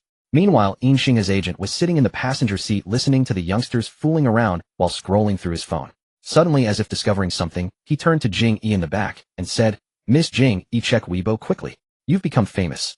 "Huh?" Jing Yi hurriedly took out her phone and opened Weibo. The award ceremony was being live-streamed across the internet by staff. Xinghe, who had the highest popularity, specially introduced his partner. The beautiful composer's brief appearance on stage set Weibo ablaze. Xinghe partner beautiful composer exploded. Entertainment marketing accounts all screenshotted her pictures on stage, arranged them into a 9-grid, and posted them. This trending topic was not created by Xinghe's studio, it rose entirely on its own, due to high popularity. Hot comment 1, she could rely on her looks, but chooses talent. Does this little sister consider entering the entertainment industry? I want to promote her. Hot comment 2, wow, I went back and listened to Xinghe's album songs again. This time I noticed several songs composition are by Jing. Having both looks and talent, that's just too much. Hot comment 3, am I the only one who thinks she and Xinghe have chemistry when standing together? The comment section was full of witty people, their words pleasant to hear. Jing Yi scrolled through the comments enthusiastically. She also complained to Xinghe. Hey, some commenters say we have chemistry when standing together. I'm getting scolded by your mommy fans below, saying don't randomly pair up their baby boy. Hilarious. Jing Yi treated it entirely as a joke, but when Xinghe heard about their chemistry, his face instantly turned red. Jing Yi didn't notice his change at all, though she lowered her head and opened her own photo. To be honest, on stage she was extremely nervous and didn't think at all about whether she looked good. Now opening the 9-grid media screenshot and looking at her own picture, well, how to put it. After all, she had dressed up magnificently, and she really did look quite nice. It wouldn't be right not to show off a little, would it? So she picked a few favorites, saved them to her phone, and sent them to Gu Qingyan on WeChat. At the same time, Gu Qingyan was sitting in the car heading to the restaurant for tonight's business dinner. The driver was driving in front, and Gu Qingyan sat in the back. After finishing work, he was belatedly enjoying his wife's photos and video clips from the award ceremony, all forwarded to him by assistant Zheng. Just as he was looking, he received a message from Jing Yi. Brother, let me share a beauty with you. Picture. Netizens are all shouting for her to enter the entertainment industry. What to do? I asked the person involved, and she said she's very conflicted. Brother, what do you think? Gu Qingyan chuckled lightly, his slender fingers typing on the screen. Qingyan, brother, she is beautiful, but not suitable for the entertainment industry. Jing Yi raised an eyebrow. Why? Qingyan, brother, I heard she's already a married woman. Qingyan, brother, moreover, her husband is extremely possessive and very jealous. He doesn't like his wife being admired by others, he just wants to keep her all to himself. That passage made her cheeks flush with crimson. Damn it, she had been flustered by this jerk. Jing Yi composed herself after a few seconds and calmly changed the subject. What? A married woman? Which man is so fortunate to have taken her as his wife? Rather than playing along with Jing Yi's self-praise, Gu Qingyan countered with a question. Fortunate. Jing Yi. Brother Qingyan, treating your husband worse than a friend. Jing Yi. Brandished like a slander, Jing Yi furrowed her delicate brows and angrily typed her rebuttal, when did I? Only to find Gu Qingyan had beaten her to the message. Brother Qingyan, your husband is also a combination of natural talent and relentless hard work. Brother Qingyan, unfortunately my dear wife has never once praised me. Jing Yi. Good heavens, he must have seen the part where she praised Xinghe on stage. Facing her extremely jealous, fragile husband, Jing Yi quickly began flattering him. My husband is a god-tier player combining talent upon talent. Husband YYDS, you are number one in my heart. Moi 3. Brother Qingyan, wife's moi 3. Jing Yi stared at her phone, simultaneously amused and exasperated. Guzon, where has your aloof persona gone? This man is so childish. Having been thoroughly coaxed into good humor, Gu Qingyan changed the subject. Where are you? Shall I come pick you up? Jing Yi, I am going out for late-night snacks with everyone to celebrate. Brother Qingyan, alright, send me a WeChat when you are done. Jing Yi, okay. Jing Yi held her phone, laughing like an idiot. Xinghe secretly watched her profile from the side and asked in disbelief, who are you chatting with to make you smile like that? Jing Yi paused. Huh, did I smile? Yeah, laughing like a 300-pound child. For real? Jing Yi was startled, cupping her cheeks with both hands and rubbing them. Xinghe regarded her with profound suspicion. If he had not known she was single, he would have mistaken her for someone in a romantic relationship. The air was thick with the scent of dog food. The four of them arrived at the restaurant entrance. After stepping out of the car, Jing Yi looked up at the magnificent building and was truly startled. She had never expected such an upscale establishment. She had thought they were going to some roadside stall for a couple of drinks. Upon entering the restaurant, Jing Yi went to the restroom first while the other three proceeded directly to the table. But when she returned, she discovered only herself, and Xinghe remained. Where are Manager G and Assistant D? She asked while pulling out her chair and sitting down. A long silence passed before Xinghe offered any response. Jing Yi turned her gaze toward Xinghe and only then noticed his timid posture. His tall frame of over 6 feet was hunched up like an obedient child, his shoulders rigid, as if seized with extreme nervousness, his handsome face burning crimson, his eyes darting and evasive. Why is your face so red? Are you feeling unwell? Jing Yi frowned, regarding him in bewilderment. Xinghe, why do I feel like something is off about you today? Suddenly she glanced down at the table before them. A 2-person table draped with a pristine white cloth adorned with red wine, fresh flowers, and heart-shaped candle holders. They sat across from each other against the night view enveloped in warm yellow candlelight. The atmosphere couldn't have been more romantic. Jing Yi fell silent. If she were to speak plainly, this atmosphere felt utterly wrong. She glanced at Yin Xinghe's face again. No way. At that moment Yin Xinghe blushed and raised his gaze to speak solemnly. Jing Xiaoyi, I have something to tell you. Jing Yi panicked for a split second. Huh. Yin Xinghe took a deep breath, summoned his courage, and began, Am I? Suddenly a chilling, killing intent stabbed toward him from the distance. Yin Xinghe's body involuntarily shuddered. Following the killing intent, he looked up and saw a man leaning against a pillar not far away. The man was tall and upright, clad in a white suit, his features strikingly alluring. With arms crossed, he leaned against the pillar, radiating an aura as cold as frost, especially those eyes glaring fiercely at him, as if he intended to dispatch him on the spot. Yin Xinghe's blood ran cold. What the devil, how terrifying. Why is that uncle glaring at him? Had he done something wrong? Wait a moment, why does this person look so familiar? He was certain he had encountered him somewhere before. A short distance away, Gu Qingyan quietly slipped his hand into his pocket and squeezed the cigarette box within. Since the business partner was running late, he had stepped out of the private room, intending to smoke in the designated area. What a coincidence. He had stumbled upon his wife dining with a young rascal by the night view, the two of them seated across from each other like a devoted couple. Seeing the utterly astonished expression on Jing Yi's face, she clearly had not anticipated this either. So this had been orchestrated by the male party, planning to surprise his wife. Gu Qingyan softly closed his eyes, his eyelashes flickering slightly, a lazy chuckle escaping his lips. His gaze swept over with danger glinting within the narrow black pupils, narrowing slightly, his lips murmuring, little brat. Xinghe. Jing Yi called out to him, then lowered her head and pressed her lips together, hesitantly gazing at him. What is it you wanted to tell me? Yin Xinghe came back to his senses, looking at the girl before him and swallowing hard. It's just, didn't you break up recently? His face flushing red, he spoke slowly. Jing Xiaoyi, I like you. Could we give it a try? Be my girlfriend. Her worst fears were confirmed. Jing Yi felt a wave of dizziness wash over her, utterly shocked that Yin Xinghe actually saw her as a woman. She took a deep breath, composing herself before speaking slowly. Xinghe, I truly appreciate your feelings, but I have always regarded you as just a good friend with no other thoughts. Yin Xinghe's heart dropped suddenly, and in the next moment his eyes reddened instantly. Fighting back tears, he asked, Are you rejecting me? Of course she had to reject him. She was already married. Jing Yi opened her mouth to tell him, but seeing his pitiful expression as he desperately held back tears, she felt conflicted. Fearing she would hurt him further, she chose a gentler approach. There's something I haven't told you. Actually, I already have a boyfriend. Yin Xinghe was stunned. What? Didn't you just break up? This soon? Jing Yi's face tingled with awkwardness. Yeah. It really was rather quick, I'll admit. But it's true. Yin Xinghe hung his head in thought, wondering if she was simply making an excuse to reject him. His shoulders trembled, tears welling in his eyes as he slowly nodded. I understand. I get it now completely. You don't need to apologize to me. I've already prepared myself for this rejection. Don't let it weigh on your mind. Then he sniffled and tears spilled from his red-rimmed eyes, falling one after another. I'm sorry, I didn't want to cry, but I just can't stop it. Sob, sob. He admitted he was just a crybaby. He had intended to appear dignified even if rejected, but he simply couldn't control himself. Xinghe, please don't be like this. You're such a wonderful person. You'll meet someone suitable in the future. Jing Yi reached over and patted his shoulder, offering comfort. In the quiet restaurant, music played softly, and alongside Yin Xinghe's muffled sobs, the neighboring tables slowly cast curious glances their way. Jing Yi used her hand to gently shield Yin Xinghe's face from the side. She glanced around. There should be no paparazzi here. If his current state were photographed, his stardom would be over. Yin Xinghe roughly wiped his tears with his sleeve, then raised his wet eyes and asked cautiously, Jing Xiaoyi, I accept your rejection, but can we still be friends in the future? I don't want to lose you as a friend. Jing Yi quickly nodded, coaxing him like a child. Of course, if you still wish to remain friends with me. Yin Xinghe's eyes glistened with tears. That's wonderful. Jing Yi glanced at him with concern. Xinghe, are you alright? Yin Xinghe wiped his tears. I'm fine. Could you leave first? I feel too ashamed to face you. I need a moment alone to calm down. Oh, okay. I'm leaving right now. Jing Yi scratched her head, also feeling she had no place to stay any longer. Jing Yi gently rose from her seat, casting a few worried glances at him before turning and walking away. After she departed, Yin Xinghe opened the red wine, poured a glass, and downed it in one gulp. Then he buried his face on the table, sobbing quietly like an abandoned little puppy, his cries pitiful. Once she had walked far enough away, Jing Yi took out her phone and sent a WeChat message to Yin Xinghe's agent, letting him know that Yin Xinghe was alone there. After sending the message, she kept her head bowed, walking toward the exit, while sighing, her emotions deeply complicated. Sigh. How did things come to this?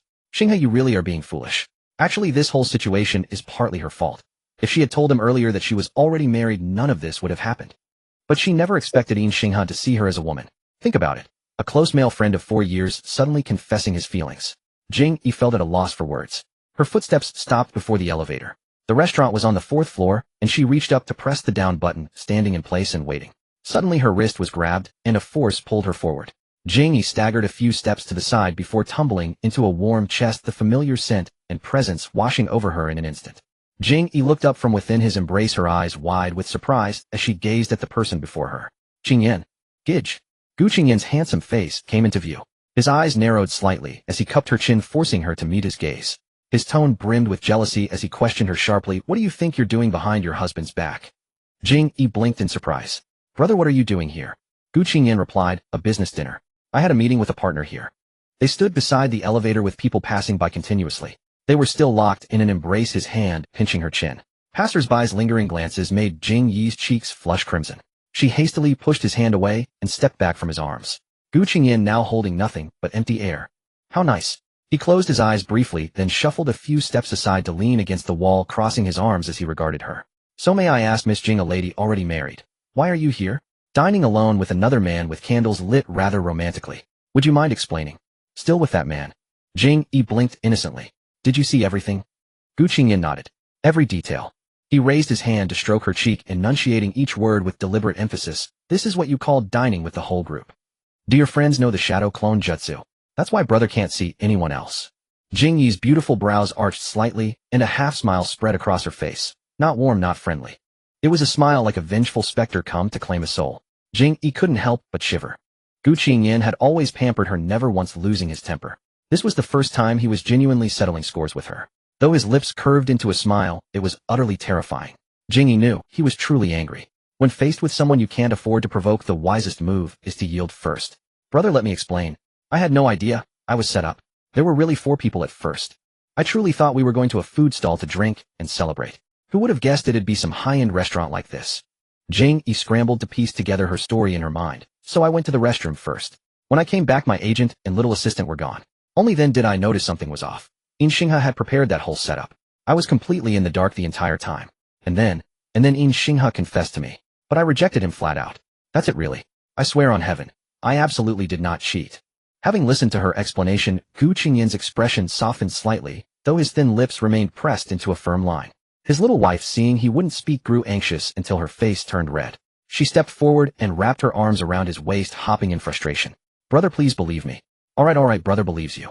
He gently ruffled her hair. In truth, he had never doubted her. He simply enjoyed the moment of being coaxed by her. Seeing he wasn't angry anymore, Jing Yi released his waist and muttered softly. I'm the victim here, and you're still scolding me. Gu Qingyan brushed his fingers against her face, smiling. Brother was jealous, you know. Seeing you alone with another man. How could I sit still? Jing Yi was pacified in an instant. Fine then. Gu Qingyan chuckled softly. At that moment his phone rang. It was Assistant Zheng in the private room, informing him that the business partner had arrived. Very well, I'll be right back. Gu Qingyan gave a brief reply and hung up. He subconsciously slipped his hand into his pocket to feel for his cigarette pack. He had come out specifically to smoke, but having run into Jing Yi, he had put off lighting up. Jing Yi, seizing the opportunity, finally took the time to study him. Gu Qingyan was dressed in a striking white suit today, the tailored cut flawlessly accentuating his tall, lean frame. He carried himself with an air of refined elegance and nobility. With one hand tucked casually into his pocket, the hem of his white suit jacket lifted slightly, revealing a sliver of black undershirt at his waist. Despite his ascetic proper appearance, an effortless sensuality leaked through. It stirred a desire within her, an urge to tear apart that dignified exterior and witness him flushed and overcome with passion, provoking endless fantasy. With his figure and features, the unforgivable white suit became his absolute masterpiece. Jing Yi immediately pouted in displeasure. She shot him a charming but reproachful glare, her tone dripping with stubborn dissatisfaction. Brother, what's with that outfit? You're showing off far too much. You never dress like that normally. She stepped forward, grabbed his collar, and demanded, speak. Were there women at your business dinner? Gu Qingyan. Gu Qingyan looked at her with a mixture of amusement and exasperation. However, seeing her displeased and interrogative demeanor, he was in quite a good mood. A smile curled at the corners of his lips as he tapped her lips and said, jealous. If not for the crowd of people passing by, he truly wanted to step forward and bite her small red lips that were pouting from jealousy. Unlike Gu Qingyan, who would shamelessly admit it, Jing Yi acted coy and said, just curious. She looked at him and said, you weren't wearing this suit when you left this morning. I'm curious why you changed clothes. Gu Qingyan saw through her thoughts. His eyes held a playful glint as he blinked, then let out a slightly helpless sigh and said, I accidentally spilled coffee at the office, so I changed before leaving the company. Spilled coffee. Jing Yi was taken aback, then immediately asked with concern, "Did you get burned?" Gu Qingyan stared at her deeply for a few seconds, then let out a low laugh. "What are you laughing at?" Jing Yi looked at him with a question mark on her face. Had she said something funny? Then Gu Qingyan suddenly reached out and touched her chin, leaned close to her ear, and spoke in a husky voice. "Yi, believing such a childish excuse, you'll never catch your husband cheating." Jing Yi. Without a word, she turned and walked away, saying, "Suit yourself, I'm leaving." "Hey." Gu Qingyan quickly pulled her back into his arms. "Leaving just like that? Such a temper. Yi, you're getting more and more casual with your brother." Jing Yi was held in his arms, her face half angry and half shy, flushed red. "It's all because you keep teasing me." Gu Qingyan chuckled lightly and nodded in agreement. "That's indeed my fault." He teased her all day, never stopping until the young girl was bristling with anger, and he even enjoyed it. Gu Qingyan saw her flushed face and decided not to tease her anymore. He took her small hand in his and said softly, "Whether there are any women or not, just come with me and see. You can also greet my guests." So Gu Qingyan led his wife back to the private room. As soon as they entered, both fell silent, especially Gu Qingyan, who froze completely. Inside the room sat Mr. Wu, a business partner, accompanied by a beautifully dressed young girl. Upon seeing Gu Qingyan, they immediately stood up and greeted him. "Mr. Gu, sorry we're late. This is my daughter Qin Qin."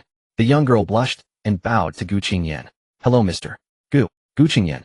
Slap in the face couldn't come any faster. Ahem ahem. Jing Yi deliberately coughed twice, then looked up at him with a glance full of questioning. "Hello." Gu Qingyan greeted briefly, then turned his head, covering his mouth with his hand, and explained to Jing Yi, "I really didn't know." Jing Yi stood on her tiptoes and also covered her mouth to say, "Such a childish excuse, I don't believe it." Gu Qingyan. What to do when the wife is getting smarter? Mr. Wu and his daughter noticed the person beside Gu Qingyan, and without even having time to compose their smiles asked, "Who is this?" Gu Qingyan brought Jing Yi forward a bit, revealing their clasped hands. "My wife." Jing Yi nodded slightly. "Hello, both of you." Mr. Wu and his daughter's faces turned ashen, and they were instantly awkward. Wu Qin was still stunned, but Mr. Wu quickly recovered and continued from Gu Qingyan's words, "Mr. Gu, you're married. The wedding was simple." Gu Qingyan said. Mr. Wu turned to look at the elaborately dressed Wu Qin beside him. He had deliberately brought his daughter to this business dinner. Gu Qingyan couldn't possibly be unaware of his intentions. He hadn't expected the man to already be taken. Feeling humiliated and secretly displeased, Mr. Wu couldn't help blurting out, "I truly didn't expect Mr. Gu to bring his wife along." But Gu Qingyan was never one to be taken advantage of. A slight curve appeared at the corner of his lips, but his eyes held no trace of amusement. He said calmly, "I'm quite surprised that Mr. Wu would bring his daughter along as well." Mr. Wu was choked by the retort, but in the next second he immediately switched to a smiling face.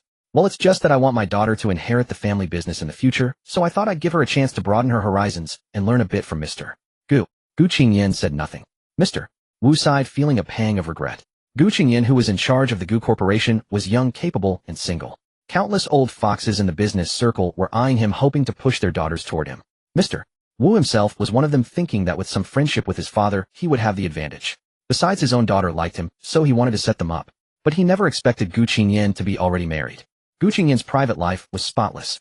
Unlike other rich second-generation heirs who were constantly involved in scandals with actresses and models, he had never had any gossip around him and was extremely indifferent to women. A man like this, who was willing to publicly acknowledge his lover, was absolutely not to be messed with. Direct confrontation would be pure suicide. Moreover, they were not the type to break up someone else's family. So Mr. Wu gently patted his daughter's shoulder, signaling her to give up. Then Mr. Wu looked at Jing Yi and said, "Mrs. Gu, you are dressed up today." Jing Yi explained, "I just attended an awards ceremony." Mr. Wu couldn't help but praise, "Truly you are stunningly beautiful, like a lotus emerging from water. You and Mr. Gu are a perfect match, both talented and good-looking." During the entire business dinner, Gu Qingyan held Jing Yi's hand under the table without letting go. Wu Qin, proud and aloof, had a poor expression all along. She watched them from the side. Although Gu Qingyan was always discussing business with her father, his gaze would shift to Jing Yi whenever she made the slightest movement.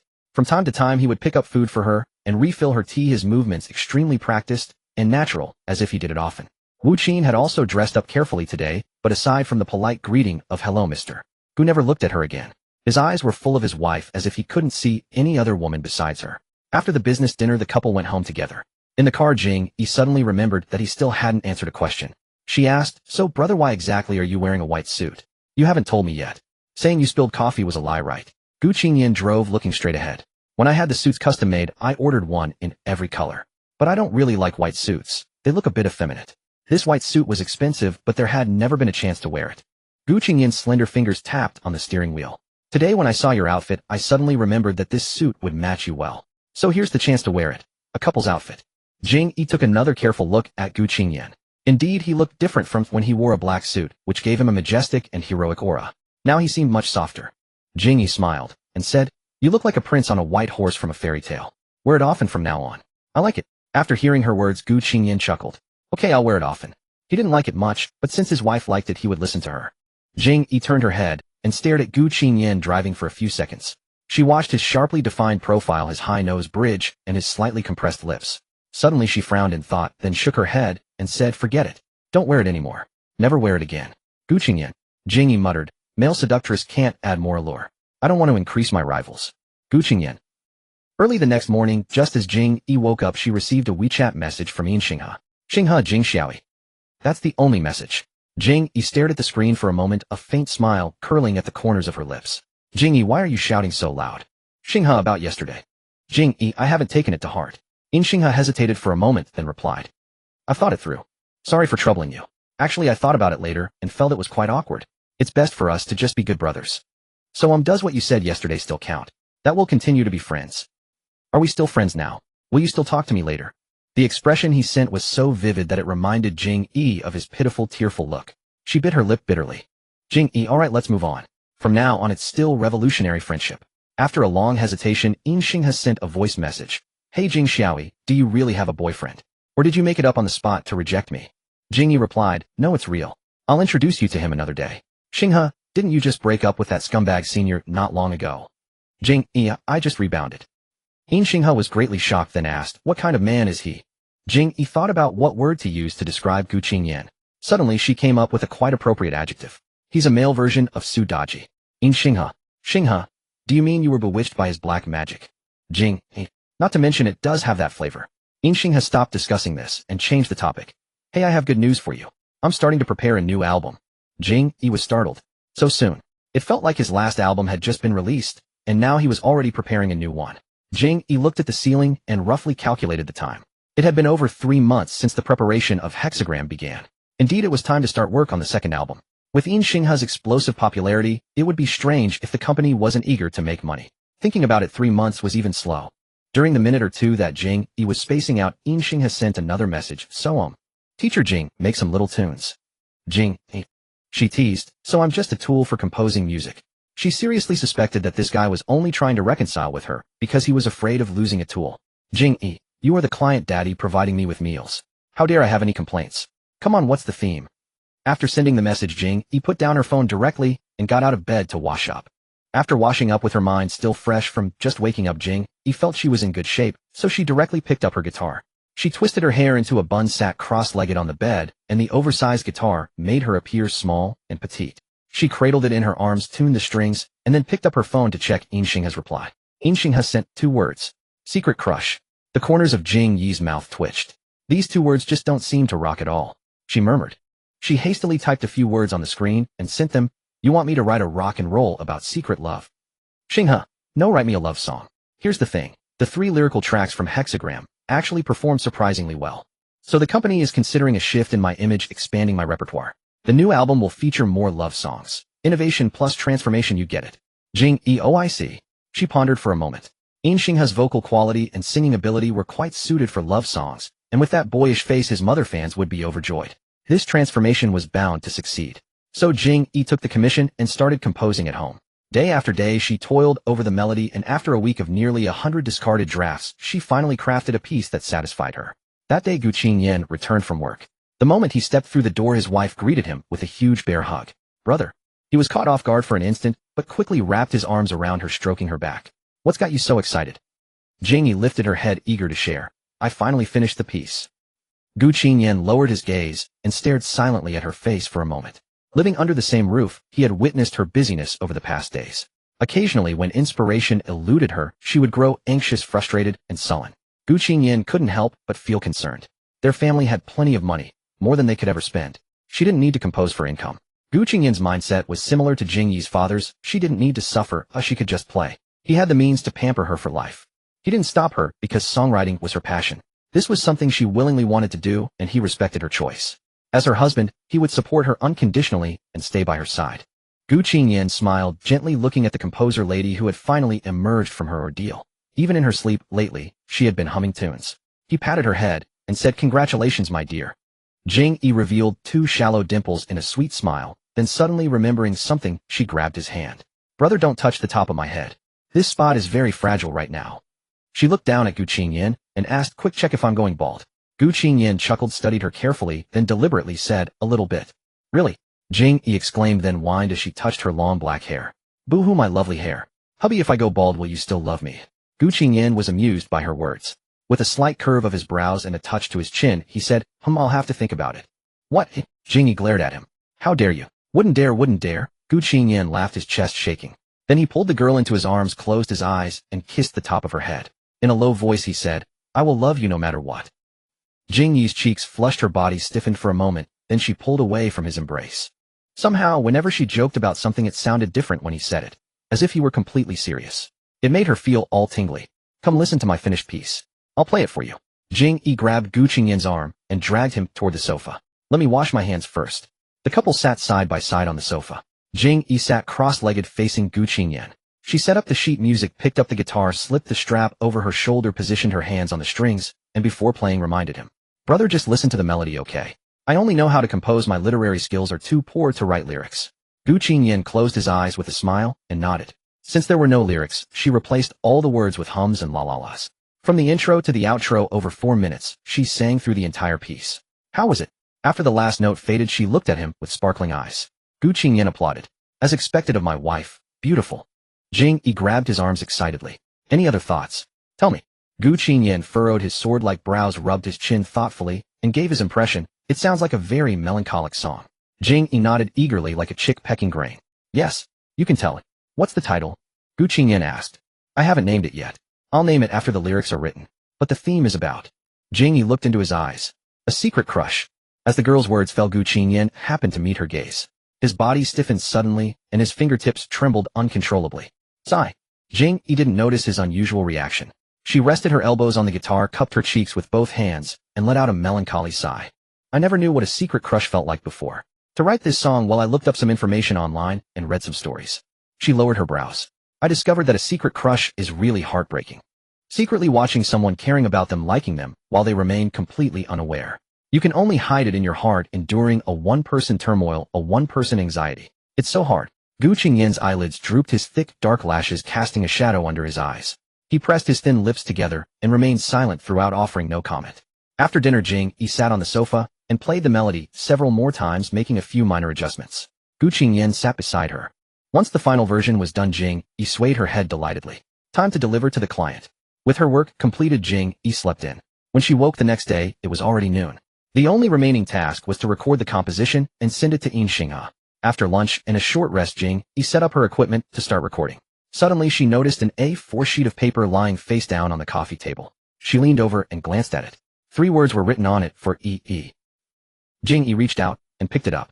She found short lines resembling poetry, each ending with a rhyme. She read a few lines aloud. They flowed smoothly, almost like lyrics. The handwriting on the paper was elegant and free, with firm, steady strokes, stunningly beautiful. It was Gu Qingyan's handwriting. Jing Yi tilted her head in confusion. She picked up her guitar and immediately sang through the lyrics written on the paper. A perfect match. So had her brother written the lyrics for her song? Because the theme of the song was secret crush, the melody was already sorrowful. And the words on the paper perfectly captured the bitterness and grief of a deep, overwhelming love that could not be spoken and had to be hidden deep in the heart. As Jing Yi sang along with the lyrics, the emotional resonance grew too strong. She couldn't help but feel it as if it were her own, and her eyes grew moist. She put down the guitar and quickly grabbed her phone to call Gu Qingyan. It was just lunch break, so Gu Qingyan wasn't busy. He answered promptly. "Brother, did you write the lyrics on the coffee table?" Jing Yi asked impatiently. The man on the phone chuckled. "Just a spontaneous draft. I'm not a professional, so I hope it won't be rejected." Jing Yi, "You must be the legendary master of humble brag." She continued, "When did you write it?" "I didn't see it." "Before bed while you were taking a shower," Gu Qingyan said. "Listening to you play a few times last night suddenly gave me some inspiration, so I tried writing a bit." Jing Yi was stunned. She had only played the piece a few times in front of him during the final adjustments last night, and he had already memorized the melody. And he had written the lyrics in just one night. What could she do? Her husband seemed to be a genius. What couldn't this man do besides not being able to give birth? Jing Yi was deeply moved. She pressed her hand to her chest and said, Oh my god, brother, you're amazing. If you were standing in front of me right now, I'd give you a big kiss. A hearty low laugh came from the other end of the line. Then consider it a debt. Wait until I get home from work and you can kiss me then. Jing Yi agreed readily, sure tonight. Jing Yi changed into casual clothes, grabbed her guitar, and headed to Xingha's company. She performed the piece live for him. After listening, Xingha was utterly stunned. Damn, Jing Yi, since when did you learn to write lyrics? With your skill, just composing is a waste. Jing Yi felt a little smug and boasted. Actually, my husband wrote these lyrics. I found them on the coffee table when I got up this morning. Husband? Xingha shot her a disdainful look. When did you start talking so sweetly? That male siren has really poisoned you. Suddenly he sensed something wrong. This morning. Xingha frowned and shouted, you're living together. Jing Yi hesitated for a moment, scratched her head, and said, well, we registered our marriage. It's legal. Registered marriage. Xingha was thunderstruck. He jumped up. Are you crazy? You've only been dating that new boyfriend for a few days. Jing Yi rubbed her neck. Hey, let me explain. It's a bit complicated. Actually, I got married in a flash more than a month ago. You were on tour then, and when I messaged you on WeChat you didn't reply. Later I wanted to tell you at the class reunion, but everyone was clamoring for your autograph, and I never got the chance. Then, I forgot. Xingha. Last time at the restaurant I said I had a boyfriend, because you were already crying so badly. I was afraid telling you I was married would upset you even more, so I used a gentler expression. Xingha. Wait a minute. Suddenly he recalled that when he confessed his feelings, a handsome guy in the distance had glared at him, as if he wanted to kill him. No wonder he looked familiar. Wasn't that the man who had picked up Jing Yi at the class reunion? Xingha hurriedly asked, hey, was your husband at that restaurant the day I confessed? Wearing a white suit, a really handsome uncle type. Jing Yi thought for a moment based on his description and nodded. Yeah, you saw him. Xingha was on the verge of tears. Wasn't he your brother? Jing Yi, he's older than me. I just call him brother. He's my husband. Xingha nearly spat blood. Damn. So he had meticulously arranged a candlelit dinner and confessed to a married woman. Even in front of her husband. What the hell? Just kill him with a sword already. After returning the composition from the entertainment company, Jing Yi's work was temporarily wrapped up. Having the day off today, she decided to do a thorough cleaning of the house. Ruru, a long-haired cat, was practically a walking shedding machine. A layer of cat fur would accumulate on the cabinets if they weren't wiped every 2 or 3 days. After tidying up most of the house, Jing Yi finally entered Gu Qingyan's study. In the study stood a large floor-to-ceiling display cabinet filled with Gu Qingyan's books, collectibles, and such. She carefully opened the glass cabinet and gently wiped the shelves with a cloth. While cleaning, she suddenly noticed a small fabric chest with a lock placed at the very edge of the bottom shelf. Actually, she had noticed this little chest before, but had never paid it much attention. All of Gu Qingyan's collectibles were displayed openly for easy viewing, but this small chest seemed out of place, and it was locked. She wondered what was inside. She picked it up and weighed it in her hand. It wasn't heavy. Looking closely, the small chest was exquisitely crafted with a light blue background covered in cartoon patterns, slightly worn, suggesting it was quite old, yet it was spotlessly clean. It seemed to have been carefully preserved by its owner. Jing Yi ran her fingers over the lock, feeling a twinge of curiosity about what was inside. Night fell. Gu Qingyan had a social engagement tonight and didn't get home until after 10. As soon as he arrived, he went to take a shower. Jing Yi was used to bathing after him because he would run the bathwater for her. Once you get spoiled, you become a lazybones. For Jing Yi, running the bathwater had gradually become an impossible task. She just wanted to be pampered by her husband every day. After a comfortable bath, Jing Yi came out of the bathroom and saw Gu Qingyan lying on the bed in his bathrobe. He was propping his head up with one hand, his black hair still slightly damp. His long, slender body lay on its side, a thin blanket draped over his waist and abdomen, his chest exposed, revealing his chiseled muscles. The whole look was as seductive as a demon. When he saw Jing Yi, he immediately beckoned to her. Come here, let your husband hold you. Jing Yi, please just be a normal person. Jing Yi bounced over and climbed onto the bed. Seeing her approach, Gu Qingyan stretched out his long arm and scooped his little wife into his embrace, then buried his face in her neck, inhaling her fragrance. Brother, let me tell you. The girl, like a little chatterbox, leaned in close to Gu Qingyan and told him how she had taken his lyrics to the entertainment company today and how everyone had praised her. As he listened to her, the man pressed his lips lightly against her ear and cheek, occasionally humming or nodding in response. Jing Yi felt a little tickled. She suddenly noticed that he was being especially clingy tonight. Normally, Gu Qingyan only liked to hold and touch her when they slept. He had never been like this before bedtime. He had a habit of reading before bed, and he was quite serious about it. Mrs. Gu, he said after Jing Yi finished her chatter, changing the subject. Do you remember what you said on the phone at noon today? Huh? Caught off guard, Jing Yi was taken aback. Gu Qingyan curled his lips slightly and whispered in her ear, if I were in front of you right now, you would give me a big kiss. He tightened his arm around her waist. You said you'd owe me one and kiss me when I got home tonight. Remember? Jing Yi suddenly recalled that she had indeed said that. But it was just a casual joke she made at the time to express her excitement. So my dear, can you make good on it now? Judging by his expression, he didn't seem to be joking, he was serious. Jing Yi nodded cooperatively. Oh, I remember now. Okay, I'll kiss you.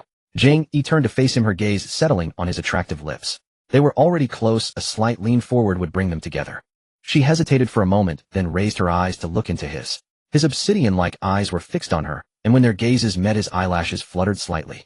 Caught in a pair of beautiful eyes that seemed to hold a universe of stars, her cheeks suddenly flushed. She actually felt a bit shy. Probably because every time they kissed before, Gu Qingyan had been the one to initiate, and before she could react their lips were already locked, leaving her to passively accept his advances.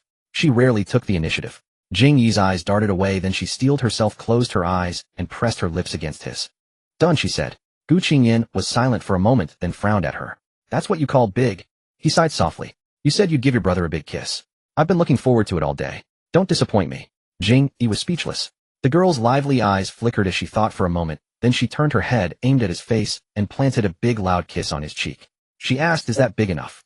Gu Qingyan was stunned for a moment. She puffed out her chest and said matter-of-factly, I only said I'd give you a big kiss. I didn't specify where. So a kiss on the cheek counts. I've done it. Now let me go. Gu Qingyan's mouth twitched visibly. Seeing the smug look on his face after being outwitted, Jing Yi laughed inwardly, feeling a sense of satisfaction. Let him tease and trick her all the time. She was always looking for a chance to get back at him. But Jing Yi's triumph was short-lived. Gu Qingyan suddenly let out a low laugh. His eyes curved slightly, brimming with amusement. He pinched her chin with his well-defined fingers and said, playing word games with your brother. Not bad. Quite bold. He gathered the girl sitting on his lap and thoughtfully stroked his chin, analyzing. He does have a point. You didn't specify where you'd kiss, so a kiss on the cheek counts. Yes, no problem. Having said that, he patted her head with a forced smile. Seeing that smile, Jing Yi stiffened immediately. There it was. Gu Qingyan's death sentence smile. A chill ran down her spine. She sensed she was in trouble. Oh no, he seemed angry. This dog-like man's vengefulness was no joke. He had just been outwitted, and he would definitely make her pay double. Achoo. Jing Yi pretended to yawn, rubbing her eyes as if she could barely keep them open, and said softly, Brother Yi is sleepy. I want to sleep. Unfortunately, Gu Qingyan wasn't buying it. He patted her head and said with a smile, okay, once we settle the score, you can sleep right away. The next second, he pinned her down on the bed. They fell backward at a 90-degree angle, bouncing twice on the soft mattress. Jing Yi's world spun, and before she knew it, she was pressed beneath him, blinking in confusion as she looked up at the man above her. Gu Qingyan's narrow eyes gleamed with danger. He tapped her chin. Did you have fun just now? Now is it my turn? Without waiting for her response, he directly kissed her rosy lips, nibbling and biting them. After a long moment, he released her, watching her dazed expression with a smile. Brother never said he wouldn't kiss you back. Jing Yi's lips were slightly swollen as she panted.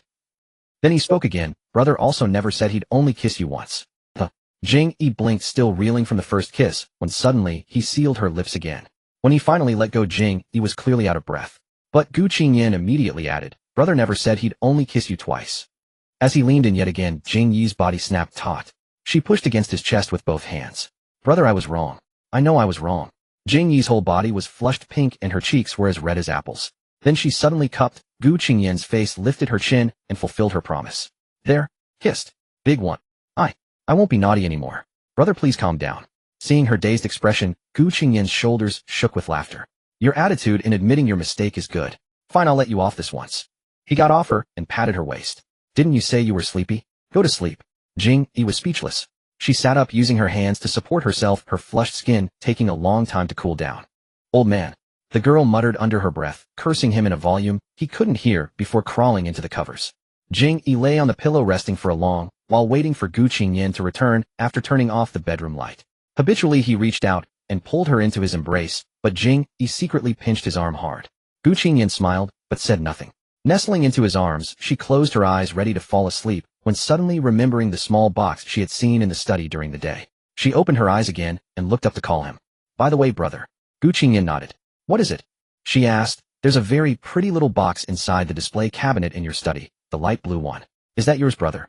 As soon as the girl finished speaking, Gu Qingyan's body stiffened abruptly, his expression tightening instantly. In the pitch-black room, Jing Yi couldn't make out his expression clearly, but she could see his tightly pressed lips trembling slightly. Did you open it and look? He asked. The man's hand resting on her waist was trembling. At that moment, Jing Yi nestled in his embrace with her face pressed against his chest, and she could hear his heartbeat quicken. Jing Yi was startled. What was wrong with him? She quickly shook her head. I didn't look. It was locked, and I don't have a key. Gu Qingyan fell silent for a moment. He swallowed hard, his large hand stroking the back of her head twice before saying, There's nothing important inside. Just some old belongings. Nothing significant. Go to sleep. Oh. Jing Yi obediently nodded, closed her eyes in his embrace, and didn't ask anymore.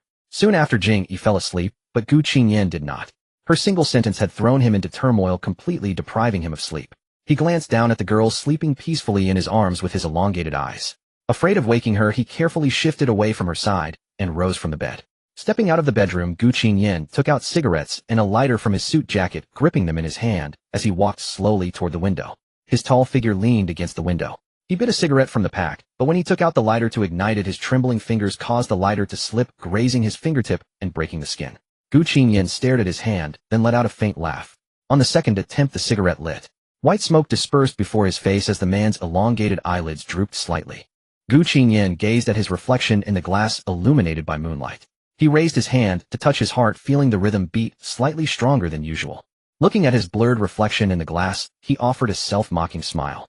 Gu Qingyan, can you ever show some backbone? The man's hoarse voice carried profound bitterness. In the quiet night, only the evening breeze could be heard. The man stood by the window, watching the smoke drift out for what felt like an eternity. The next morning, while Jing Yi was having breakfast, Mu Qiuqiu called her. You're hosting a gathering. How does our big CEO Qiuqiu have time for that? Jing Yi popped a small persimmon into her mouth and teased her. Yes, isn't it? We've recently been cooperating with the Gu Corporation and business has gone smoother lately. Thanks to President Gu's help, our modest Mu family has benefited. Mu Qiuqiu emphasized. I've always wanted to find an opportunity to properly thank President Gu. And that woman behind him. Jing Yi chuckled, but said nothing. On the other end of the phone, Mu Qiuqiu pouted playfully. We haven't seen each other for almost a month. I have so much I want to vent to you. So you and President Gu must come hang out. Don't worry, there won't be many people, around 10. They're all friends who have helped me, and they're all good people. Jing Yi thought for a moment and nodded. Sure, Winnie. Mu Qiuqiu, next Wednesday evening at my place. Are you free? Jing Yi. I've been free every day recently, but I need to check with Brother Qingyan first. Great, hope President Gu can make it. Mu Qiuqiu giggled. Then I'll talk to you later. I have another meeting to attend. Gotta run. That evening, Jing Yi told Gu Qingyan about this. Gu Qingyan checked his schedule, found that he was free that day, and agreed. Soon it was the following Wednesday. That evening, the married couple set off together to Qiuqiu's house, where Mu Qiuqiu was waiting at the door to greet them. The gathering was held at Mu Qiuqiu's home. Her house was now quite empty. Mu Hanchuan was hospitalized, and Mu's mother had moved to the hospital to conveniently take care of her son, while Mu's father had passed away many years ago. When her brother had been in the car accident, the family's sole pillar had fallen. Mu Qiuqiu was forced to take over the company, and a young woman holding up the Mu family business had lived a very difficult life thanks to the constant help of her friends. Not many people came to the gathering. Counting carefully, there were about a dozen, both men and women. Gu Qingyan took a glass from the table and handed Jing Yi a cup of juice. Drink some water. Oh. Jing Yi took it from his hand and drank. At that moment, someone happened to approach and stood beside Jing Yi, saying, Excuse me. The couple turned their heads together to see a handsome young man in his mid-20s. What's the matter? Jing Yi asked casually as he stood beside her. The young man looked at Jing Yi, admiration flashing in his eyes as his gaze lingered on her face for 2 or 3 seconds. Gu Qingyan's brows furrowed, and he instinctively reached out to wrap his arm around Jing Yi's waist. However, the young man had only looked at Jing Yi twice because he found her beautiful, and then he immediately turned to his real target. Excuse me, are you President Gu of the Gu Group? Gu Qingyan paused slightly and said calmly, Yes, it's me. The young man immediately pressed a hand to his chest, his eyes full of excitement and admiration as he looked at Gu Qingyan. President Gu, you're my idol. I heard from Qiuqiu that President Gu of the Gu Group would be coming, and I thought she was bragging. I never expected it to actually be you. You're so handsome. Even more handsome in person than in magazines. Jing Yi and Gu Qingyan. Gu Qingyan, so he wasn't approaching to hit on my wife. Jing Yi, her husband, really is a charm monster, so handsome that even same-sex people are praising him. Terrifying. The young man walked around Jing Yi to stand beside Gu Qingyan. Soon the two men were chatting. The young man was an enthusiastic entrepreneur who passionately exchanged views on entrepreneurship with Gu Qingyan. Jing Yi had become an invisible person left aside. Listening to them discuss content she couldn't understand at all, she was so bored that she almost started yawning. She looked around for Mu Qiuqiu's figure and saw her busy in the kitchen. She quietly tugged at Gu Qingyan's sleeve. Brother, I'm going to chat with Qiuqiu for a bit. Go ahead. Gu Qingyan nodded. She removed his hand from her waist and skipped toward the kitchen.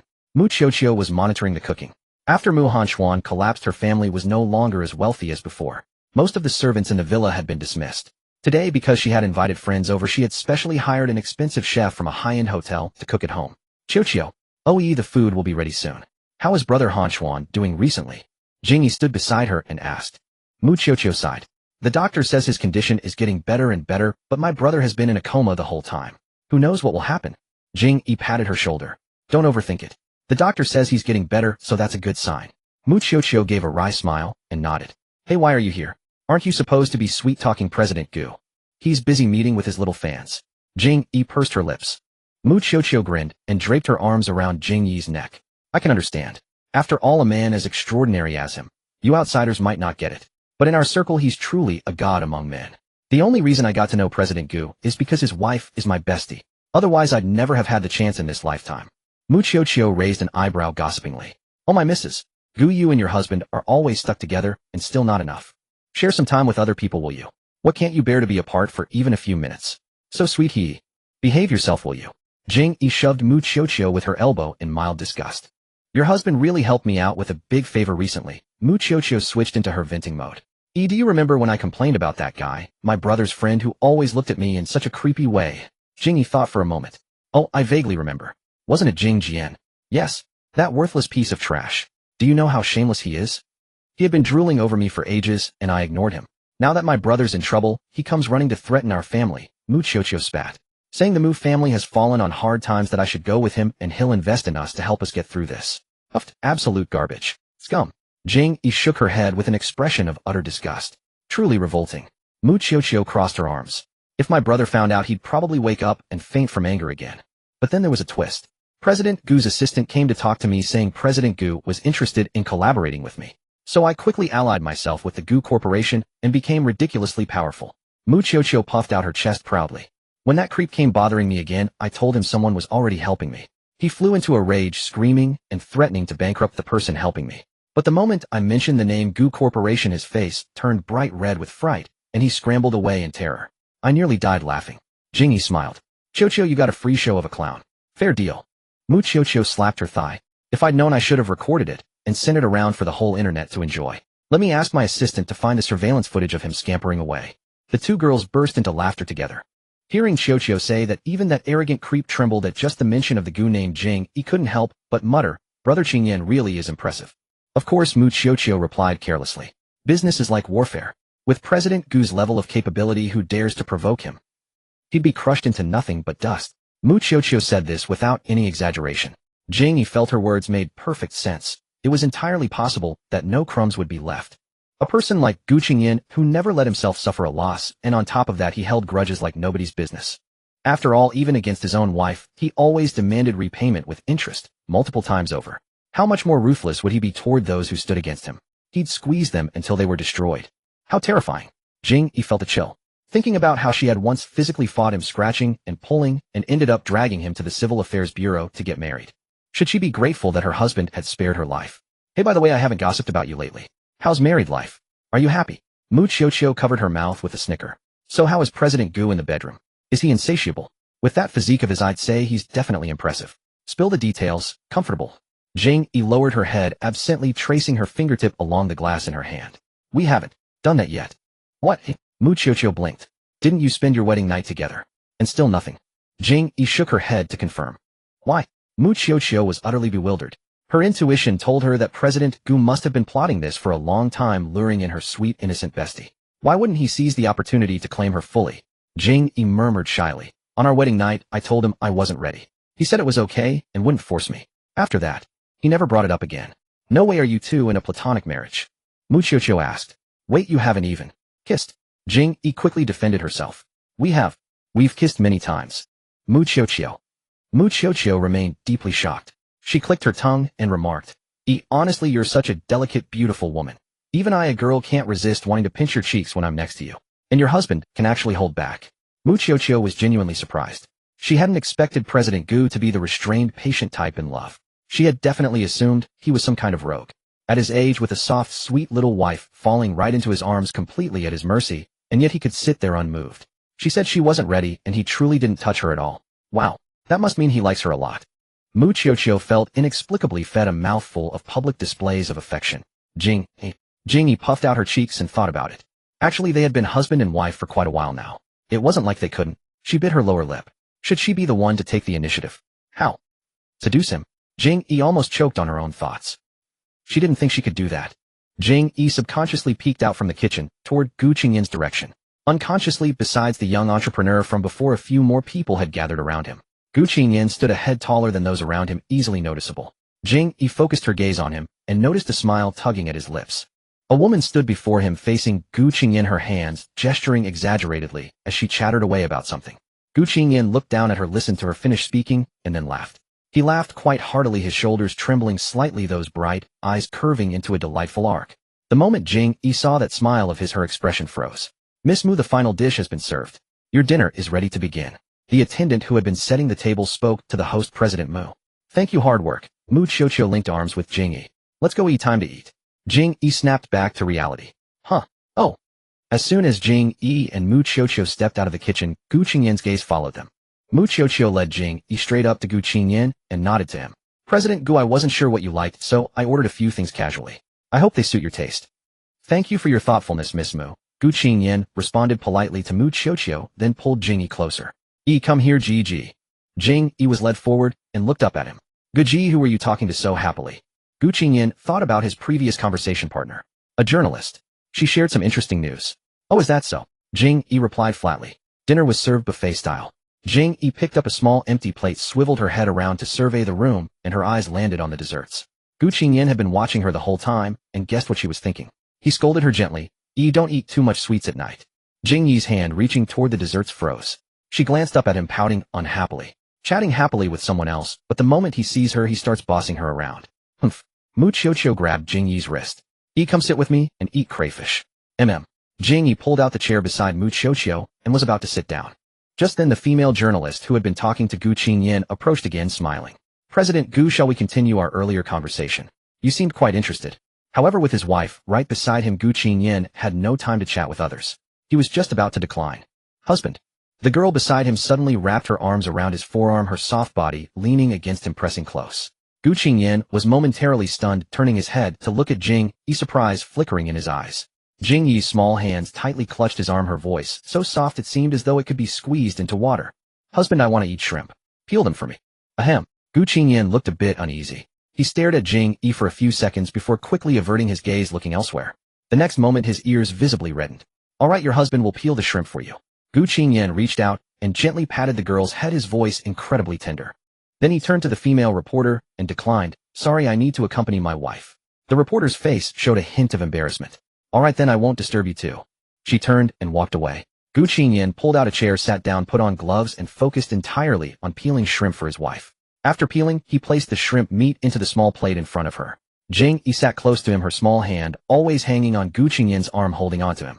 Soon a small pile of shrimp meat had accumulated on the plate. Jing Yi pushed the plate slightly toward Mu Qiuqiu and said, "Qiuqiu, you can eat with me. Just let brother peel them for us." "Mu Qiuqiu." She waved her hand. No need. Mister. Gu peeled them for you. You eat them. I'll just eat dog food." Such a lovingly prepared plate of shrimp. She dared not eat it, afraid she might choke. The single dog Mu Qiuqiu watched the couple, who seemed glued together, shaking her head speechlessly. Just look at them. The way they were tangled together was torturing this poor dog. Mu Qiuqiu really wanted to tie them up, throw them onto the bed, and start the baby-making project right away. 3 kids in 2 years. Gu Qingyan saw that the shrimp meat he had peeled on the plate should be enough for her to eat for a while, so he took off his gloves, grabbed an empty plate, and went to pick out some more food for her. He whispered something in her ear before getting up. Seeing Gu Qingyan get up and leave, Mu Qiuqiu, who had been holding back, finally dared to speak. She clicked her tongue. "I mean, you two are so lovey-dovey, what's there to hesitate about? Get on with the baby-making plan. Tonight, make it a dynamic sleep." Jing Yi. Speaking of sleep, Jing Yi suddenly remembered Gu Qingyan's unusual behavior from last night when they were sleeping. It was because she had brought up that little box. Jing Yi had been preoccupied with this matter, and since her best friend was right there, she wanted to ask for her opinion. Jing Yi leaned close to Mu Qiuqiu's face and whispered, "Qiuqiu, I have something to ask you." "What is it?" Mu Qiuqiu looked at her. Jing Yi leaned in and whispered something into Mu Qiuqiu's ear. "A little box. It looks pretty old. A locked little box placed in brother's collection cabinet. I was curious and asked him about it, but he seemed unwilling to show it to me and brushed it off." Jing Yi sighed. "Qiuqiu, what do you think is inside?" Mu Qiuqiu thought for a moment. "Since it's old, it's probably something from the past. Maybe Mr. Gu's embarrassing childhood secrets, and he's too shy to show you, so he locked it up." Jing Yi lowered her eyes. "I've shown him my embarrassing past too. What's there to be shy about between husband and wife? Why was he so scared?" Mu Qiuqiu suddenly frowned. "Scared?" Jing Yi nodded. "Yeah, I just asked if that little box was his." At that moment he was very unusual. His heartbeat quickened, his hands trembled, as if he was afraid I would ask. "That really is strange." Mu Qiuqiu stroked her chin, then suddenly guessed. Hey, could it be something from an ex-girlfriend? Jing Yi was stunned. Ex-girlfriend? Mu Qiuqiu said. Mr. Gu is 28, and with his background, he must have had at least 1 or 2 relationships before. People our age all date, let alone him. You had an ex-boyfriend too. Maybe he hasn't had time to throw it away, and you caught him off guard. Jing Yi bit her lower lip, poking at the shrimp meat on the plate with her fork, her head down, silent. Seeing Jing Yi's silence, Mu Qiuqiu continued, but I don't think Mr. Gu is the type to be indecisive or clingy about a past relationship. I'm just guessing offhand. Maybe it's not that. If you're really bothered, just ask him directly. Overthinking might lead to misunderstandings. Jing Yi pressed her lips together and gave a bitter smile. You're right. I'll ask him again later. Her eyelids drooped slightly. Just then Gu Qingyan returned carrying some food. When he came back, he noticed that her plate of shrimp meat had hardly been touched. What's wrong? No appetite? He asked, looking at her with concern. Huh? Jing Yi shook her head and smiled at him. No, I was just chatting with Qiuqiu and didn't get to eat. Gu Qingyan didn't say anything and placed the plate he was holding in front of her. Thank you, brother. Jing Yi didn't look at him and started stuffing food into her mouth. Dinner was almost over. Mu Qiuqiu took some beer from the fridge and suggested everyone gather for a drinking game. So they all sat around a table. How about we play the finger-bending game? Mu Qiuqiu explained the rules. Everyone holds out 5 fingers. We take turns answering questions from the questioner. If you're caught, you bend 1 finger. The first person to bend all 5 fingers gets punished with a drink. She looked around the group. I see quite a few couples among us. How about we make the punishment a bit more interesting? Miss Mu, what kind of interesting? Someone asked. Mu Qiuqiu said with a grin. Let the gentlemen answer the questions. If they lose, the ladies take the punishment. How about that? Gentlemen, for your precious girlfriends, you must strive not to lose. The rules were set, and Mu Qiuqiu took several large beer mugs and distributed them to the couples. Jing Yi looked at the beer mug before her, feeling dizzy. If she lost, she would have to drink the entire cup. She was trembling. So she quietly tugged at Gu Qingyan's sleeve. Brother, you must not lose. Gu Qingyan was silent for a moment, then leaned close to her ear and said calmly, actually, brother doesn't usually play games much. Before Jing Yi could fully grasp the meaning of Gu Qingyan's words, the first round began. Mu Qiuqiu, as the questioner started asking questions. Somehow, to every question Mu Qiuqiu asked, Gu Qingyan was hit. Soon all 5 of his fingers were folded back. First round, a crushing defeat. Jing Yi accepted the penalty and drank a full glass of beer. However, her alcohol tolerance was not high. After 1 mug, her face soon flushed red. I'm sorry, are you alright? Gu Qingyan looked at her and said. Jing Yi shook her head. It's okay, I feel fine. After the penalty, the second round immediately began. After 3 rounds of the game, Gu Qingyan did not disappoint his doesn't play games much persona. He lost 3 in a row. Jing Yi was already so drunk, she was dizzy and swaying. Mu Qiuqiu said at the right moment, let's stop the finger-folding game here. Let's play the next one. But before that, please. Mu Qiuqiu shoved a bottle of beer into Jing Yi's hand. Jing Yi's cheeks flushed, and she blinked in confusion. What does this mean? Well, there's another rule I forgot to mention just now. After the game ends, the person with the most folded fingers in the final tally must drink a whole bottle as punishment.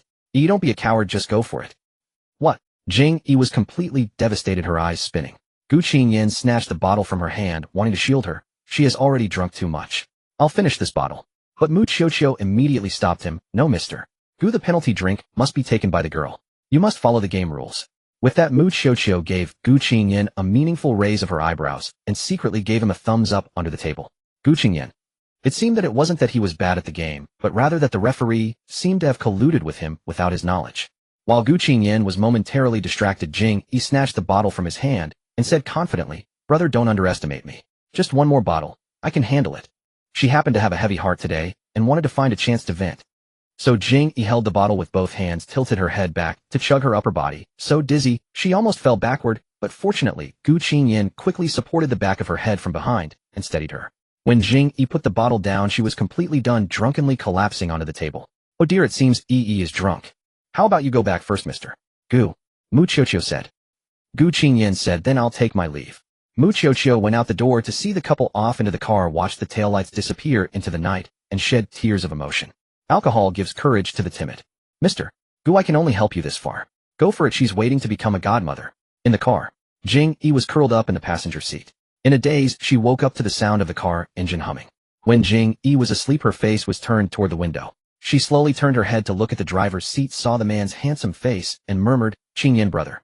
Gu Qingyan, who was driving, took a moment to glance at her. Be good, bear with it a little longer, we'll be home soon. Jing Yi's head was dizzy, her reaction slow.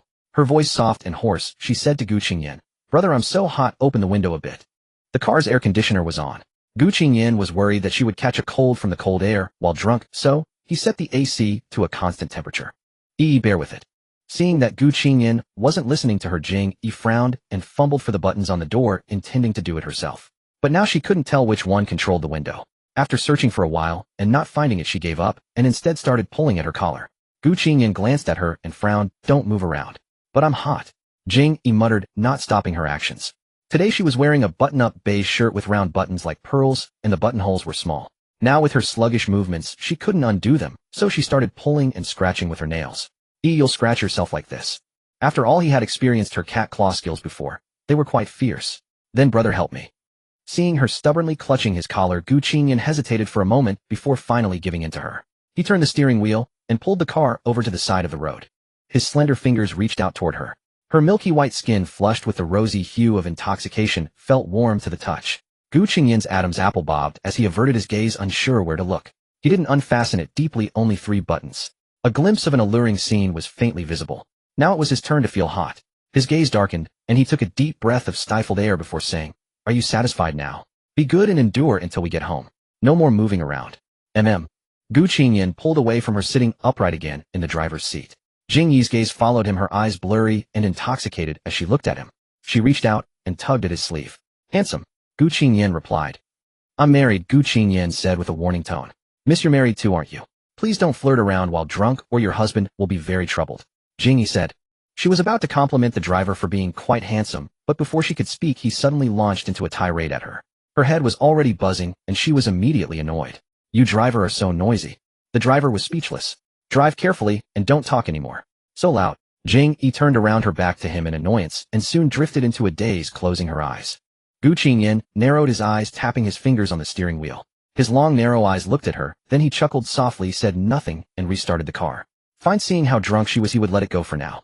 After arriving at the apartment, Gu Qingyan draped his suit jacket over Jing Yi and carried her bridal style into the house.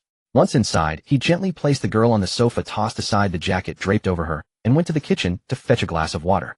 Get up and drink some water before you sleep. He sat beside her and shook her shoulder. Jing Yi rubbed her eyes, waking up, and murmured, Where is this? Our home, Gu Qingyan replied. Jing Yi looked around, her eyes fixed on the glass of water in his hand. She reached out her small hand to take it. Brother, I'm thirsty. Can I have a drink? Sure, go ahead. Gu Qingyan handed her the glass directly. Jing Yi tilted her head back and downed it in one go. After finishing, she placed the glass on the coffee table with a clatter and stood up unsteadily. Gu Qingyan looked up at her. Where are you going? To take a shower. Watching her stagger toward the bathroom, he quickly grabbed her shoulder and stopped her. Take one tomorrow morning. Go to sleep now. Jing Yi shook her head vehemently. No, I smell like alcohol. I need to wash before I can sleep in bed. Just change your clothes. Be good. Jing Yi lowered her head to think, then nodded, her eyes searching the room. Brother, where are my clothes? Gu Qingyan chuckled. I'll get them for you. Jing Yi obediently nodded, and he took her hand to lead her into the bedroom. Gu Qingyan helped her sit on the sofa as she wobbled. Then he went to the dressing room to find her a nightgown. When he came out, he saw Jing Yi with her head down, tugging at her own clothes again, unable to undo the buttons, puffing her cheeks in frustration. As if sensing someone nearby, Jing Yi looked up and saw Gu Qingyan standing before her. She pointed at him in surprise. Huh, aren't you that handsome driver from earlier? You haven't left yet. With that, she immediately leaned back against the sofa, spreading her arms like a boss. Perfect timing. I can't undo it. Come help me. Gu Qingyan's lips twitched visibly. She really needed to be taught a lesson. Gu Qingyan strode over to her with his long legs. He held her nightgown in his hand, sat down beside her, lifted his hand to pinch her chin, his sword-like brows slightly furrowed as he narrowed his eyes, and asked, Look clearly and tell me who I am. Jing Yi gazed at him with her watery eyes, cupped his face in both hands, and stared intently into his eyes. You are Qingyan Gij. What am I to you? He continued. Jing Yi licked her lips. You are my husband. Gu Qingyan nodded with satisfaction. Then he took her small hands away from his face, shook out her nightgown, glanced at her clothes, and said, Can't undo the buttons. Let Gij help you. The buttons on her body were still the 3 he had undone in the car. The rest were crumpled and pulled by her, not a single one undone. With that, Gu Qingyan reached out toward her chest. No. Jing Yi suddenly shouted at him, shoving his hand aside, then turned around huffily, her back to him. What's wrong with you? Gu Qingyan looked at the back of her head in confusion. What was this little girl suddenly throwing a tantrum about? Jing Yi's cheeks were flushed, her breathing heavy, and she shook her little head like a rattle drum, vigorously shaking it.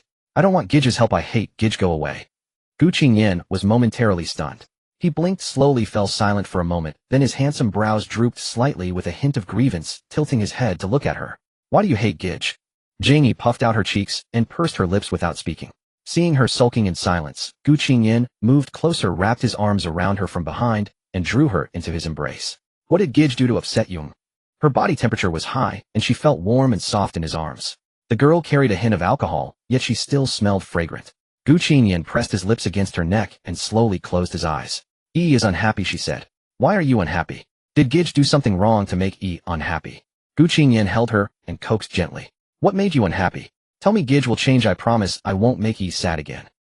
Jing Yi's eyelids drooped, and she still didn't speak. Gu Qingyan thought she might just be throwing a little tantrum because she had drunk too much and felt unwell. Seeing her gradually calm down in his arms, he held her with one hand while placing the other on her shirt buttons. Fortunately, she didn't push him away this time. Gu Qingyan's eyes grew darker. Her snow-white skin was flushed with a tipsy pink, extremely alluring. Because she was drunk and slow to react, she did whatever he said, being very cooperative.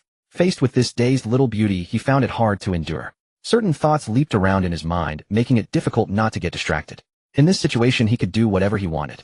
However, he didn't want to take advantage of her while she was drunk for the second time. Gu Qingyan frowned, his narrow eyes slowly closing and opening.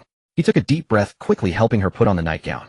After changing, Gu Qingyan wrapped one arm around her shoulder and the other under her legs, lifting her horizontally. He walked a few steps to the bed and laid her down flat on it. He reached over to pull the thin blanket, shook it out, and covered her with it. Gu Qingyan tucked the blanket around her. Jing Yi's big eyes were wide open, showing no sign of sleepiness, blinking at him. Gu Qingyan couldn't help but laugh at her expression. He leaned down and kissed her cheek, then gently rubbed her soft shoulders with his big hand. He could go to sleep. Just as he was about to pull away, the girl's hands suddenly hooked around his neck.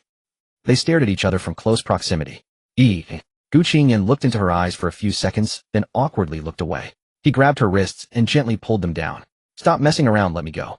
Gij, you are mine, she said abruptly. At her words, Gu Qingyan's expression froze slightly. Before he could react, the next second the girl's moist red lips pressed against his thin ones. Gu Qingyan's entire body stiffened.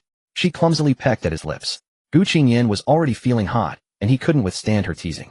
After a few pecks, he began to respond. One hand grasped her waist. The other hand cradled the back of her head. He deepened the kiss, forceful and domineering.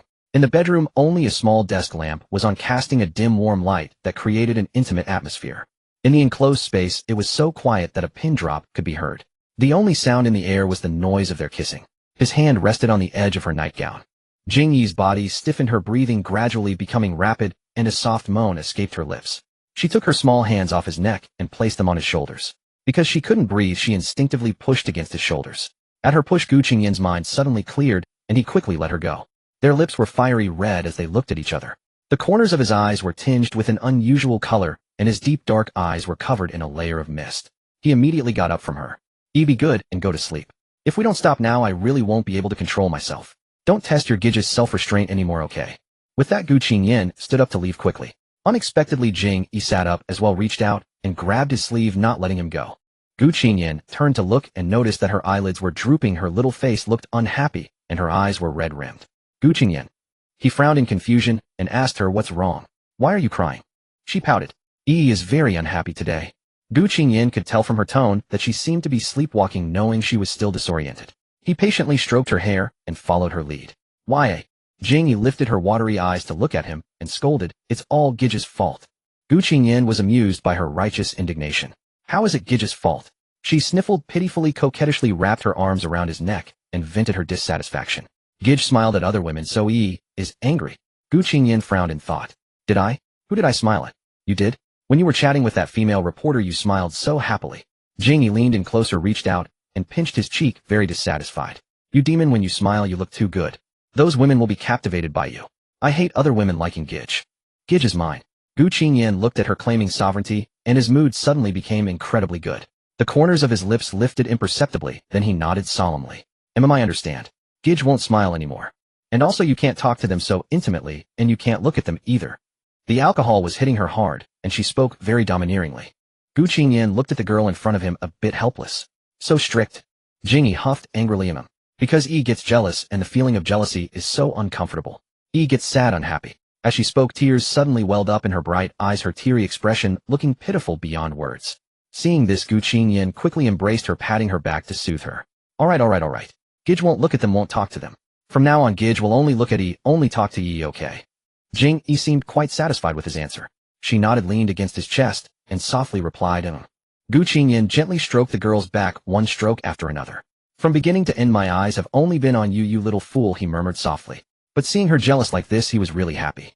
This was a hope he had never dared to dream of, yet it was actually happening right before his eyes. Jing Yi buried her face in his chest, rubbing against it, tickling him a little. He held her shoulders and said, "All right, I've agreed, Yi. Are you happy now? Can you lie down and sleep?" "No, it's not over yet." She lifted her face from his embrace. "Gu Qingyan, Yi still has one more thing to settle with you." After saying that, she jumped down from his arms and ran out with her bare little feet pattering. "Where are you going?" Gu Qingyan called after her. "Wait for me." Jing Yi's voice came from afar. Gu Qingyan sat by the bed waiting for her. What is she up to this time? What else had he done to upset her? During the brief time Jing Yi was away, Gu Qingyan sat alone by the bed, his tall figure recalling all the sins he had committed against his wife.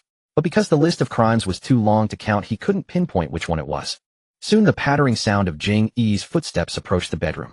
She came back holding in her arms the light blue small box that Gu Qingyan had placed in the study. Gu Qingyan was instantly stunned. His Adam's apple bobbed, his hands hanging by his sides involuntarily clenched, and his heart skipped a beat. But realizing she was drunk, now her mind not clear, and she didn't have the key to open it anyway, his racing heart slowed down a little. This girl after drinking was really a handful. Jing Yi, holding the box in her hands, walked straight over to him and sat sideways on his lap. Gu Qingyan gently supported her lower back from behind, quietly watching her to see what she wanted to do. Her mind was a mess now, and without any preamble, she asked directly, "Brother, tell me the truth. Is this box filled with your ex-girlfriend's things?" Gu Qingyan almost choked. "What did you say?" Jing Yi frowned, thinking he hadn't heard her clearly, and repeated, "I'm asking you, did you put your ex-girlfriend's things in there?" Gu Qingyan looked at her in silence for a moment, then let out an absurd laugh. Seeing that Gu Qingyan only laughed, not speaking or explaining, Jing Yi bit her lip, glared at him with a fierce yet adorable look, and blurted out 3 words, "Heartbreaker." "Heartbreaker." The girl listlessly lowered her eyelids, her curled lashes trembling. Soon she pouted, her eyes reddened, and tears welled up in her eyes. Whoa, big jerk. You already have me, yet you still think about other women. Big jerk. Whoa. Gu Qingyan suddenly spoke. Jing Yi. Gu Qingyan imitated her, sniffing aggrievedly. You falsely accuse and scold your brother, and you still have the nerve to cry. I'm the one who wants to cry, okay? Deprived of her lines, Jing Yi didn't know what to say. Gu Qingyan saw her fall silent, looked up at her, stopped teasing, and reached out to pinch her cheek. What goes on in that little head of yours all day? Ex-girlfriend. Brother doesn't have such a thing. Hearing it wasn't an ex-girlfriend, Jing Yi's expression softened. Really? He raised his hand and wiped the tears at the corner of her eye with his thumb. Yi is brother's first love. The only person brother has ever loved is Yi, and I won't think about other women. Really? Jing Yi blinked at him. Really? Gu Qingyan nodded. Jing Yi finally quieted down, no longer fussing. But even though she had calmed down, she still held the box tightly in her arms, which made Gu Qingyan a bit troubled. He tentatively asked her, Yi, are you not angry anymore? Can you give the thing back to brother? Jing Yi's fingers trembled, her grip loosened slightly, as if she intended to return it, but then she suddenly hugged it tighter and shook her head. No. Gu Qingyan. Jing Yi continued stubbornly. I want to see what's inside. Gu Qingyan. What a troublesome girl. No. He refused directly. Why, oi? She persisted. The man raised his hand and stroked the box, because inside is brother's secret. Jing Yi looked at him hesitantly, a secret that Yi can't see. Gu Qingyan gazed at her steadily, his eyes darkening. You can't. His refusal was so firm that Jing Yi grew displeased and started fussing again. Brother is so mean, so annoying. Yi has no secrets from brother, but brother keeps secrets from me. Yi, be good. I won't. Gu Qingyan looked at the girl, stubbornly holding the box in her arms, feeling a bit at a loss.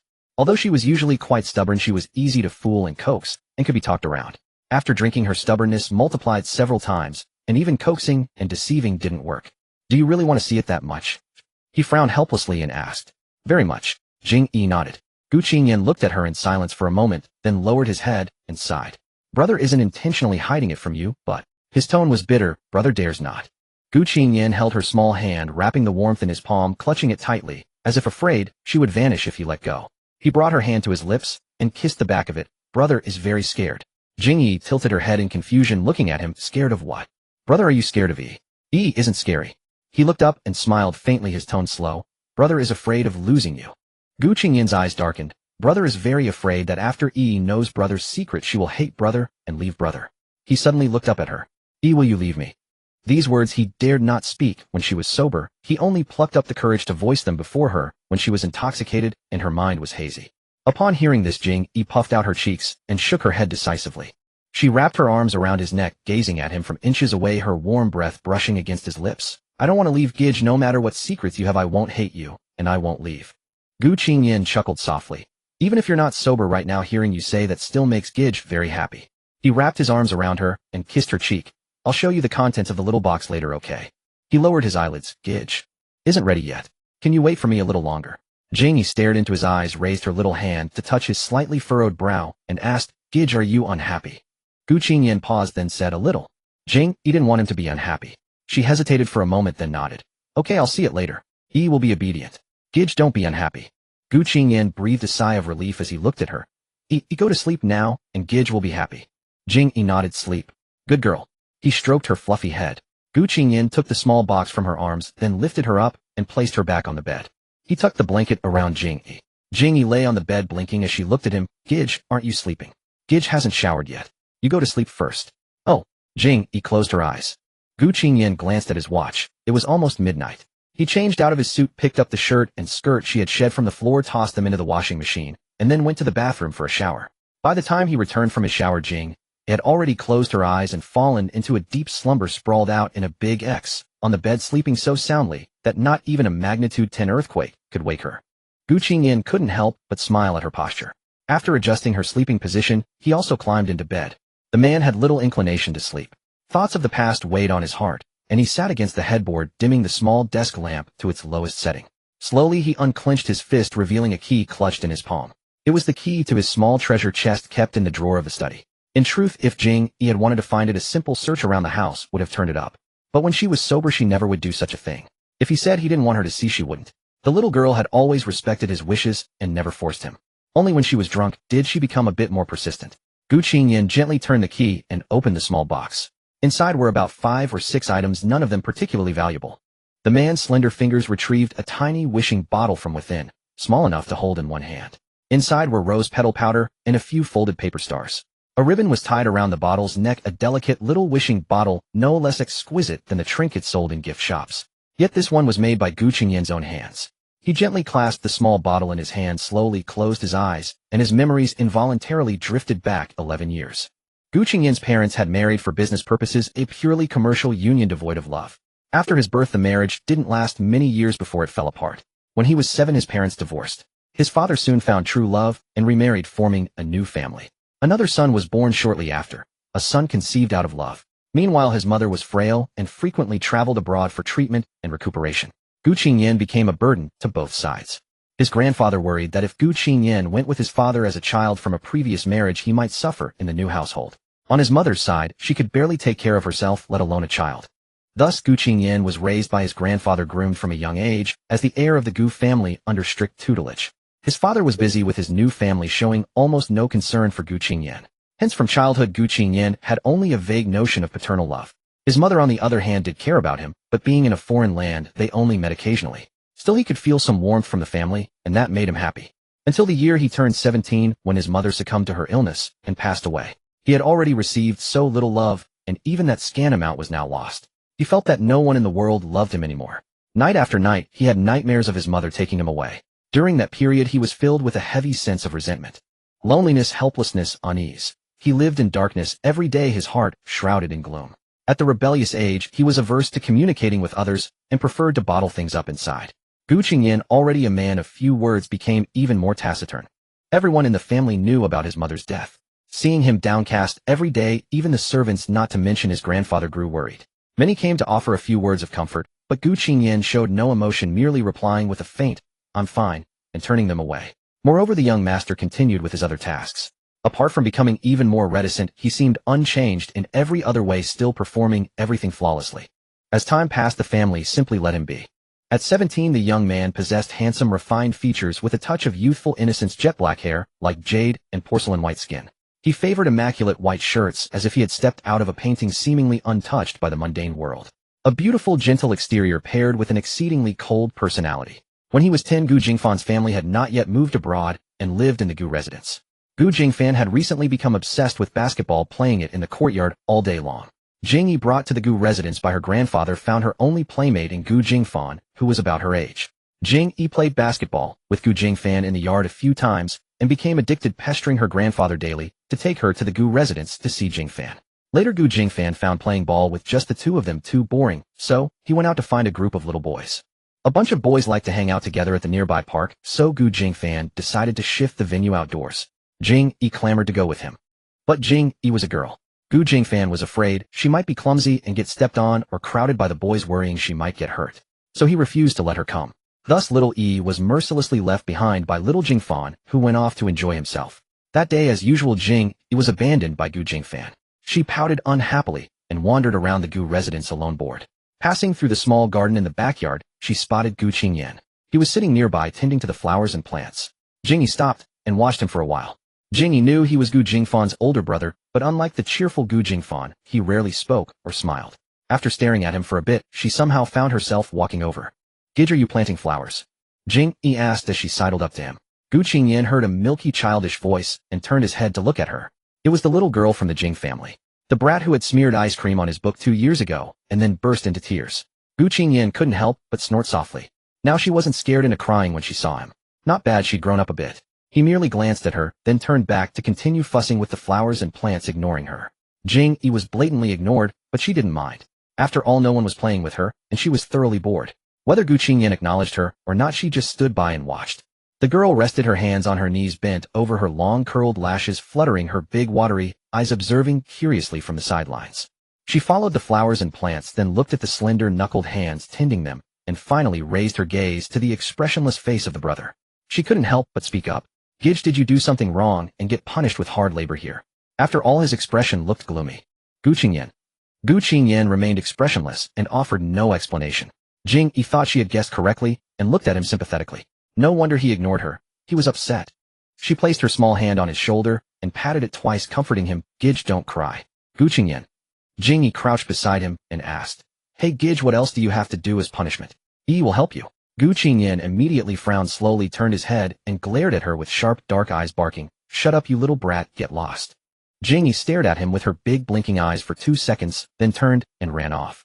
Gu Qingyan snorted coldly, thinking the noisy little pest had finally left him in peace. But before long, the little rabbit bounced back, this time with something in her hands. He glanced sideways at the object, a woven flower crown. The girl giggled slyly at him, then without a word she reached up and placed the flower crown on Gu Qingyan's head. Beauty adorned with flowers. Gu Qingyan was speechless. "Wow, big brother, you're so beautiful. You're as pretty as a flower." Jing Yi praised him with childlike innocence. At that moment, a maid happened to pass by. Jing Yi quickly called out to her, sister, come look at Qingyan brother. Isn't he pretty?" The maid stopped, and upon seeing the aloof young master adorned with a few flowers on his head by a little pink dumpling, she barely suppressed a laugh. Seeing Jing Yi's bright eyes fixed on her, eagerly awaiting praise for her handiwork, the maid, torn between laughter and tears, replied, Young Master Qingyan is quite beautiful. Indeed, he was stunning, but she dared not utter the word beautiful and opted for a more neutral term. Big brother is so beautiful," Jing Yi repeated, covering her mouth with a giggle. Then she turned her head to find Gu Qingyan staring straight at her, his expression icy cold, as if he were angry. Jing Yi froze, her body stiffening. He raised his hand and removed the flower crown from his head. For a moment, he hesitated, then tossed it onto her head instead. "Scram." He uttered the cold word and turned away, refusing to look at her again. Jing Yi drooped her head, her chubby cheeks puffing up as she muttered gloomily, "I just wanted to make you happy." Gu Qingyan, expressionless, fiddled with the plants beside him. "I don't need it." This big brother was so mean and hateful. Her lips pouted in grievance, and she listlessly turned around, her spirits deflated. But just as she turned to leave, the girl lowered her head, her gaze falling on the ground, where a lively green caterpillar was crawling near her feet. "Up!" She screamed and stumbled backward. Hearing the sharp scream, Gu Qingyan instinctively turned his head, only to see a slender figure toppling straight toward him. The next moment, a soft marshmallow-like sensation crashed into his arms. Jing Yi clung to him, as if he were a lifeline, her small arms tightly wrapped around his neck. Big brother, save me. There's a caterpillar. A caterpillar." The girl, frantic, buried her face in his neck, her fluffy head rubbing against his cheek, as she cried out in a tearful, lisping voice. Gu Qingyan was momentarily stunned. Seeing her trembling with fear, he quickly regained his composure and searched around her. "Where am I feet?" Gu Qingyan looked down and searched around her feet. After a moment of silence, he said to the trembling girl in his arms, "You've already squashed it flat." "Really?" Jing Yi looked down. She let out a sigh of relief, pulled away from his embrace, and withdrew her little hands from his neck, rubbing her teary eyes. "It scared me to death." "Are you afraid of bugs?" Gu Qingyan asked. Jing Yi nodded vigorously. "The scariest thing in the world is bugs." Even though the Qingyan brother before her was as terrifying as a bug, she would rather turn to him for help when faced with one. Gu Qingyan's eyelashes trembled slightly, and his dark, beautiful eyes blinked slowly. The lingering soft, sweet, milky scent still clung to his arms, and the feather-light warmth of her breath lingered on his neck. Gu Qingyan looked up at the pitiful little pink dumpling in front of him, the corners of his lips lifting slightly. Then his narrow eyes drooped slightly, as if contemplating something. He felt as though some hidden desire had awakened deep within him. The next day, Jingfan look. Jing Yi twirled in front of Gu Jingfan, showing off. Gu Jingfan was speechless. Look at what? Are you putting on a show so I can call an ambulance? Why are you wearing a cotton-padded jacket in the middle of summer? Jing Yi smiled sweetly. You said you were afraid I'd fall and get hurt, so I found a way. I put a thick layer of clothes on the outside, so even if I fall I won't get hurt. Gu Jingfan was completely dumbfounded. Wrapped up like a dumpling, how are you supposed to play ball? Are you an idiot? Take it off now, or you'll get heat stroke. Gu Jingfan reached out and helped her pull off the padded jacket, exasperated by the little fool. Jing Yi watched as her armor was snatched away by Gu Jingfan, her shoulders drooping listlessly. So you're not going to play with me today again? Seeing her pitiful look, Gu Jingfan quickly comforted her. Hey, don't be sad. If the adults see you like this, they'll think I bullied you. I'll come back early today. Just wait for me at home obediently. Oh, so Jing Yi was fooled again and left behind. She obediently waited for Gu Jingfan to return, swaying on the swing in boredom. Little one. A shadow suddenly fell over her head. Jing Yi looked up to see Gu Qingyan, his tall figure exuding a refreshing aura, the breeze ruffling his shirt collar. He held his hands behind his back as if hiding something. Hello, big brother. She greeted him listlessly, then lowered her head again, sulking. Why are you here alone? Jingfan went out to play, but he didn't take me. Are you upset? He asked. Jing Yi raised an eyebrow in confusion, wondering why Qingyan brother was so talkative today, but she still answered gloomily, There was a moment of silence. Hey, little one. Gu Qingyan suddenly called out to her, then leaned in close. Big brother has a gift for you. A gift? Jing Yi looked up, her expression tinged with anticipation and curiosity. Because all the children in the Gu family were boys, Jing Yi as a little girl instantly became the family's darling upon arriving. She was adorable and lively, so everyone adored her. Even the servants found her cute, and often fed her snacks. Upon hearing the word gift, Jing Yi instinctively puckered her lips. Just then Gu Qingyan reached out from behind, produced a rose, and held it before her. For you. It wasn't the snack she had envisioned, but flowers. Jing Yi's eyes lit up at the bloom before her, still delighted. She exclaimed in surprise, wow, what a pretty flower. Is this for me? Gu Qingyan nodded. Thank you, brother. Jing Yi reached out to take it. But just as she was about to grasp it, Gu Qingyan's hand suddenly pulled back, leaving her grasping at empty air. Jing Yi lifted her gaze, confused, looking at her brother. Gu Qingyan then said, actually what I'm giving you isn't a flower, it's a caterpillar. Huh. Jing Yi's head went blank for a moment. She cast her eyes downward and carefully examined the rose's leaves and stem. A lively green fuzzy caterpillar was vigorously crawling among the foliage. Her face turned pale in an instant. Oh! She screamed, leaping off the swing. In her haste, she lost her footing and stumbled straight into someone's arms. Gu Qingyan caught the girl who had fallen into his embrace. Jing Yi trembled in his arms, clutching his clothes tightly, and urgently cried out, brother, throw it away, quickly throw it away. Gu Qingyan tossed the flower far away. Thrown it away, it's gone now. Jing Yi secretly opened one eye, glanced at his hand, confirmed it was empty, and breathed a sigh of relief. Then she immediately squirmed out of his embrace, bit her lip, and glared at him angrily. Brother, you're bullying me. Yesterday she had just been frightened by a bug, and he had been right there. Knowing she was afraid, he had deliberately played a trick on her. How could this big brother be so mean? The girl's clear bright eyes were filled with tears, her rosy cheeks puffed out roundly. Gu Qingyan bent slightly, his glistening eyes carefully meeting hers. Are you crying? Oomph. Jing Yi turned her head away, ignoring him. Gu Qingyan reached out and poked her cheek. I'm sorry, brother, didn't mean to. Jing Yi continued to ignore him. An apology was useless. Gu Qingyan immediately added the second half. Brother did it on purpose. You. Jing Yi turned her head about to scold him. But upon turning, she was instantly stunned. Gu Qingyan's handsome face was smiling at her. His thin lips curved slightly, a low, husky voice letting out a soft chuckle. Those enchanting brows and eyes curved beautifully. The pale golden sunlight fell gently and softly on his face, faint shadows outlining his sharp features. Jing Yi blinked blankly. Good heavens, so beautiful. Brother looks so pretty when he smiles. Stunned by Gu Qingyan's smile, Jing Yi stared at him blankly, even forgetting she had been angry. Gu Qingyan hadn't discarded that rose afterward. He picked it up, found a vase, placed it on his own desk, and kept it in water. However, the rose gradually withered after about 10 days in water. Watching the petals' color darken, Gu Qingyan thought of a solution. He plucked the petals one by one, dried them in the sun, ground them into powder, and placed them into a small wishing bottle. Holding the small bottle, he looked at it, and felt it was a bit plain, so he folded several paper stars, and added them inside. He also tied a thin ribbon around the bottle's mouth, making it look as nice as those sold in shops. Thus after several twists, this rose first served to frighten the little girl into tears, then was kept in water, and finally was crafted into a decent-looking ornament that he placed on his desk, where it could be seen at a glance. When bored, he would pick it up and play with it for a while. He didn't know what was wrong with himself. He just felt that seeing this small bottle would make him think of that girl. His mood would become somewhat lighter. Having bullied her a bit was surprisingly stress-relieving. Gu Qingyan quietly lay his head on the desk, gazing at the sunlight passing through the transparent glass bottle. Pale golden light spots bloomed on the tabletop like a kaleidoscope. He had never thought to find words to describe a girl, but this time he seriously pondered. It must be cute, right? Yes, very cute, very amusing. If given the chance, he wanted to bully her again. The next day Jing Yi slept until noon, only waking when the sun warmed her bottom. It hurts. She frowned, supporting her head as she sat up dizzily, her headache feeling like it would split open. Her memory only went back to attending Qiuqiu's party last night. Then everyone played games together. Brother Qingyan lost, and she was penalized with alcohol. What happened afterward, she couldn't remember at all. How much had she chugged last night again? Wait. Waking up drunk from bed. Why did this plot feel so familiar? Jing Yi's heart sank for a moment. She swallowed, instinctively looked down, and held out her hands to check. Fortunately, her hands were empty. Luckily, she wasn't clutching a marriage certificate again. She was already married. Marrying someone else randomly would constitute bigamy. However, upon second thought, she wasn't worried about causing trouble again. After all, she now had her husband watching over her, and he would stop her. Jing Yi tidied her messy long hair, glanced at the clock, and saw it was exactly noon. She smelled herself, then got up to take a shower in the bathroom. Because she had woken late and skipped breakfast, her stomach growled with hunger. After a quick rinse, she came out. Jing Yi held her stomach and strolled slowly toward the kitchen, looking for something to eat. Well, my stomach hurts so much. My head feels like it's splitting. Jing Yi muttered, her little face crumpled. I made you hangover soup, come drink it. Across a wall, a pleasant and familiar male voice suddenly came. Jing Yi was startled by the sound, froze for 2 seconds, then ran pitter-patter to the kitchen doorway and peeked inside. By the stove, she saw an enchanting back view.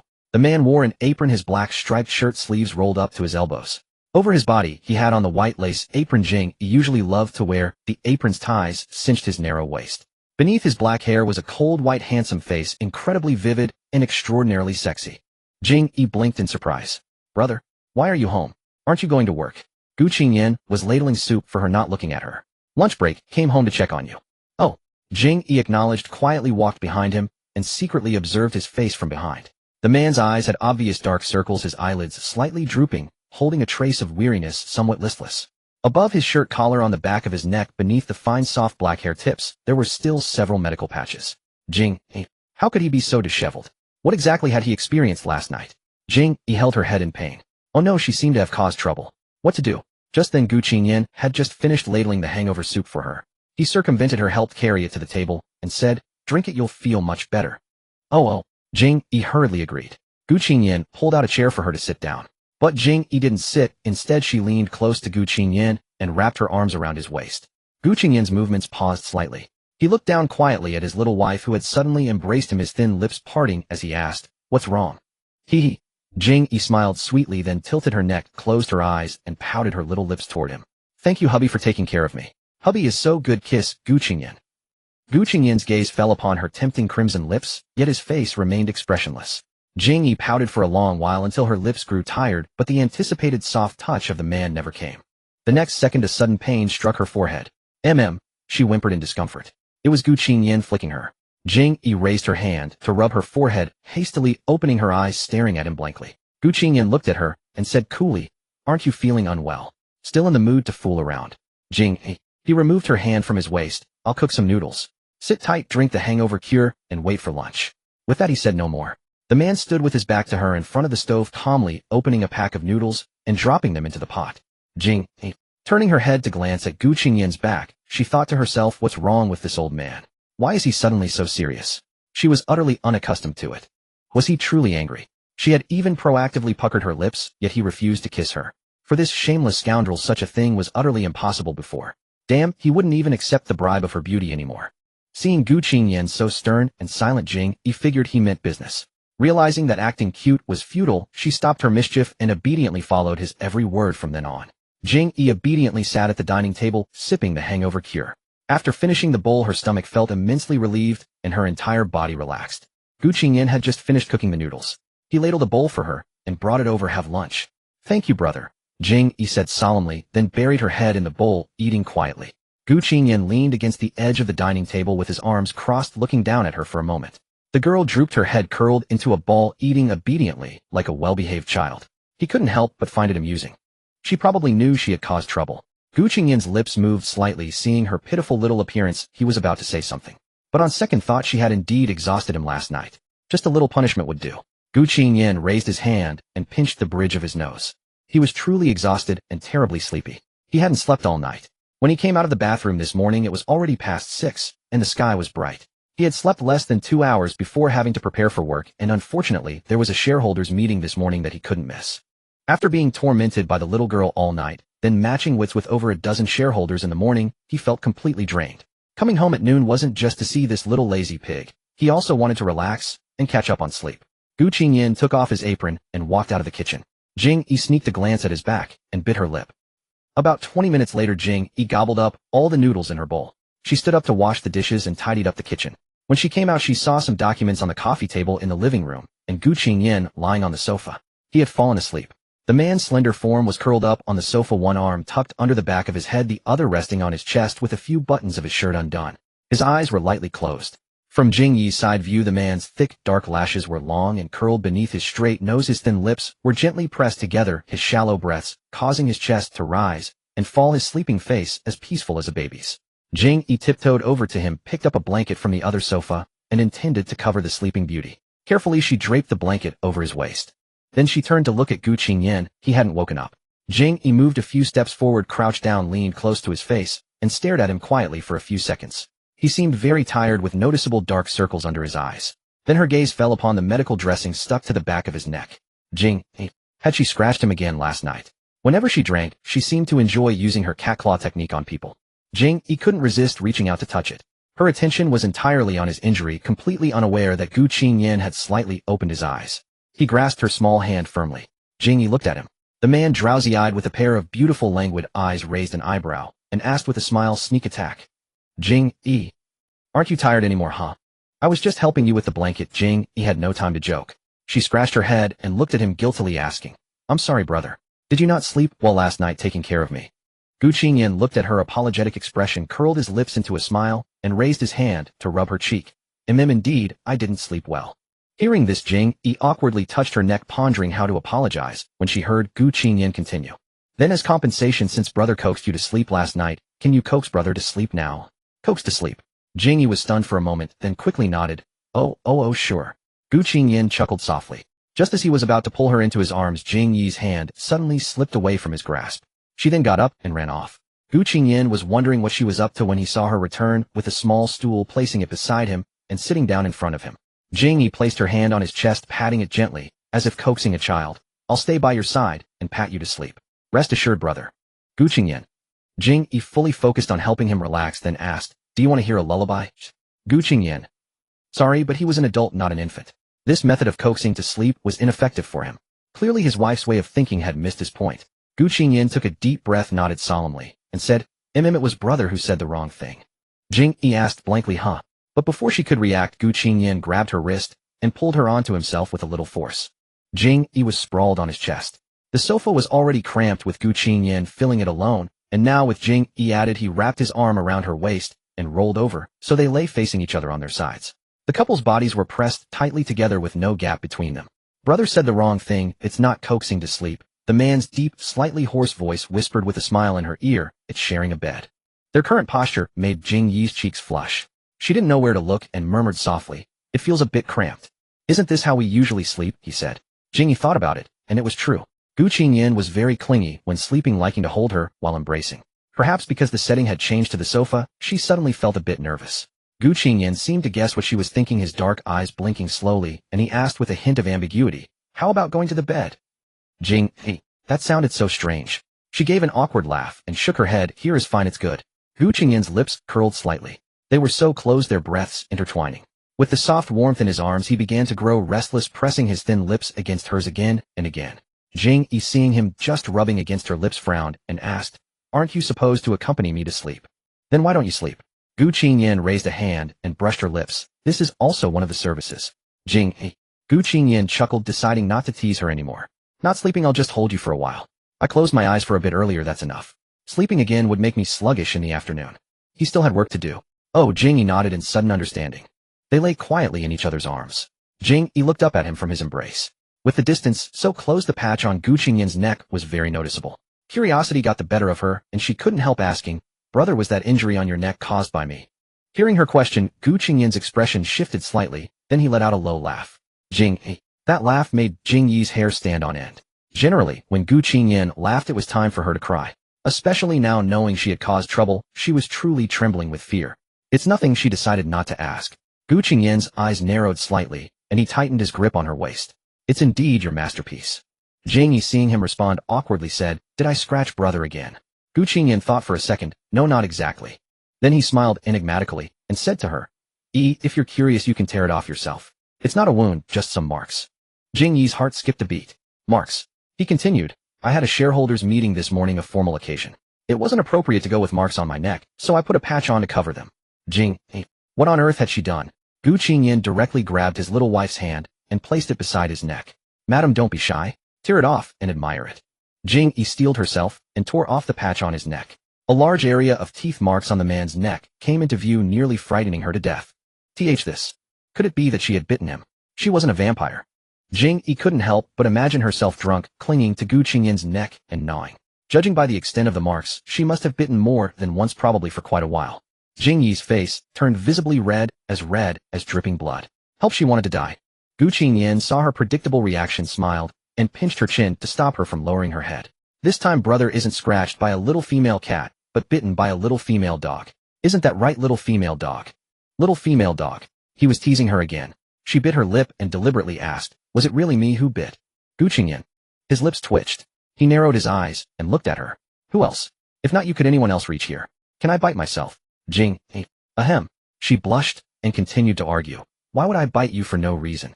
Brother must have provoked me." Gu Qingyan admitted without hesitation, Indeed I did." He said leisurely, "Because brother looked at other women, talked to other women, and smiled at other women, which made Yi unhappy. All my fault." Jing Yi. You're really fierce," Gu Qingyan said aggrievedly.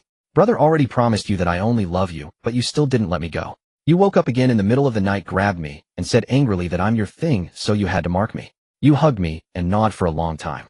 He wasn't lying about this. Last night, after finally coaxing the drunk wife to sleep, he held his little treasure box for a while, recalling many past events, and only fell asleep in the early morning. Then in the middle of the night his wife woke up again and went on a drunken rampage, waking him up as well, and he had to endure a round of biting. "These are all left by you." Gu Qingyan deliberately paused, leaned slightly closer to her, his eyelashes trembling, and whispered in her ear word by word, "Marks." Jing Yi's face exploded in red. Gu Qingyan sighed with satisfaction. "Can't help it. I married a domineering and jealous wife. It's my own fault if I get bitten. Woo, don't say anymore." Jing Yi wished she could disappear on the spot, burying her face deeply in Gu Qingyan's chest, not daring to look up at him. Gu Qingyan chuckled inwardly, not intending to let her off. He squeezed her waist a couple of times and continued to settle accounts. "What about the other side? Don't you want to tear it off and see?" There were 2 patches on his neck, one on each side. Jing Yi exclaimed inwardly, "What the hell?" There were more. This time Gu Qingyan didn't pull her hand to tear it off, he tore it off himself. Jing Yi looked up and saw the other side was also full of bite marks. "After biting one side you said it wasn't symmetrical enough, so you bit me a few times on this side too." Jing Yi. Gu Qingyan looked at her with curved eyes. "How is it symmetrical enough? Are you satisfied?" Jing Yi. Surprisingly, it was quite symmetrical. Do you have a grudge against brother's neck? Why do you always mess with it when you drink?" Gu Qingyan said helplessly. Jing Yi was also speechless. She wanted to know why too. Her little brain turned, and she replied, "This is a necklace I made for brother. Don't you like it?" Gu Qingyan was stunned for a moment, then frowned in disbelief. "What?" Jing Yi mischievously tapped his Adam's apple. "I saw that brother doesn't usually like wearing necklaces, so I personally bit one for you. A teeth-mark necklace designed by me. Isn't it pretty?" Leaving aside whether it was pretty, it was certainly erotic enough, especially paired with Gu Qingyan's face. Gu Qingyan's brow twitched. Thinking of his own suffering last night, he looked at the cheeky little wife in his arms, pursed his lips, and said, "I see. It's a necklace." He raised his hand and touched her head, smiling slightly. "Not bad." Jing Yi, seeing his expression, felt a chill down her spine.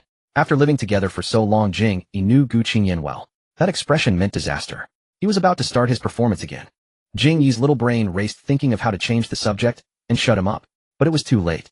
Gu Qingyan began to speak eloquently. "Madam, if you had said it was a necklace earlier, brother wouldn't have had to hide it. Unfortunately, I didn't know this morning. During the meeting, I didn't ask the shareholders if my necklace looked good." Jing Yi. Gu Qingyan sighed. "Those old gentlemen missed a chance to appreciate my wife's craftsmanship. My wife is so deft with her mouth and hands, what a pity. Jing Yi. She couldn't help but imagine the scene, the shareholders' stunned expressions and the discussions behind her back about how wild the CEO's wife was. He touched the marks on his neck. I think these marks won't fade for a day or two. The shareholders have a meeting tomorrow, so I might as well show them off. No, I was wrong. Brother, I was wrong. Jing Yi knew her husband's thick skin well. Others might joke, but Gu Qingyan could truly follow through. She anxiously apologized. Gu Qingyan ignored her apology and continued, the shareholders of Gu's company are mostly grandfather's good friends. Several of them attended our wedding, and they often meet with grandfather to play chess and chat. The man leaned close to her ear. What do you think they talk about when they chat? Do they talk about me? Jing Yi. He squeezed her waist with his big hand, and his sexy husky voice deliberately blew into her ear. By then, if this beautiful necklace of mine reaches grandfather's ears, won't he be very happy? What do you think, Yi? Woo. Brother, stop talking. Stop talking. Jing Yi was so ashamed her face was red, feeling utterly mortified. She clenched her fists and pounded on his chest, sobbing. Seeing his little wife hiding in his arms in shame, Gu Qingyan felt deeply satisfied. All right, I won't say any more. He raised his hand and rubbed her head. Gu Qingyan let out a few pleased low laughs, and his thin lips nibbled on his little wife's burning ear. She whispered in complaint, brother bullies me every day. The man's tone was light. Yi is too adorable, brother can't help it. Jing Yi silently mouthed, secretly cursing him as an old man. Actually, there was more to this story, but Gu Qingyan didn't go on. He was woken up in the middle of the night by her, and when he opened his eyes, she was tangled around him. The girl was like a koala, her limbs tightly wrapped around him, her soft lips nibbling on his neck. He coaxed and pushed, but she was stubborn and wouldn't listen. He couldn't resist her messing around like that. In no time, something happened. Later, the girl even rubbed against him with her leg and asked why it was bulging. He almost went crazy. It forced him to go to the bathroom alone in the early morning, spending over an hour there. By the time he came out, dawn had broken. In September, the weather gradually turned cooler, and before long, Mid-Autumn Festival arrived. Grandfather Gu planned to host a banquet at the old residence. Grandfather Gu was deeply enthusiastic about moon viewing activities. He had even built an annex beside the main residence designed in a classical style that created an exquisite atmosphere for admiring the moon. Thus, every Mid-Autumn Festival, he would host a banquet and invite friends to gather and enjoy themselves. Gu Qingyan and Jing Yi were called back home. With a 3-day holiday ahead, the couple packed their belongings and planned to stay at the old residence longer to keep grandfather company. At noon, the couple arrived at the old residence and paid their respects to grandfather. Gu Qingyan then went to tend to his beloved backyard while Jing Yi sat on the living room sofa with Gu Jingfan playing games together. With the banquet still far off, the sun hung high in the sky. Guests had begun arriving steadily to visit the old master, and the butler was constantly busy heading back and forth from the study carrying gift boxes. Hurry up and push the tower. Gu Jingfan shouted at Jing Yi while holding his phone. They were playing together, one in the jungle role, the other supporting, and had just wiped out the entire opposing team, now eagerly advancing toward the enemy crystal. You're really good. Jing Yi praised him. Gu Jingfan waved his hand proudly and said, I'm just average. Just call me the Jungle King. Jing Yi had learned her lesson. Last time she had played cards against Gu Jingfan, she had been utterly defeated. She decided to team up with him instead of opposing him. Oh my, are you the wife of young Master Qingyan? While Jing Yi and Gu Jingfan were enthusiastically discussing the battle, a voice suddenly came from behind them. Jing Yi turned around and saw several middle-aged women coming from the direction of Grandfather Gu's study, making their way into the living room. Jing Yi looked at them and figured they must be guests invited by grandfather. Not wanting to be impolite, she nodded and replied, Yes, that's me. My name is Jing Yi. Hello. Hearing Jing Yi respond, the women immediately began scrutinizing her from head to toe, gathering around her in a tight circle as if she were an exhibit at a zoo. These women had all considered Gu Qingyan their ideal son-in-law. They had just finished chatting with old Master Gu and had naturally heard from him that Gu Qingyan was already married. So you're the eldest miss of the Jing family. You don't often attend banquets, so there's rarely an opportunity to see you. You're truly young and beautiful. No wonder young Master Qingyan is captivated. You look quite young yourself. You must be considerably younger than young Master Qingyan, right? You're so lovely, Mrs. Gu. I never expected young Master Qingyan would prefer this type. While they said such things, most were merely polite gestures. Looking at the girl curled up on the sofa playing games with the second young master, they thought she was quite pretty, but she lacked any air of nobility. She was far inferior to their own daughters. Each of the women harbored some resentment in her heart, unable to understand why the eldest young master of the Gu family would overlook their daughters and set his sights on such a girl. Yet they dared not voice their thoughts. What if this young madam was petty and held a grudge over a careless remark, whispering poison in Qingyan's ear? They lived comfortable lives thanks to their husbands. Who would want to provoke such trouble? The few women plopped down on the sofa, and exercising the tongue-wielding skills every matron possessed, began peppering Jing Yi with questions. Jing Yi suddenly felt as though she were visiting relatives during the spring festival, surrounded by aunts and grandaunts asking endless questions. Feeling dizzy from their interrogation, she seized a moment when they were caught up in their own excitement and stealthily tugged at Gu Qingyan's sleeve, whispering, "Hey, who are these people?" Gu Qingyan glanced over and quietly whispered in Jing Yi's ear, "Families that have connections with ours. They're also the mothers of the girls who were previously set up on blind dates with my brother." Jing Yi paused. "Blind dates?" Gu Qingyan said, "Yeah. Before my brother married you, grandfather was pressuring him quite hard about getting married, right? He arranged several blind dates for my brother. These women are the mothers of those prospects." Gu Qingyan's words trailed off suddenly. He stopped and shifted his body, slightly glancing at Jing Yi. "Will you get angry if I say this? You won't kick me again, right?" Jing Yi shook her head. "No. I know about the blind dates." Gu Qingyan continued, "Grandfather selected some promising young ladies from noble families and arranged them for my brother." Gu Qingyan quickly added, "But don't overthink it.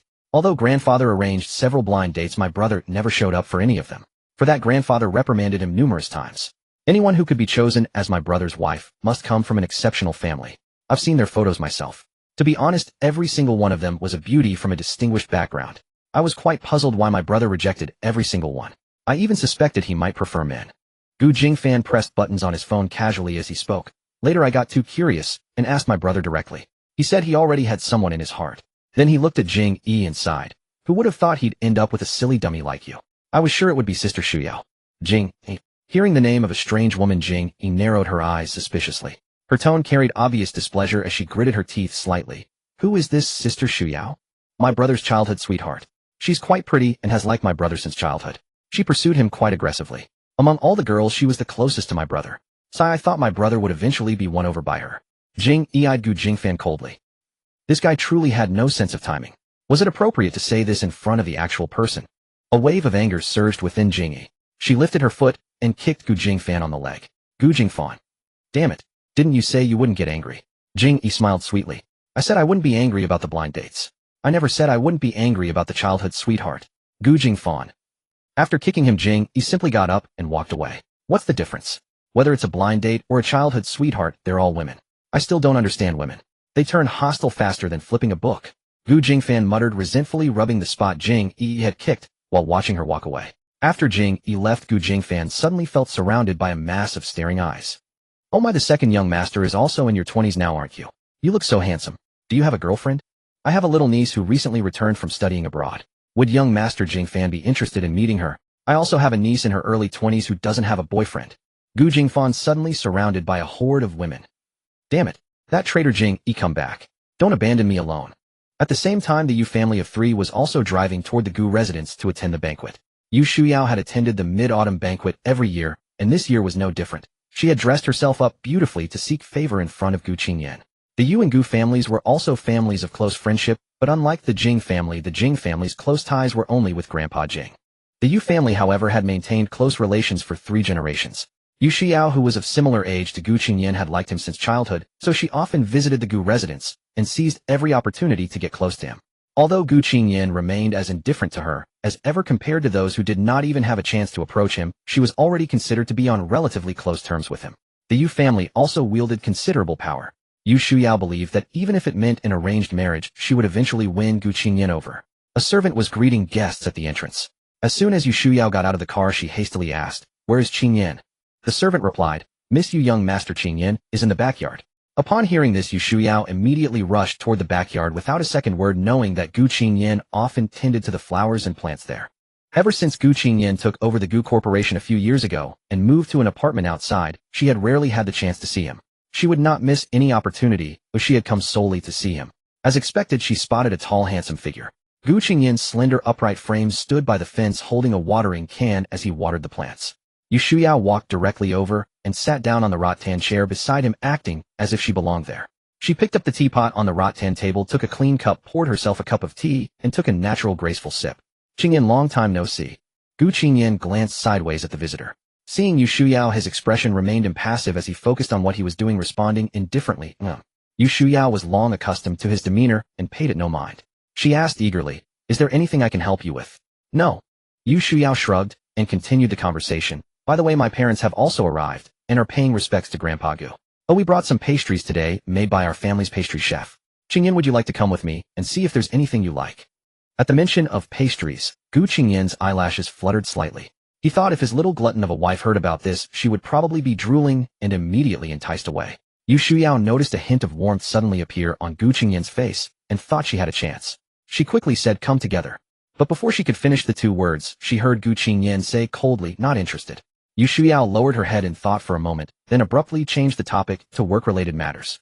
"Oh Qingyan, let me tell you, I've been learning to manage the company with my father recently, and not long ago, I successfully won a bid." Yu Shuyao looked at him cautiously. "Managing a company is indeed quite complicated. I admire you more and more. If I ever encounter difficulties, could I come to ask for your advice?" "Gu Qingyan, I'm busy." Yu Shuyao felt a chill run through her heart. This man was truly an iron wall with no gaps at all. In truth, she wasn't that patient, nor did she lack suitors. But Gu Qingyan's conditions were simply too enticing. Her gaze fixed on the man whose face remained cold throughout. The midday sun was blazing.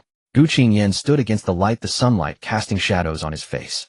His clean black hair was slightly tousled by the wind, revealing a flawless side profile. He was very tall with a straight posture. A casual black V-neck t-shirt hugged his upper body, vaguely outlining the man's irresistibly enticing physique. It was truly a feast for the eyes. Such a stunningly handsome man was impossible to find even with a lantern. She had a rare chance in her lifetime and had to take a gamble. Jing Yi emerged from the back door of the mansion, which led directly to the backyard. Yu Shuyao was sitting on the rattan chair, which was shaded by a large umbrella. Jing Yi didn't notice the person under the umbrella. She only saw Gu Qingyan standing by the fence watering the flowers. Jing Yi covered her mouth and chuckled quietly. She sprinted over, pounced on him from behind, wrapped her arms around Gu Qingyan's waist, and shouted, "Brother!" Caught off guard by the impact, Gu Qingyan's expression flickered. He turned his head to look at his mischievous little wife. Seeing his surprised reaction, Jing Yi said triumphantly, "Did I scare you, brother?" In truth, he had faintly recognized her footsteps and guessed she might be coming, but seeing his wife's expectant expression, he played along.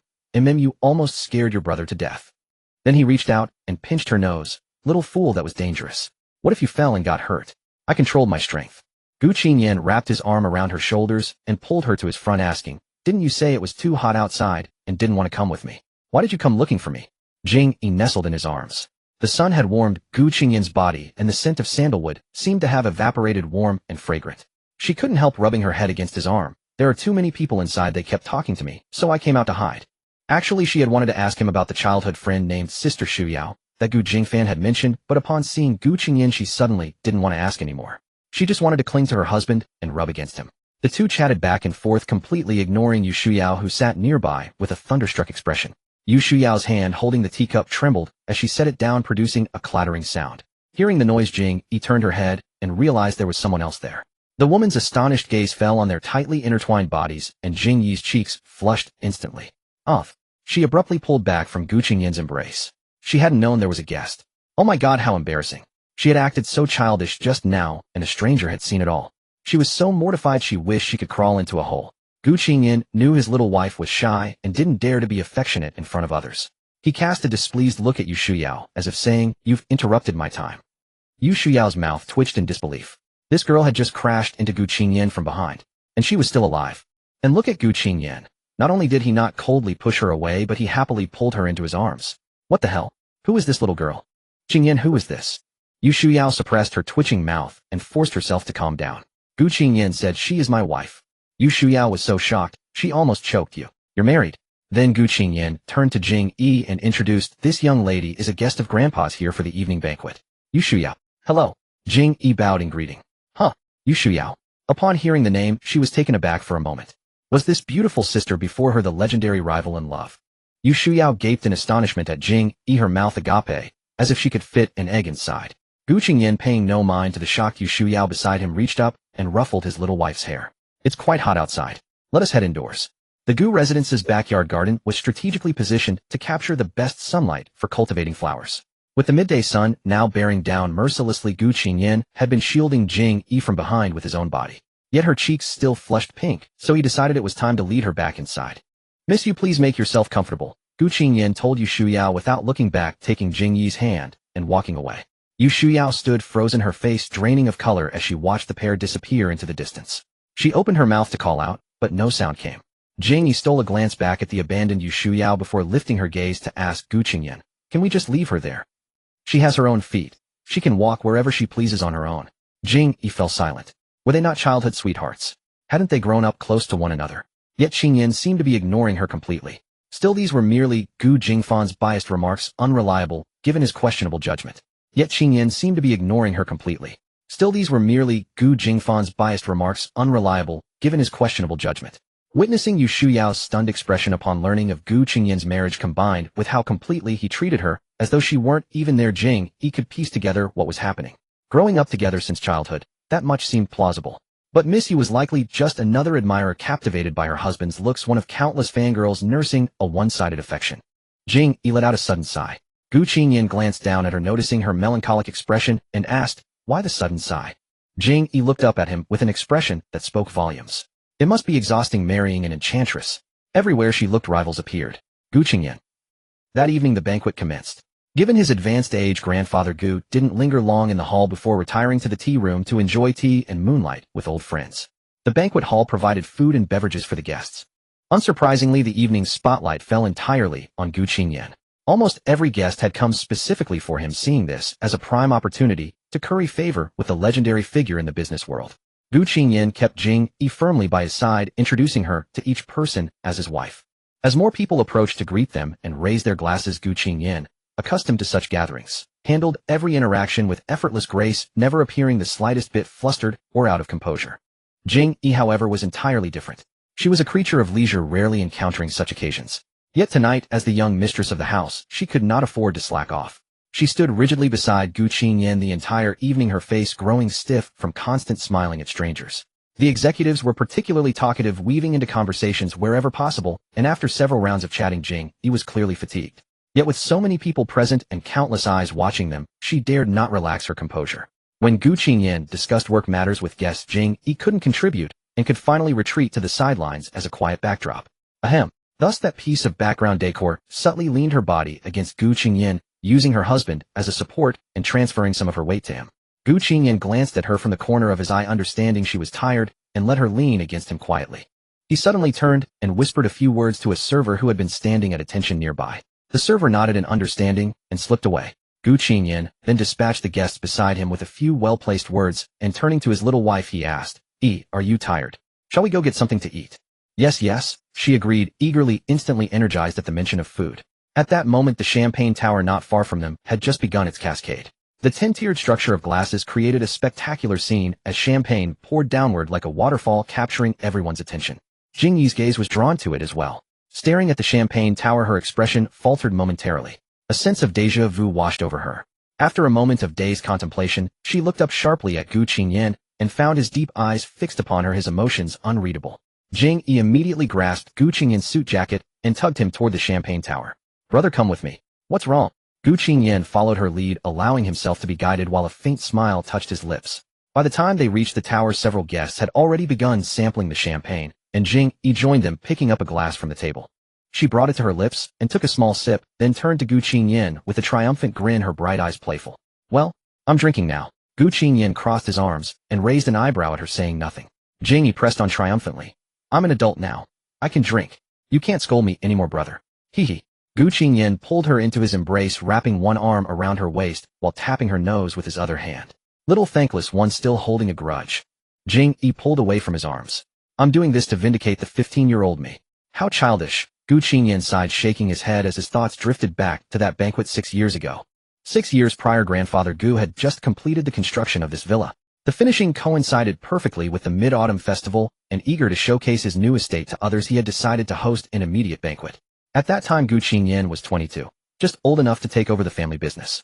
Leveraging the Gu family's reputation, they had managed to invite numerous prominent figures, and these connections would prove valuable in expanding his commercial network.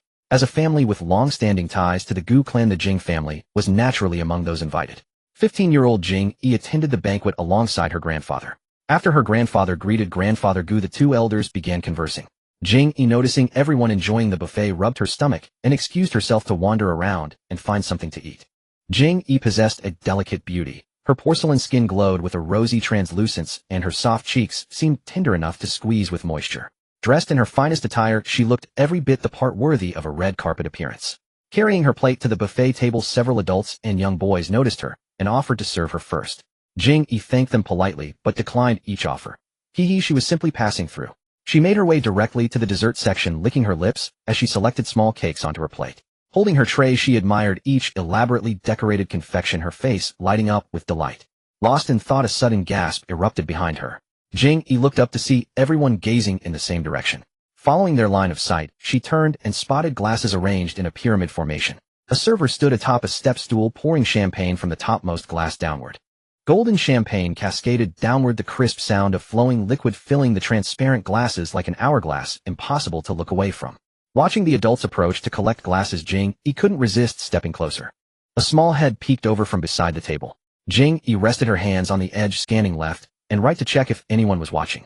Satisfied no one noticed, she stretched out her hand and stole a glass. Cradling the stemmed glass with both hands, her eyes sparkled as she gazed at the crystal-clear wine within, letting out a soft giggle. The girl eagerly licked her lips, but before her mouth could touch the rim, a large hand reached down from above and snatched the glass right from her grip. Jing Yi's hands went empty, and she looked up, her eyes following the glass as it flew away from above. She spun around abruptly, catching a glimpse of a handsome, refined face. Gu Qingyan wore a well-tailored suit, his hair meticulously neat, exuding an air of seriousness and an untouchable chill. At that moment, his brows were slightly furrowed, as if he were looking at her with a hint of anger. "You little one, how did you come to drink alcohol?" His voice rang out, and Jing Yi's heart sank. Caught red-handed. She had clearly surveyed her surroundings. No one had noticed her. Facing Gu Qingyan's interrogation, Jing Yi, like a child who had done wrong, clenched her small fists in front of her and nervously twisted her skirt. "They said it was a drink." Gu Qingyan's gaze darkened. His narrow black eyes fixed on her as he spoke in a deep voice. "They? Who are they?" Jing Yi froze.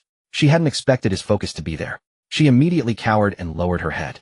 There was no they. She had made it up. But Gu Qingyan's expression was stern, his face practically screaming, "Let me hear who led our child astray," as if he were about to take her hand and confront that person. Jing Yi stood rooted to the spot. Normally she was known for her slyness, able to slip away from any mischief. Yet facing this man, she instinctively felt she couldn't lie to him, a panicked sense that any hidden thoughts would be seen through completely. Like a little rabbit in the forest encountering a big wolf, her body naturally sounded an alarm. Intuition told her that Brother Qingyan was different from other adults. A tough character she couldn't deceive. She knew better than to provoke him. She rubbed her hands together. "Brother, I'm sorry. No one told me. I lied." Gu Qingyan frowned and sighed, setting the glass down on the table behind her with a slightly firm click. "Sneaking a drink is one thing, but lying to your brother is another." Jing Yi swallowed hard. She kept her head down, but Gu Qingyan couldn't see her face. So he knelt on one knee before her, forcing her to meet his gaze. "You can only drink when you're older, understand?" Gu Qingyan felt that a child sneaking alcohol was no small matter and needed to be addressed clearly. His tone was unavoidably stern. "I understand." She stepped back 2 paces, biting her pink lips, her voice trembling slightly.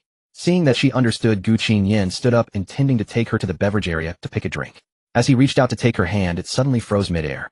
It was then that he noticed the little girl's eyes were rimmed with red. Her pure, clear eyes were brimming with tears, on the verge of spilling over, but she clenched her fists tightly, struggling to hold them back. A sight that stirred pity. Gu Qingyan's body stiffened for a moment, his heart sinking. What's wrong? His Adam's apple bobbed as he felt a rare sense of helplessness. Why had she suddenly started crying? The little girl wiped her tears haphazardly and shook her head stubbornly. It's nothing. She didn't want to cry, but the tears came uncontrollably, mainly because getting caught red-handed doing something wrong made her feel mortified, and it was embarrassment that sparked the tears. Another reason was, this big brother had been a little harsh when scolding her, and she felt a bit wronged. Was I too harsh? Gu Qingyan looked at her and asked softly. Jing Yi's eyes widened in surprise, then after a second, she shook her head vigorously in denial. Gu Qingyan. He sighed in frustration. Well, it seemed he had indeed scared her into tears. He just thought it was a serious issue that needed to be clearly explained. This time he really truly hadn't meant to make her cry. Perhaps he had grown too accustomed to keeping a stern face with those cunning businessmen and hadn't adjusted in time. He should have been gentler and more tactful with a girl. Forgive his inexperience. He had never dealt with a girl before. What to do? How to comfort a crying girl? In all his life, Gu Qingyan had never wished so desperately for Song Yu to appear before him. But why hadn't he come today? That guy was always hanging around when he wasn't needed, but disappeared when he was. Useless, utterly useless. While Gu Qingyan was still trapped in his dilemma, Jing had already calmed down on her own. After all, she had been the one in the wrong this time, so a few tears as a small vent were enough. Jing Yi sniffled, her nose red, the taste of tears bitter in her mouth. She picked up a piece of cake with tongs and munched away bite after bite. Her jet-black lashes were still dotted with teardrops, curled and damp. Gu Qingyan thought for a moment, then turned to Jing Yi, whose cheeks were stuffed like a little hamster's. How about I take you to the night market as an apology? The little girl's eyes lit up. Night market. The one with rows of stalls offering all kinds of delicious food and fun things. Gu Qingyan nodded. It's on the commercial street nearby. Jing Yi wiped the corner of her mouth, her eyes sparkling, and nodded like a chick pecking at rice. Yes, yes. I want to go. She even grabbed his wrist tightly as if afraid he might change his mind. Gu Qingyan looked at her and gave a helpless smile. That was all it took. So easy to please. Not just easy to please, a little adorable too. Let's change clothes and sneak out. Let's change clothes and sneak out. Yu Shuyao stayed in the corner, her eyes fixed on Gu Qingyan, watching the entire banquet. He held his wife's hand the whole time the two of them entwined together, and she sighed gloomily, clutching her wine glass. Gu Jingfan spotted her and approached to strike up a conversation. Sister Shuyao, long time no see. What are you doing here all alone? Nothing much. Yu Shuyao replied listlessly, then suddenly turned her gaze to Gu Jingfan, thinking he might know something about Gu Qingyan's marriage. Hey Jingfan, let me ask you. Who is your sister-in-law?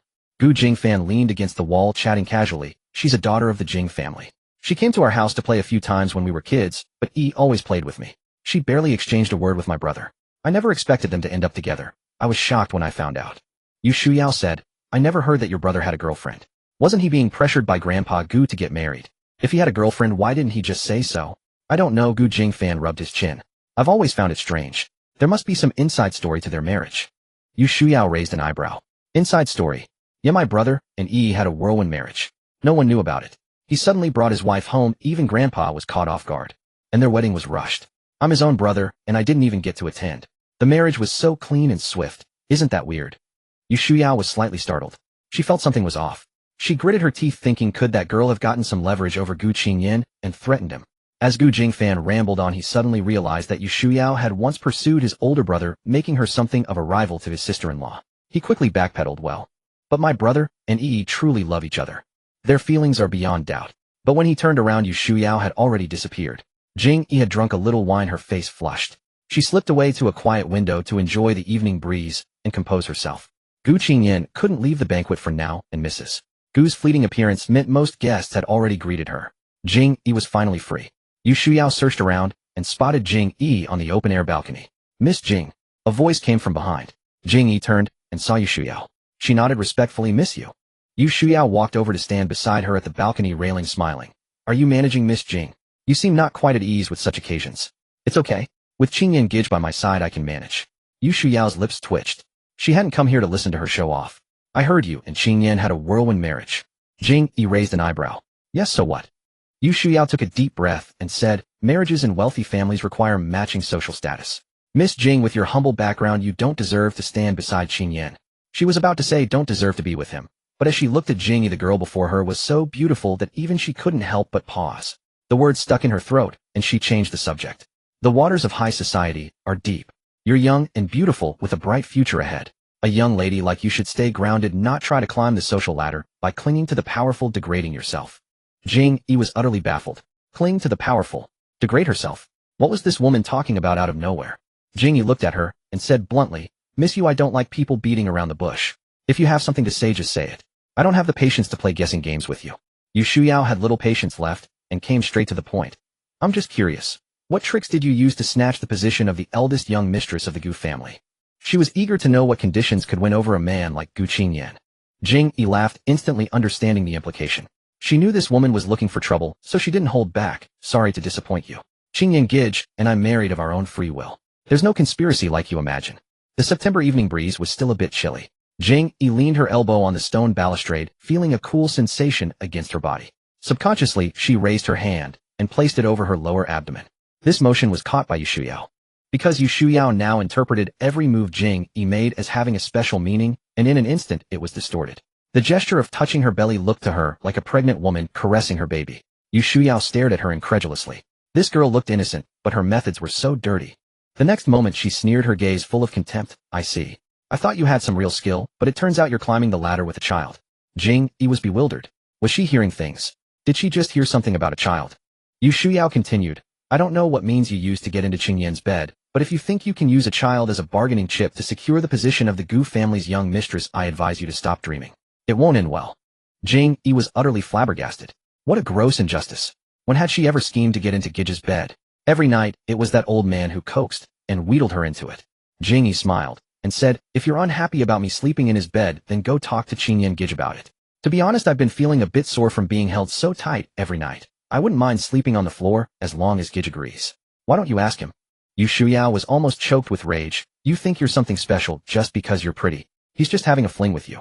Let me tell you, the world of high society is as deep as the sea. Do you think there's true love in a wealthy marriage? Marriage in high society is a commodity. Your family, so insignificant that no one even knows your name, is utterly unworthy of entering the Gu family. Once you give birth to that child, Qingyan will divorce you. Jing Yi smiled nonchalantly. So you're saying that a family of your stature is more suitable for Qingyan Gij? Jing Yi blinked. But isn't that strange? You and Qingyan Gij have known each other since childhood. He's already 28. Why hasn't he married you all this time? Yu Shuyao was speechless. Jing Yi continued. You have no objection that Qingyan Gij is an excellent businessman, right? Then according to your commodity marriage theory, if Qingyan Gij didn't marry you, doesn't that mean you're of no value to him? He chose to marry me, which means in his eyes I have value. Isn't that logical? Yu Shuyao was left speechless again. Jing Yi folded her arms, tilted her head, and said, if you insist that you do have value, then conversely it means Qingyan Gij has no taste, can't recognize worth, and is blind, right? Yu Shuyao was utterly dumbfounded. A million curses raced through her mind. This sharp-tongued little wretch was driving her mad. Oh, young madam, there you are. The young master is looking for you. Just as Jing Yi and Yu Shuyao were locked in heated debate, the maid Xiao Yu suddenly pushed open the French window and interrupted them. Gij is looking for me. Jing Yi panicked. Was he going to drag her back to greet the guests again? Oh no, she just wanted to be an invisible bystander. Xiao Yu hurried over, grasped Jing Yi's wrist, and said yes. The young master said he hasn't seen you for 10 minutes. He said he misses you very much and told me to bring you to him right away. Yu Shuyao was bewildered. Jing Yi was also confused. Jing Yi was baffled. Jing Yi's cheeks instantly flushed. That shameless bastard Gu Qingyan, what nonsense was he talking to the maid? Xiao Yu grabbed Jing Yi's wrist and pulled her away. And madam, the banquet is full of people, and the master told me to remind you not to talk to strangers casually. Beware of those weird people. Yu Shuyao, who was indeed weird. Yu Shuyao, having been scolded by 2 people in a row, was so angry her face turned red. Before she could utter a single word in rebuttal, Jing Yi and Xiao Yu had already slipped away. Actually, Gu Qingyan had not sent for Jing Yi at all. It was just that Xiao Yu, passing by downstairs, saw Jing Yi and Yu Shuyao standing by the balcony exchanging words as if they were arguing. Seeing that the young madam seemed gentle and delicate, she feared that Yu Shuyao's fiery temper might harm her, so she hurried upstairs to intervene. Madam, you should stay away from Miss Yu. She's so annoying. She used to pursue the master. She's your rival in love. Jing Yi was startled. Even you know about this? Of course. Miss Yu often comes to the Gu residence to play, and she always pesters the master. She's very clingy. But don't worry. The master never pays her any attention. It's all wishful thinking on her part. Xiao Yu whispered in Jing Yi's ear. I've worked at the Gu residence for years, and I've never seen the master treat any girl as warmly as he treats you. So based on my observation, the master's love for you is real. She said excitedly. The look in the master's eyes when he looks at you is incredibly affectionate.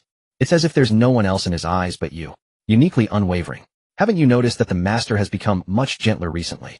He even smiles at us occasionally. Indeed, a good mood makes everything happier. It's all thanks to you. I'm shipping them so hard. Jing Yi, you maid is really something. The 2 walked down the stairs. Jing Yi, with her sharp ears, heard some movement by the window in the corner of the first floor. Then a click of a lighter followed by a faint flame illuminated the face of the man standing by the window. He took a drag and exhaled swirling smoke. Brother Qingyan. Jing Yi stopped. Gu Qingyan lifted his eyes. Xiao Yu instinctively covered her mouth. Hopefully the master didn't hear those words just now. Though she dared to be a bit bold in front of the young madam, she was still afraid of the master. They walked over. Jing Yi asked him, Brother, were you looking for me? Xiao Yu, who had fabricated the lie, grimaced and screamed inwardly, I'm doomed. Gu Qingyan glanced at Xiao Yu's expression, then turned to Jing Yi and said, Yes, I missed you, so I asked her to bring you here. With that, he extinguished and discarded the cigarette he had just taken a puff from. Xiao Yu clasped her hands together. Oh, I suddenly remembered there's a broken light in the banquet hall. I need to go fix it. I'll be off. With that, she vanished in a flash. After Xiao Yu left, Jing Yi tugged at Gu Qingyan's shirt sleeve and said with mild reproach, Brother, if you were looking for me, just say so. Don't say such nonsense, okay? Haven't seen you for 10 minutes, and missed you. How embarrassing if others heard. Such words are fine when it's just the 2 of us. Gu Qingyan's eyes flickered, then he gave a low chuckle and nodded. Got it, sorry. I won't say it again. Gu Qingyan seemed in a good mood. He silently gave Xiao Yu a mental flower of approval. Such a maid who pleased him so much deserved a raise. Ahem, he cleared his throat softly. There seemed to be very few people here. Jing Yi suddenly had a bad feeling. She turned to look at him, frowning. So, Gu Qingyan couldn't help but chuckle at her expression of disdain, but it didn't faze him. He lightly inhaled the fragrance wafting from the girl beside him, his voice slightly teasing. So, let your brother take some liberties. Jing Yi. Gu Qingyan directly pulled his little wife into his arms and embraced her. Gu Qingyan was 1.9 meters tall. When When standing side by side, her head came just level with his shoulder. So whenever he held her, Jing Yi's head would rest against his chest, and she could hear his steady, reassuring heartbeat. You look beautiful today." The man's rough fingertips gently brushed against the girl's smooth pink cheek. He looked down at her, his tone slightly coaxing. "Such a pretty face, why does it look so unhappy?" Jing Yi's expression was indeed gloomy.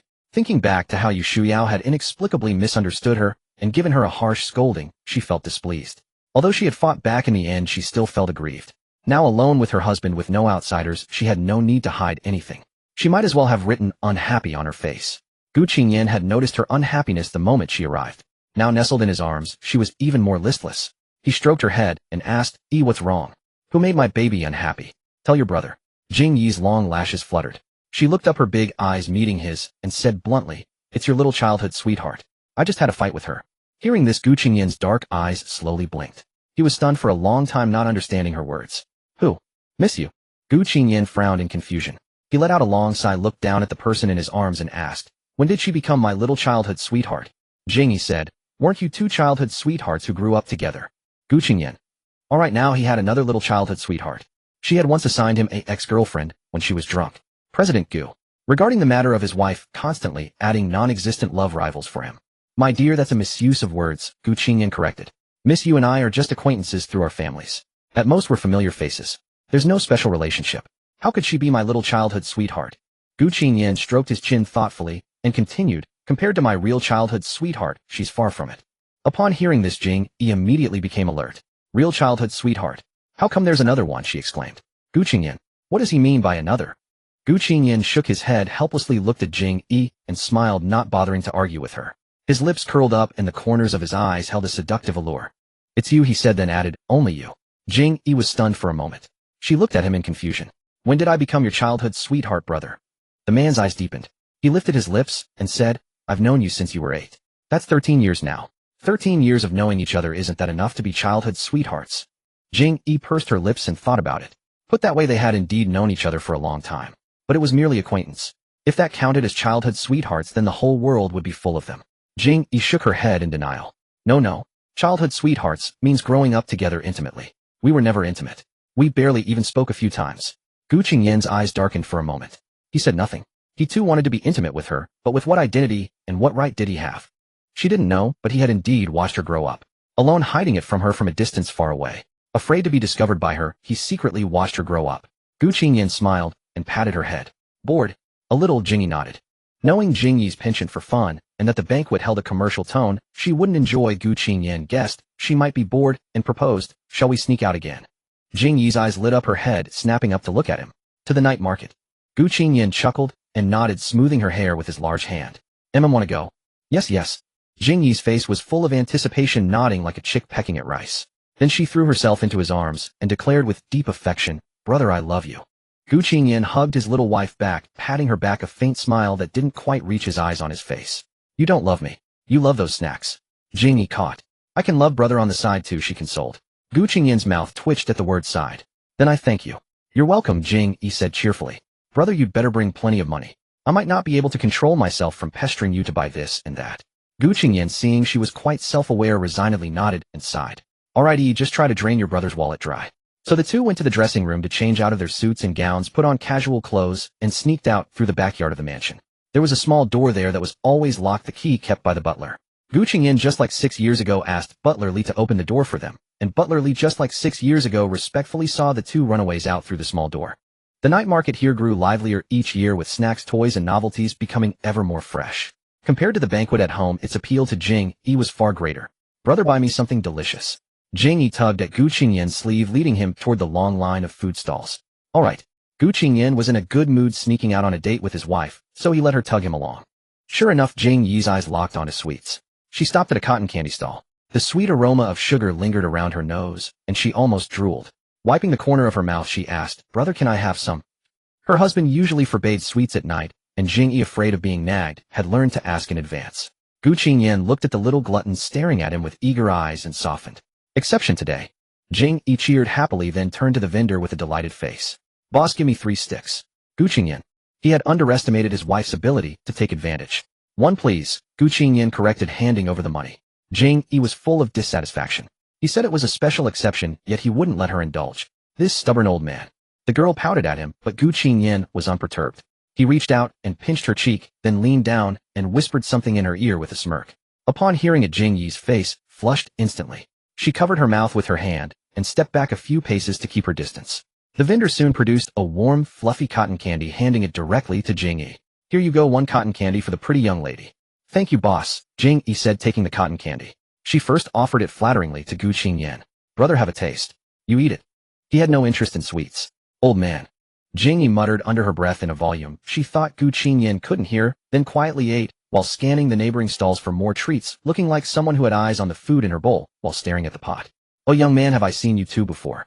At that moment, the shop owner's wife, who had been arranging supplies beside the vendor, suddenly spoke to Gu Qingyan. Gu Qingyan's eyelashes fluttered. Indeed, they had met before. 6 years ago, he and Jing Yi had come to buy cotton candy right here at this couple's stall. But he didn't expect them to still remember after 6 years. Yes, but it was many years ago, Gu Qingyan said. The shopkeeper's wife smiled. I knew it. You two look familiar. To be precise, she recognized Gu Qingyan. Even though she was middle-aged, women regardless of age had a strong memory for handsome men, especially someone like Gu Qingyan, whose enchanting face was hard to forget after just one glance. I remember a handsome young man bringing a little glutton of a sister to the night market. You two siblings were too good-looking, so I remembered you vividly. Your family's genes are amazing.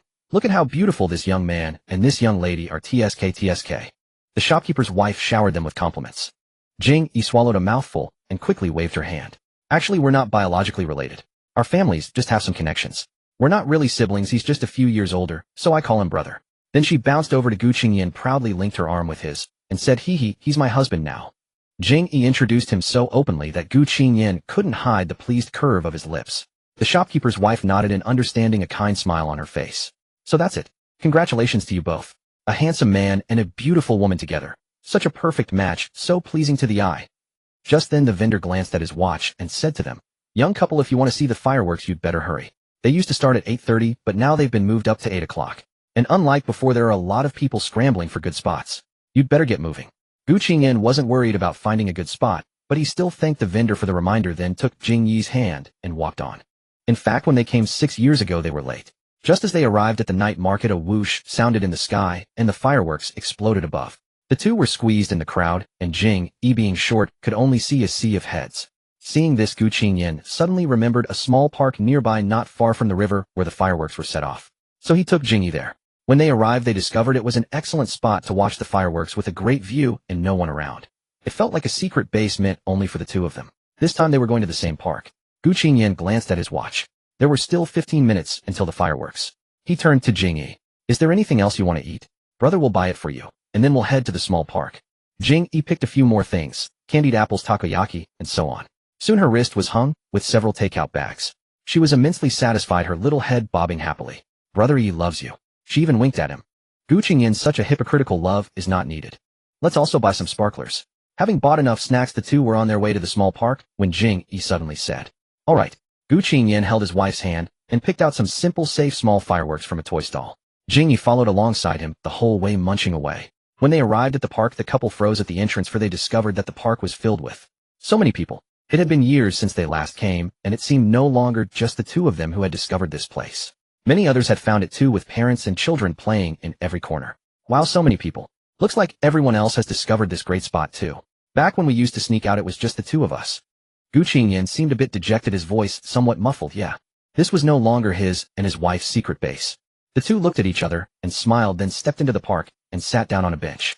Jing Yi handed all the snacks she was holding to Gu Qingyan to carry for her, and impatiently opened the box of sparklers, took one out, and held it out to Gu Qingyan. Brother, help me light it. Gu Qingyan took a lighter from his pocket with his other hand and lit one for her. Golden sparks flashed up instantly. Jing Yi stared intently at the sparkler, a small cluster of sparks casting a warm glow over her face. Her clear black eyes reflected the fireworks, shimmering continuously as if a field of golden stars had been embedded within them. She focused on the fireworks in her hand, while he focused entirely on her. Just as focused as 6 years ago. After all this time, he still found her more beautiful than any fireworks. But what differed from the past was that he could now admire her openly without sneaking around or living in fear of being discovered. So beautiful, she said. Yes, very beautiful. Gu Qingyan's voice was somewhat deep. Jing Yi unconsciously turned her head to look at him, and in that moment her gaze met his deep black eyes. Perhaps influenced by the fireworks' glow, his eyes were incredibly soft, as if filled with an unfathomable tenderness. He gazed quietly at her as though he had been looking at her for a long time. This gave Jing Yi the impression that he might not have been talking about the beauty of the fireworks in her hand. So she added, I meant the fireworks.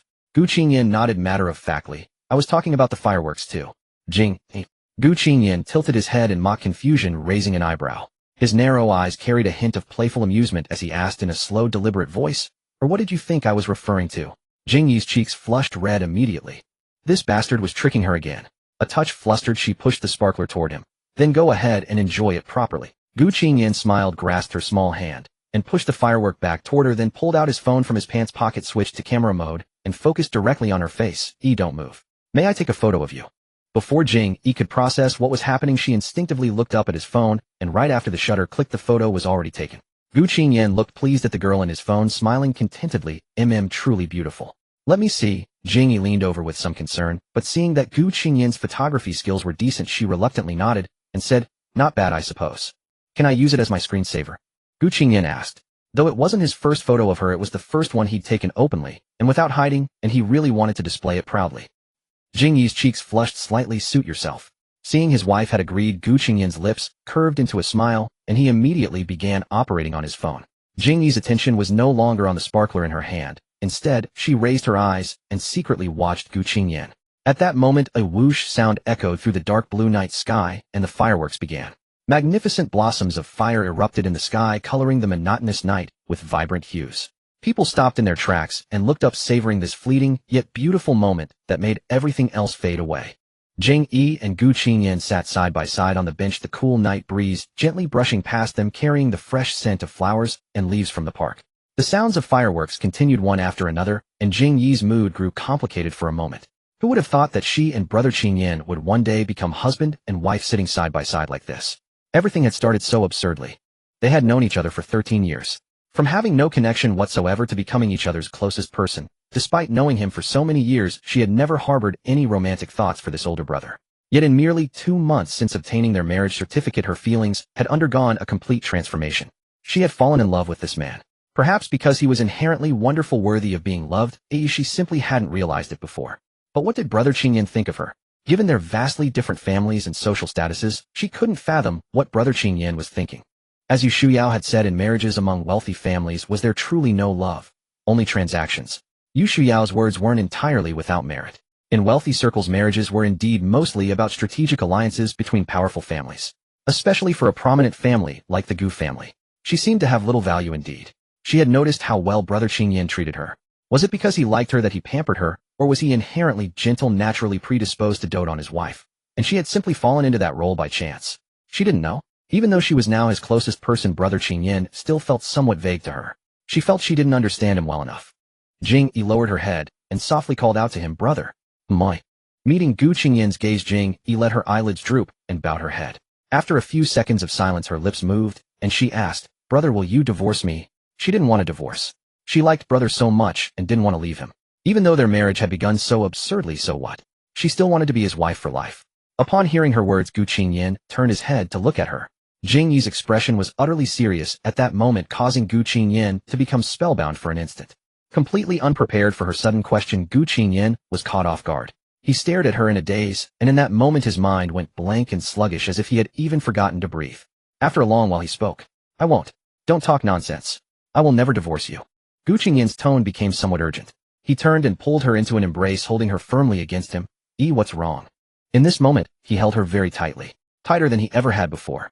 Yet he was also extremely careful, like someone who had finally grasped a treasure they had long dreamed of, afraid of losing it, and wanting to hold it close, yet worried that gripping too tightly might break it. He was clumsy, tense, and at a loss.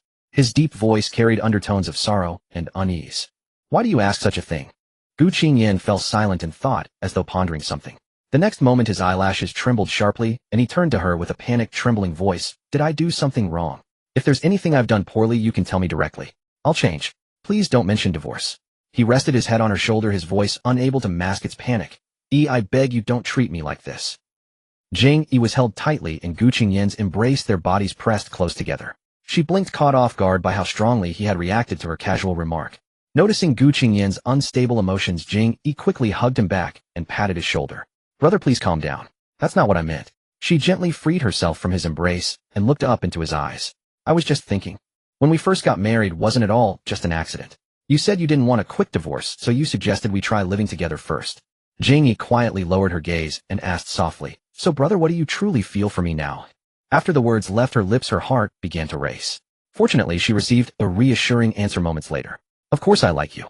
Gu Qingyan gazed at her with dark, troubled eyes, his emotions surging beneath the surface. He whispered softly, "I only embrace women I love. I only kiss women I cherish. And I only hold a woman tightly, every night sharing the same bed when I love her." Marriage was no different. He would only wed the woman dearest to his heart. If he was unwilling, who could force him? "I do all of this because I love you. Brother is not someone who gives affection lightly. I treat you well because I love you." Gu Qingyan reached up and gently stroked her hair. "Don't divorce me." His eyes dropped slightly. "Don't abandon me, please. I'm begging you." His large hand resting atop her head trembled faintly. The man gazed deeply into her eyes, his long lashes casting shadows across his face. Those profound eyes swirled with restless emotion, as though he were witnessing a fragile illusion, afraid it might shatter at any moment. Fear, restlessness. "Otherwise, brother will cry." His expression was so vulnerable, as if he might actually weep at any second. Jing Yi watched him, her heart pounding. She stared blankly, unable to speak. Why did he look so forlorn? The once commanding, feared Gu Qingyan. Why had he become such a completely different person before her? He seemed so humble, so pleading. Jing Yi couldn't bear to see him like this. Her heart ached, and she quickly seized his hand. "All right, no divorce. I won't say it again. Brother, I'm sorry. I won't bring it up anymore." She threw herself into his arms and wrapped her arms around his waist, resting her head against his chest. "I like you too, brother. I don't want a divorce either. But I was afraid you'd leave me, so I asked. I'm sorry. Yi won't mention this again. Please don't be sad, brother." After a long silence, Gu Qingyan's voice came from above. "Are you telling the truth?" His tone was gentle, laced with uncertainty. "Of course it's true." Jing Yi nodded enthusiastically. Gu Qingyan's narrow eyes blinked slowly. Upon hearing her words, his expression visibly softened. His hands on her waist gently traced the fabric of her clothes, and the tips of his ears turned faintly red. "You like me too?" he asked once more. "I do," she replied without hesitation. Gu Qingyan's lips curled upward involuntarily. The shy blush spread from his ears to his cheeks. The man lowered his head slightly, his lips pressed together. He looked almost like a puppy praised by its owner. Obedient, perhaps even a little cute. Seeing that Gu Qingyan had cheered up, Jing Yi piled on the sweetness. "You're the best husband in the world, a true treasure sent from the heavens. I won't let anyone else have you. You're mine." She then nuzzled her soft head against his chest and called out sweetly, "Husband. Alrighty, brother is happy. Stop rubbing." Gu Qingyan's heart tickled by her soft voice. If she kept coaxing him like this, his aloof persona would crumble entirely. The Gu family residence. When Jing Yi and Gu Qingyan slipped away, Yu Shuyao happened to be on the open terrace and caught sight of the two. She immediately recognized Gu Qingyan's figure, seeing him holding hands with a girl both dressed casually passing by the residence. She also recognized the girl beside him as his wife. Having witnessed their closeness firsthand, Yu Shuyao knew Gu Qingyan would never perform such an intimate gesture with any other woman. Yu Shuyao hurried after them, but by the time she stepped outside the Gu estate, Jing Yi and Gu Qingyan had already vanished. So she lifted her skirt and ran back into the banquet, searching for Gu Jingfan. "Jingfan, I just saw your brother and sister-in-law sneaking out." Yu Shuyao approached him directly. Upon hearing this, Gu Jingfan nearly choked on his drink, his frustration matching hers. "What? They sneaked out? What the hell? They went out to have fun without him. Those traitors left him behind again." As the second young master of the Gu family, Gu Jingfan had also been the center of attention. The tense atmosphere at the banquet had grown exhausting. "Do you know where they went?" Yu Shuyao asked. Gu Jingfan shrugged helplessly. "How would I know?" "Wait." He blinked, and a memory from years ago suddenly surfaced. A mid-autumn banquet. Like Jing Yi, he had never cared for such events. With his elder brother handling the guests, he had found an excuse to slip away and meet friends at the night market. But at the night market, he had inexplicably spotted his elder brother and Jing Yi. Gu Jingfan remembered seeing a tall, lean man holding the hand of a petite girl walking toward a small park. The girl carried a bundle of fireworks. He had recognized them instantly as Gu Qingyan and Jing Yi. But within moments, the pair disappeared into the flowing crowd. Gu Jingfan had been puzzled. His elder brother should have been at the banquet attending to guests. How could he possibly be here, holding Jing Yi's hand and setting off fireworks? The image was too absurd. He had dismissed it as a trick of the eyes. But now reconsidering, had he really seen wrong? Or was it truly that couple? A bolt of lightning seemed to strike Gu Jingfan. No way, had they already? Back then, he shook his head in disbelief. What the hell was his brother even human? Jing Yi had only been 15 or 16 then. Pervert. Gu Jingfan muttered in a daze. "I think I know where those two went." "You know." Upon hearing this, Yu Shuyao immediately seized his ear in excitement and threatened him ferociously. "Where are they? Take me there quickly. Ouch, it hurts." "I'll take you, just let go." Gu Jingfan felt utterly wronged. Why did these women always resort to physical bullying the moment they saw him? He looked so easy to bully. He was so innocent. So Gu Qingyan also ran away from the banquet with Yu Shuyao, and the two headed straight for the night market. Such a crowd. Yu Shuyao had never been to an event like a night market before, and she was stunned by the sea of common folk. At that moment fireworks were still going off in the sky, and combined with the lively atmosphere of the crowd, Yu Shuyao couldn't even hear Gu Qingyan clearly as she followed beside him. Gu Qingyan gripped her wrist tightly, and turned his head to warn her, "Don't you dare let go of my hand. If I lose a young lady like you, I'd need 9 lives to make it right. Hey, it's packed with people here. How are we supposed to find Qingyan? Do you really know where they are?" Yu Shuyao asked. "I know where they are. Just follow me." Gu Qingyan led Yu Shuyao through the crowd toward the small park. The flow of people here was much sparser than on the main street.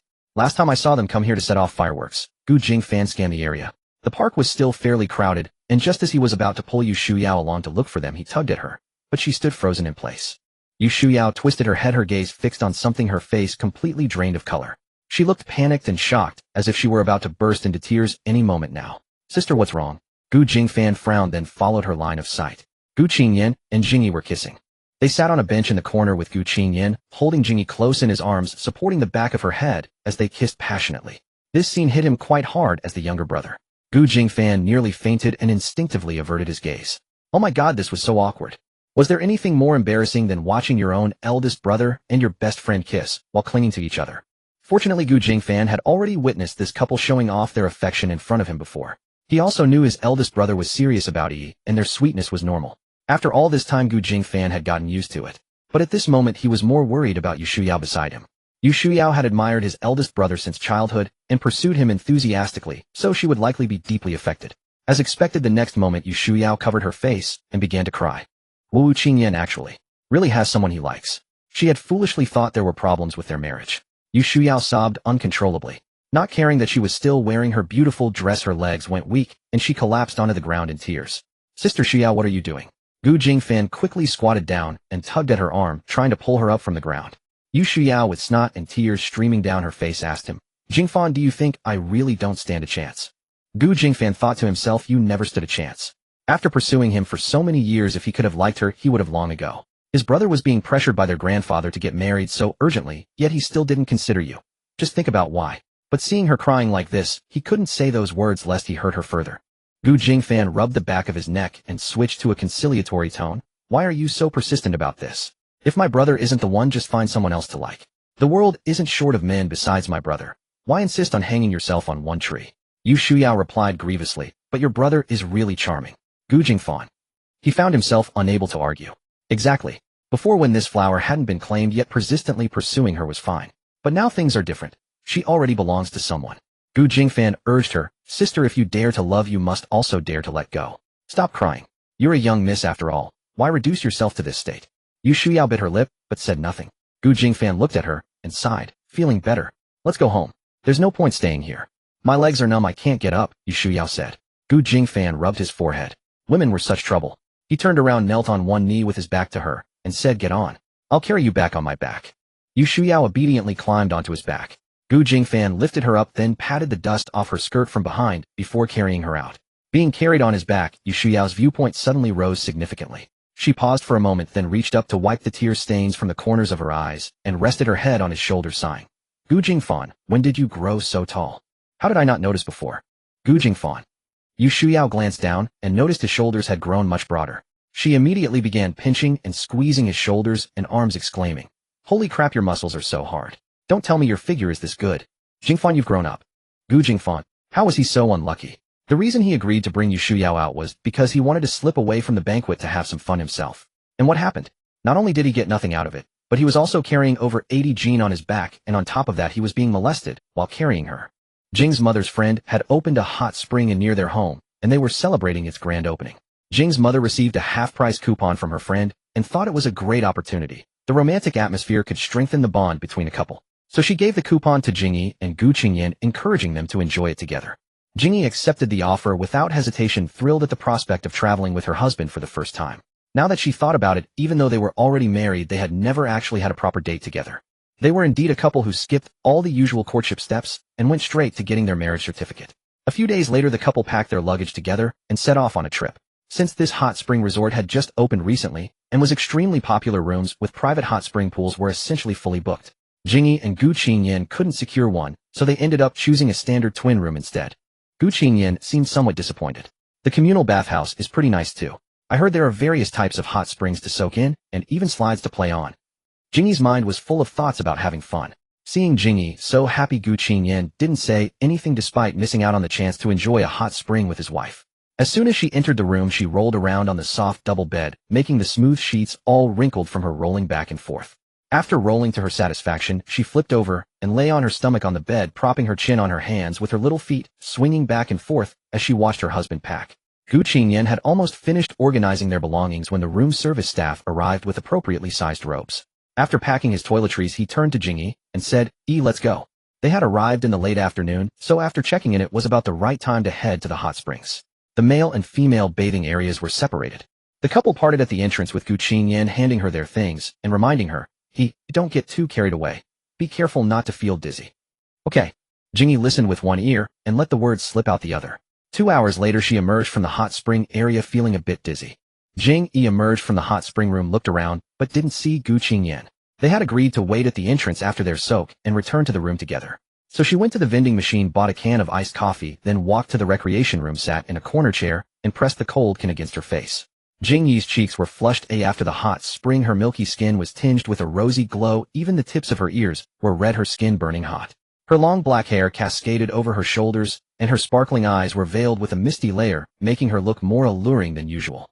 "Oh no, I'm going to get scolded by brother." Jing Yi rubbed her brow and murmured softly. Before they parted, Brother Qingyan had specifically told her not to overdo it and get dizzy. She had agreed faster than anyone, but she was also faster than anyone in breaking her promise. She turned her head and looked longingly toward the entrance. But where had Brother Qingyan gone? Why hadn't he come out yet? Could it be that Brother Qingyan was having even more fun than she was? Was he still not done soaking? That shouldn't be possible. Or had he already finished bathing, gotten impatient with her slowness, and gone back to the room without her? She had left her phone in the room and hadn't brought it out. Jing Yi hesitated about whether to go back to the room directly. She stood up, took 2 hesitant steps, then sat back down. Like a child nobody wanted, she lingered in place, torn between going and staying. In the end, she decided to just sit there and wait for her husband to come pick her up. Not far away at the ping pong table, some people were playing. 3 of them, 2 boys and 1 girl. Looked young, probably around 17 or 18 years old. Among them, a young couple, a boy and a girl, were playing against each other while another boy leaned against the wall staring intently in Jing Yi's direction. Jing Yi, wearing a yukata, was sitting alone on the chair. The yukata was long, wrapping around her slender body, leaving only her small hands and a stretch of fair calves exposed. Having just come out of the water, her milky skin was suffused with a light pink like a delicate flower about to bloom. The lingering mist around her added an extra touch of ethereal beauty compared to usual. Her almond-shaped eyes were brimming with moisture, occasionally fixed on the entrance. Though no one knew what she was doing, she looked quite cute. The boy licked his lips and couldn't help curling the corner of his mouth into a smile. "Wei Hang, what are you staring at so intently?" asked the boy from the couple. The boy called Wei Hang didn't answer. He chuckled softly, lifted his chin to point toward Jing Yi, and said to them in a low voice, "Hey, look at that girl over there. Isn't she pretty hot?" The couple who were playing stopped and looked in the direction he indicated. Seeing Jing Yi, they raised their eyebrows and said, "Wow, she really is beautiful." "You're my boyfriend."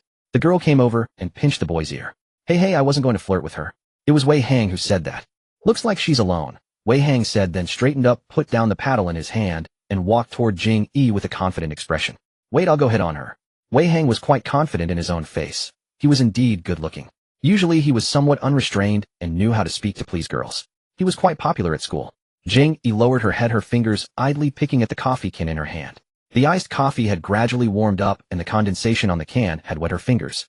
Just then a shadow suddenly fell over her. 2 feet appeared in her field of vision. Jing Yi looked up. "Hi, pretty girl." Wei Hang had already arrived in front of her, smiling and waving at her. Hearing this, Jing Yi blinked, but made no response. She even turned her head away as if she hadn't heard him. This made Wei Hang a bit awkward. His hand was still raised in the air, and for a moment he didn't know whether to put it down. Jing Yi saw that the boy was standing in front of her and not leaving. Belatedly, she looked at him again, glanced around, and realizing there was no one else nearby, she pointed at herself in a daze. "Are you talking to me?" "Yes, you." Wei Hang couldn't help but smile. Usually when a girl was called beautiful, wouldn't she respond actively? Why was she looking puzzled and questioning him? So she was the adorable type. Interesting. Is there something? Jing Yi asked. Wei Hang kept a smile on his face, bent slightly closer to her, and said, "Beautiful, are you alone? Want to come play ping pong with me?" Jing Yi realized that this kid was trying to hit on her. She frowned imperceptibly, shook her head, and decisively refused. No, I don't know how to play, and I'm not alone. Oh, not alone. So you came with a friend? Wei Hang figured that her friend was probably also a beauty, and he became even more eager. Then call your friend too. No problem. Jing Yi said irritably, sorry, I came with my husband. Husband? Wei Hang laughed outright. He looked Jing Yi up and down, seeing her fresh natural face that looked about his age. Husband, he said. You sure know how to talk. I know. You girls always use boyfriend as an excuse to turn people down. There's no need to be shy. I just want to play a game with you. It's fine if you don't know how, I can teach you. With that, he reached out to take Jing Yi's hand. But before his hand could succeed, a pale, slender, well-defined hand suddenly landed on Wei Hang's shoulder. That hand seemed to be exerting force, but its fingertips were slightly turning white. Wei Hang's shoulder hurt from the grip, immediately drawing his attention. He turned around and saw a tall, devilishly handsome man standing behind him. May I ask what business you have with my wife? Gu Qingyan frowned, his expression both angry and dark as he looked at Wei Hang. Gu Qingyan had originally been waiting for his wife here, but happened to receive a phone call about work, so he returned to the room. When he came back, he saw Jing Yi sitting obediently on the chair with a mischievous-looking brat standing in front of her. In just a moment, he hadn't been watching, someone was already trying to steal his wife. Wei Hang saw the man's expression and was a bit frightened. His face lost color for a moment, but he quickly calmed down. Wife? What? She was actually married. Judging by her appearance, he thought she was at most 17 or 18. If she was married, she must be at least 20. So she was an older sister. That made it even more interesting. Oh, so she's your wife. Sorry, I didn't know. Wei Hang offered a perfunctory apology, but there was no sincerity in it. Then with a provocative look at Gu Qingyan, he said, Handsome, how about lending me your wife for a bit? Let her play a game with me, and I'll return her right away. You're not that stingy, are you? Wei Hang was not convinced. Relying on his good looks, he had never failed when hitting on girls. Arrogant and proud, he was being humiliated for the first time. He was very upset, and felt he had to get back at them. Jing Yi really disliked being hit on. To be honest, she had been a bit annoyed just now, but after hearing this kid's words, she couldn't help feeling sorry for him. Kid, why bother? Isn't living well good enough? Jing Yi took Gu Qingyan's arm and said, Brother, forget it. He's just a kid who hasn't gotten past his rebellious phase. Don't mind him. Gu Qingyan said nothing, just called her name. Then he gave a forced smile and raised his hand to pat her head. Jing Yi. Oh no, this old fox seemed to be angry. At that moment, the young couple accompanying Wei Hang noticed his confrontational expression and immediately guessed what was happening, so they hurried over to intervene. I'm sorry, miss. He didn't know you already had a boyfriend. He thought you were alone and wanted to invite you to hang out with us. The girl said, We're sorry to have disturbed you. We'll take him away now. After saying this, the boy grabbed Wei Hang's arm, trying to pull him away. What are you doing? Let me go. However, Wei Hang had no intention of accepting the way out his friend was offering. Today he was determined to antagonize Gu Qingyan. Gu Qingyan turned to face Wei Hang, folded his arms, slowly blinked his elongated eyes and nodded. I can lend it to you. Wei Hang. Gu Qingyan stepped forward, his towering 190 centimeter frame, casting a shadow over the younger man, an overwhelming pressure, descending instantly, sending shivers down one's spine. However, my wife doesn't play table tennis. Playing with her would be rather boring. Gu Qingyan rotated his wrists, a forced smile on his face. I've played a couple of times before. How about we have a match? Wei Hang nearly burst out laughing upon hearing this, letting out a snort. What? Played a couple of times? Challenge me. This uncle really had no self-awareness. He was an award-winning player, and this novice who'd only played twice dared to provoke him. Fine, that's pretty bold. Let him suffer a humiliating defeat in front of his wife. Handsome brother, maybe you should just stop. He's actually won awards. You can't beat him. We've even hired him as our coach. He really is quite skilled. The young couple said worriedly. Gu Qingyan smiled gently. In that case, I'm honored to learn from you. Jing Yi didn't believe a word of it. After spending day and night together for so long, how could she not know him? This old fox Gu Qingyan would never let himself suffer a loss. She must have been up to something, so she leaned close and whispered, Brother, just give him a sound lesson and be done with it. Don't go overboard. Gu Qingyan's expression remained unchanged as he nodded. Don't worry. I know how far to push. He walked to the table, rolled up the sleeves of his bathrobe, revealing a lean and fair forearm, and picked up the racket. Let's keep it quick. One game first to 5 points wins. All right. Wei Hang sighed, helplessly tossing a ball his way. Since you're a newbie, I'll go easy on you. Uncle, you serve first. Gu Qingyan nodded. Very well. Gu Qingyan bounced the ball twice on the table, then raised his racket and struck. At the moment of serve, a flash of ruthless determination crossed his eyes, followed by a powerful, decisive smash. Jing Yi. So much for knowing his limits. Wei Hang was completely dumbfounded. It took him a while to process what had just happened. Staring at the ping-pong ball rolling far away, his face flushed red with embarrassment and anger. Gritting his teeth, he snapped again. That round ended in barely a minute. Gu Qingyan's serve was untouched. Wei Hang failed to return a single ball, suffering a thorough defeat. It was a thoroughly humiliating match. His face turned crimson with rage, yet he dared not say another word. Gu Qingyan calmly set down his racket, massaged his fingers, and looked up at him. You haven't touched a single ball, so I can't tell how skilled you truly are. But since you couldn't even beat a beginner like me, it seems you still have plenty of practice ahead of you. With that, he took his little wife's hand and left. The three who remained were utterly stunned. That was indeed quick and decisive. On the way back to their room, Jing Yi couldn't resist complaining. Gu Qingyan shrugged. Consider it pre-sleep exercise. No need to waste too much time. Then she looked up at him, her eyes sparkling as though she'd just discovered a new skill about her husband. I didn't know you could play table tennis, brother. I learned before.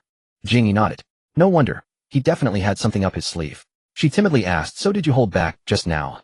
After all he'd said, he knew his limits. If that was still holding back, just how terrifying was his actual skill? She felt a twinge of fear. How could that be? Of course I was serious. I gave it my all. Gu Qingyan chuckled, cupping both sides of her face with his large hands and gently squeezing. Your darling husband was quite provoked. Someone was making moves on my wife. I had to teach him a proper lesson. Jing Yi. She was genuinely scared. Their room had an open-air balcony. Living on the third floor, the nighttime view from the balcony was quite beautiful. Jing Yi lay on the bed scrolling through her phone, while Gu Qingyan stood on the balcony outside. His body leaned against the railing, a cigarette pinched between his fingers, quietly enjoying the night breeze, gazing blankly at the starry sky. Tonight's moon was equally beautiful, remarkably similar to the one on Mid-Autumn Festival.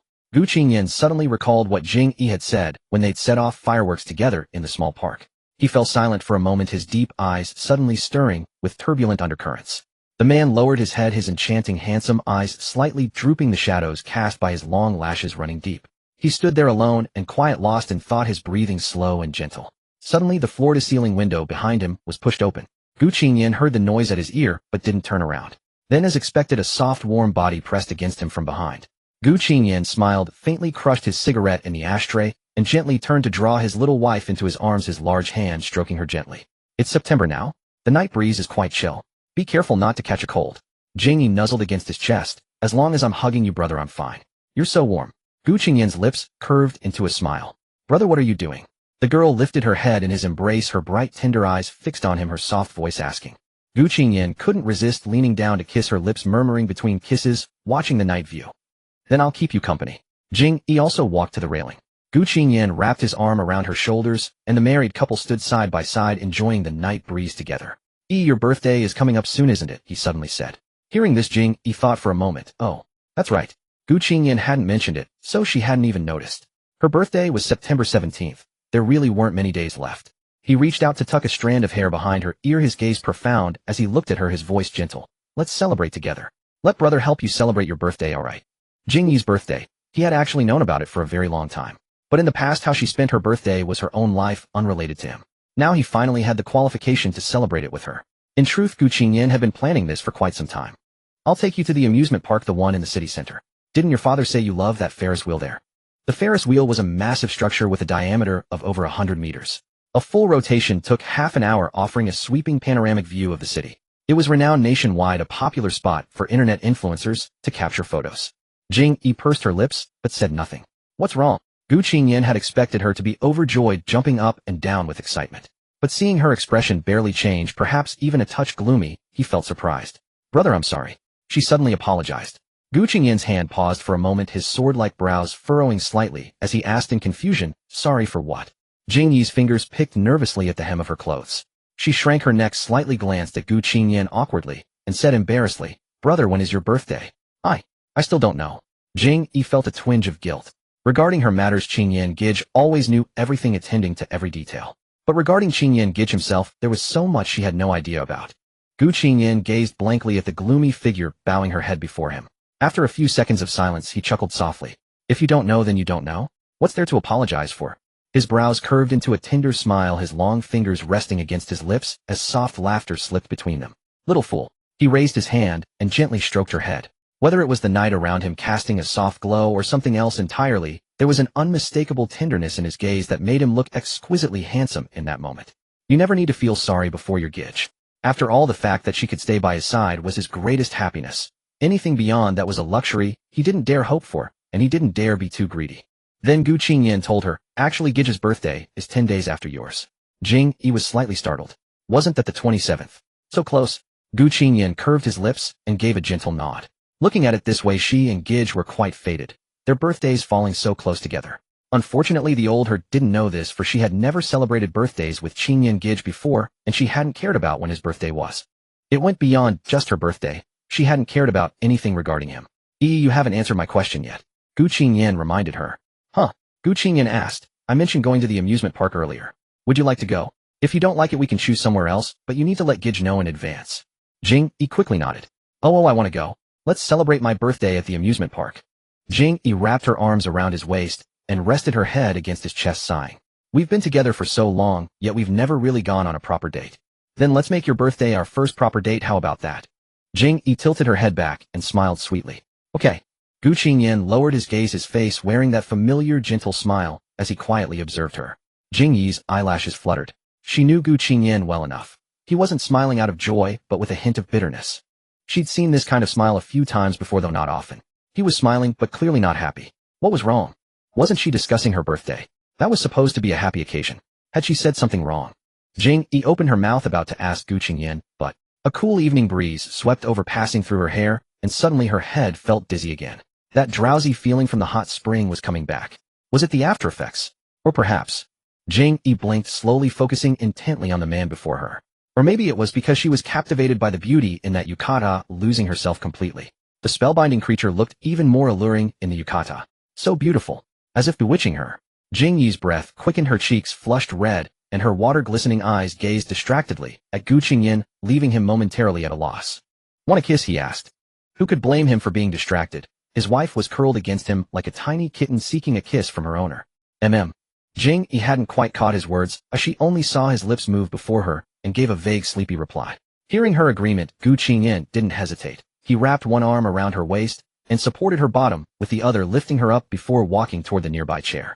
On the balcony sat rattan tables and chairs arranged for guests to enjoy the night view. Gu Qingyan selected the nearest chair, pulled it out with his foot, sat down, and settled his wife onto his lap. The next moment he cradled the back of Jing Yi's head and bit her lower lip. Gu Qingyan pulled away almost instantly, then pressed his lips to the tip of her ear. Jing Yi didn't know why she felt so extraordinarily sensitive. When Gu Qingyan's lips touched her, it was like an electric shock, and her nerves tensed all at once. A soft moan escaped Jing Yi's lips as her body instinctively shrank back. Gu Qingyan's Adam's apple bobbed, and he shifted to press kisses along her cheek, light fleeting touches like dragonflies skimming water. His lips returned to hers, sealing the kiss. Jing Yi's entire weight pressed against Gu Qingyan. The man held her tightly, enveloping her in his familiar sandalwood fragrance. The only sensation Jing Yi had was that her brain was starved of oxygen, as if she couldn't catch her breath. Jing Yi quickly pushed against his chest and broke away from his lips. Brother, wait. Gu Qingyan's gaze shimmered as he regained his composure and looked at Jing Yi. Her cheeks were flushed red, and she appeared drunk-like, yet this wasn't their first kiss, and she'd never reacted this way before. Frowning, he asked, did you drink alcohol? He knew the hot spring area offered low-alcohol fruit wine for guests to enjoy while soaking, and a fleeting thought crossed his mind.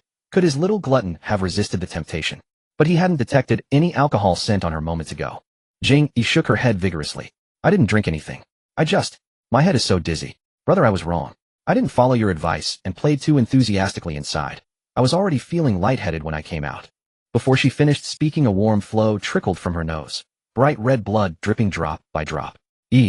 Hospital.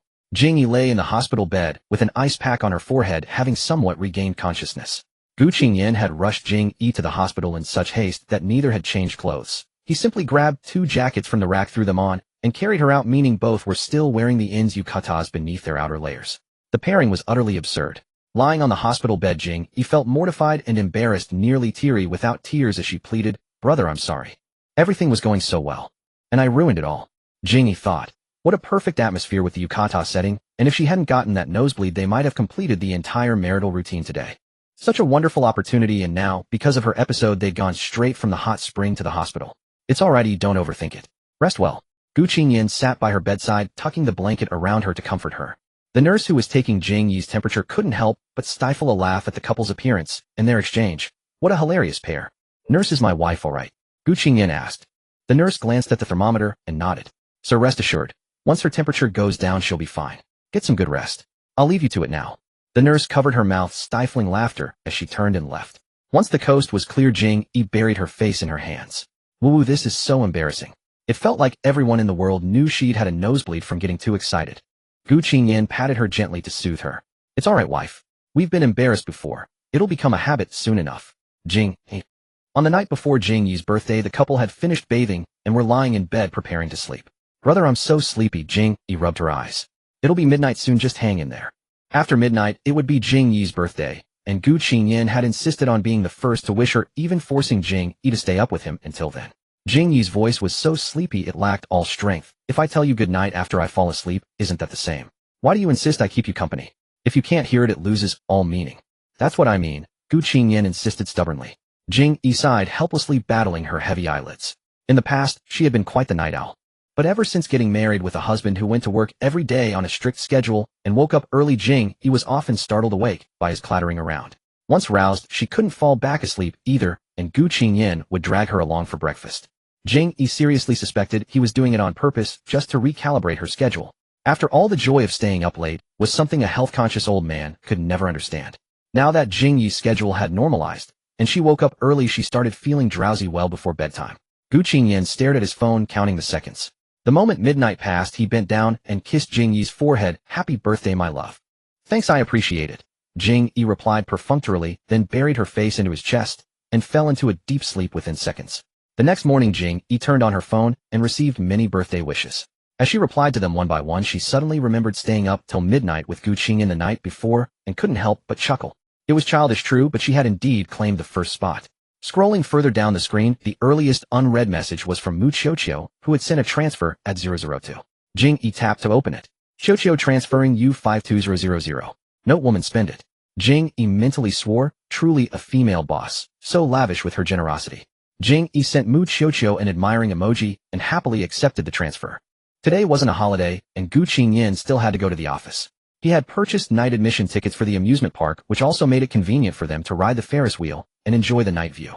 At 5 in the evening, Gu Qingyan returned home from work. Jing Yi heard the movement at the door from their bedroom, opened the door, and peeked out, spotting Gu Qingyan's figure. You're back? I've finished my makeup. Let me change, and we'll head out. Good. Gu Qingyan, being a man, didn't need to dress up. He swapped his suit for casual clothes, grabbed the car keys, and leaned against the doorway waiting for Jing Yi. Since they were going to an amusement park, Jing Yi didn't pick a dress. Instead, she chose a t-shirt paired with light blue jeans. Her makeup was light, her long dark hair styled into 2 low buns topped with a fisherman's hat, and a small backpack slung across her body. Overall, her style was fresh and lively.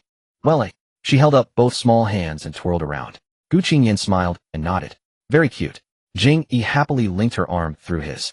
Let's go. Upon arriving at the amusement park, Jing Yi first picked a few quiet rides to enjoy. Gu Qingyan had no interest in such entertainment and didn't follow her in. Instead, he held her bag and hat leaning against the railing outside while watching her play. Jing Yi occasionally waved at him, and Gu Qingyan took photos of her with his phone. Handsome sir, would you mind adding me on WeChat? Gu Qingyan turned his head and saw 2 young women approaching him shyly. He lifted the women's bag he was holding to show them, then said expressionlessly, not convenient.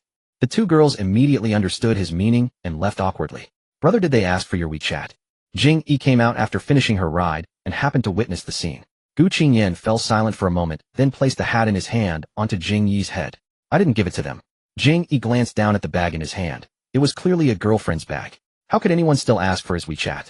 She then let her gaze rest on Gu Qingyan's face. Or was this face just too charming? Jing Yi grabbed Gu Qingyan's wrist firmly and said with determination, Brother, stop standing around out here. Come play with me. Let's go on the roller coaster. It closes at 6. What's a roller coaster? Gu Qingyan asked as she led him along by the hand. He had never been to an amusement park before, nor did he ever engage with such facilities. Many of the rides were completely new to him. Jing Yi pointed toward the outdoor tracks. That one over there. Sit in a small carriage and go around the loops. Gu Qingyan glanced at the tracks and felt a hint of unease. It looked dangerous. Are you sure you want to ride it? Gu Qingyan asked. Jing Yi tilted her head, looking at him puzzled. Of course. How can you come to an amusement park without riding a roller coaster? It's a must-do. Gu Qingyan. Unable to resist his wife's coaxing, he followed her anyway. When the staff member was checking the seatbelt, Gu Qingyan's entire body tensed up. Is this thing actually sturdy? Jing Yi found his reaction amusing and comforted him. Don't worry, it's very safe. If you're scared, just hold my hand.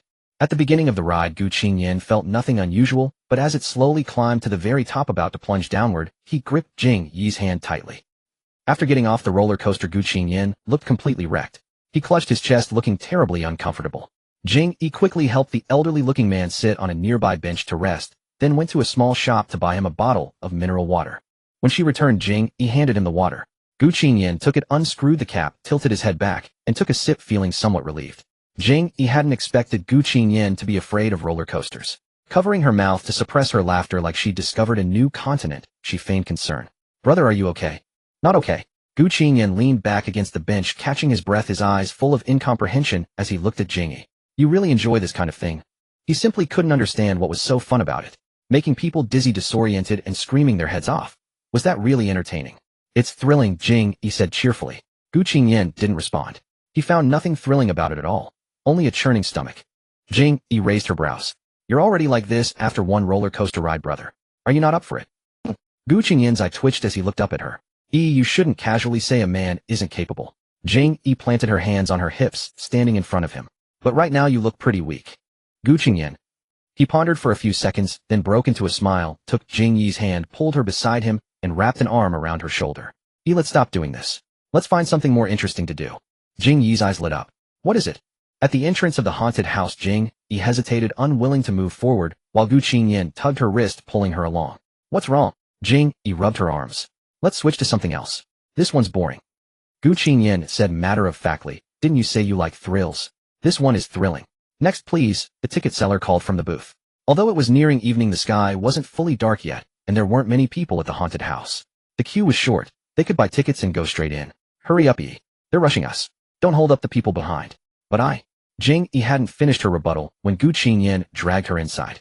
The inside of the haunted house was pitch black. As soon as they entered, an eerie, cheap special effects sound blared, and an apparition with disheveled hair recited, "Welcome, dear guests." Jing Yi locked eyes with that apparition, and her face immediately went pale. Thank you, Gu Qingyan politely replied. The hair was fake, the blood effects were fake too. To Gu Qingyan, these props were child's play. But Jing Yi was genuinely frightened, her legs trembling as she walked. When people are scared, their senses become infinitely heightened.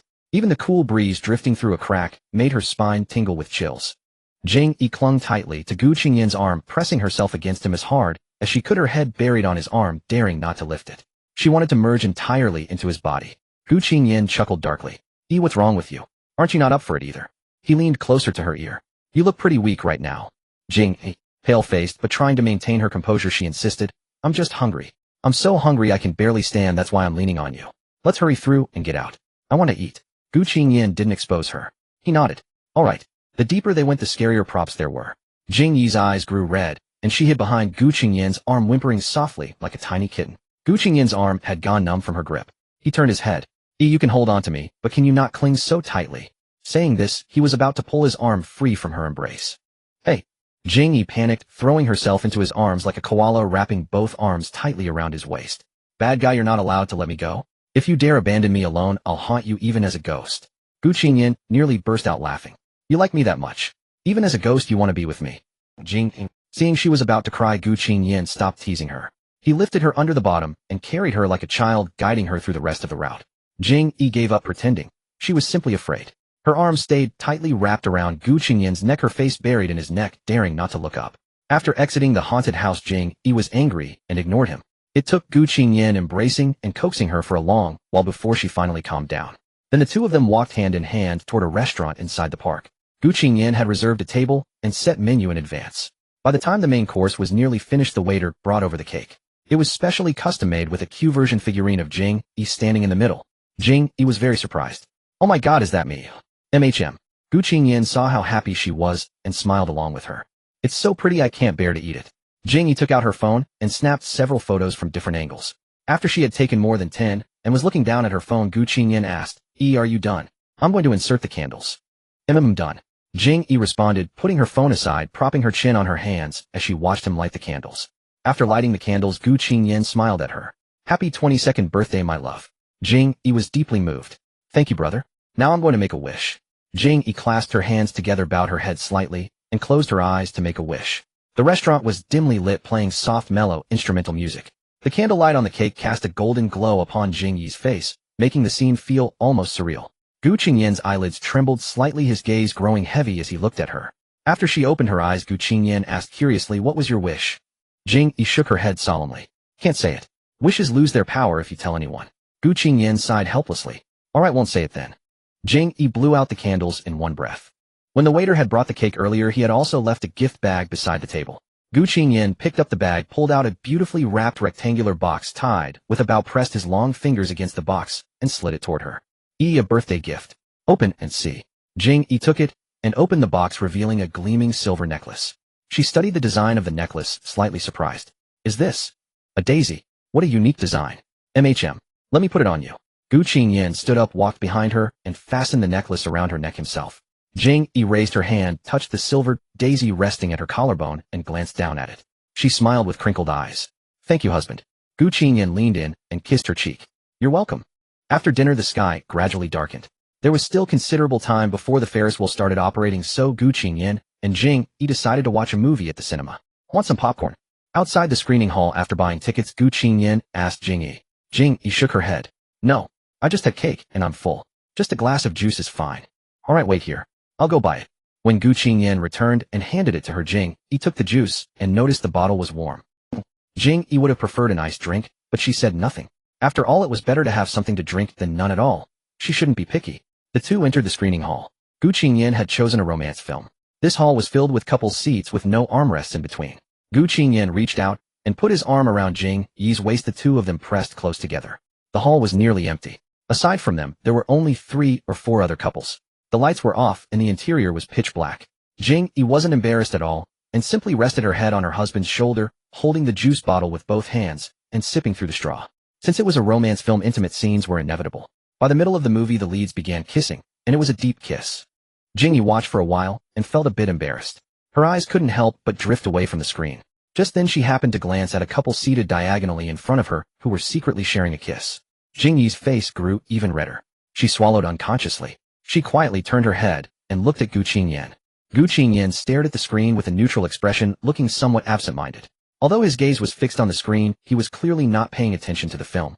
When they left the cinema, the sky was completely dark and the neon lights throughout the park had all been lit up. Jing Yi was very excited because they were about to ride the Ferris wheel next. The night view from above would surely be stunning. Jing Yi and Gu Qingyan walked hand in hand toward the Ferris wheel. Jing Yi looked around and realized there wasn't a single person in sight. She said curiously, "Why is there no one here? I heard online that it's super popular and reservations take forever."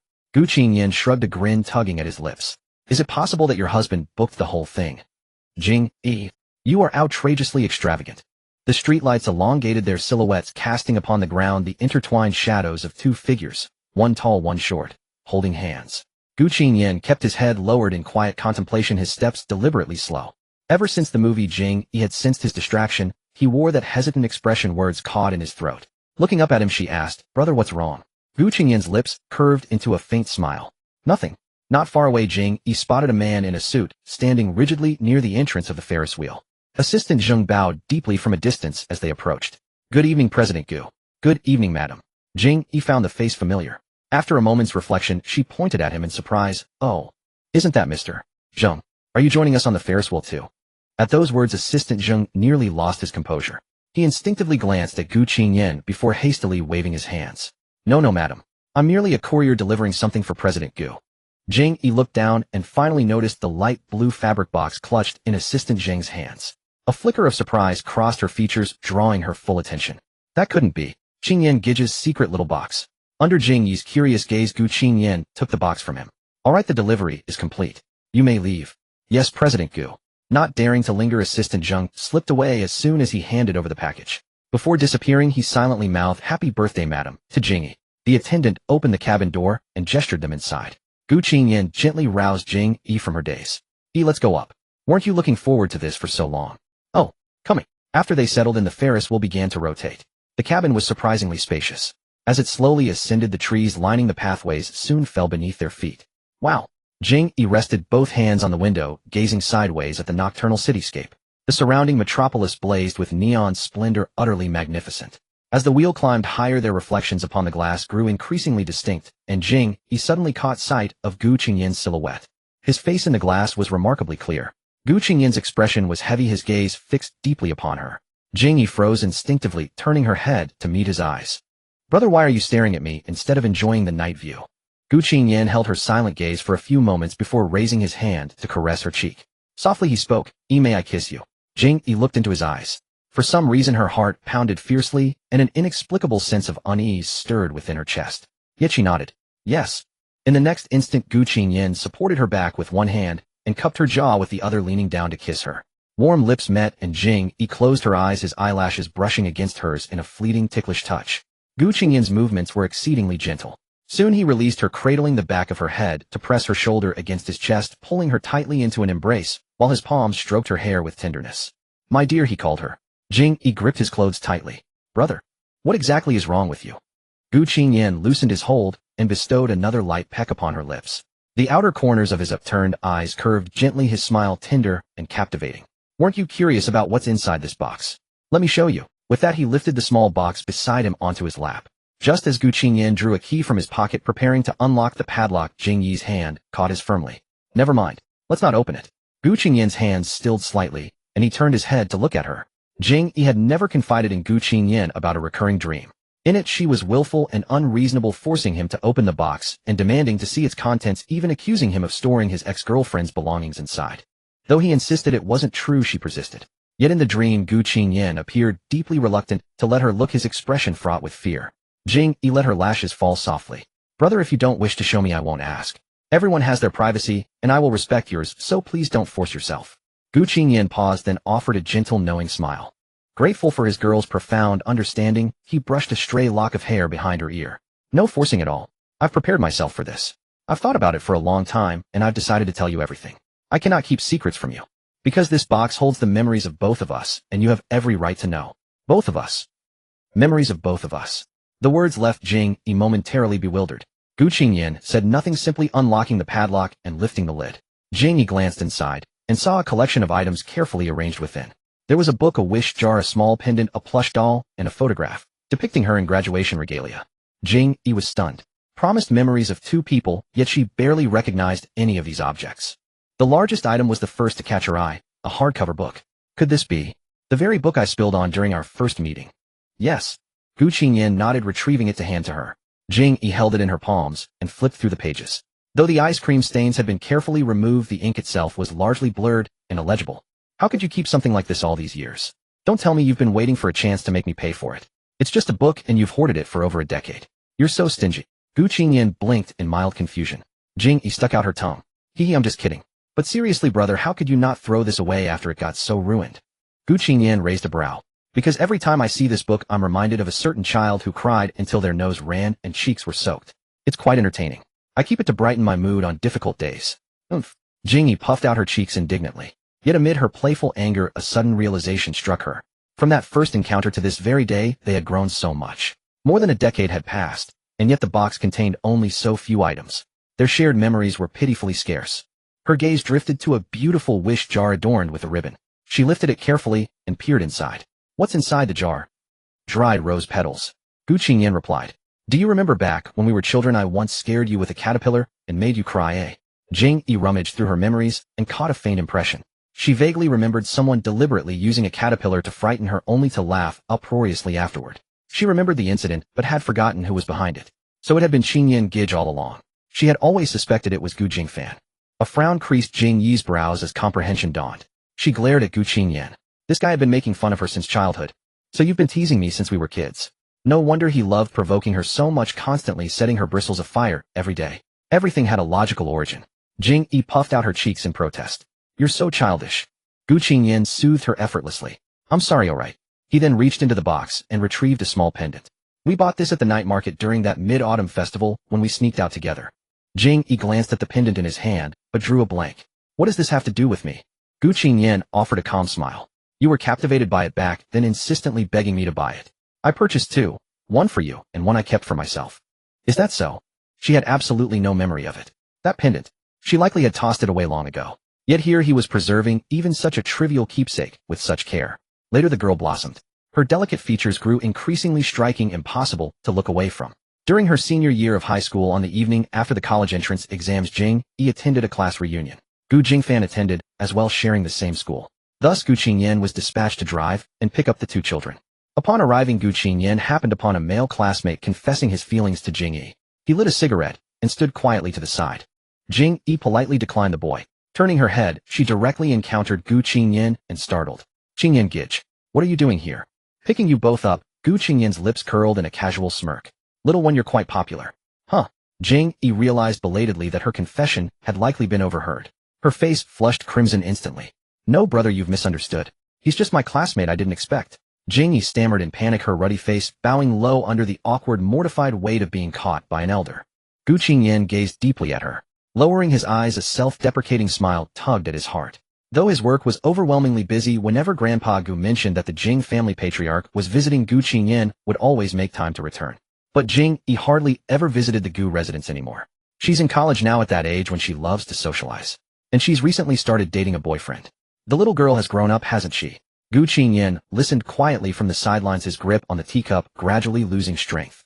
In that moment, he silently withdrew. He had always understood this deep within. She had her own life, her circle of friends, and would inevitably find a boy with aligned aspirations to love. And to her, he was nothing more than a passing traveler from beginning to end. That evening, Gu Qingyan met with friends and drank excessively, seeking to numb himself with alcohol so the pain would subside. Later, Gu Qingyan leased an apartment near his company and buried himself in work. His visits to the family estate gradually diminished.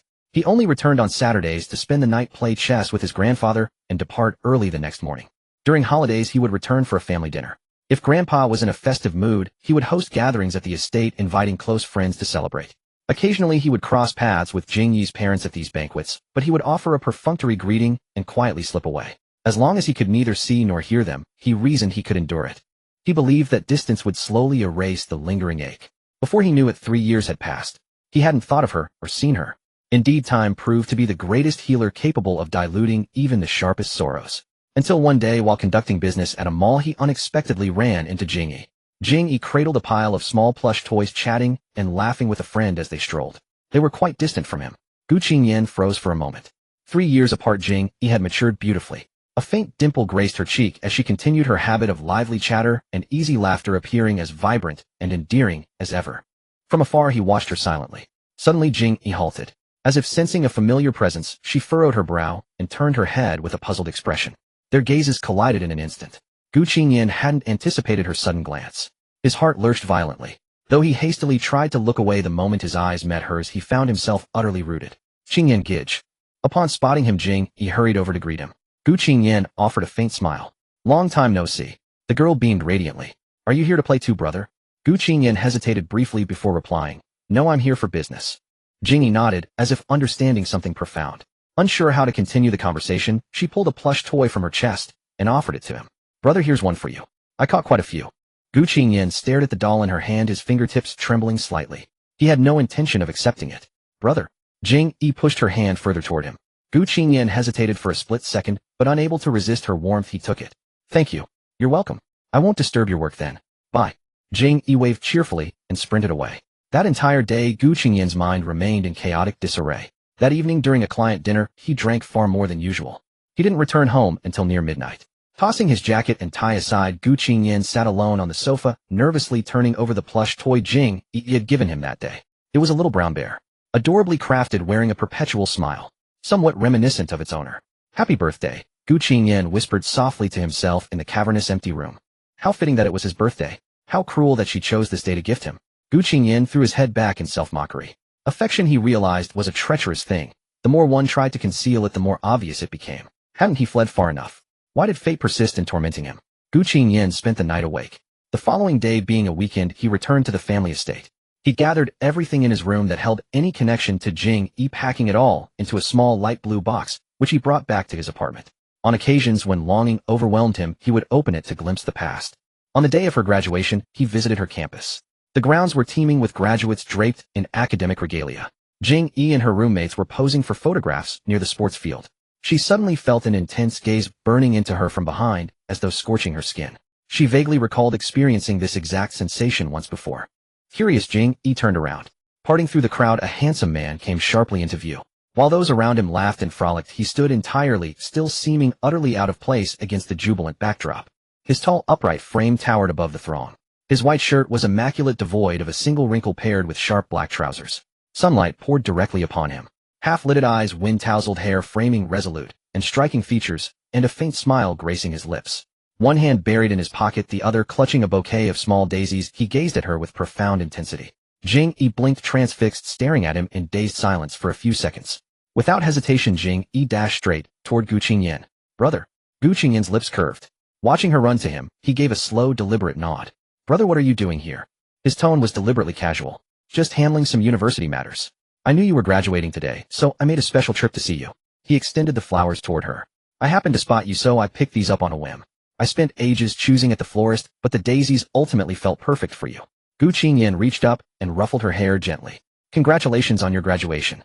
Jing Yi accepted the bouquet, bringing it close to her nose. The fragrance was faint but exquisite. She offered him a soft smile. Thank you, brother. At that moment her dorm mates called from across the field, urging her over for photos. Jing Yi waved goodbye to Gu Qingyan and turned to leave. Once she was safely out of earshot, Gu Qingyan withdrew a camera from his pocket and captured a photograph of her from a distance. Jing Yi's gaze wasn't directed at the lens, as she hadn't even realized he was taking her picture. As the shutter clicked, the surrounding people and scenery blurred into soft focus, leaving only the girl's figure rendered in breathtaking clarity. Gu Qingyan stowed the camera and slipped away unnoticed. En route home, he made a detour to a photo studio to develop the print. Back at his apartment, Gu Qingyan settled onto the sofa and fixated upon the photograph for what felt like an eternity, as though desperate to etch her image permanently into his retina. A single tear fell onto the glossy surface. Congratulations. She had graduated. She was growing up. She would soon start working. In another year or two, she might marry a boy she adored and build a happy family. Perhaps even have children of her own. The future would hold countless experiences for her, none of which would involve him. Countless joys and sorrows awaited her, utterly separate from his existence. It was time for him to finally let go, to release everything and offer her his blessing. As a familiar yet distant older brother, he would wish her happiness. His love for her would remain his eternal secret. In the end, he would spare himself further humiliation. And she would likely never know. That foolish older brother had secretly loved her for far too long. Gu Qingyan's hands trembled. With infinite care, he placed Jing Yi's graduation photograph inside the box and fastened the lock. Bowing his head, his thumb traced the fabric of the box. The room fell utterly silent save for the sound of falling tears and the man's muffled sobs. Jing Yi listened quietly as Gu Qingyan recounted the years of secrets, how he had harbored feelings for her, all unknown. Throughout she kept her gaze lowered, saying not a word. I'm sorry. On the day we got our marriage certificate, even though you were drunk and insisted on registering, I was fully aware, right down to going to your home to collect the documents. I could have easily stopped all of this from happening, but I didn't. Because I was selfish. I wanted to seize the chance to be with you. Jing Yi stared at him blankly. Gu Qingyan, however, could not meet her eyes. He gently embraced her, turning his face away, apologizing endlessly by her ear. I'm sorry. Jing Yi sighed. She finally understood why Gu Qingyan had concealed that box for so long, why he feared her knowing, or even suspecting. If she hadn't happened to stumble upon it, and asked curiously, he might have kept the secret buried forever. I know you've always seen me only as an older brother. I never dared to hope for anything more. By her ear, Gu Qingyan's voice came again, slow and heavy. Even if our encounters were nothing more than a simple greeting, even if our lives had never intersected in any meaningful way, even if you barely gave me a second glance, I truly never asked for more. But when I saw you stumbling into my arms drunk and asking me whether we should marry, something in me shifted. My selfishness won. I'm sorry. I know you must hate me deeply. All I can say is, I'm sorry. Let's go get the divorce papers tomorrow. Gu Qingyan's body trembled slightly, his voice low and strained. His Adam's apple pressed against her shoulder, rolling up and down repeatedly. Jing Yi felt a warm drop land on her back. She knew he was crying. Jing Yi's eyes dimmed for a moment. Brother, look at me. She patted his shoulder through his embrace. Qingyan, get up. Gu Qingyan hesitated before slowly releasing her. His eyes were ringed with red lashes glistening with dampness. He raised his gaze, looking at her with painstaking care. Jing Yi offered a faint smile, brushing a fingertip across the tear at the corner of his eye. The next moment, she tilted her head forward and pressed her lips to his. She kissed him awkwardly, her soft lips tentatively exploring his thin ones. Gu Qingyan startled, instinctively attempting to pull away. Jing Yi wrapped both arms around his neck, giving him no room to escape, kissing him with growing intensity. Gu Qingyan no longer resisted. He slowly closed his eyes and yielded to her. A few seconds later she drew back, breathing softly. That is my answer. Do you understand? Gu Qingyan's expression remained stubborn. He lowered his head, silent, refusing to look at her. Jing Yi frowned, regarding him with a visibly upset expression. Gu Qingyan, what do you think you're doing? Are you trying to dump me now? For a man, a second marriage is no problem, but for a woman it's far harder to start over. Gu Qingyan looked wronged. That's not what I meant. Then what are you talking about, divorcing? Don't you want to leave me? The marriage was my doing. I took advantage of your state that night and deceived you into it. Wasn't I the one who brought it up first? Even drunk, I was still myself. One must own one's actions. If we're splitting blame, it's 50-50. Why are you shouldering it all alone? Jing Yi retorted in frustration. Who was it that so boldly demanded responsibility? The very next day after registering, you brought me home to meet your family, as if it were the most natural thing in the world. And now you have the nerve to look like this. If you truly feel guilty, then spend the rest of your life spoiling me. Who needs that silly divorce certificate? Do you think I'd be happy with it? Is this how you plan to apologize? Gu Qingyan's fingers fidgeted beneath him, his thin lips pressed into a tight line. But, won't you come to despise me? Why would I despise you? Gu Qingyan bit his lip. I've liked you for a very long time. Jing Yi said, exasperated. I should be overjoyed. Why would I despise you? The words slipped out before she could stop them. As she calmed down and reflected, she thought if their positions were reversed. If she were the younger one 7 years his junior, and the girl he'd always treated as a sister had secretly harbored feelings for him all along. She knew she herself would find it excruciatingly difficult to speak of such things. She would be terrified of being hated in return. Jing Yi's heart ached. She reached out and embraced Gu Qingyan, gently stroking his back. I will never despise you. Even if you had told me sooner, I still wouldn't. To be honest, I am surprised, truly surprised, that you harbor such feelings for me. But absolutely no disgust, none at all. Don't let your mind run wild, all right? Gu Qingyan whispered. Really? Jing Yi nodded with a smile. Of course. And now it's no longer just surprise, it's joy. The person I like has been secretly liking me for a long time too. I'm so thrilled. Jing Yi's eyes curved into a sweet smile that melted more than half of Gu Qingyan's lingering sorrow. Seeing his spirits lift and his drooping posture improve, Jing Yi felt a great weight ease from her chest. She hugged him and patted his back gently. As long as we both like each other, that's all that matters. You didn't marry me to harm me, so why torture yourself with these thoughts? Bottling it all up like this, what a fool you are. So, we're not getting a divorce. Jing Yi's gaze sharpened, her tone warning. Don't you ever mention divorce again. Gu Qingyan nodded firmly. No, I won't. No more talk of it. Then, like a great devoted dog, he clung to her tightly, burying his face in the crook of her neck. Jing Yi stroked his hair to comfort him. The heavy stone in Jing Yi's heart finally settled. So, he had harbored a secret crush on her for a very long time. She had always found it hard to believe. After all, to her, he had seemed like a stranger. It was he who had deliberately distanced himself. It was he who, fearing she might discover his feelings, had chosen to hide away. Jing Yi hadn't gone, without wondering before whether Gu Qingyan secretly held affection for someone else in his heart. She had quietly guessed, grown jealous, felt envious. Which girl could be so fortunate as to be hidden away in the heart of such a gentle man? She never expected that the lucky girl would be herself. A few days later, Jing Yi counted the days on her fingers. Gu Qingyan's birthday was drawing near. She had pondered for several days but still couldn't decide on a gift. The clothes and accessories Gu Qingyan wore regularly all cost 5 or 6 figures. The daisy necklace she had received from him. She checked and found it was also worth 6 figures. Jing Yi glanced at her account balance. It should be enough. However, she didn't know much about luxury goods. So she decided to consult the formidable businesswoman Mu Qiu. Qiu, you deal with luxury goods all the time. I want to ask, you know what's good to gift your husband for his birthday? Any brands would you recommend? On the other end of the phone, Mu Qiu immediately dismissed the idea upon hearing it was a gift for President Gu. She lectured, You're thinking about this all wrong. President Gu isn't short of money. Do you really think he wants material things from you? Jing Yi picked at the bedsheet, pondered for a moment, and asked, So you mean he'd appreciate a cheap gift too? Mu Qiu sighed, pressing her palm to her forehead. Her best friend's train of thought was truly hard to follow, and her reflexes were painfully slow. Mu Qiu dropped the pretense and said straight out, You. Give him some action. Get it? What kind of action? Strip naked, tie a little bow around yourself, and lie on the bed. He'll be so happy he'll faint. Mu Qiu on the other end of the phone vehemently emphasized to her that the best gift was herself, urging her to remember those words. After the call ended, Jing Yi lay staring at the ceiling, lost in thought for a while. Ever since her birthday, when the couple had confessed their secrets, their relationship had grown increasingly passionate. Parting at the door in the morning felt like a farewell of life and death. They couldn't bear to leave without hugging and kissing for at least 10 minutes.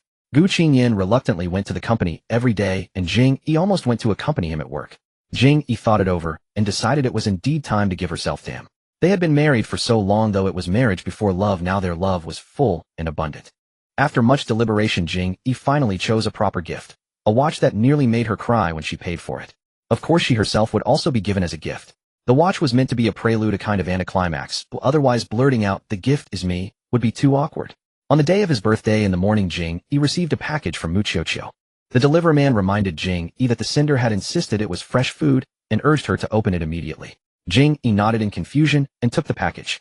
Back in the living room, she tore open the package and discarded the outer bag. The inner packaging felt soft and pliable, somewhat like fabric to the touch. This isn't fresh food, it seems like clothes, Jing Yi wondered as she ripped open the seal. When she took out the contents, she was stunned. It was indeed clothing, but it was rather indecent. The thin fabric was so sheer that she could see her palm through it. The material was so scant that she could hold it all in one hand. The texture was smooth and delightful. What a true best friend. Jing Yi's cheeks flushed instantly. Mu Qiuqiu had sent her such a thing, and it was obvious she intended her to wear it in front of Gu Qingyan. Jing Yi held her fiery red cheeks and lowered her head in silence for a moment. Then steeling herself, she stood up, drew the curtains, and secretly tried on the garment in her room. Having never seen such an item before, she fumbled for a long time just to figure out the top and bottom. After putting it on, she stood before the mirror. She took one look and quickly averted her gaze. It was too. She couldn't bear to look. It was even more embarrassing than being naked. Instinctively, Jing Yi crossed her arms over her chest and turned her back to the mirror. She shook her head like a rattledrum, muttering to herself in the empty room, No, this won't do. She simply couldn't bring herself to wear it. For the first time. She should take it easy. She would put it away for now and try again when she was more accustomed to it. That evening, Gu Qingyan worked late and came home later than usual. As soon as he entered, the figure on the sofa bounded over to greet him at the door. Jing Yi gave him a sweet smile. Brother, you're back. I'm home. Jing Yi stepped forward to embrace him. Happy birthday. Gu Qingyan curled his lips, returned the hug, and kissed her forehead. Thank you. Jing Yi looked up in his arms, meeting his eyes. Her cheeks flushed involuntarily. Seeing her gaze burning into him, he couldn't help asking, what's wrong? Brother, you. Jing Yi blinked and licked her lips. Why don't you take a shower first? The food is a bit cold while reheated. He nodded. All right. After Gu Qingyan finished showering, he found Jing Yi had changed clothes. She was wearing a long-sleeved robe buttoned all the way to her neck, wrapped tightly. Gu Qingyan thought she had been wearing something else earlier and found it odd, but assumed she was just cold and didn't ask. After they finished the dinner she had cooked, Jing Yi took out the cake from the fridge. You bought a cake? Jing Yi nodded. Yes, birthdays must have cake and candles. She placed the small cake in front of him. I know you don't like sweets, so I bought a small one. You just take one bite, and I'll finish the rest. Gu Qingyan smiled. Then I'll trouble you. Jing Yi took out the candles. Gu Qingyan looked at the tiny cake and couldn't help saying, I'm afraid this cake can't hold 29 candles. Then we'll just put one. Jing Yi lit the single candle and winked at him playfully. This doesn't represent 1 year old, it's the first birthday spent with your beloved wife. Gu Qingyan chuckled softly. Not bad. Brother, make a wish. Gu Qingyan imitated the gesture Jing Yi had made at the amusement park that day, closing his eyes with his hands together. But unlike her, he spoke his wish aloud. I hope to spend every birthday with my wife from now on. Jing Yi was startled and quickly reminded him, Brother, you can't say the wish out loud, it won't come true. Gu Qingyan smiled, then put on a pitiful expression. Oh no, what do I do? Will my wish not come true? Jing Yi recalled his wish and realized she had fallen into his trap again. Blushing, she muttered, All right, it will come true. Then I'm relieved. Ahem. Jing Yi ended the topic and reached behind her back to retrieve the small square box she had hidden. Brother, your birthday gift. Gu Qingyan took the box and opened it. It was a watch, obviously expensive by its appearance. That's quite extravagant. It's fine, I can afford it. Jing Yi said, getting up and hurrying to his side, taking his hand. Brother, let me help you put it on to see if it fits. Jing Yi carefully fastened the watch on his wrist with both hands. Gu Qingyan raised his arm in her direction, looking thoroughly pleased. His hands were naturally beautiful with long, well-defined fingers and strong forearms, fair and flawless skin. Wearing the watch, he looked like a model. So beautiful. Jing Yi took a photo with her phone. Such hands would be wasted if not used as hand models. Thank you for the gift, wife. Gu Qingyan pinched her chin and leaned in to kiss her lips. Jing Yi's cheeks flushed, and she couldn't help pushing him slightly. Actually, there's a second gift. Gu Qingyan was a bit surprised. There's more. Jing Yi's face reddened as she took a few deep breaths to steel herself, then wrapped one arm around his neck and sat down on his lap. The familiar scent of her perfume suddenly hit him. The moment Jing Yi landed on his lap, Gu Qingyan reflexively wrapped his arm around her waist to keep her from falling. Then they stared at each other, eyes wide and inches apart. Gu Qingyan was bewildered. This. After a few seconds, he pressed his tongue against his back teeth and curled his lips slightly. The gift is you, he asked. You guessed right. Jing Yi admitted bluntly, since she had been so forward there was no point in hiding it. Jing Yi's cheeks were flushed. She touched the button at her collar, her eyes misty as she looked at him. Open it yourself. Gu Qingyan was startled, a flicker of surprise in his eyes. His eyelashes trembled slightly, his Adam's apple bobbed up and down, and his gaze suddenly darkened. The way he looked at her changed. He let out a low laugh and didn't hold back. His large knuckled hand reached for her buttons. Wait a moment. Jing Yi grabbed his hand, bit her lip, and hesitated. Promise me you won't laugh when you see it. Gu Qingyan's voice was deep. All right, I won't laugh. Soon the outer robe slid down her body onto his lap, and then slowly fell to the floor. The sheer fabric came into view. The intense visual impact made Gu Qingyan freeze. The fabric was so transparent that it barely covered anything clearly visible to his eyes. Gu Qingyan's gaze seemed magnetized, fixed on Jing Yi, unable to look away. The next second, Jing Yi wrapped her arms around his neck and leaned closer to him. Husband, she called out to him. Her red lips brushed against his earlobe, teasing it for a moment before gently biting down. Do you like it, eh? Gu Qingyan's breath completely lost its rhythm, his chest heaving uncontrollably, his fists resting on his legs tightening without his awareness. Do you know what you're doing? Gu Qingyan's voice dropped to a husky register. Jing Yi didn't respond. Her luminous, glistening eyes fixed on him, and she closed her eyelids, leaned in, and pressed a soft kiss against his lips. Her gesture had already provided the answer he needed. Gu Qingyan reached up and cupped the back of her head, deepening the kiss. His breath grew hot and intoxicating. Gu Qingyan's movements turned more fervent, his lips and teeth grazing her with an almost desperate intensity. Jing Yi was held firmly in place by his hand on her head, preventing her from pulling away. His arms wrapped tightly around her waist, pressing their bodies flush against each other. There was no gap between their bodies whatsoever. The fabric was so thin that Jing Yi could clearly feel the rise and fall of his chest and the heat radiating from him, along with the gentle brushing against her. Jing Yi felt as though her ears and cheeks were on fire, embarrassment overwhelming her senses.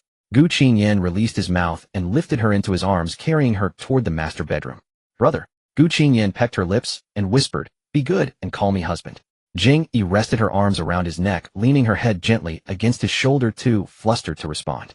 Jing Yi's silky long hair spread across the bed sheets, while her milky white skin carried a flushed pink tint from her embarrassment, partially concealed beneath sheer fabric.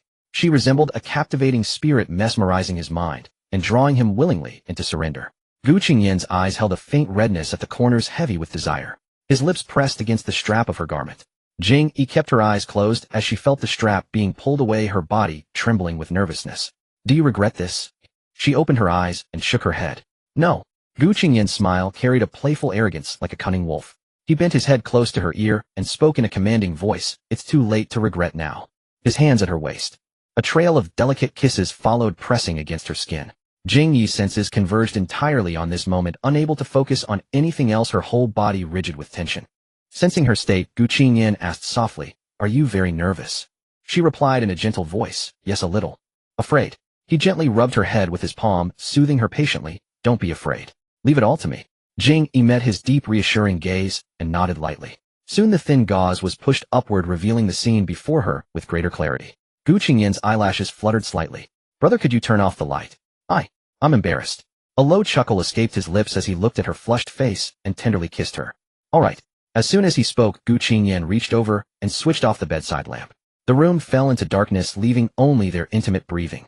The next day, Jing Yi slept until the sun was high in the sky before waking. That ceremonial outfit had been torn to shreds. Lying on her pillow and staring blankly at the ceiling, Jing Yi's mind was filled with vivid memories. Her cheeks burned with embarrassment, and she quickly raised her hand to fan herself. As she shook off her daze and prepared to get up, she suddenly heard footsteps at the bedroom door. Was he home? Before she could think, the doorknob turned, and Jing Yi quickly pulled the covers over herself. When Gu Qingyan opened the door, he saw Jing Yi hidden beneath the covers, which had puffed up with air before slowly deflating and settling over her. He smiled. Baby, I can see you're awake. Jing Yi remained still. Gu Qingyan walked straight to the bed and sat down, placing his hand on the covers above her head. Be good. Don't hide under the covers like that. What if you can't breathe? Jing Yi quietly pulled the covers down and revealed her head. Gu Qingyan looked radiant and refreshed, his black hair neatly styled. Beneath his thick lashes, his dark eyes gently fixed on her, as handsome as ever. Seeing his face, Jing Yi suddenly recalled last night. Him holding her, calling her name with passion. Jing Yi's cheeks instantly burned with embarrassment. She knew without a mirror how red they must be. When she saw Gu Qingyan's lips curve into a smile, she confessed, I'm blushing because I was hiding under the covers. Cough, cough, cough. She hadn't even finished speaking before she started coughing. The moment she opened her mouth, Jing Yi realized her voice was hoarse. Her face flushed even deeper. She thought back to last night.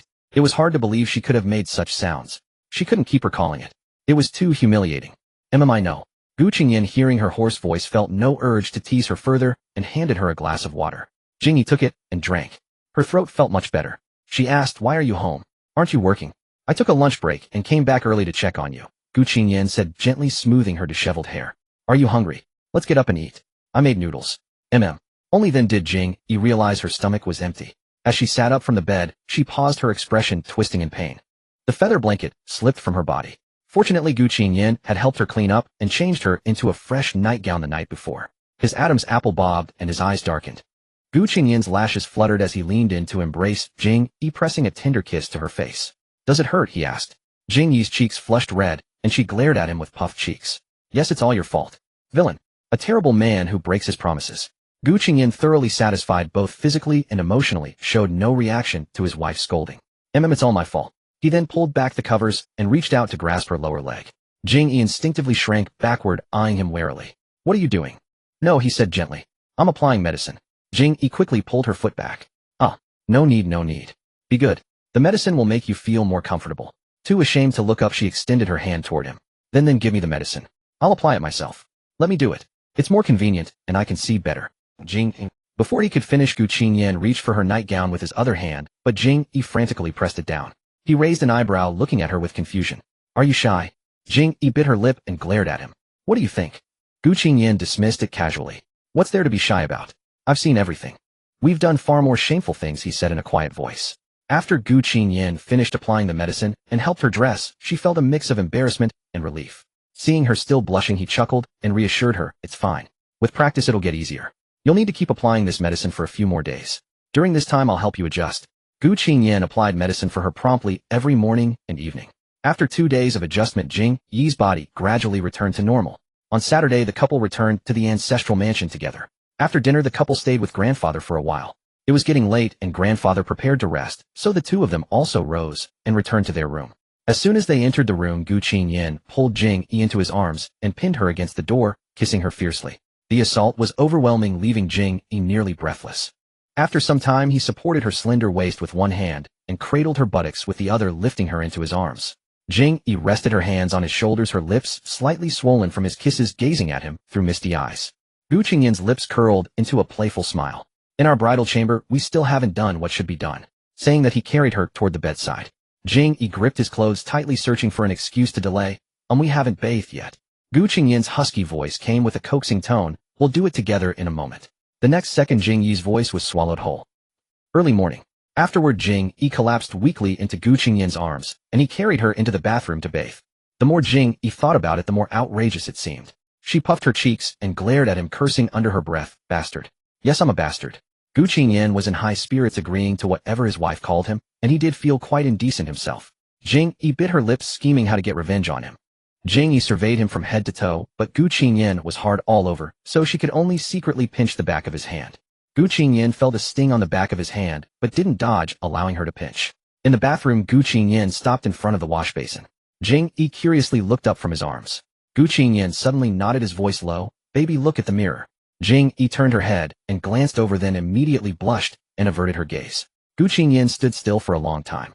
Jing Yi looked up and shot him a cross glance, swinging her legs. Gu Qingyan, have you seen enough? Hurry up and wash me. Ooh, I want to sleep. Gu Qingyan quietly watched their reflection in the mirror, then fell silent. A mischievous thought began to stir in his heart. He lowered his gaze to the person in his arms and opened his mouth. He hesitated and ultimately said nothing. Gu Qingyan turned around, carrying her into the shower area. Fine, let's wash now. Seeing her exhausted and pitiful state, he simply couldn't bring himself to tease her any further. He would spare her this time. After all, there would be many more opportunities ahead. The next day, Jing Yi slept until late to wake up. When she opened her eyes, she saw Gu Qingyan dressed in casual leisure wear, his black hair, still damp back, turned to her as he dried his hair with a towel. Jing Yi watched him with sleepy eyes and asked, "What are you doing?" Gu Qingyan turned around, noticed she was awake, and replied, "Taking a shower. I just went for a morning run." Jing Yi. She felt deeply unjust. Why did she have a sore back and waist while this old man still had energy to go for a morning run? Gu Qingyan casually ran his fingers through his messy damp hair, walked to the bedside and asked, "How are you feeling? If you're tired, sleep a bit longer." Jing Yi shook her head, rubbed her eyes, and sat up. "I won't sleep in anymore. Let's go downstairs and have breakfast with Grandpa." She entered the washroom half asleep as she brushed her teeth and washed her face. When she finished and wiped the water off her face with a towel, she finally took a good look at her reflection in the mirror. Aunt. The next second, a scream echoed through the entire room. Gu Qingyan rushed in frantically. "What's wrong?" Jing Yi with teary eyes turned her head and suddenly lunged at him, attacking him with crying intonation. "Woo-woo, Gu Qingyan, you bad guy." Gu Qingyan's hands froze in midair, letting his little wife's rain-like fists fall upon him. He lowered his head in confusion. "Me? Look at my neck." Gu Qingyan lowered his gaze, pinched her jawline, and examined her from side to side. Her neck was covered with tiny marks, kisses and bites. Although it was only a fraction visible around her neck, the ferocity of the battle was evident. Gu Qingyan chuckled softly, curling his lips. His hand wrapped around her waist, his expression thoroughly satisfied. "What's wrong? They look quite nice." "Nice, my foot." Jing Yi was hopping with frustration. "Look at what you've done. How am I supposed to face people like this?" Gu Qingyan shrugged. "We're at home anyway, we're not going out. What's the harm? Your neck looked like this last time too." "That's completely different." This isn't our own home. Grandpa is here at the ancestral mansion, and there are so many servants. Jing Yi was nearly in tears. If anyone besides you sees these marks, how can I possibly live on this planet anymore? Is it really that serious? Gu Qingyan hardly thought so. They were a legally married couple not having an affair. He himself had her scratch marks on his back, and he wouldn't mind if the family saw them. It is serious. But Jing Yi seemed different from him. She cared deeply. Gu Qingyan rubbed his chin and thought for a moment. How about this? You buy me a couple of times. We'll embarrass ourselves together and move to another planet together. Jing Yi was furious and pounded his chest hard. When will you stop joking around? Then what should we do? Put on bandages to cover them. Jing Yi pouted. There are so many. How many bandages would it take? That would only draw more attention. As she spoke, Jing Yi's eyes reddened. You bastard. I told you not to, and you still. Gu Qingyan quickly pulled her into an embrace, holding her close to comfort her. Don't cry, don't cry. I'm sorry, Yi. You were too adorable, and your brother couldn't control himself. He gently rubbed his thumb against her cheek. How about we wait until the marks fade before going out? I'll bring your 3 meals a day right to your room. I'll find an excuse to cover for you with Grandpa, okay? Jing Yi gave a soft sniffle in his arms. When Gu Qingyan went downstairs, he asked Aunt Li to pack a portion of breakfast onto a tray and carried it upstairs first to deliver to his wife. Grandfather asked him, where are you going? Aren't you having breakfast? Gu Qingyan replied, Yi isn't feeling well. I'll bring it to her room. Grandfather frowned and asked, what's wrong with her? Is it serious? Do we need to go to the hospital? It's nothing. She just needs some rest. So all day long Gu Qingyan was responsible for delivering all 3 meals to Jing Yi's room.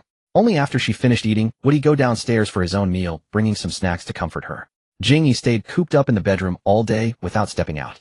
That evening Grandfather sat down with Gu Qingyan to play a few games of Go. After several rounds of fierce competition, Grandfather said it was time to rest, and Gu Qingyan also returned to his room. Standing at the bedroom door, he twisted the doorknob for a long time, but found it wouldn't turn. It seemed locked. He knocked on the door. Wifey.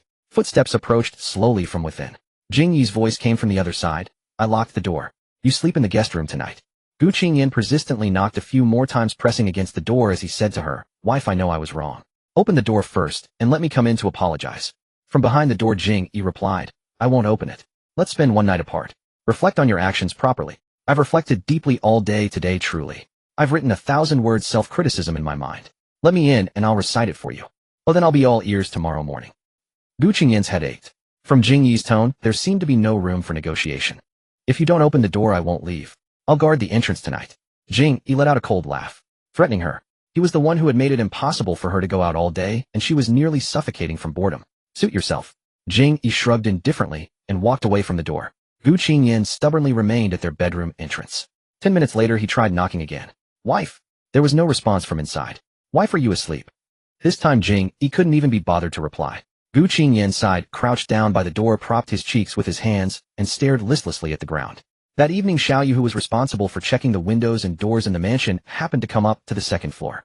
At the bedroom entrance, she saw Gu Qingyan crouching pitifully against the wall like a large dog abandoned by its owner. Xiao Yu, what was he doing? She walked over to Gu Qingyan and asked curiously, Young master, why are you crouching here instead of sleeping at this hour? Gu Qingyan stood up, awkwardly rubbing the back of his neck. He won't let me in. Off. Xiao Yu thought for a moment and understood. Oh, you had a fight with the young mistress. Gu Qingyan nodded. Sort of. I made her angry. Xiao Yu looked concerned. What happened? Would you mind telling me? I could go in and persuade the young mistress for you. Gu Qingyan glanced at Xiao Yu, his dark eyes shifting slightly. He pursed his lips and remained silent for a few seconds. Then, as if struck by an idea, a faint smile curled at the corners of his mouth. Ahem. He cleared his throat and deliberately raised his voice. Actually, it was like this. Last night, when we were sleeping. Before he could finish, a clattering rush of footsteps came from inside the room. Gu Qingyan pressed his hand to his lips. Then the door burst open with a bang. Jing Yi's face was flushed crimson. She shot a fierce glare at Gu Qingyan, then grabbed his clothes. Gu Qingyan, get in here. Jing Yi forced a dry smile at Xiao Yu, said a quick, good night, and dragged Gu Qingyan by his clothes into the room. Xiao Yu stood there utterly bewildered. What on earth was going on? Thank you. I'll handle the persuasion from here. Gu Qingyan said to Xiao Yu. Oh, and remember to restock the items in our bedroom drawer. The next second, he was pulled into the room by Jing Yi and the bedroom door closed. Outside the door, Xiao Yu. After a few seconds. Inside the room, Jing Yi pinched her brow in frustration. She had truly underestimated this old man's shamelessness. Gu Qingyan wrapped his arms around her from behind, pulling her into his embrace. He rested his chin near her ear and whispered, Wife. I had no choice but to say that just now. Jing Yi tried to pry his hands off. Don't touch me. Still not over it. Gu Qingyan tightened his hold, then lifted her horizontally. He walked to the bed, sat down, and placed her on his lap. He gently stroked her chin. Darling, I know I was wrong. Don't kick me out, okay? Gu Qingyan examined the marks around Jing Yi's neck. Most of the bites had already faded and the hickeys he had left were much lighter than this morning. They should be gone by tomorrow morning. You'll be able to go out. He pulled the person on his lap closer and continued coaxing. Wife, I truly realize my mistake. I reflected very seriously all day today. Jing Yi raised her eyes to glance at him, her expression clearly saying, let's see how you've reflected. Gu Qingyan chuckled. I know my darling is shy. I've thought it through. From now on I'll only leave marks where others can't see. Only for my eyes. How about that? Well, how commendable, so considerate. What a load of reflection. Jing Yi's anger hadn't abated in the slightest. She stared at him speechlessly and Gu Qingyan leaned in to plant a kiss on her lips. To show you the results of my reflection, I'll prove it with actions tonight. Gu Qingyan tilted his head, bit her ear, and his hand stealthily crept to her waist. Jing Yi stopped his hand and said with a sweet smile, honey, go take a shower first. Gu Qingyan paused then nodded. Okay. When he came out of the shower eager to snuggle with his wife, he found her kneeling on the floor busy spreading out a futon. Gu Qingyan was stunned. Was she making a bed on the floor? He turned to look at their bed. His pillow and blanket were gone, lying on the ground. Jing Yi looked up and saw him. You're done.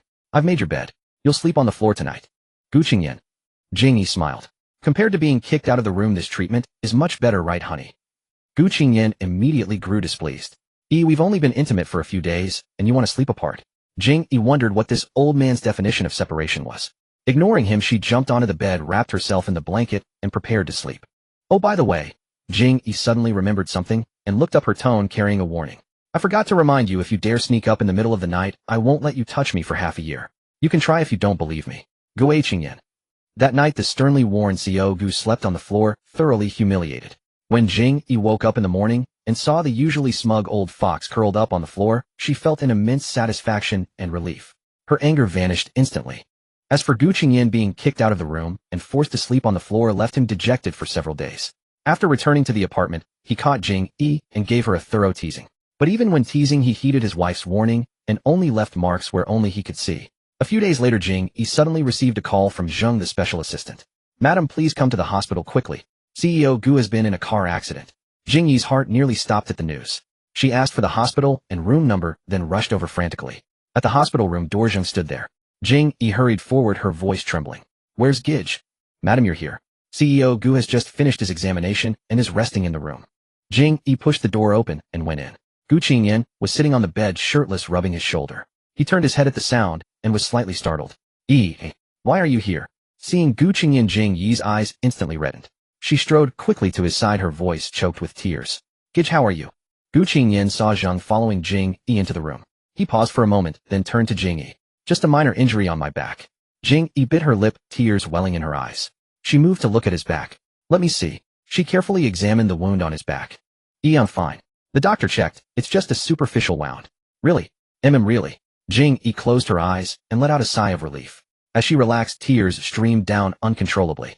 Ignoring the presence of others, she wrapped her arms around Gu Qingyan and buried her face in his chest. Gij, you scare me to death. When I heard about the accident, I thought. She didn't finish the sentence. I'm sorry for worrying you. Gij is fine. Gu Qingyan held Jing Yi close, letting her lean against his chest. He gently stroked her head to comfort her. He was shirtless and Jing Yi sobbed quietly in his arms, her hot tears dripping onto his chest. Gu Qingyan turned his head to look at Zheng, his eyes carrying a hint of reproach. He mouthed, what did you tell her? Zheng looked apologetic and whispered a soft apology. Zheng had been working with Gu Qingyan for years and had never encountered any accidents or incidents. When that reckless motorcycle crashed straight into Gu Qingyan, even Zheng was panicked. Gu Qingyan's injuries were all superficial with no bone damage. But to be safe, he stayed in the hospital overnight.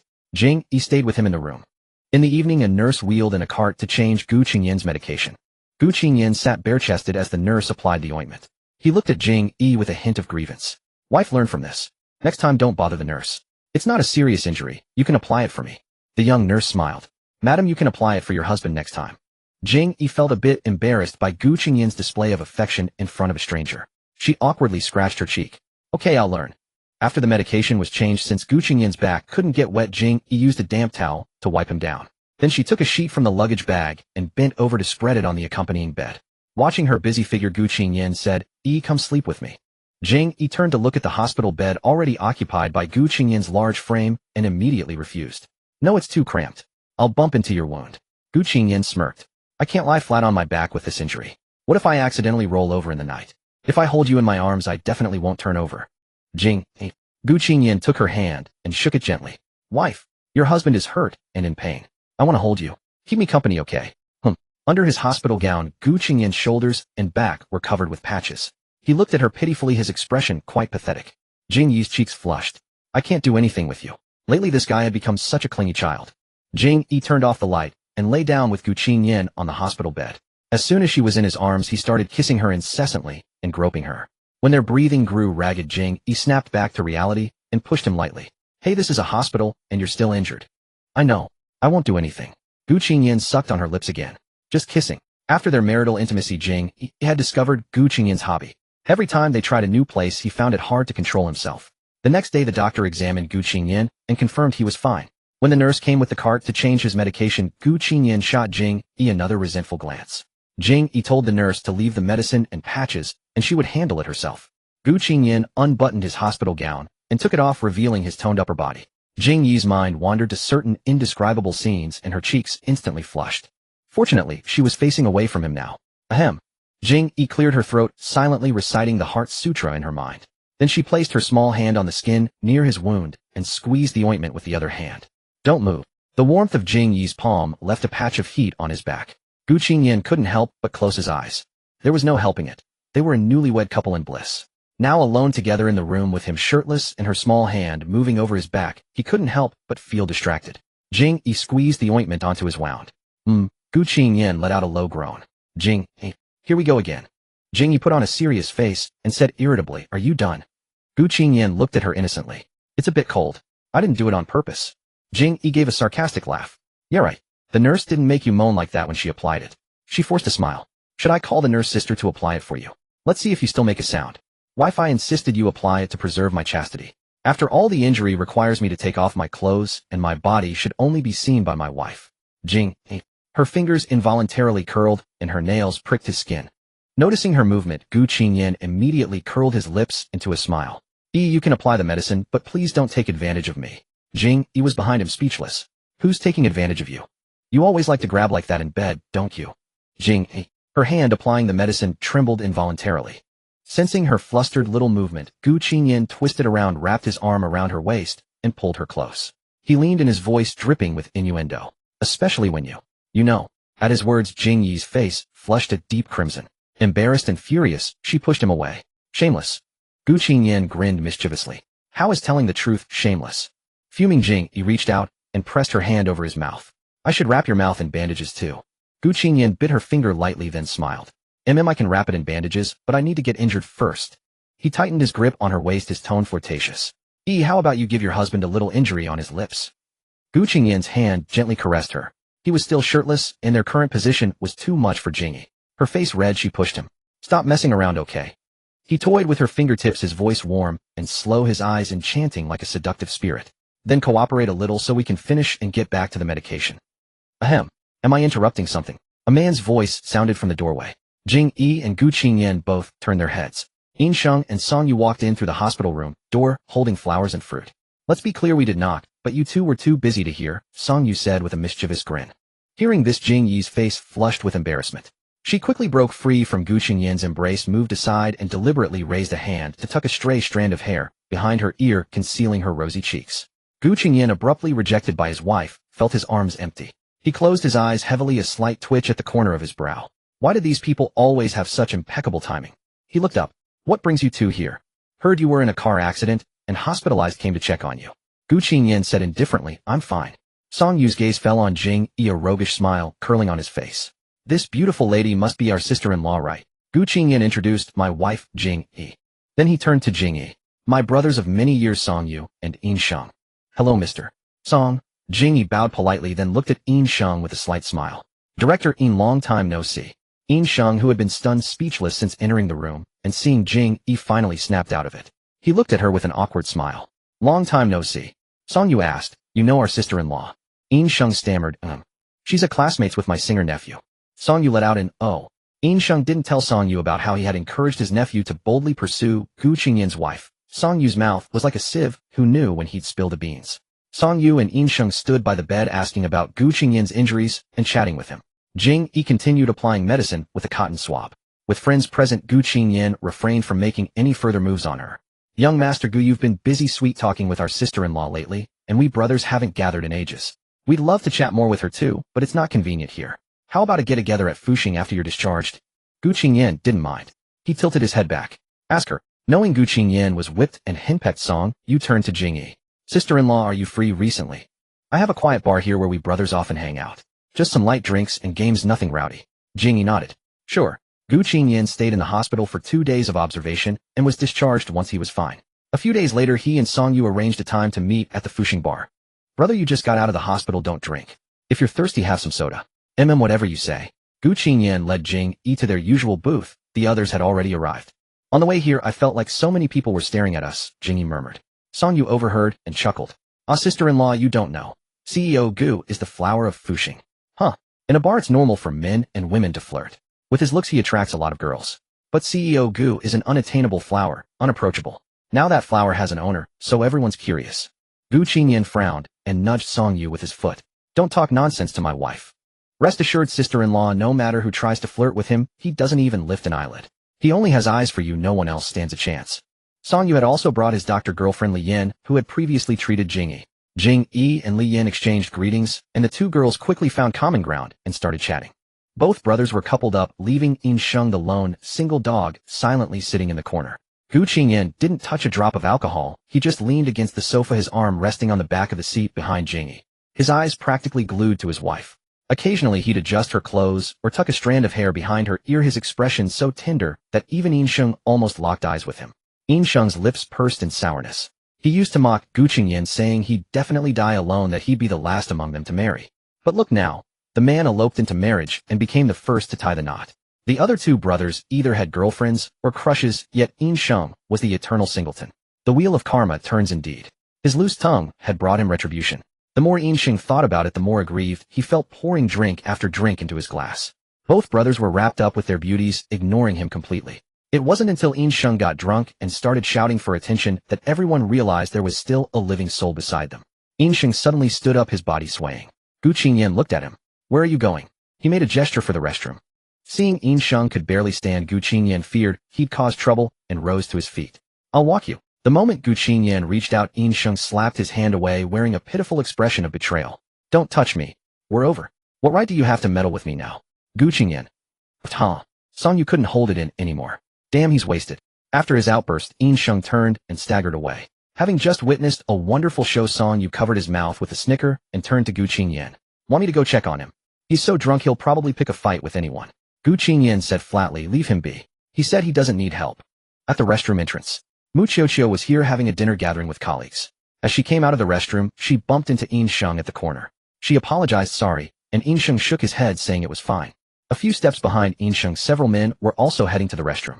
Mu Qiuqiu, lowering her head to rub her nose, took a step forward and inadvertently bumped into those men again. She quickly apologized once more. But these men weren't so easygoing. Seeing that Mu Qiuqiu was pretty, they took an interest. Miss bumping into us and thinking a simple apology is enough. Mu Qiuqiu could tell from their expressions that they were deliberately looking for trouble, so she didn't hold back. What else do you want? I bumped into you and got knocked back myself. You want me to pay medical bills? Hey, this little lady's got quite a temper. I like it. Troublemakers were common in bars.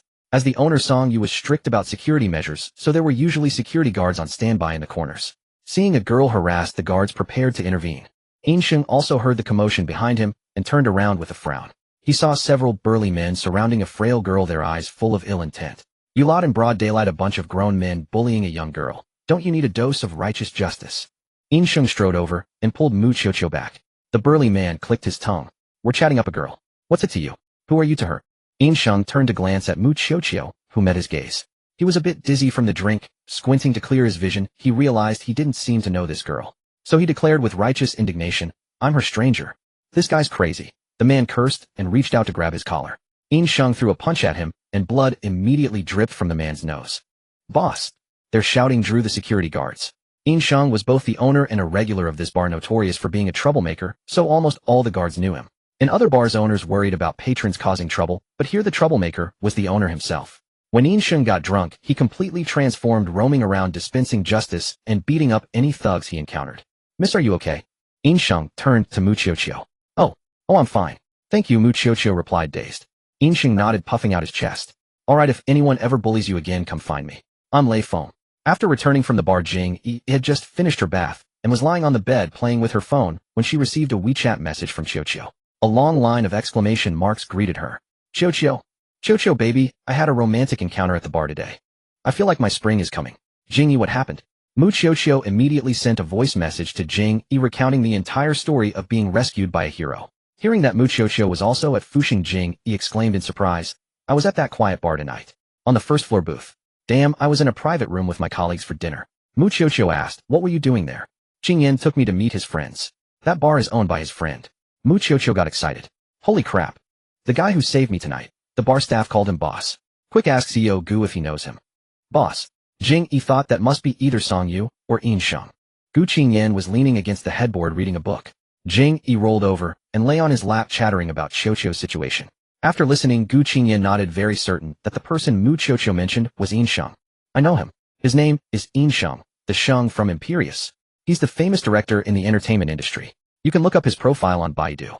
Jing Yi remembered that Qiu had called this her romantic encounter and couldn't help but laugh. Qiu, let me tell you, Director Yin is Yin Sheng's uncle. What? Yin Sheng's uncle?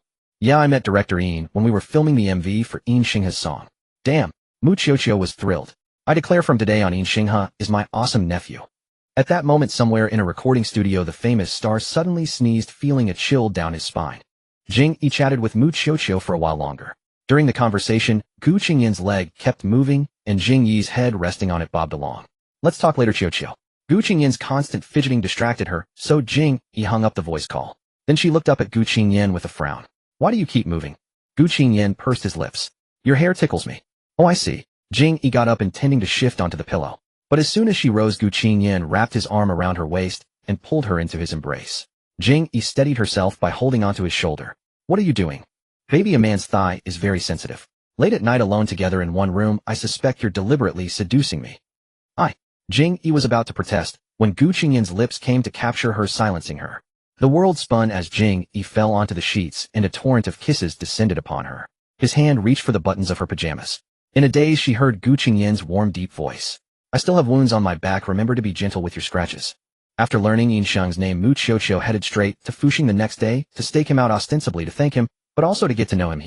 What luck! She spotted him on the first try. When Qiu arrived, the tall, lean man was sitting at the bar chatting and drinking with someone. Qiu, being straightforward, went straight in. Mr. Yin.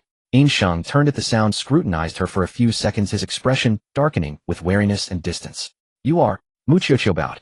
Hello, I'm here to thank you. Yesterday a thug was harassing me, and thanks to you I was rescued. I'm very grateful. Yin Sheng. He said, nothing, staring at her with hostility.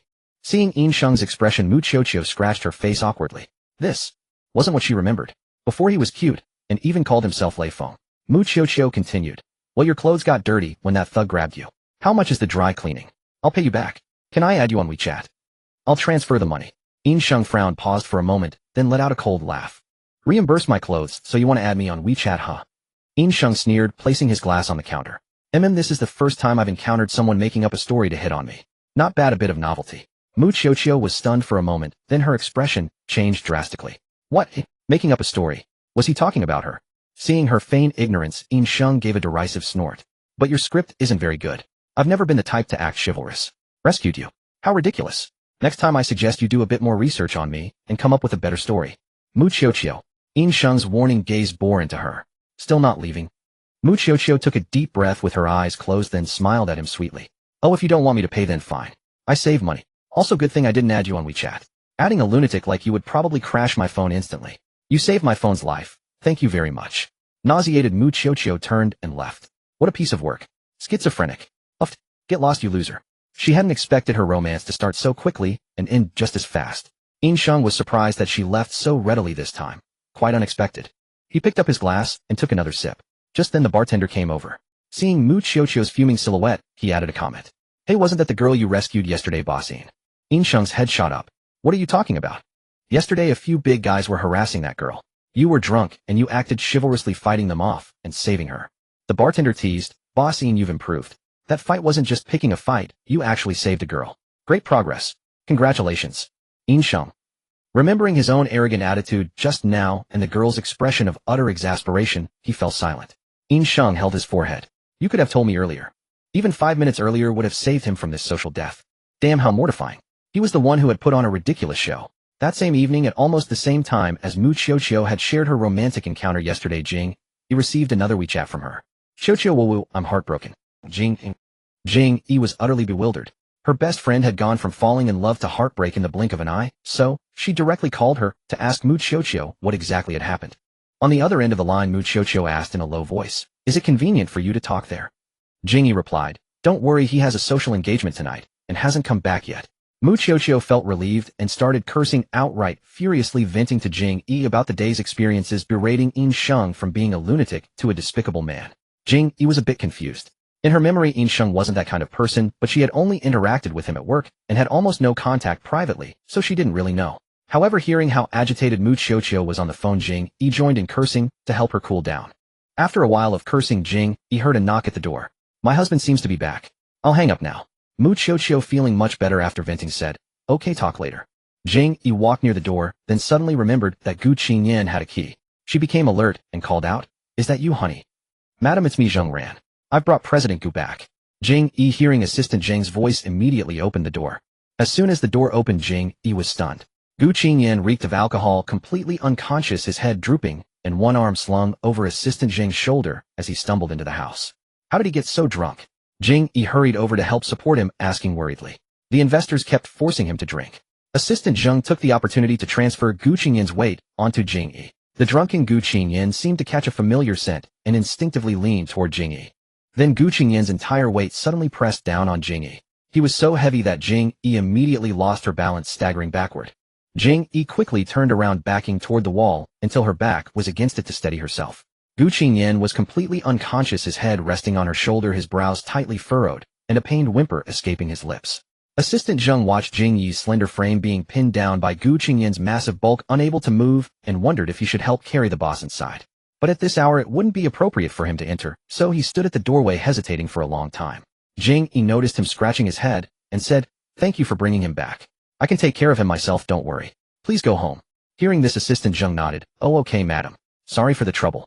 Jing Yi watched him close the door and leave, then looked down at Gu Qingyan leaning on her. She reached out and patted his back, calling him by his ear that was reddened. "Honey, honey." "Ee," he murmured with a frown. Jing Yi was overjoyed when she heard him respond. "Oh, you're awake. Can you get up on your own? I really can't carry you." But Gu Qingyan seemed not to have heard her at all. His hands suddenly wrapped around Jing Yi's waist, burying his face in her neck. The next moment his voice came out with a sob. "Ee, take me to Ee, I miss her." Jing Yi paused silent for a few seconds, then gently stroked his back and said softly, "I'm right here beside you." Gu Qingyan didn't respond, gradually quieting down in her arms. He was calm now, but Jing Yi's head began to ache. With this big guy just leaning on her, she could barely stand without the wall. How was she supposed to get him to the bedroom? But staying here forever wasn't an option. Jing Yi steeled herself, wrapped her arms tightly around Gu Qingyan, and using the wall for support dragged and hauled him with great effort over to the sofa. 10 minutes later, Jing Yi dumped Gu Qingyan onto the sofa and collapsed beside him. "I'm so exhausted." After resting on the sofa for a while, Jing Yi got up to continue moving him to the bedroom, when suddenly Gu Qingyan woke up. He grunted, rubbing his temples in discomfort. The next second he sat up straight, looked around to confirm it was his own home, then sighed in relief and leaned back against the sofa. Gu Qingyan reached up and pulled off his tie, then slowly unbuttoned 2 buttons of his collar. He licked his lips, seeming thirsty. As he turned his head to look for water, he suddenly noticed a living person sitting beside him. His body stiffened for a moment, and when he recognized the face, Gu Qingyan was stunned. Staring at Jing Yi for a few seconds, he looked at her with a strange expression. "Yi, you, how are you here?" Gu Qingyan looked incredulous, stuttering, and even reached out to pinch Jing Yi's cheek, pulling it twice. "Alive? Jing Yi, am I dreaming? Why is Yi in my house?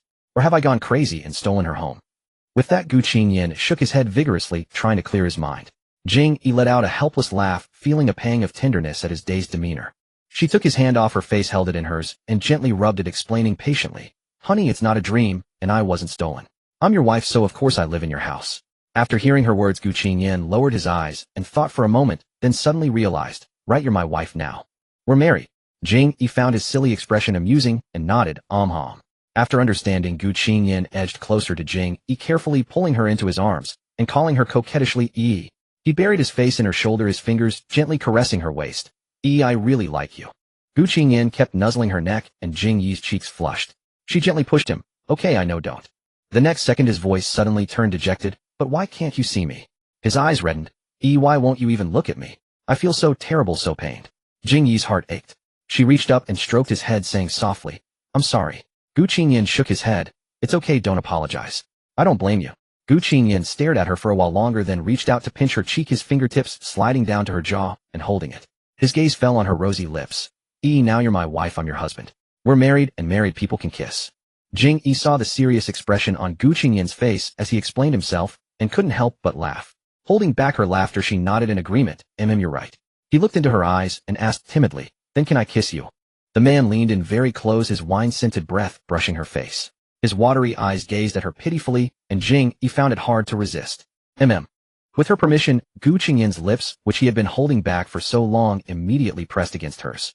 His movements were gentle, like a big dog, tenderly licking her lips one after another. Because he was drunk, his breathing was slow and heavy, like a feather brushing across her lips.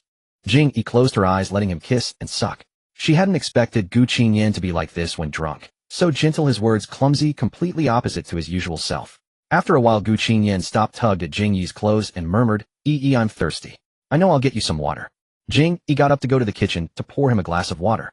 But just after taking 2 steps, Gu Qingyan pulled her back. Wait, don't go. He grabbed her arm and pulled her back. What's wrong? Didn't you want some water? Gu Qingyan rose, scooped her up into his arms, and set her back on the sofa. He furrowed his brow, his expression grave, then suddenly spoke. Your leg is injured. You shouldn't be walking. Huh? Jing Yi was completely baffled. Gu Qingyan bent down, grasped her calf with his hand, and examined it carefully from top to bottom. The doctor said your leg has a fracture. You shouldn't walk for a month. Jing Yi was momentarily stunned. But upon hearing the word fracture, a memory quickly surfaced in her mind, and she immediately understood. It had happened long ago. When Gu Qingyan was a child, he had raised a cat, a gift from his mother. The cat was mischievous and often ran off, so Gu Qingyan would frequently search the mansion for it. When Jing Yi visited the Gu residence, she would join him in the search whenever she had free time. Once the cat somehow climbed a tree but couldn't get down, shivering on a branch. Jing Yi discovered it. Without a second thought, she climbed the tree to rescue it. She saved the cat, but unfortunately fell from the tree herself and fractured her leg, unable to walk for over a month. Gu Qingyan had blamed himself for a long time because of that incident. Brother, I'm fine now. My leg has healed, Jing Yi said with a smile, her eyes curving with warmth. She lifted her leg and wiggled it for him to see. Look, I can move it freely. Gu Qingyan's eyes darkened, tears welling up in them as he apologized. I'm sorry. It's all my fault that your leg was injured. Must have been so painful. I'm really sorry. Jing Yi was startled by this outburst of tears. How could they appear out of nowhere like that? She quickly reached out to wipe his tears. Brother, don't cry. I slipped and fell on my own. It has nothing to do with you. How could it be your fault? Besides, I've recovered now. It's all right. Gu Qingyan turned around, presenting his back to her. Come here. What for? You're injured, so don't walk around. If you want to go somewhere, just tell me, and I'll carry you. Jing Yi pondered for a moment, thinking perhaps she could use this opportunity to get him to carry her to the bedroom, sparing her from having to carry him instead. Feeling quite pleased with herself, she climbed onto his back and said, shall we start in the kitchen for some water? All right. Gu Qingyan carried her to the kitchen, holding her tightly so she wouldn't get down. He poured a glass of water and handed it to Jing Yi. She helplessly took a sip and passed it back to him. I've finished drinking. You should have some too. Gu Qingyan tilted his head back and drained the remaining water in one go, then set the glass down and turned to ask her, is there anywhere else you'd like to go? Jing Yi peeked around from behind him. How about the bedroom? Let's go to sleep.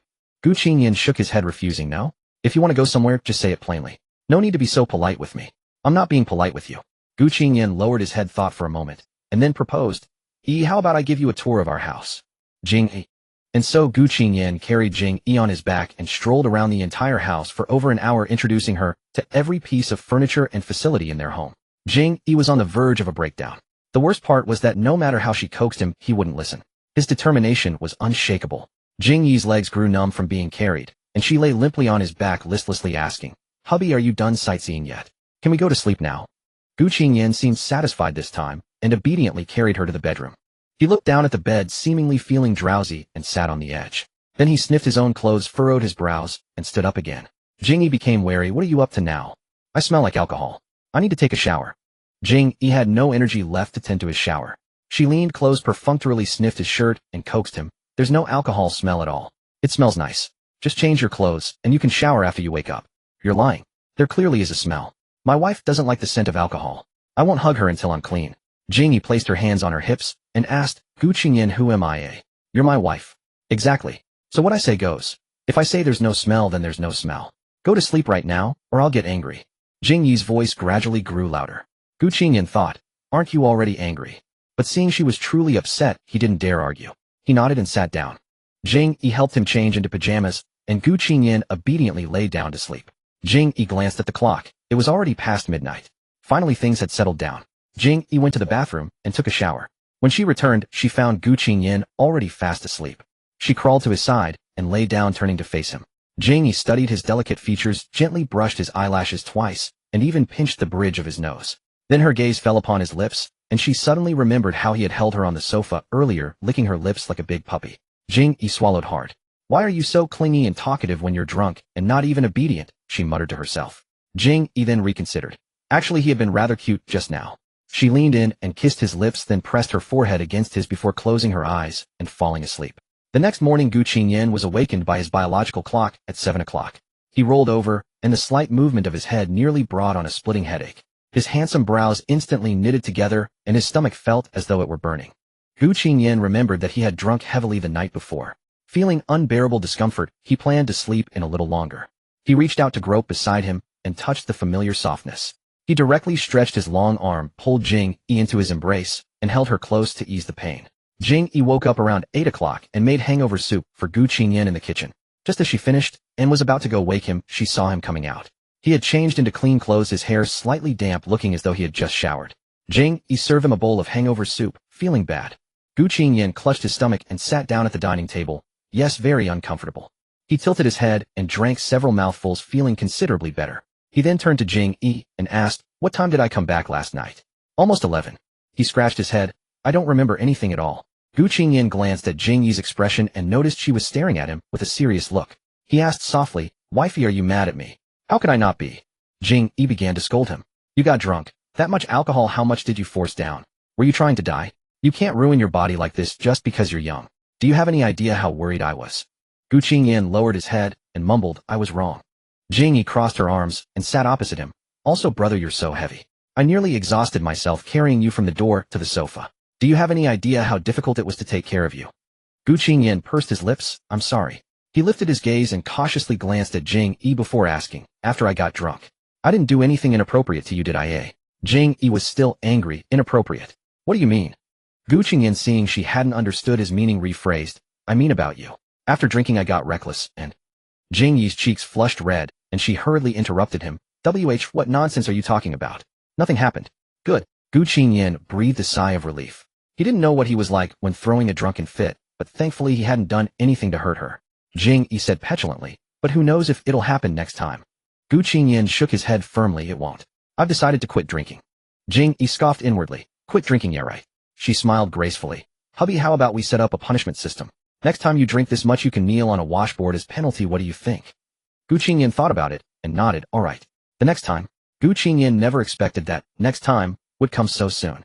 But tonight he had only drunk a bit too much. He wasn't completely unconscious. It was just that he was currently afraid to enter his home. Assistant Zheng was driving in front, while Gu Qingyan sat in the back seat with the window cracked open, letting the night breeze blow in. "I'm done for," Gu Qingyan murmured quietly. Would he be kicked out of the house? This time he might end up sleeping on the street. Gu Qingyan sighed in frustration. Zheng ran. Assistant Zheng, who was focused on driving up front, replied, "Yes, mister." Gu Qingyan was silent for a moment before asking, "Do I look like I've had too much to drink?" While waiting at a red light, Assistant Zheng took a moment to glance at Gu Qingyan in the back seat through the rearview mirror. His cheeks were flushed, and his beautiful dark eyes were veiled with a mist like an unfathomable clear pool. The stray strands of hair on his forehead were tousled, with one stubborn lock sticking up. His suit jacket was open, and his tie hung crookedly at his collar, revealing his collarbone. To be honest, Mr. Gu looked quite sexy like this. Assistant Zheng thought to himself, thank goodness he was a resolute straight man. Assistant Zheng answered honestly, very much so. Gu Qingyan closed his eyes, raised his hand to pinch the bridge of his nose side, and fell silent. After arriving home, Assistant Zheng parked the car in the garage and was about to call a ride to leave when Gu Qingyan called him back. "Don't leave yet. I feel very dizzy and can't stand steady. Help me inside." "Huh, upstairs." The moment Jing Yi opened the door, she saw Gu Qingyan being carried in by Assistant Zheng, his head drooping, looking dazed.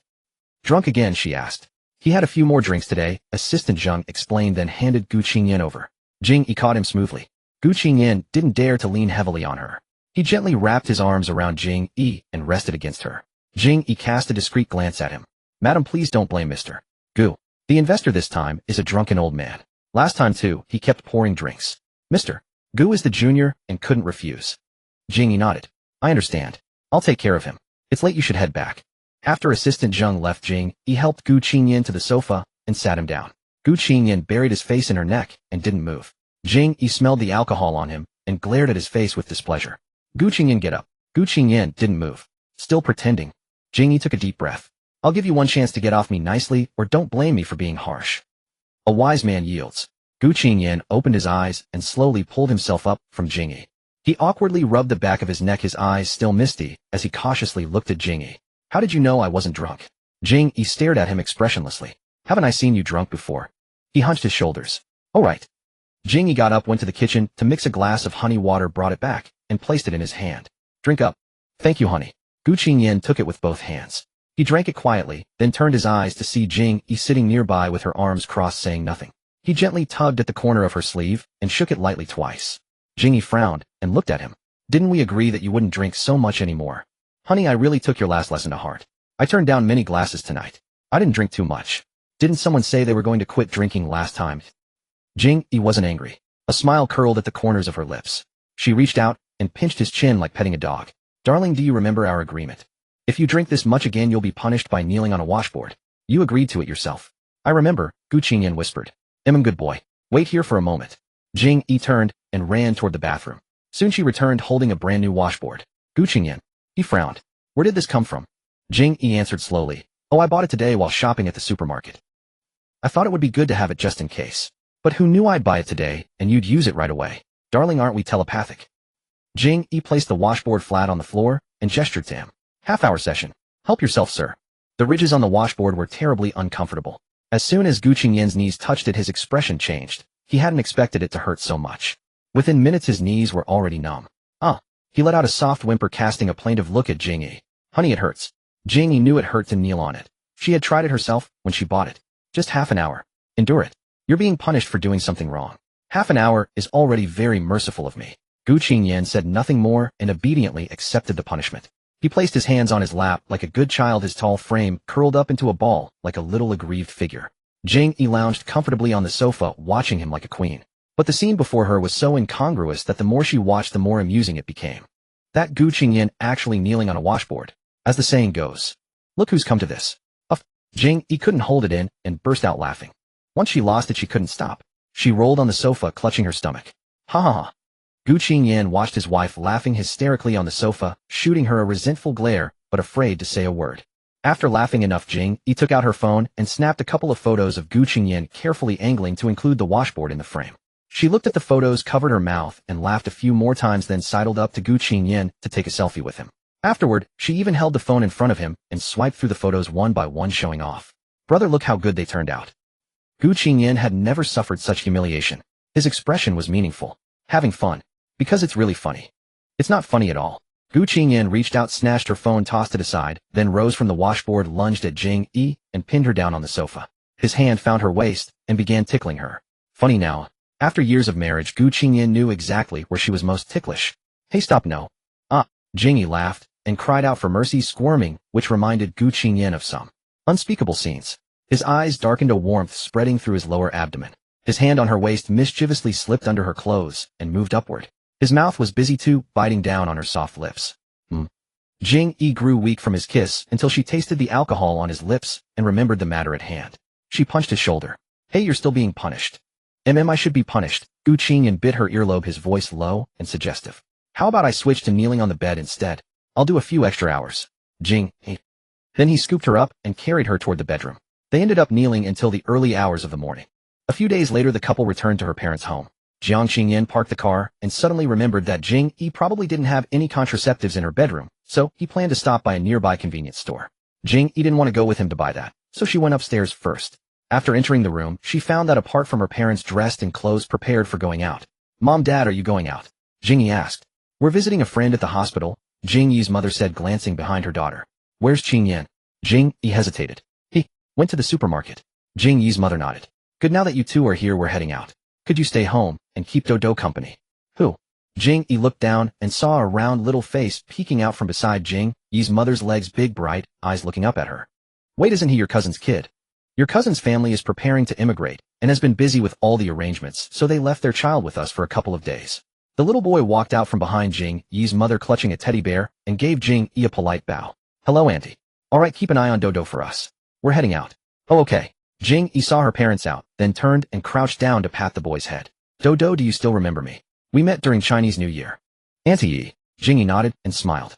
You've grown so much. Kids really do grow fast. Come on, Annie, we'll get you some snacks. Jing Yi led him to the sofa and pulled a lollipop from the snack shelf, tearing open the wrapper to hand it to him. Jing Yi rested her chin in her hands, watching the little one suck on the lollipop while thinking about Gu Qingyan. Just then the doorbell rang. Jing Yi turned her head and saw Gu Qingyan walking in. She covered her mouth with a giggle and immediately ran toward him. Woo, hubby. Jing Yi threw herself into his arms with a trembling voice. Gu Qingyan was startled. They'd been fine moments ago. His arms hovered awkwardly in the air, unsure what to do. What's wrong, baby? Jing Yi sniffled and lifted her tear-streaked face in his arms. I'm sorry. I kept the baby from you all this time. Gu Qingyan froze, glancing toward the sofa where a kid was munching on a lollipop. He looked back at Jing Yi with confusion in his eyes, but quickly steadied himself and gently patted her back to comfort her. It's all right, everyone has a past they'd rather forget. You must have had it so hard raising a child alone all these years. Jing Yi asked with a pout. You're not upset? Gu Qingyan wrapped his arm around his wife, resting his chin on her head. How could I mind? As long as it's yours, I'm willing to take responsibility. Jing Yi fell silent. She pulled away from him with a frown. You have no dignity at all. Gu Qingyan patted her head with a smile. I ran into your parents downstairs. They filled me in about the child. That's Dodo, right? Jing Yi was speechless. She had a husband who was even more dramatic than she was, and his improv skills were impressive enough that he should have been an actor. Gu Qingyan carried a bag toward the sofa when Jing Yi suddenly remembered what he'd grabbed, blushing as she nudged him with her elbow. Put it in the bedroom first. All right. After setting things down, Gu Qingyan emerged from the bedroom to find Jing Yi holding the kid on her lap, both of them sitting together on the sofa in perfect harmony. It was a sweet scene. Gu Qingyan strode over and sat beside them. Dodo spotted him right away and called out, Hello, uncle. Gu Qingyan pinched the little one's cheek. You're Dodo? That's a pretty unique name. Jing Yi had thought the same thing when she first heard it. She'd meant to ask, but kept forgetting. Now she looked down at the baby in her arms. Yeah, why are you called Dodo? Dodo answered. Mommy said my cheeks are soft and chubby like the little pig from those movies, so that's why I'm Dodo. Gu Qingyan instinctively glanced at Jing Yi. Huh. Jing Yi caught his look and felt mildly offended. Why are you looking at me like that? Just then Dodo in her arms reached out with his chubby little hand and pinched Jing Yi's cheek, saying exactly what Gu Qingyan was thinking, so soft. And he's a piggy too. What a... Jing Yi was furious. She was a young woman, and both men were calling her a pig either openly or through implication. She immediately went to tattle on them, to Gu Qingyan. Hubby, he said I'm a pig. Gu Qingyan tried to suppress a laugh and asked flatly, I can't understand that baby talk. Say it clearly. Unbelievable. Jing Yi bumped her head against his chest. Watch me rub against you until you're dead. The two of them spent the afternoon playing with the kid. Gu Qingyan kept watching Jing Yi the entire time, and suddenly thought having a child around the house wasn't a bad thing. It brought liveliness and let him see more of his wife's adorable side. Jing Yi's parents came back around evening time. Dinner was much more lively with Dodo around. That night the child slept in the same room as Jing Yi's parents. Dodo had such a great time with Jing Yi today, so when it was time to separate before bed, he reluctantly watched from the side as his aunt was taken away by her husband. In the grandparents' room, Dodo looked deeply troubled. When Jing Yi's mother asked what was wrong, he bit his lip and timidly made a request to his grandparents. His grandparents couldn't bring themselves to refuse him, seeing how earnest he looked. In the bedroom, only a small bedside lamp was on, casting the room in dim light. Two people on the bed held each other tightly, continuous kisses falling between them. He caught her hand and guided it. Gu Qingyan let out a low groan. He held his flushed wife, pressing soft kisses against her warm cheek. About enough, Jing Yi said in a soft voice, her eyes hazy. I put it in the drawer. Gu Qingyan hesitated, didn't move. He pecked her face gently and asked, do you still need it? Huh. Jing Yi looked at him confused. Gu Qingyan held her fingertips, gently playing with them, and asked, don't you want a daughter? Jing Yi, huh? Why specify a daughter from the start? As if reading her thoughts, Gu Qingyan smiled faintly and said plainly, I want a miniature version of you. Jing Yi pursed her lips and thought for a moment. You can't just decide something like this on a whim. Having a baby isn't like buying a product. Gu Qingyan nodded.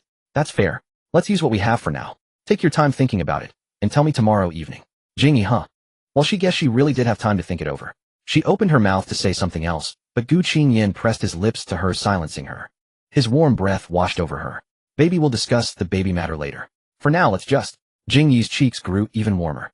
Gu Qingyan wrapped his arms around her and was about to turn over when a knock came at their bedroom door. Qingyan, sorry to bother you. It was Jing's mother's voice from outside the door. Both of them froze. Jing Yi quickly snapped out of it and called out toward the door, "Oh, Mom, wait a moment." She looked down at Gu Qingyan's current state, realizing he couldn't possibly open the door to greet anyone. "I'll go. You stay put and don't move." Gu Qingyan nodded obediently. Jing Yi sat up, pulled the blanket from the bedside, and draped it over his waist and abdomen. Then adjusting her pajamas, she walked toward the door. Jing Yi opened the door and stepped out, gently closing the door behind her. Outside, she asked, "What's up, Mom?" As she spoke, she suddenly looked down and noticed Daodu standing beside Jing's mother, clutching a teddy bear. Jing's mother said, "Sorry to bother you. Daodu said he wants to sleep with you too." Daodu looked at Jing Yi hesitantly. "Auntie, is that okay?" Jing Yi blinked in surprise.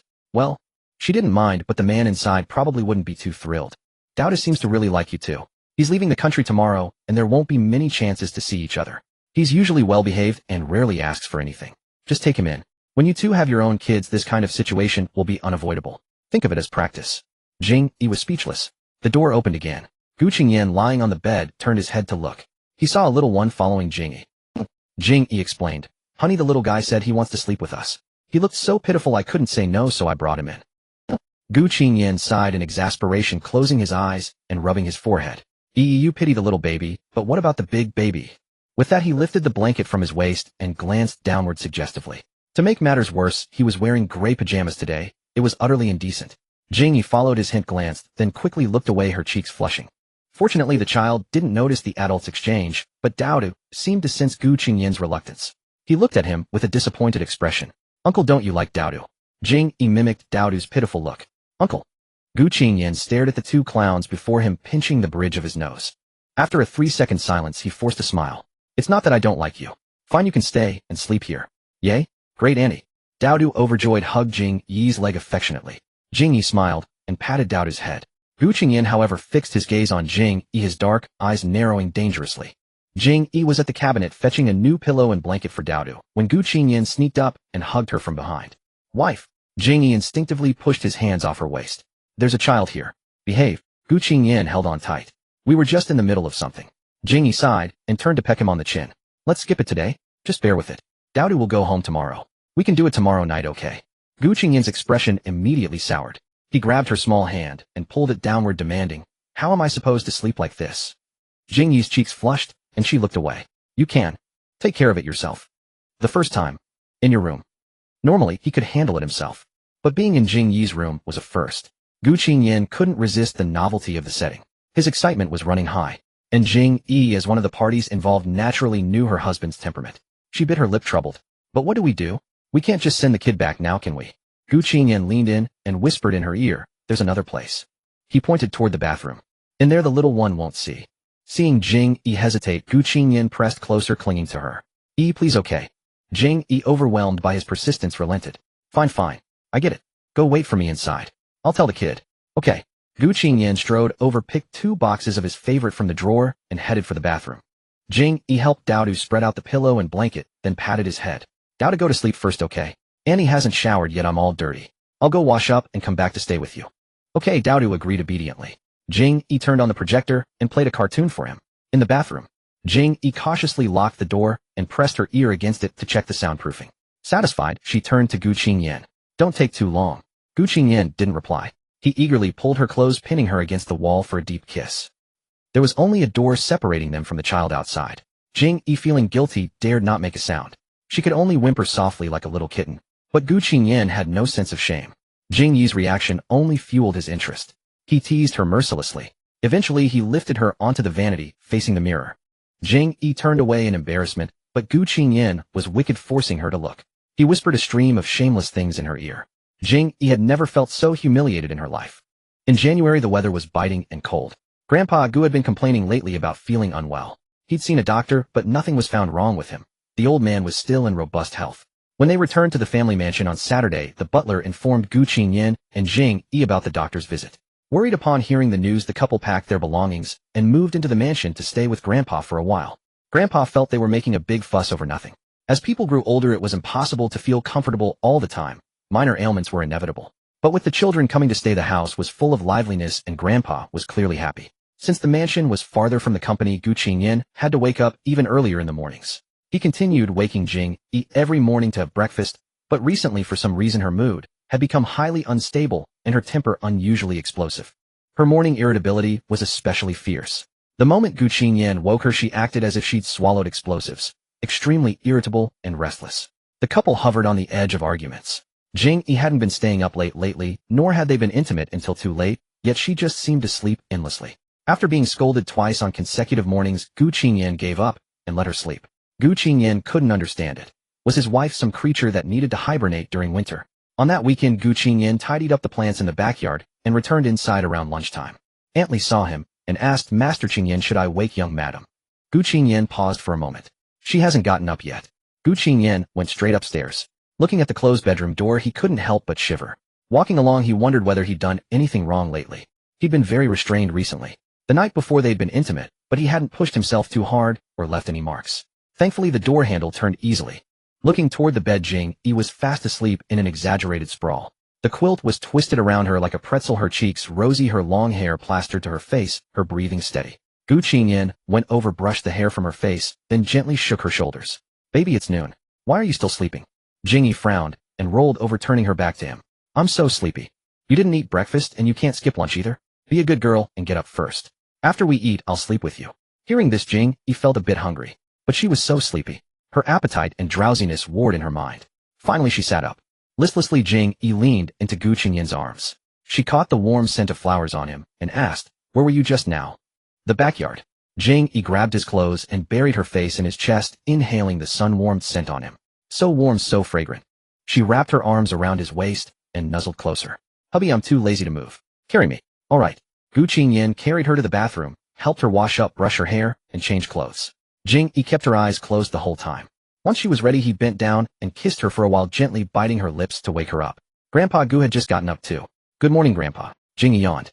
"Good morning, Yi." Gu Qingyan said calmly, "It's noon."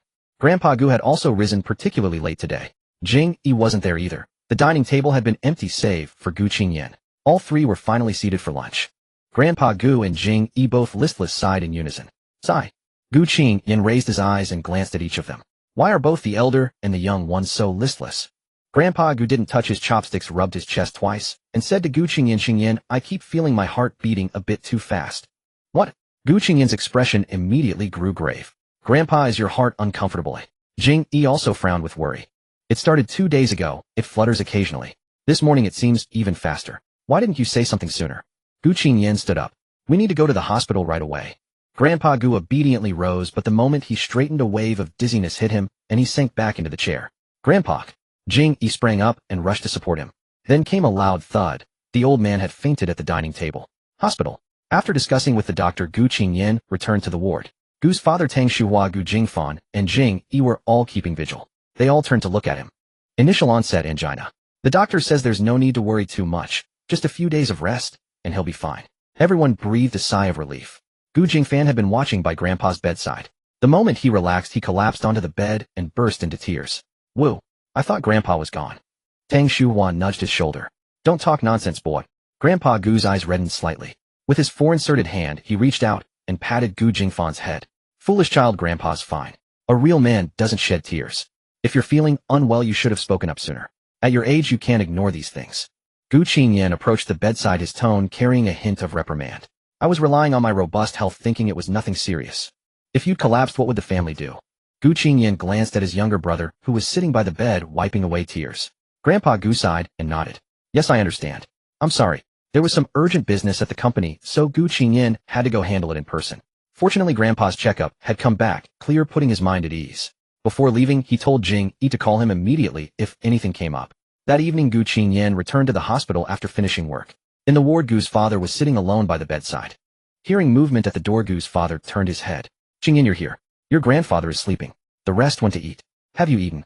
If not, go find them." Gu Qingyan didn't respond, but stepped into the ward. "You should go home.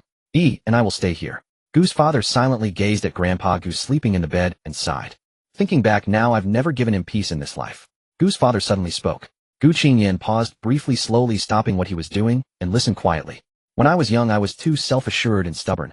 I gave your grandfather plenty of gray hairs. I owe him an apology." He looked up at Gu Qingyan. "I failed you too, and your mother.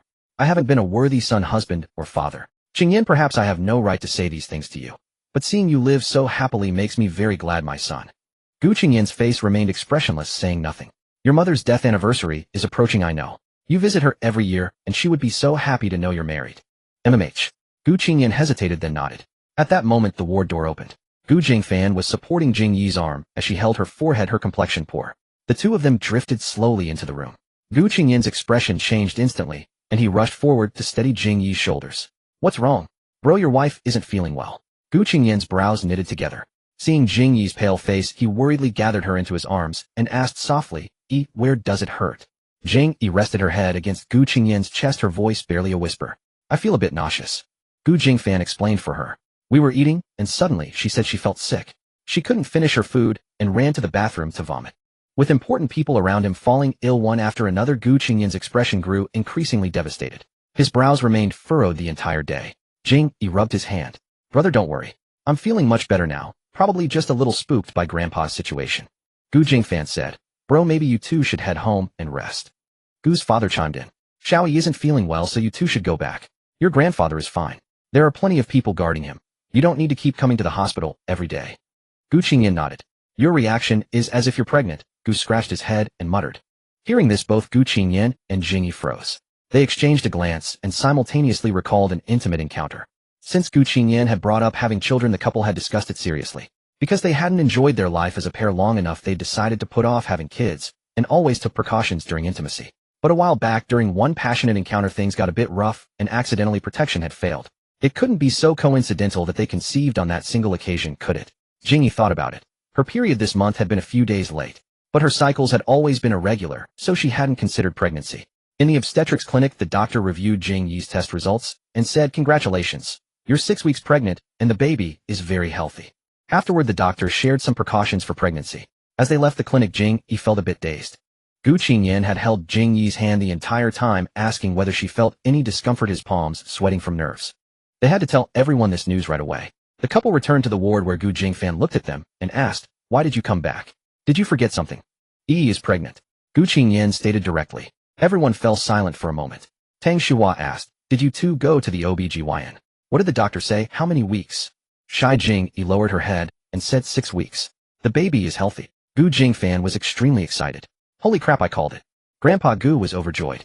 His wish to see a great-grandchild had finally come true. Just moments ago, he'd been complaining about the hospital bed being too hard and his aches and pains, and now all his ailments had vanished. Gu's father could only laugh and shake his head as he adjusted the blanket for the old man.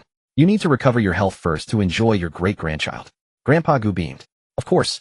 Gu Qingyan realized he was about to become an elder and looked bewildered. He turned to Tang Shuhua and asked, Mom, what should my brother's child call me? Tang Shuhua smacked his head. She'll call you stupid uncle. Gu Qingyan, the lowest in the family hierarchy, was thrilled. He finally had a little follower. I'm going to be an uncle. I can't wait for my little nephew to be born. Gu Qingyan coughed with a frown, a half-smile playing on his lips. It would be better if it's a little girl. Our family register is already overwhelmingly male. A little girl like your sister-in-law would be wonderful, wouldn't it? Gu Qingyan suddenly glared at, looked confused. A little girl. That's good too. Grandpa Gu agreed. A great-granddaughter is even better. After that, the whole family enthusiastically discussed everything from the baby's gender to formula clothes and toys. Jing Yi thought to herself, I just found out I'm pregnant. Gu Qingyan sat beside her, lips curved in a smile, quietly watching them. Jing Yi glanced at him, realizing she couldn't join the conversation, so she walked over and sat beside her husband, leaning gently into his embrace. Gu Qingyan naturally draped his arm around Jing Yi's shoulders, and the couple sat together in quiet companionship for a while. Gu Qingyan checked the time. It was getting late. Remembering that Jing Yi had vomited earlier and barely ate dinner, he wanted to take her home to rest quickly. Baby, are you tired? Let's go home. Jing Yi nodded. MH, I'm tired. Let's go home, dad of the child. Gu Qingyan was slightly taken aback, then pressed a gentle kiss to her forehead. Thank you, mom of the child. On the anniversary of Gu Qingyan's mother's death, the couple traveled abroad together, to the place where his mother had lived.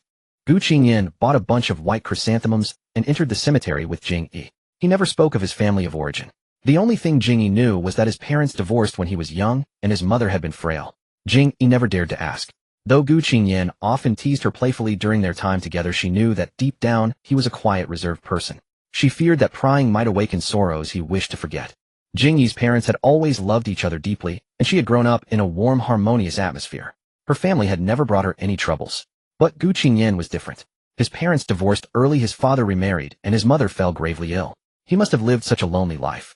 At the grave, Jing Yi held Gu Qingyan's hand tightly. Gu Qingyan placed the white chrysanthemums before the tombstone. Mom, it's been a long time. I've been doing well lately, and I'm healthy too. He gazed silently at the tombstone for a while, as if lost in memory. He let out a soft sigh, but didn't dwell in it for long. Then he put his arm around Jing Yi's shoulders and drew her closer. Today I want to introduce someone to you, Mom. I'm married. This is your daughter-in-law. Jing Yi bowed deeply toward the tombstone. Hello, Mother. My name is Jing. Gu Qingyan smiled and gently patted her head. Yi is pregnant. We're going to have our own little family now. From now on I'll be a good husband and a good father. He turned his head and kissed Jing Yi on the forehead. Then Gu Qingyan began chatting away to the tombstone, recounting the things he'd experienced over the past year. We'll come see you again next year. The temperature here was rather low, and fearing Jing Yi would catch a chill from standing too long, they didn't linger. Back in the car, Gu Qingyan quickly turned on the heater. Cold. Gu Qingyan's breath formed clouds as he spoke. Not too bad, I'm dressed warmly. After all, Gu Qingyan had layered 2 coats on her, wrapping her up like a snowball. With that, Jing Yi unzipped her coat, emerged from the thick layers, and held out her hands to him, her eyes curving mischievously. Brother, want a hug? Peel away these 2 layers and I'm nice and warm. Gu Qingyan didn't hesitate. He pulled her close. The warm little bundle nestled in his arms, and Gu Qingyan chuckled softly, closing his eyes. You are my little son. The car traveled along the coastal highway. Gu Qingyan and Jing Yi returned to the place where Gu Qingyan's mother had lived before her passing, a 2-story seaside villa. The scenery was beautiful, the air fresh, making it ideal for restoring body and spirit. At the entrance of the villa, a woman in her late 50s or early 60s stood as if waiting for someone. Every year on his mother's Memorial Day, Gu Qingyan would come here, so Aunt Yun, the housekeeper, had long been waiting for him. But this time Aunt Yun was somewhat surprised. The young master, who always kept to himself, had actually brought a girl back. Gu Qingyan parked the car, held Jing Yi's hand with one hand, and pulled his luggage with the other as he approached the door. Aunt Yun gave a slight bow. Young master, you've arrived. Aunt Yun, it's been a long time. How is your health? Thanks to your kindness, young master, I'm doing very well. Gu Qingyan turned to Jing Yi and introduced her. This is Aunt Yun, the housekeeper here. She used to take care of my mother's daily life. She's very intelligent and meticulous. Jing Yi nodded understandingly, offered Aunt Yun a gentle smile, and bowed her head slightly. Hello, Aunt Yun. My name is Jing. Aunt Yun noticed their intertwined hands, and with a knowing amusement deliberately asked, Young master, might I ask who this is? Gu Qingyan's lips curved into a faint smile as he introduced her. My wife. Aunt Yun looked at Jing Yi, deeply moved. Her eyes reddened, and she nodded vigorously. Young master, congratulations to you, congratulations. Aunt Yun couldn't restrain herself and wiped away a tear. Seeing you so happy now, miss, would surely be at peace in heaven. Gu Qingyan lowered his eyes and said nothing further. Jing Yi explored the villa, noticing the interior was decorated in a pastoral style, with all wooden furniture that was clean and spotless. She walked to the balcony, resting her elbows on the railing as she looked down, utterly astonished. There was actually a sea of roses here. Near the fence, a middle-aged man held gardening tools, tending to the roses. Jing Yi gazed quietly for a moment, and before long a pair of arms wrapped around her waist. A familiar warmth and scent enveloped her from behind. Gu Qingyan nodded, his lips touching the tip of her ear. Darling, do you like it here? Yes, I love it. It's so beautiful. The scenery is even more stunning in summer. Let's come here for a vacation this summer. Jing Yi smiled. All right. Gu Qingyan pressed against her from behind, his lips gently kissing her face. His large hand slid slowly up from her waist, cupped her chin, and was about to bite her lip. Wait. Jing Yi quickly stopped him, her cheeks slightly flushed. There are people in the yard downstairs. Gu Qingyan glanced downstairs, released Jing Yi, and leaned on the railing himself, calling out to the person below. Uncle Zhang. The man called Uncle Zhang looked up, waved at them, and then returned to his gardening. Gu Qingyan explained to Jing Yi. Uncle Zhang is Aunt Yun's husband. He's the gardener responsible for managing this rose garden. To maintain its current state, it requires regular care. The same goes for the villa. All cleaning and tidying is done by Aunt Yun. Between them, one manages the outside and the other the inside. Both of them are quite advanced in years now, having lived here for nearly half their lives. So after mother passed away, I asked them to stay. Jing Yi nodded with sudden understanding. The villa's courtyard was spacious, the yard full of roses, creating a spectacular sight. Jing Yi felt as though she had fallen into a sea of flowers. When I was a child, I dreamed of being in a sea of roses, being proposed to by someone I loved. How romantic. Gu Qingyan chuckled. So you like this kind of thing? It's every girl's dream. Jing Yi then asked, were these roses grown by mother? Gu Qingyan nodded.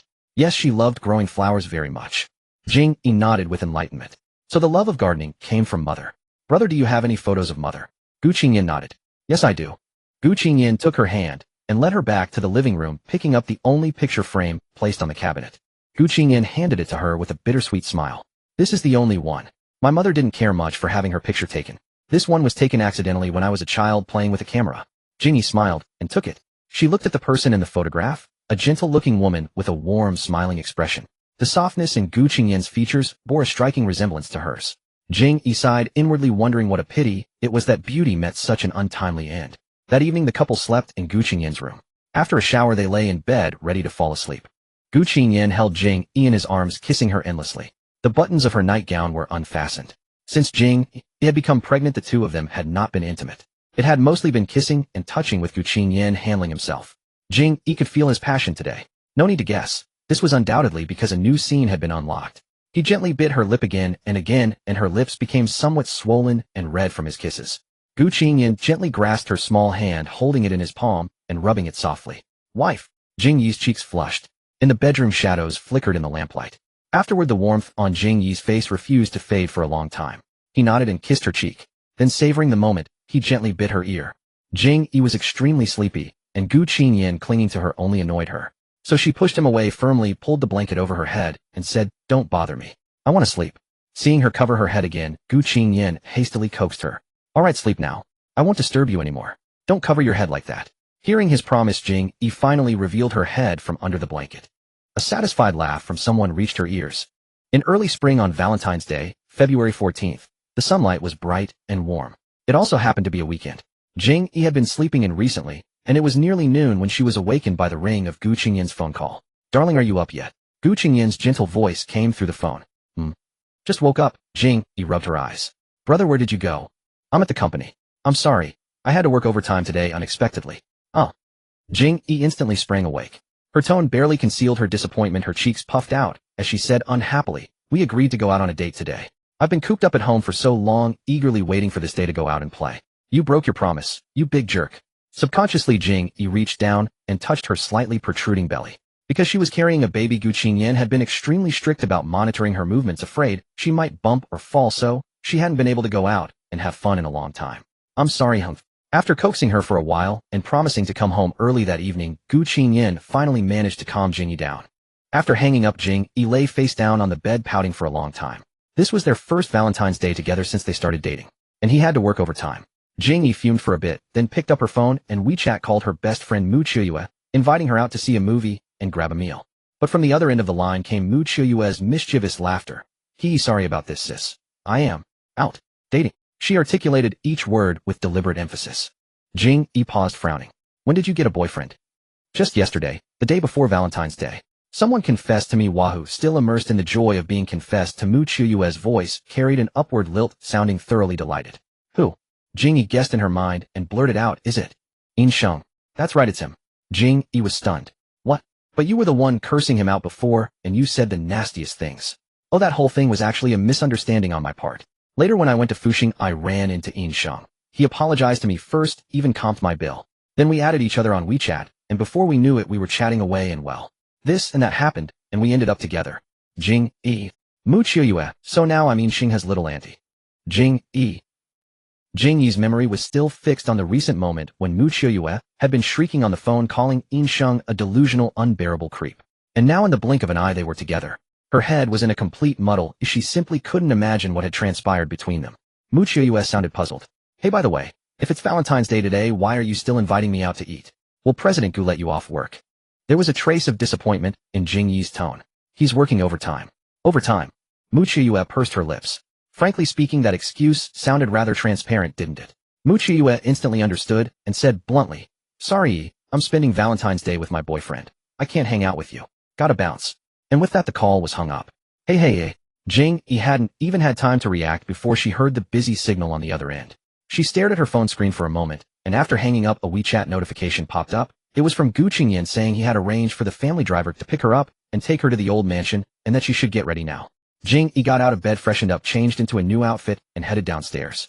On the way to the old mansion, thinking about Gu Qingyan having to work overtime, she remained in a sullen mood. When she arrived, the butler was already standing at the doorway to greet her. "Butlerly, happy Valentine's Day." The butler smiled, and only then did Jing Yi notice the daisy he was holding. He handed it directly to her. "Madam, spring is the season when daisies bloom in full." "Moi." Jing Yi didn't quite understand the meaning, but she took it anyway. Looking down at the daisy in her hand, she saw how vividly it was in bloom, and she nodded. "Yes, it's very beautiful." The butler raised his hand, gesturing for her to go inside. Jing Yi looked ahead and realized that Gu family's servants were lined up along the path, each holding a small daisy. Jing Yi froze on the spot. What was going on? She seemed to understand something, and a smile curled her lips. She followed the servants' positions, receiving one daisy after another as she walked from the main gate all the way into the house. Before she knew it, she had accumulated a bouquet in her hands. At the very end, she saw Xiao Yu supporting Grandpa Gu, the two of them standing before the wooden door leading to the backyard garden. Why is Grandpa involved in this too? Jing Yi couldn't help but blurt out. Grandpa Gu handed her the last flower, then said with a warm smile, "Your husband requested it. Go on, he's waiting for you." Beside them, Xiao Yu winked at Jing Yi. "Madam, take care of your heart." The two of them had completed their mission and slipped away. "What's all this?" Jing Yi muttered, a smile tugging at her lips as she pushed open the wooden door connecting the mansion and the courtyard. The moment the door opened, an intoxicating floral fragrance washed over her, and Jing Yi was instantly stunned by the scene before her eyes. The midday sun was somewhat glaring. A gentle, warm breeze brushed past her body. In her line of sight, a courtyard full of daisies came into view. The rich floral scent lingered at her nostrils, and white petals danced in the air. At the end of the path stood a floral pavilion. Gu Qingyan, dressed in a crisp white suit, his black hair slightly tousled by the wind, stood there with a bright, expectant smile. Jing Yi's eyes widened, almost forgetting to breathe. Gu Qingyan watched her stand frozen for a long while, then called out to her. Only then did Jing Yi snap out of her daze and run toward him. When did you prepare all this?" Jing Yi was dumbfounded. Such a spectacular garden could hardly have been completed in a day or two. He must have been preparing for a long time. "We started planning after we went abroad to sweep our mother's grave," Gu Qingyan said with a smile, reaching out to tuck a wind-blown strand of hair behind her ear. "Didn't you tell me back then that you wanted to be proposed to by the one you love, surrounded by flowers?" Jing Yi was slightly startled. "I was just saying it offhand." All this grand surprise was because of something she had casually mentioned. "But I didn't just listen carelessly either." Gu Qingyan raised an eyebrow, looking delightfully smug. "After all, only I can fulfill this dream for my wife." Seeing his self-satisfied expression, Jing Yi burst out laughing, the corners of her eyes growing slightly reddish. This old man really was rather romantic. Jing Yi recalled that she had just been mad at him moments ago, and a wave of guilt surged in her heart. But this brief distraction was quickly interrupted by Gu Qingyan. Gu Qingyan raised his hand, his thumb gently brushing the tearful corners of her eyes. "These may not be as stunningly beautiful as roses, but I think daisies suit us better. To me you are a daisy, pure and lovely. And my feelings for you are like a daisy as well, a love hidden deep within my heart." Jing Yi gazed deeply into his eyes. Gu Qingyan took the flowers from her hands, held her left hand, and said, "I love you. I have secretly loved you for so long. I never dared to speak those words before, but now I want to gather my courage and tell you. I wonder if I have the honor of participating in the rest of your life. I want to do everything I can to make you the happiest woman in the world." He held her hand and kissed it. "So will you marry me?" Jing Yi's eyes welled up with tears, touched to tears, yet also wanting to laugh. Marry him? She was already his, wasn't she? Biting her lower lip to hold back her tears, she nodded firmly. "Yes, I will. I so very much will." Gu Qingyan smiled and pulled a velvet box from his pocket. "I chose the most beautiful ring for you. Baby, I'm sorry I haven't put a ring on your finger yet. I wanted to give you a proper proposal before placing it on you." He took out the diamond ring and slid it onto her left ring finger, then placed the men's ring into her palm. Tears swam in Jing Yi's eyes. She wiped at them hastily and helped Gu Qingyan slip the ring onto his own finger. Gu Qingyan's eyes curved into a brilliant smile. He gripped her small hand and gently clinked the two rings together. "Now I finally got you tied down for good." Jing Yi laughed through her tears. Gu Qingyan couldn't wait any longer. He pulled her waist into his arms and nuzzled his nose against hers. "My dearest wife, may your husband beg for a kiss." Jing Yi didn't answer with words. Instead, she narrowed her eyes and smiled, wrapping both arms around Gu Qingyan's neck, tilting her head close and pouting her red lips. Gu Qingyan's lips curved into a smile, and without hesitation he covered hers. The warm spring breeze, heavy with the scent of flowers, gently caressed the two of them as they kissed sweetly. So sweet that even the wind seemed to carry a sugary flavor. The diamond ring on Jing Yi's ring finger sparkled brilliantly under the sunlight. Just like their love, it would continue to shine forever. Several more months passed, and Jing Yi's baby bump began to show. Gu Qingyan grew even more protective, treating her as if she were crafted from porcelain. Aside from their daily walks together, Jing Yi spent most of her days resting at home. Mu Qiuqiu, fearing Jing Yi might grow restless, dropped by frequently to keep her company. One day Mu Qiuqiu brought over some snacks. While they chatted, Jing Yi opened one only to find it surprisingly delightful. When Gu Qingyan returned from work, he noticed Jing Yi seated on the sofa, her lips moving as she chewed quietly on something unknown. "How are you feeling today, my love?" Gu Qingyan asked as he approached. Jing Yi flashed an okay sign. "I'm doing great." He placed his hand gently on her swollen belly and murmured, "Be a good girl inside there, and don't make your mother work too hard, hear me?" After his little speech, he got up to change. Jing Yi couldn't help but sweat at the display, shaking her head helplessly at his retreating back. Clearly this soon-to-be father was desperately hoping for a daughter.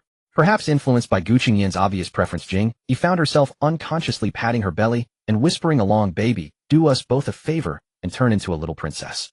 Gu Qingyan returned to find her lips still pursed and chewing. He leaned in for a kiss, tasting her mouth. It was sour. "Wifey, what are you eating?" "Dried plum." Gu Qingyan paused, surprised. "Qiu brought these over today. I can't believe I never found them so delicious before." Her eyes sparkled as she announced, "Honey, I've developed a serious craving for sour things lately. Next time you're at the supermarket, could you stock up on some sour snacks?" Gu Qingyan sighed silently. Gu Qingyan took the snack from her arms. "That's enough. Put them away, eating too much isn't good for you." "Huh?" Jing Yi protested. "I haven't eaten that much, just one bag." He hesitated, then looked at her with a thoughtful expression. Would you like some spicy food?" "I'll buy all you want." Jing Yi was left speechless. 10 months later the baby arrived. Whether the baby in utero had heard the old man's threats or not, fate obliged. Gu Qingyan Jing Yi gave birth to a perfectly fair-skinned little princess. They named her Nuonyuo. As the days turned to years, the little girl blossomed into a lively and adorable child, her rosy round cheeks and bright large eyes strikingly similar to her mother's childhood self. She had completely captivated the old fool. He doted on her unconditionally. If she wanted to go east, he would never insist on going west. During the pregnancy, they had held serious discussions about parenting. Gu Qingyan had solemnly promised that even if it were his own flesh and blood, discipline was necessary when the time came. It was actually Jing Yi who grew soft-hearted, advising him not to be too harsh. Yet once Nuonyuo was born, their roles were entirely reversed. Take one occasion at the dinner table, for instance. Nuonyuo had disliked carrots since she could remember. In her baby days, any puree smelling of carrots made her turn her head away in disgust. Back then she was easily bribed with candy to swallow her vegetables. But by the time she reached 4 or 5, old enough to harbor her own schemes, she would quietly pick the carrots out of her bowl and leave them behind. Watching her daughter meticulously separate the carrots, Jing Yi felt duty-bound to step in. "Nuonyuo, no more being a picky eater." Nuonyuo scrunched up her face, her voice thick and petulant. "But it tastes so weird, Mommy. I just can't swallow it." Jing Yi frowned. "I'm not asking you to eat a mountain of it. Just a couple of bites. Be a good girl and finish them." Nuonyuo slumped her shoulders and cast a desperate plea toward her father. Gu Qingyan couldn't withstand such a wretched look. His resolve crumbled instantly. "If she doesn't like it, let it go. Don't force her. Everyone has foods they detest," he reasoned. Jing Yi blinked. "Excuse me." She huffed and nodded. "Fine. You two are clearly of one mind. Do as you please. I'm done mediating." Then she fell silent, lowering her eyes to eat her meal with deliberate focus. The moment her mother grew angry, the atmosphere at the table shifted drastically. Gu Qingyan and Nuonyuo exchanged a nervous glance. Their unspoken message was clear: Mommy is upset. Gu Qingyan subtly jerked his chin toward the carrots on Nuonyuo's plate and winked at her. Little Nuonyuo decoded her father's signal. Though deeply reluctant, a glance at her mother's darkening expression compelled her to comply. Pinching her nose and scrunching her face, she gritted her teeth and swallowed the offending carrots. That evening, after Jing Yi finished reading a bedtime story, Nuonyuo drifted off to sleep in her arms. Though the little girl preferred clinging to her father during the day, bedtime always found her nestled comfortably against her mother. Jing Yi carefully set the book aside, keeping one arm around her daughter while gently patting her back. At that moment, Gu Qingyan emerged from the bathroom after his shower. Glancing at his sleeping daughter, Gu Qingyan seamlessly took Nuonyuo from Jing Yi's arms and placed her on the other side of the bed, propping a pillow against the edge to prevent any falls. Turning back to Jing Yi, he pulled her close, capturing her wrists above her head as passionate kisses rained down. "My love." Just as their clothes were nearly shed and heavy breathing filled the room, Gu Qingyan reached out to his side. But Jing Yi stayed his hand. Gu Qingyan blinked in surprise. "Why?" Jing Yi declared with triumphant justification, "I'm having a son next time." Gu Qingyan fell silent for a moment, his brow furrowing. Then he objected, "Have a son. Childbirth is so painful. I can't bear to let my darling suffer through it again." Jing Yi shook her head with a determined expression. "No, we must have a son. Husband and daughter are as one now. I feel isolated in this family. I absolutely need a son to stand by my side."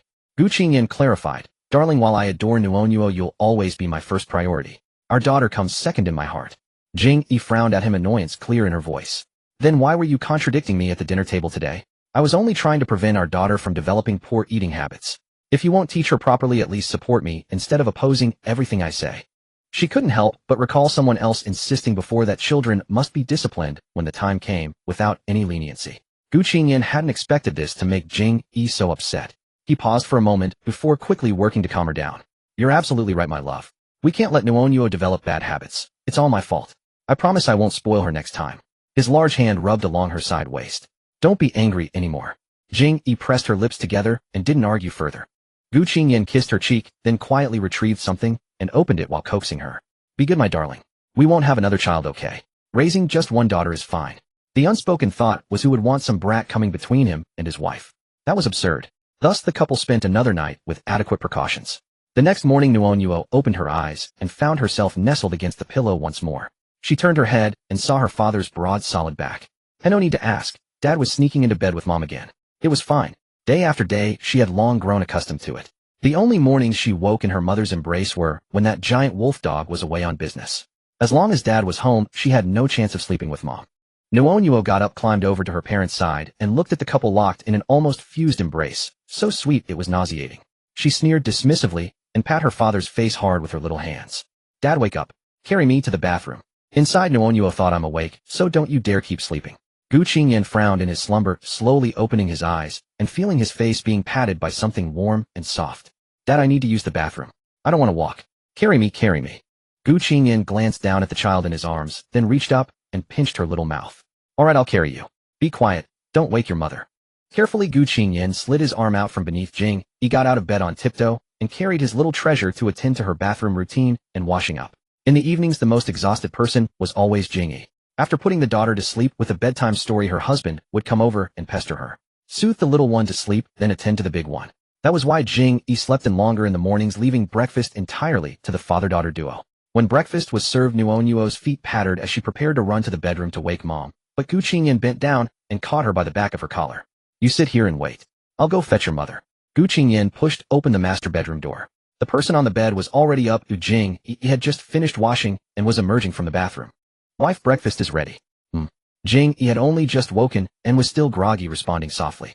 Gu Qingyan leaned close, wrapped his arms around her waist, pulled her into his embrace, and bowed his head to kiss her lips.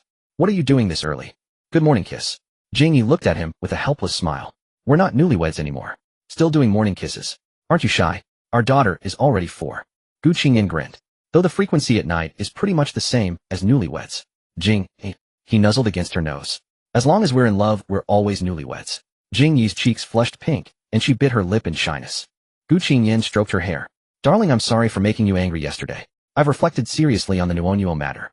On the issue of picky eating, I definitely won't indulge her from now on. I'll stand on the same side as my wife. Jing Yi had actually stopped being angry long ago. Now that's more like it. So I've decided to give you a good morning kiss every day to show my unwavering stance. Huh? Jing Yi shook her head. That's really unnecessary. Gu Qingyan smiled. All right, then unnecessary it is. Just a simple good morning kiss then. With that, Gu Qingyan simply lowered his head and claimed her lips. Meanwhile, in the dining room, Nuonyuo had been holding her spoon up until her arm ached, yet her parents still hadn't appeared. She hopped down from her chair and ran toward the bedroom. At the bedroom door, Nuonyuo gently pushed it open and peeked her little head through. She glanced through the crack and let out an involuntary cry. Wah!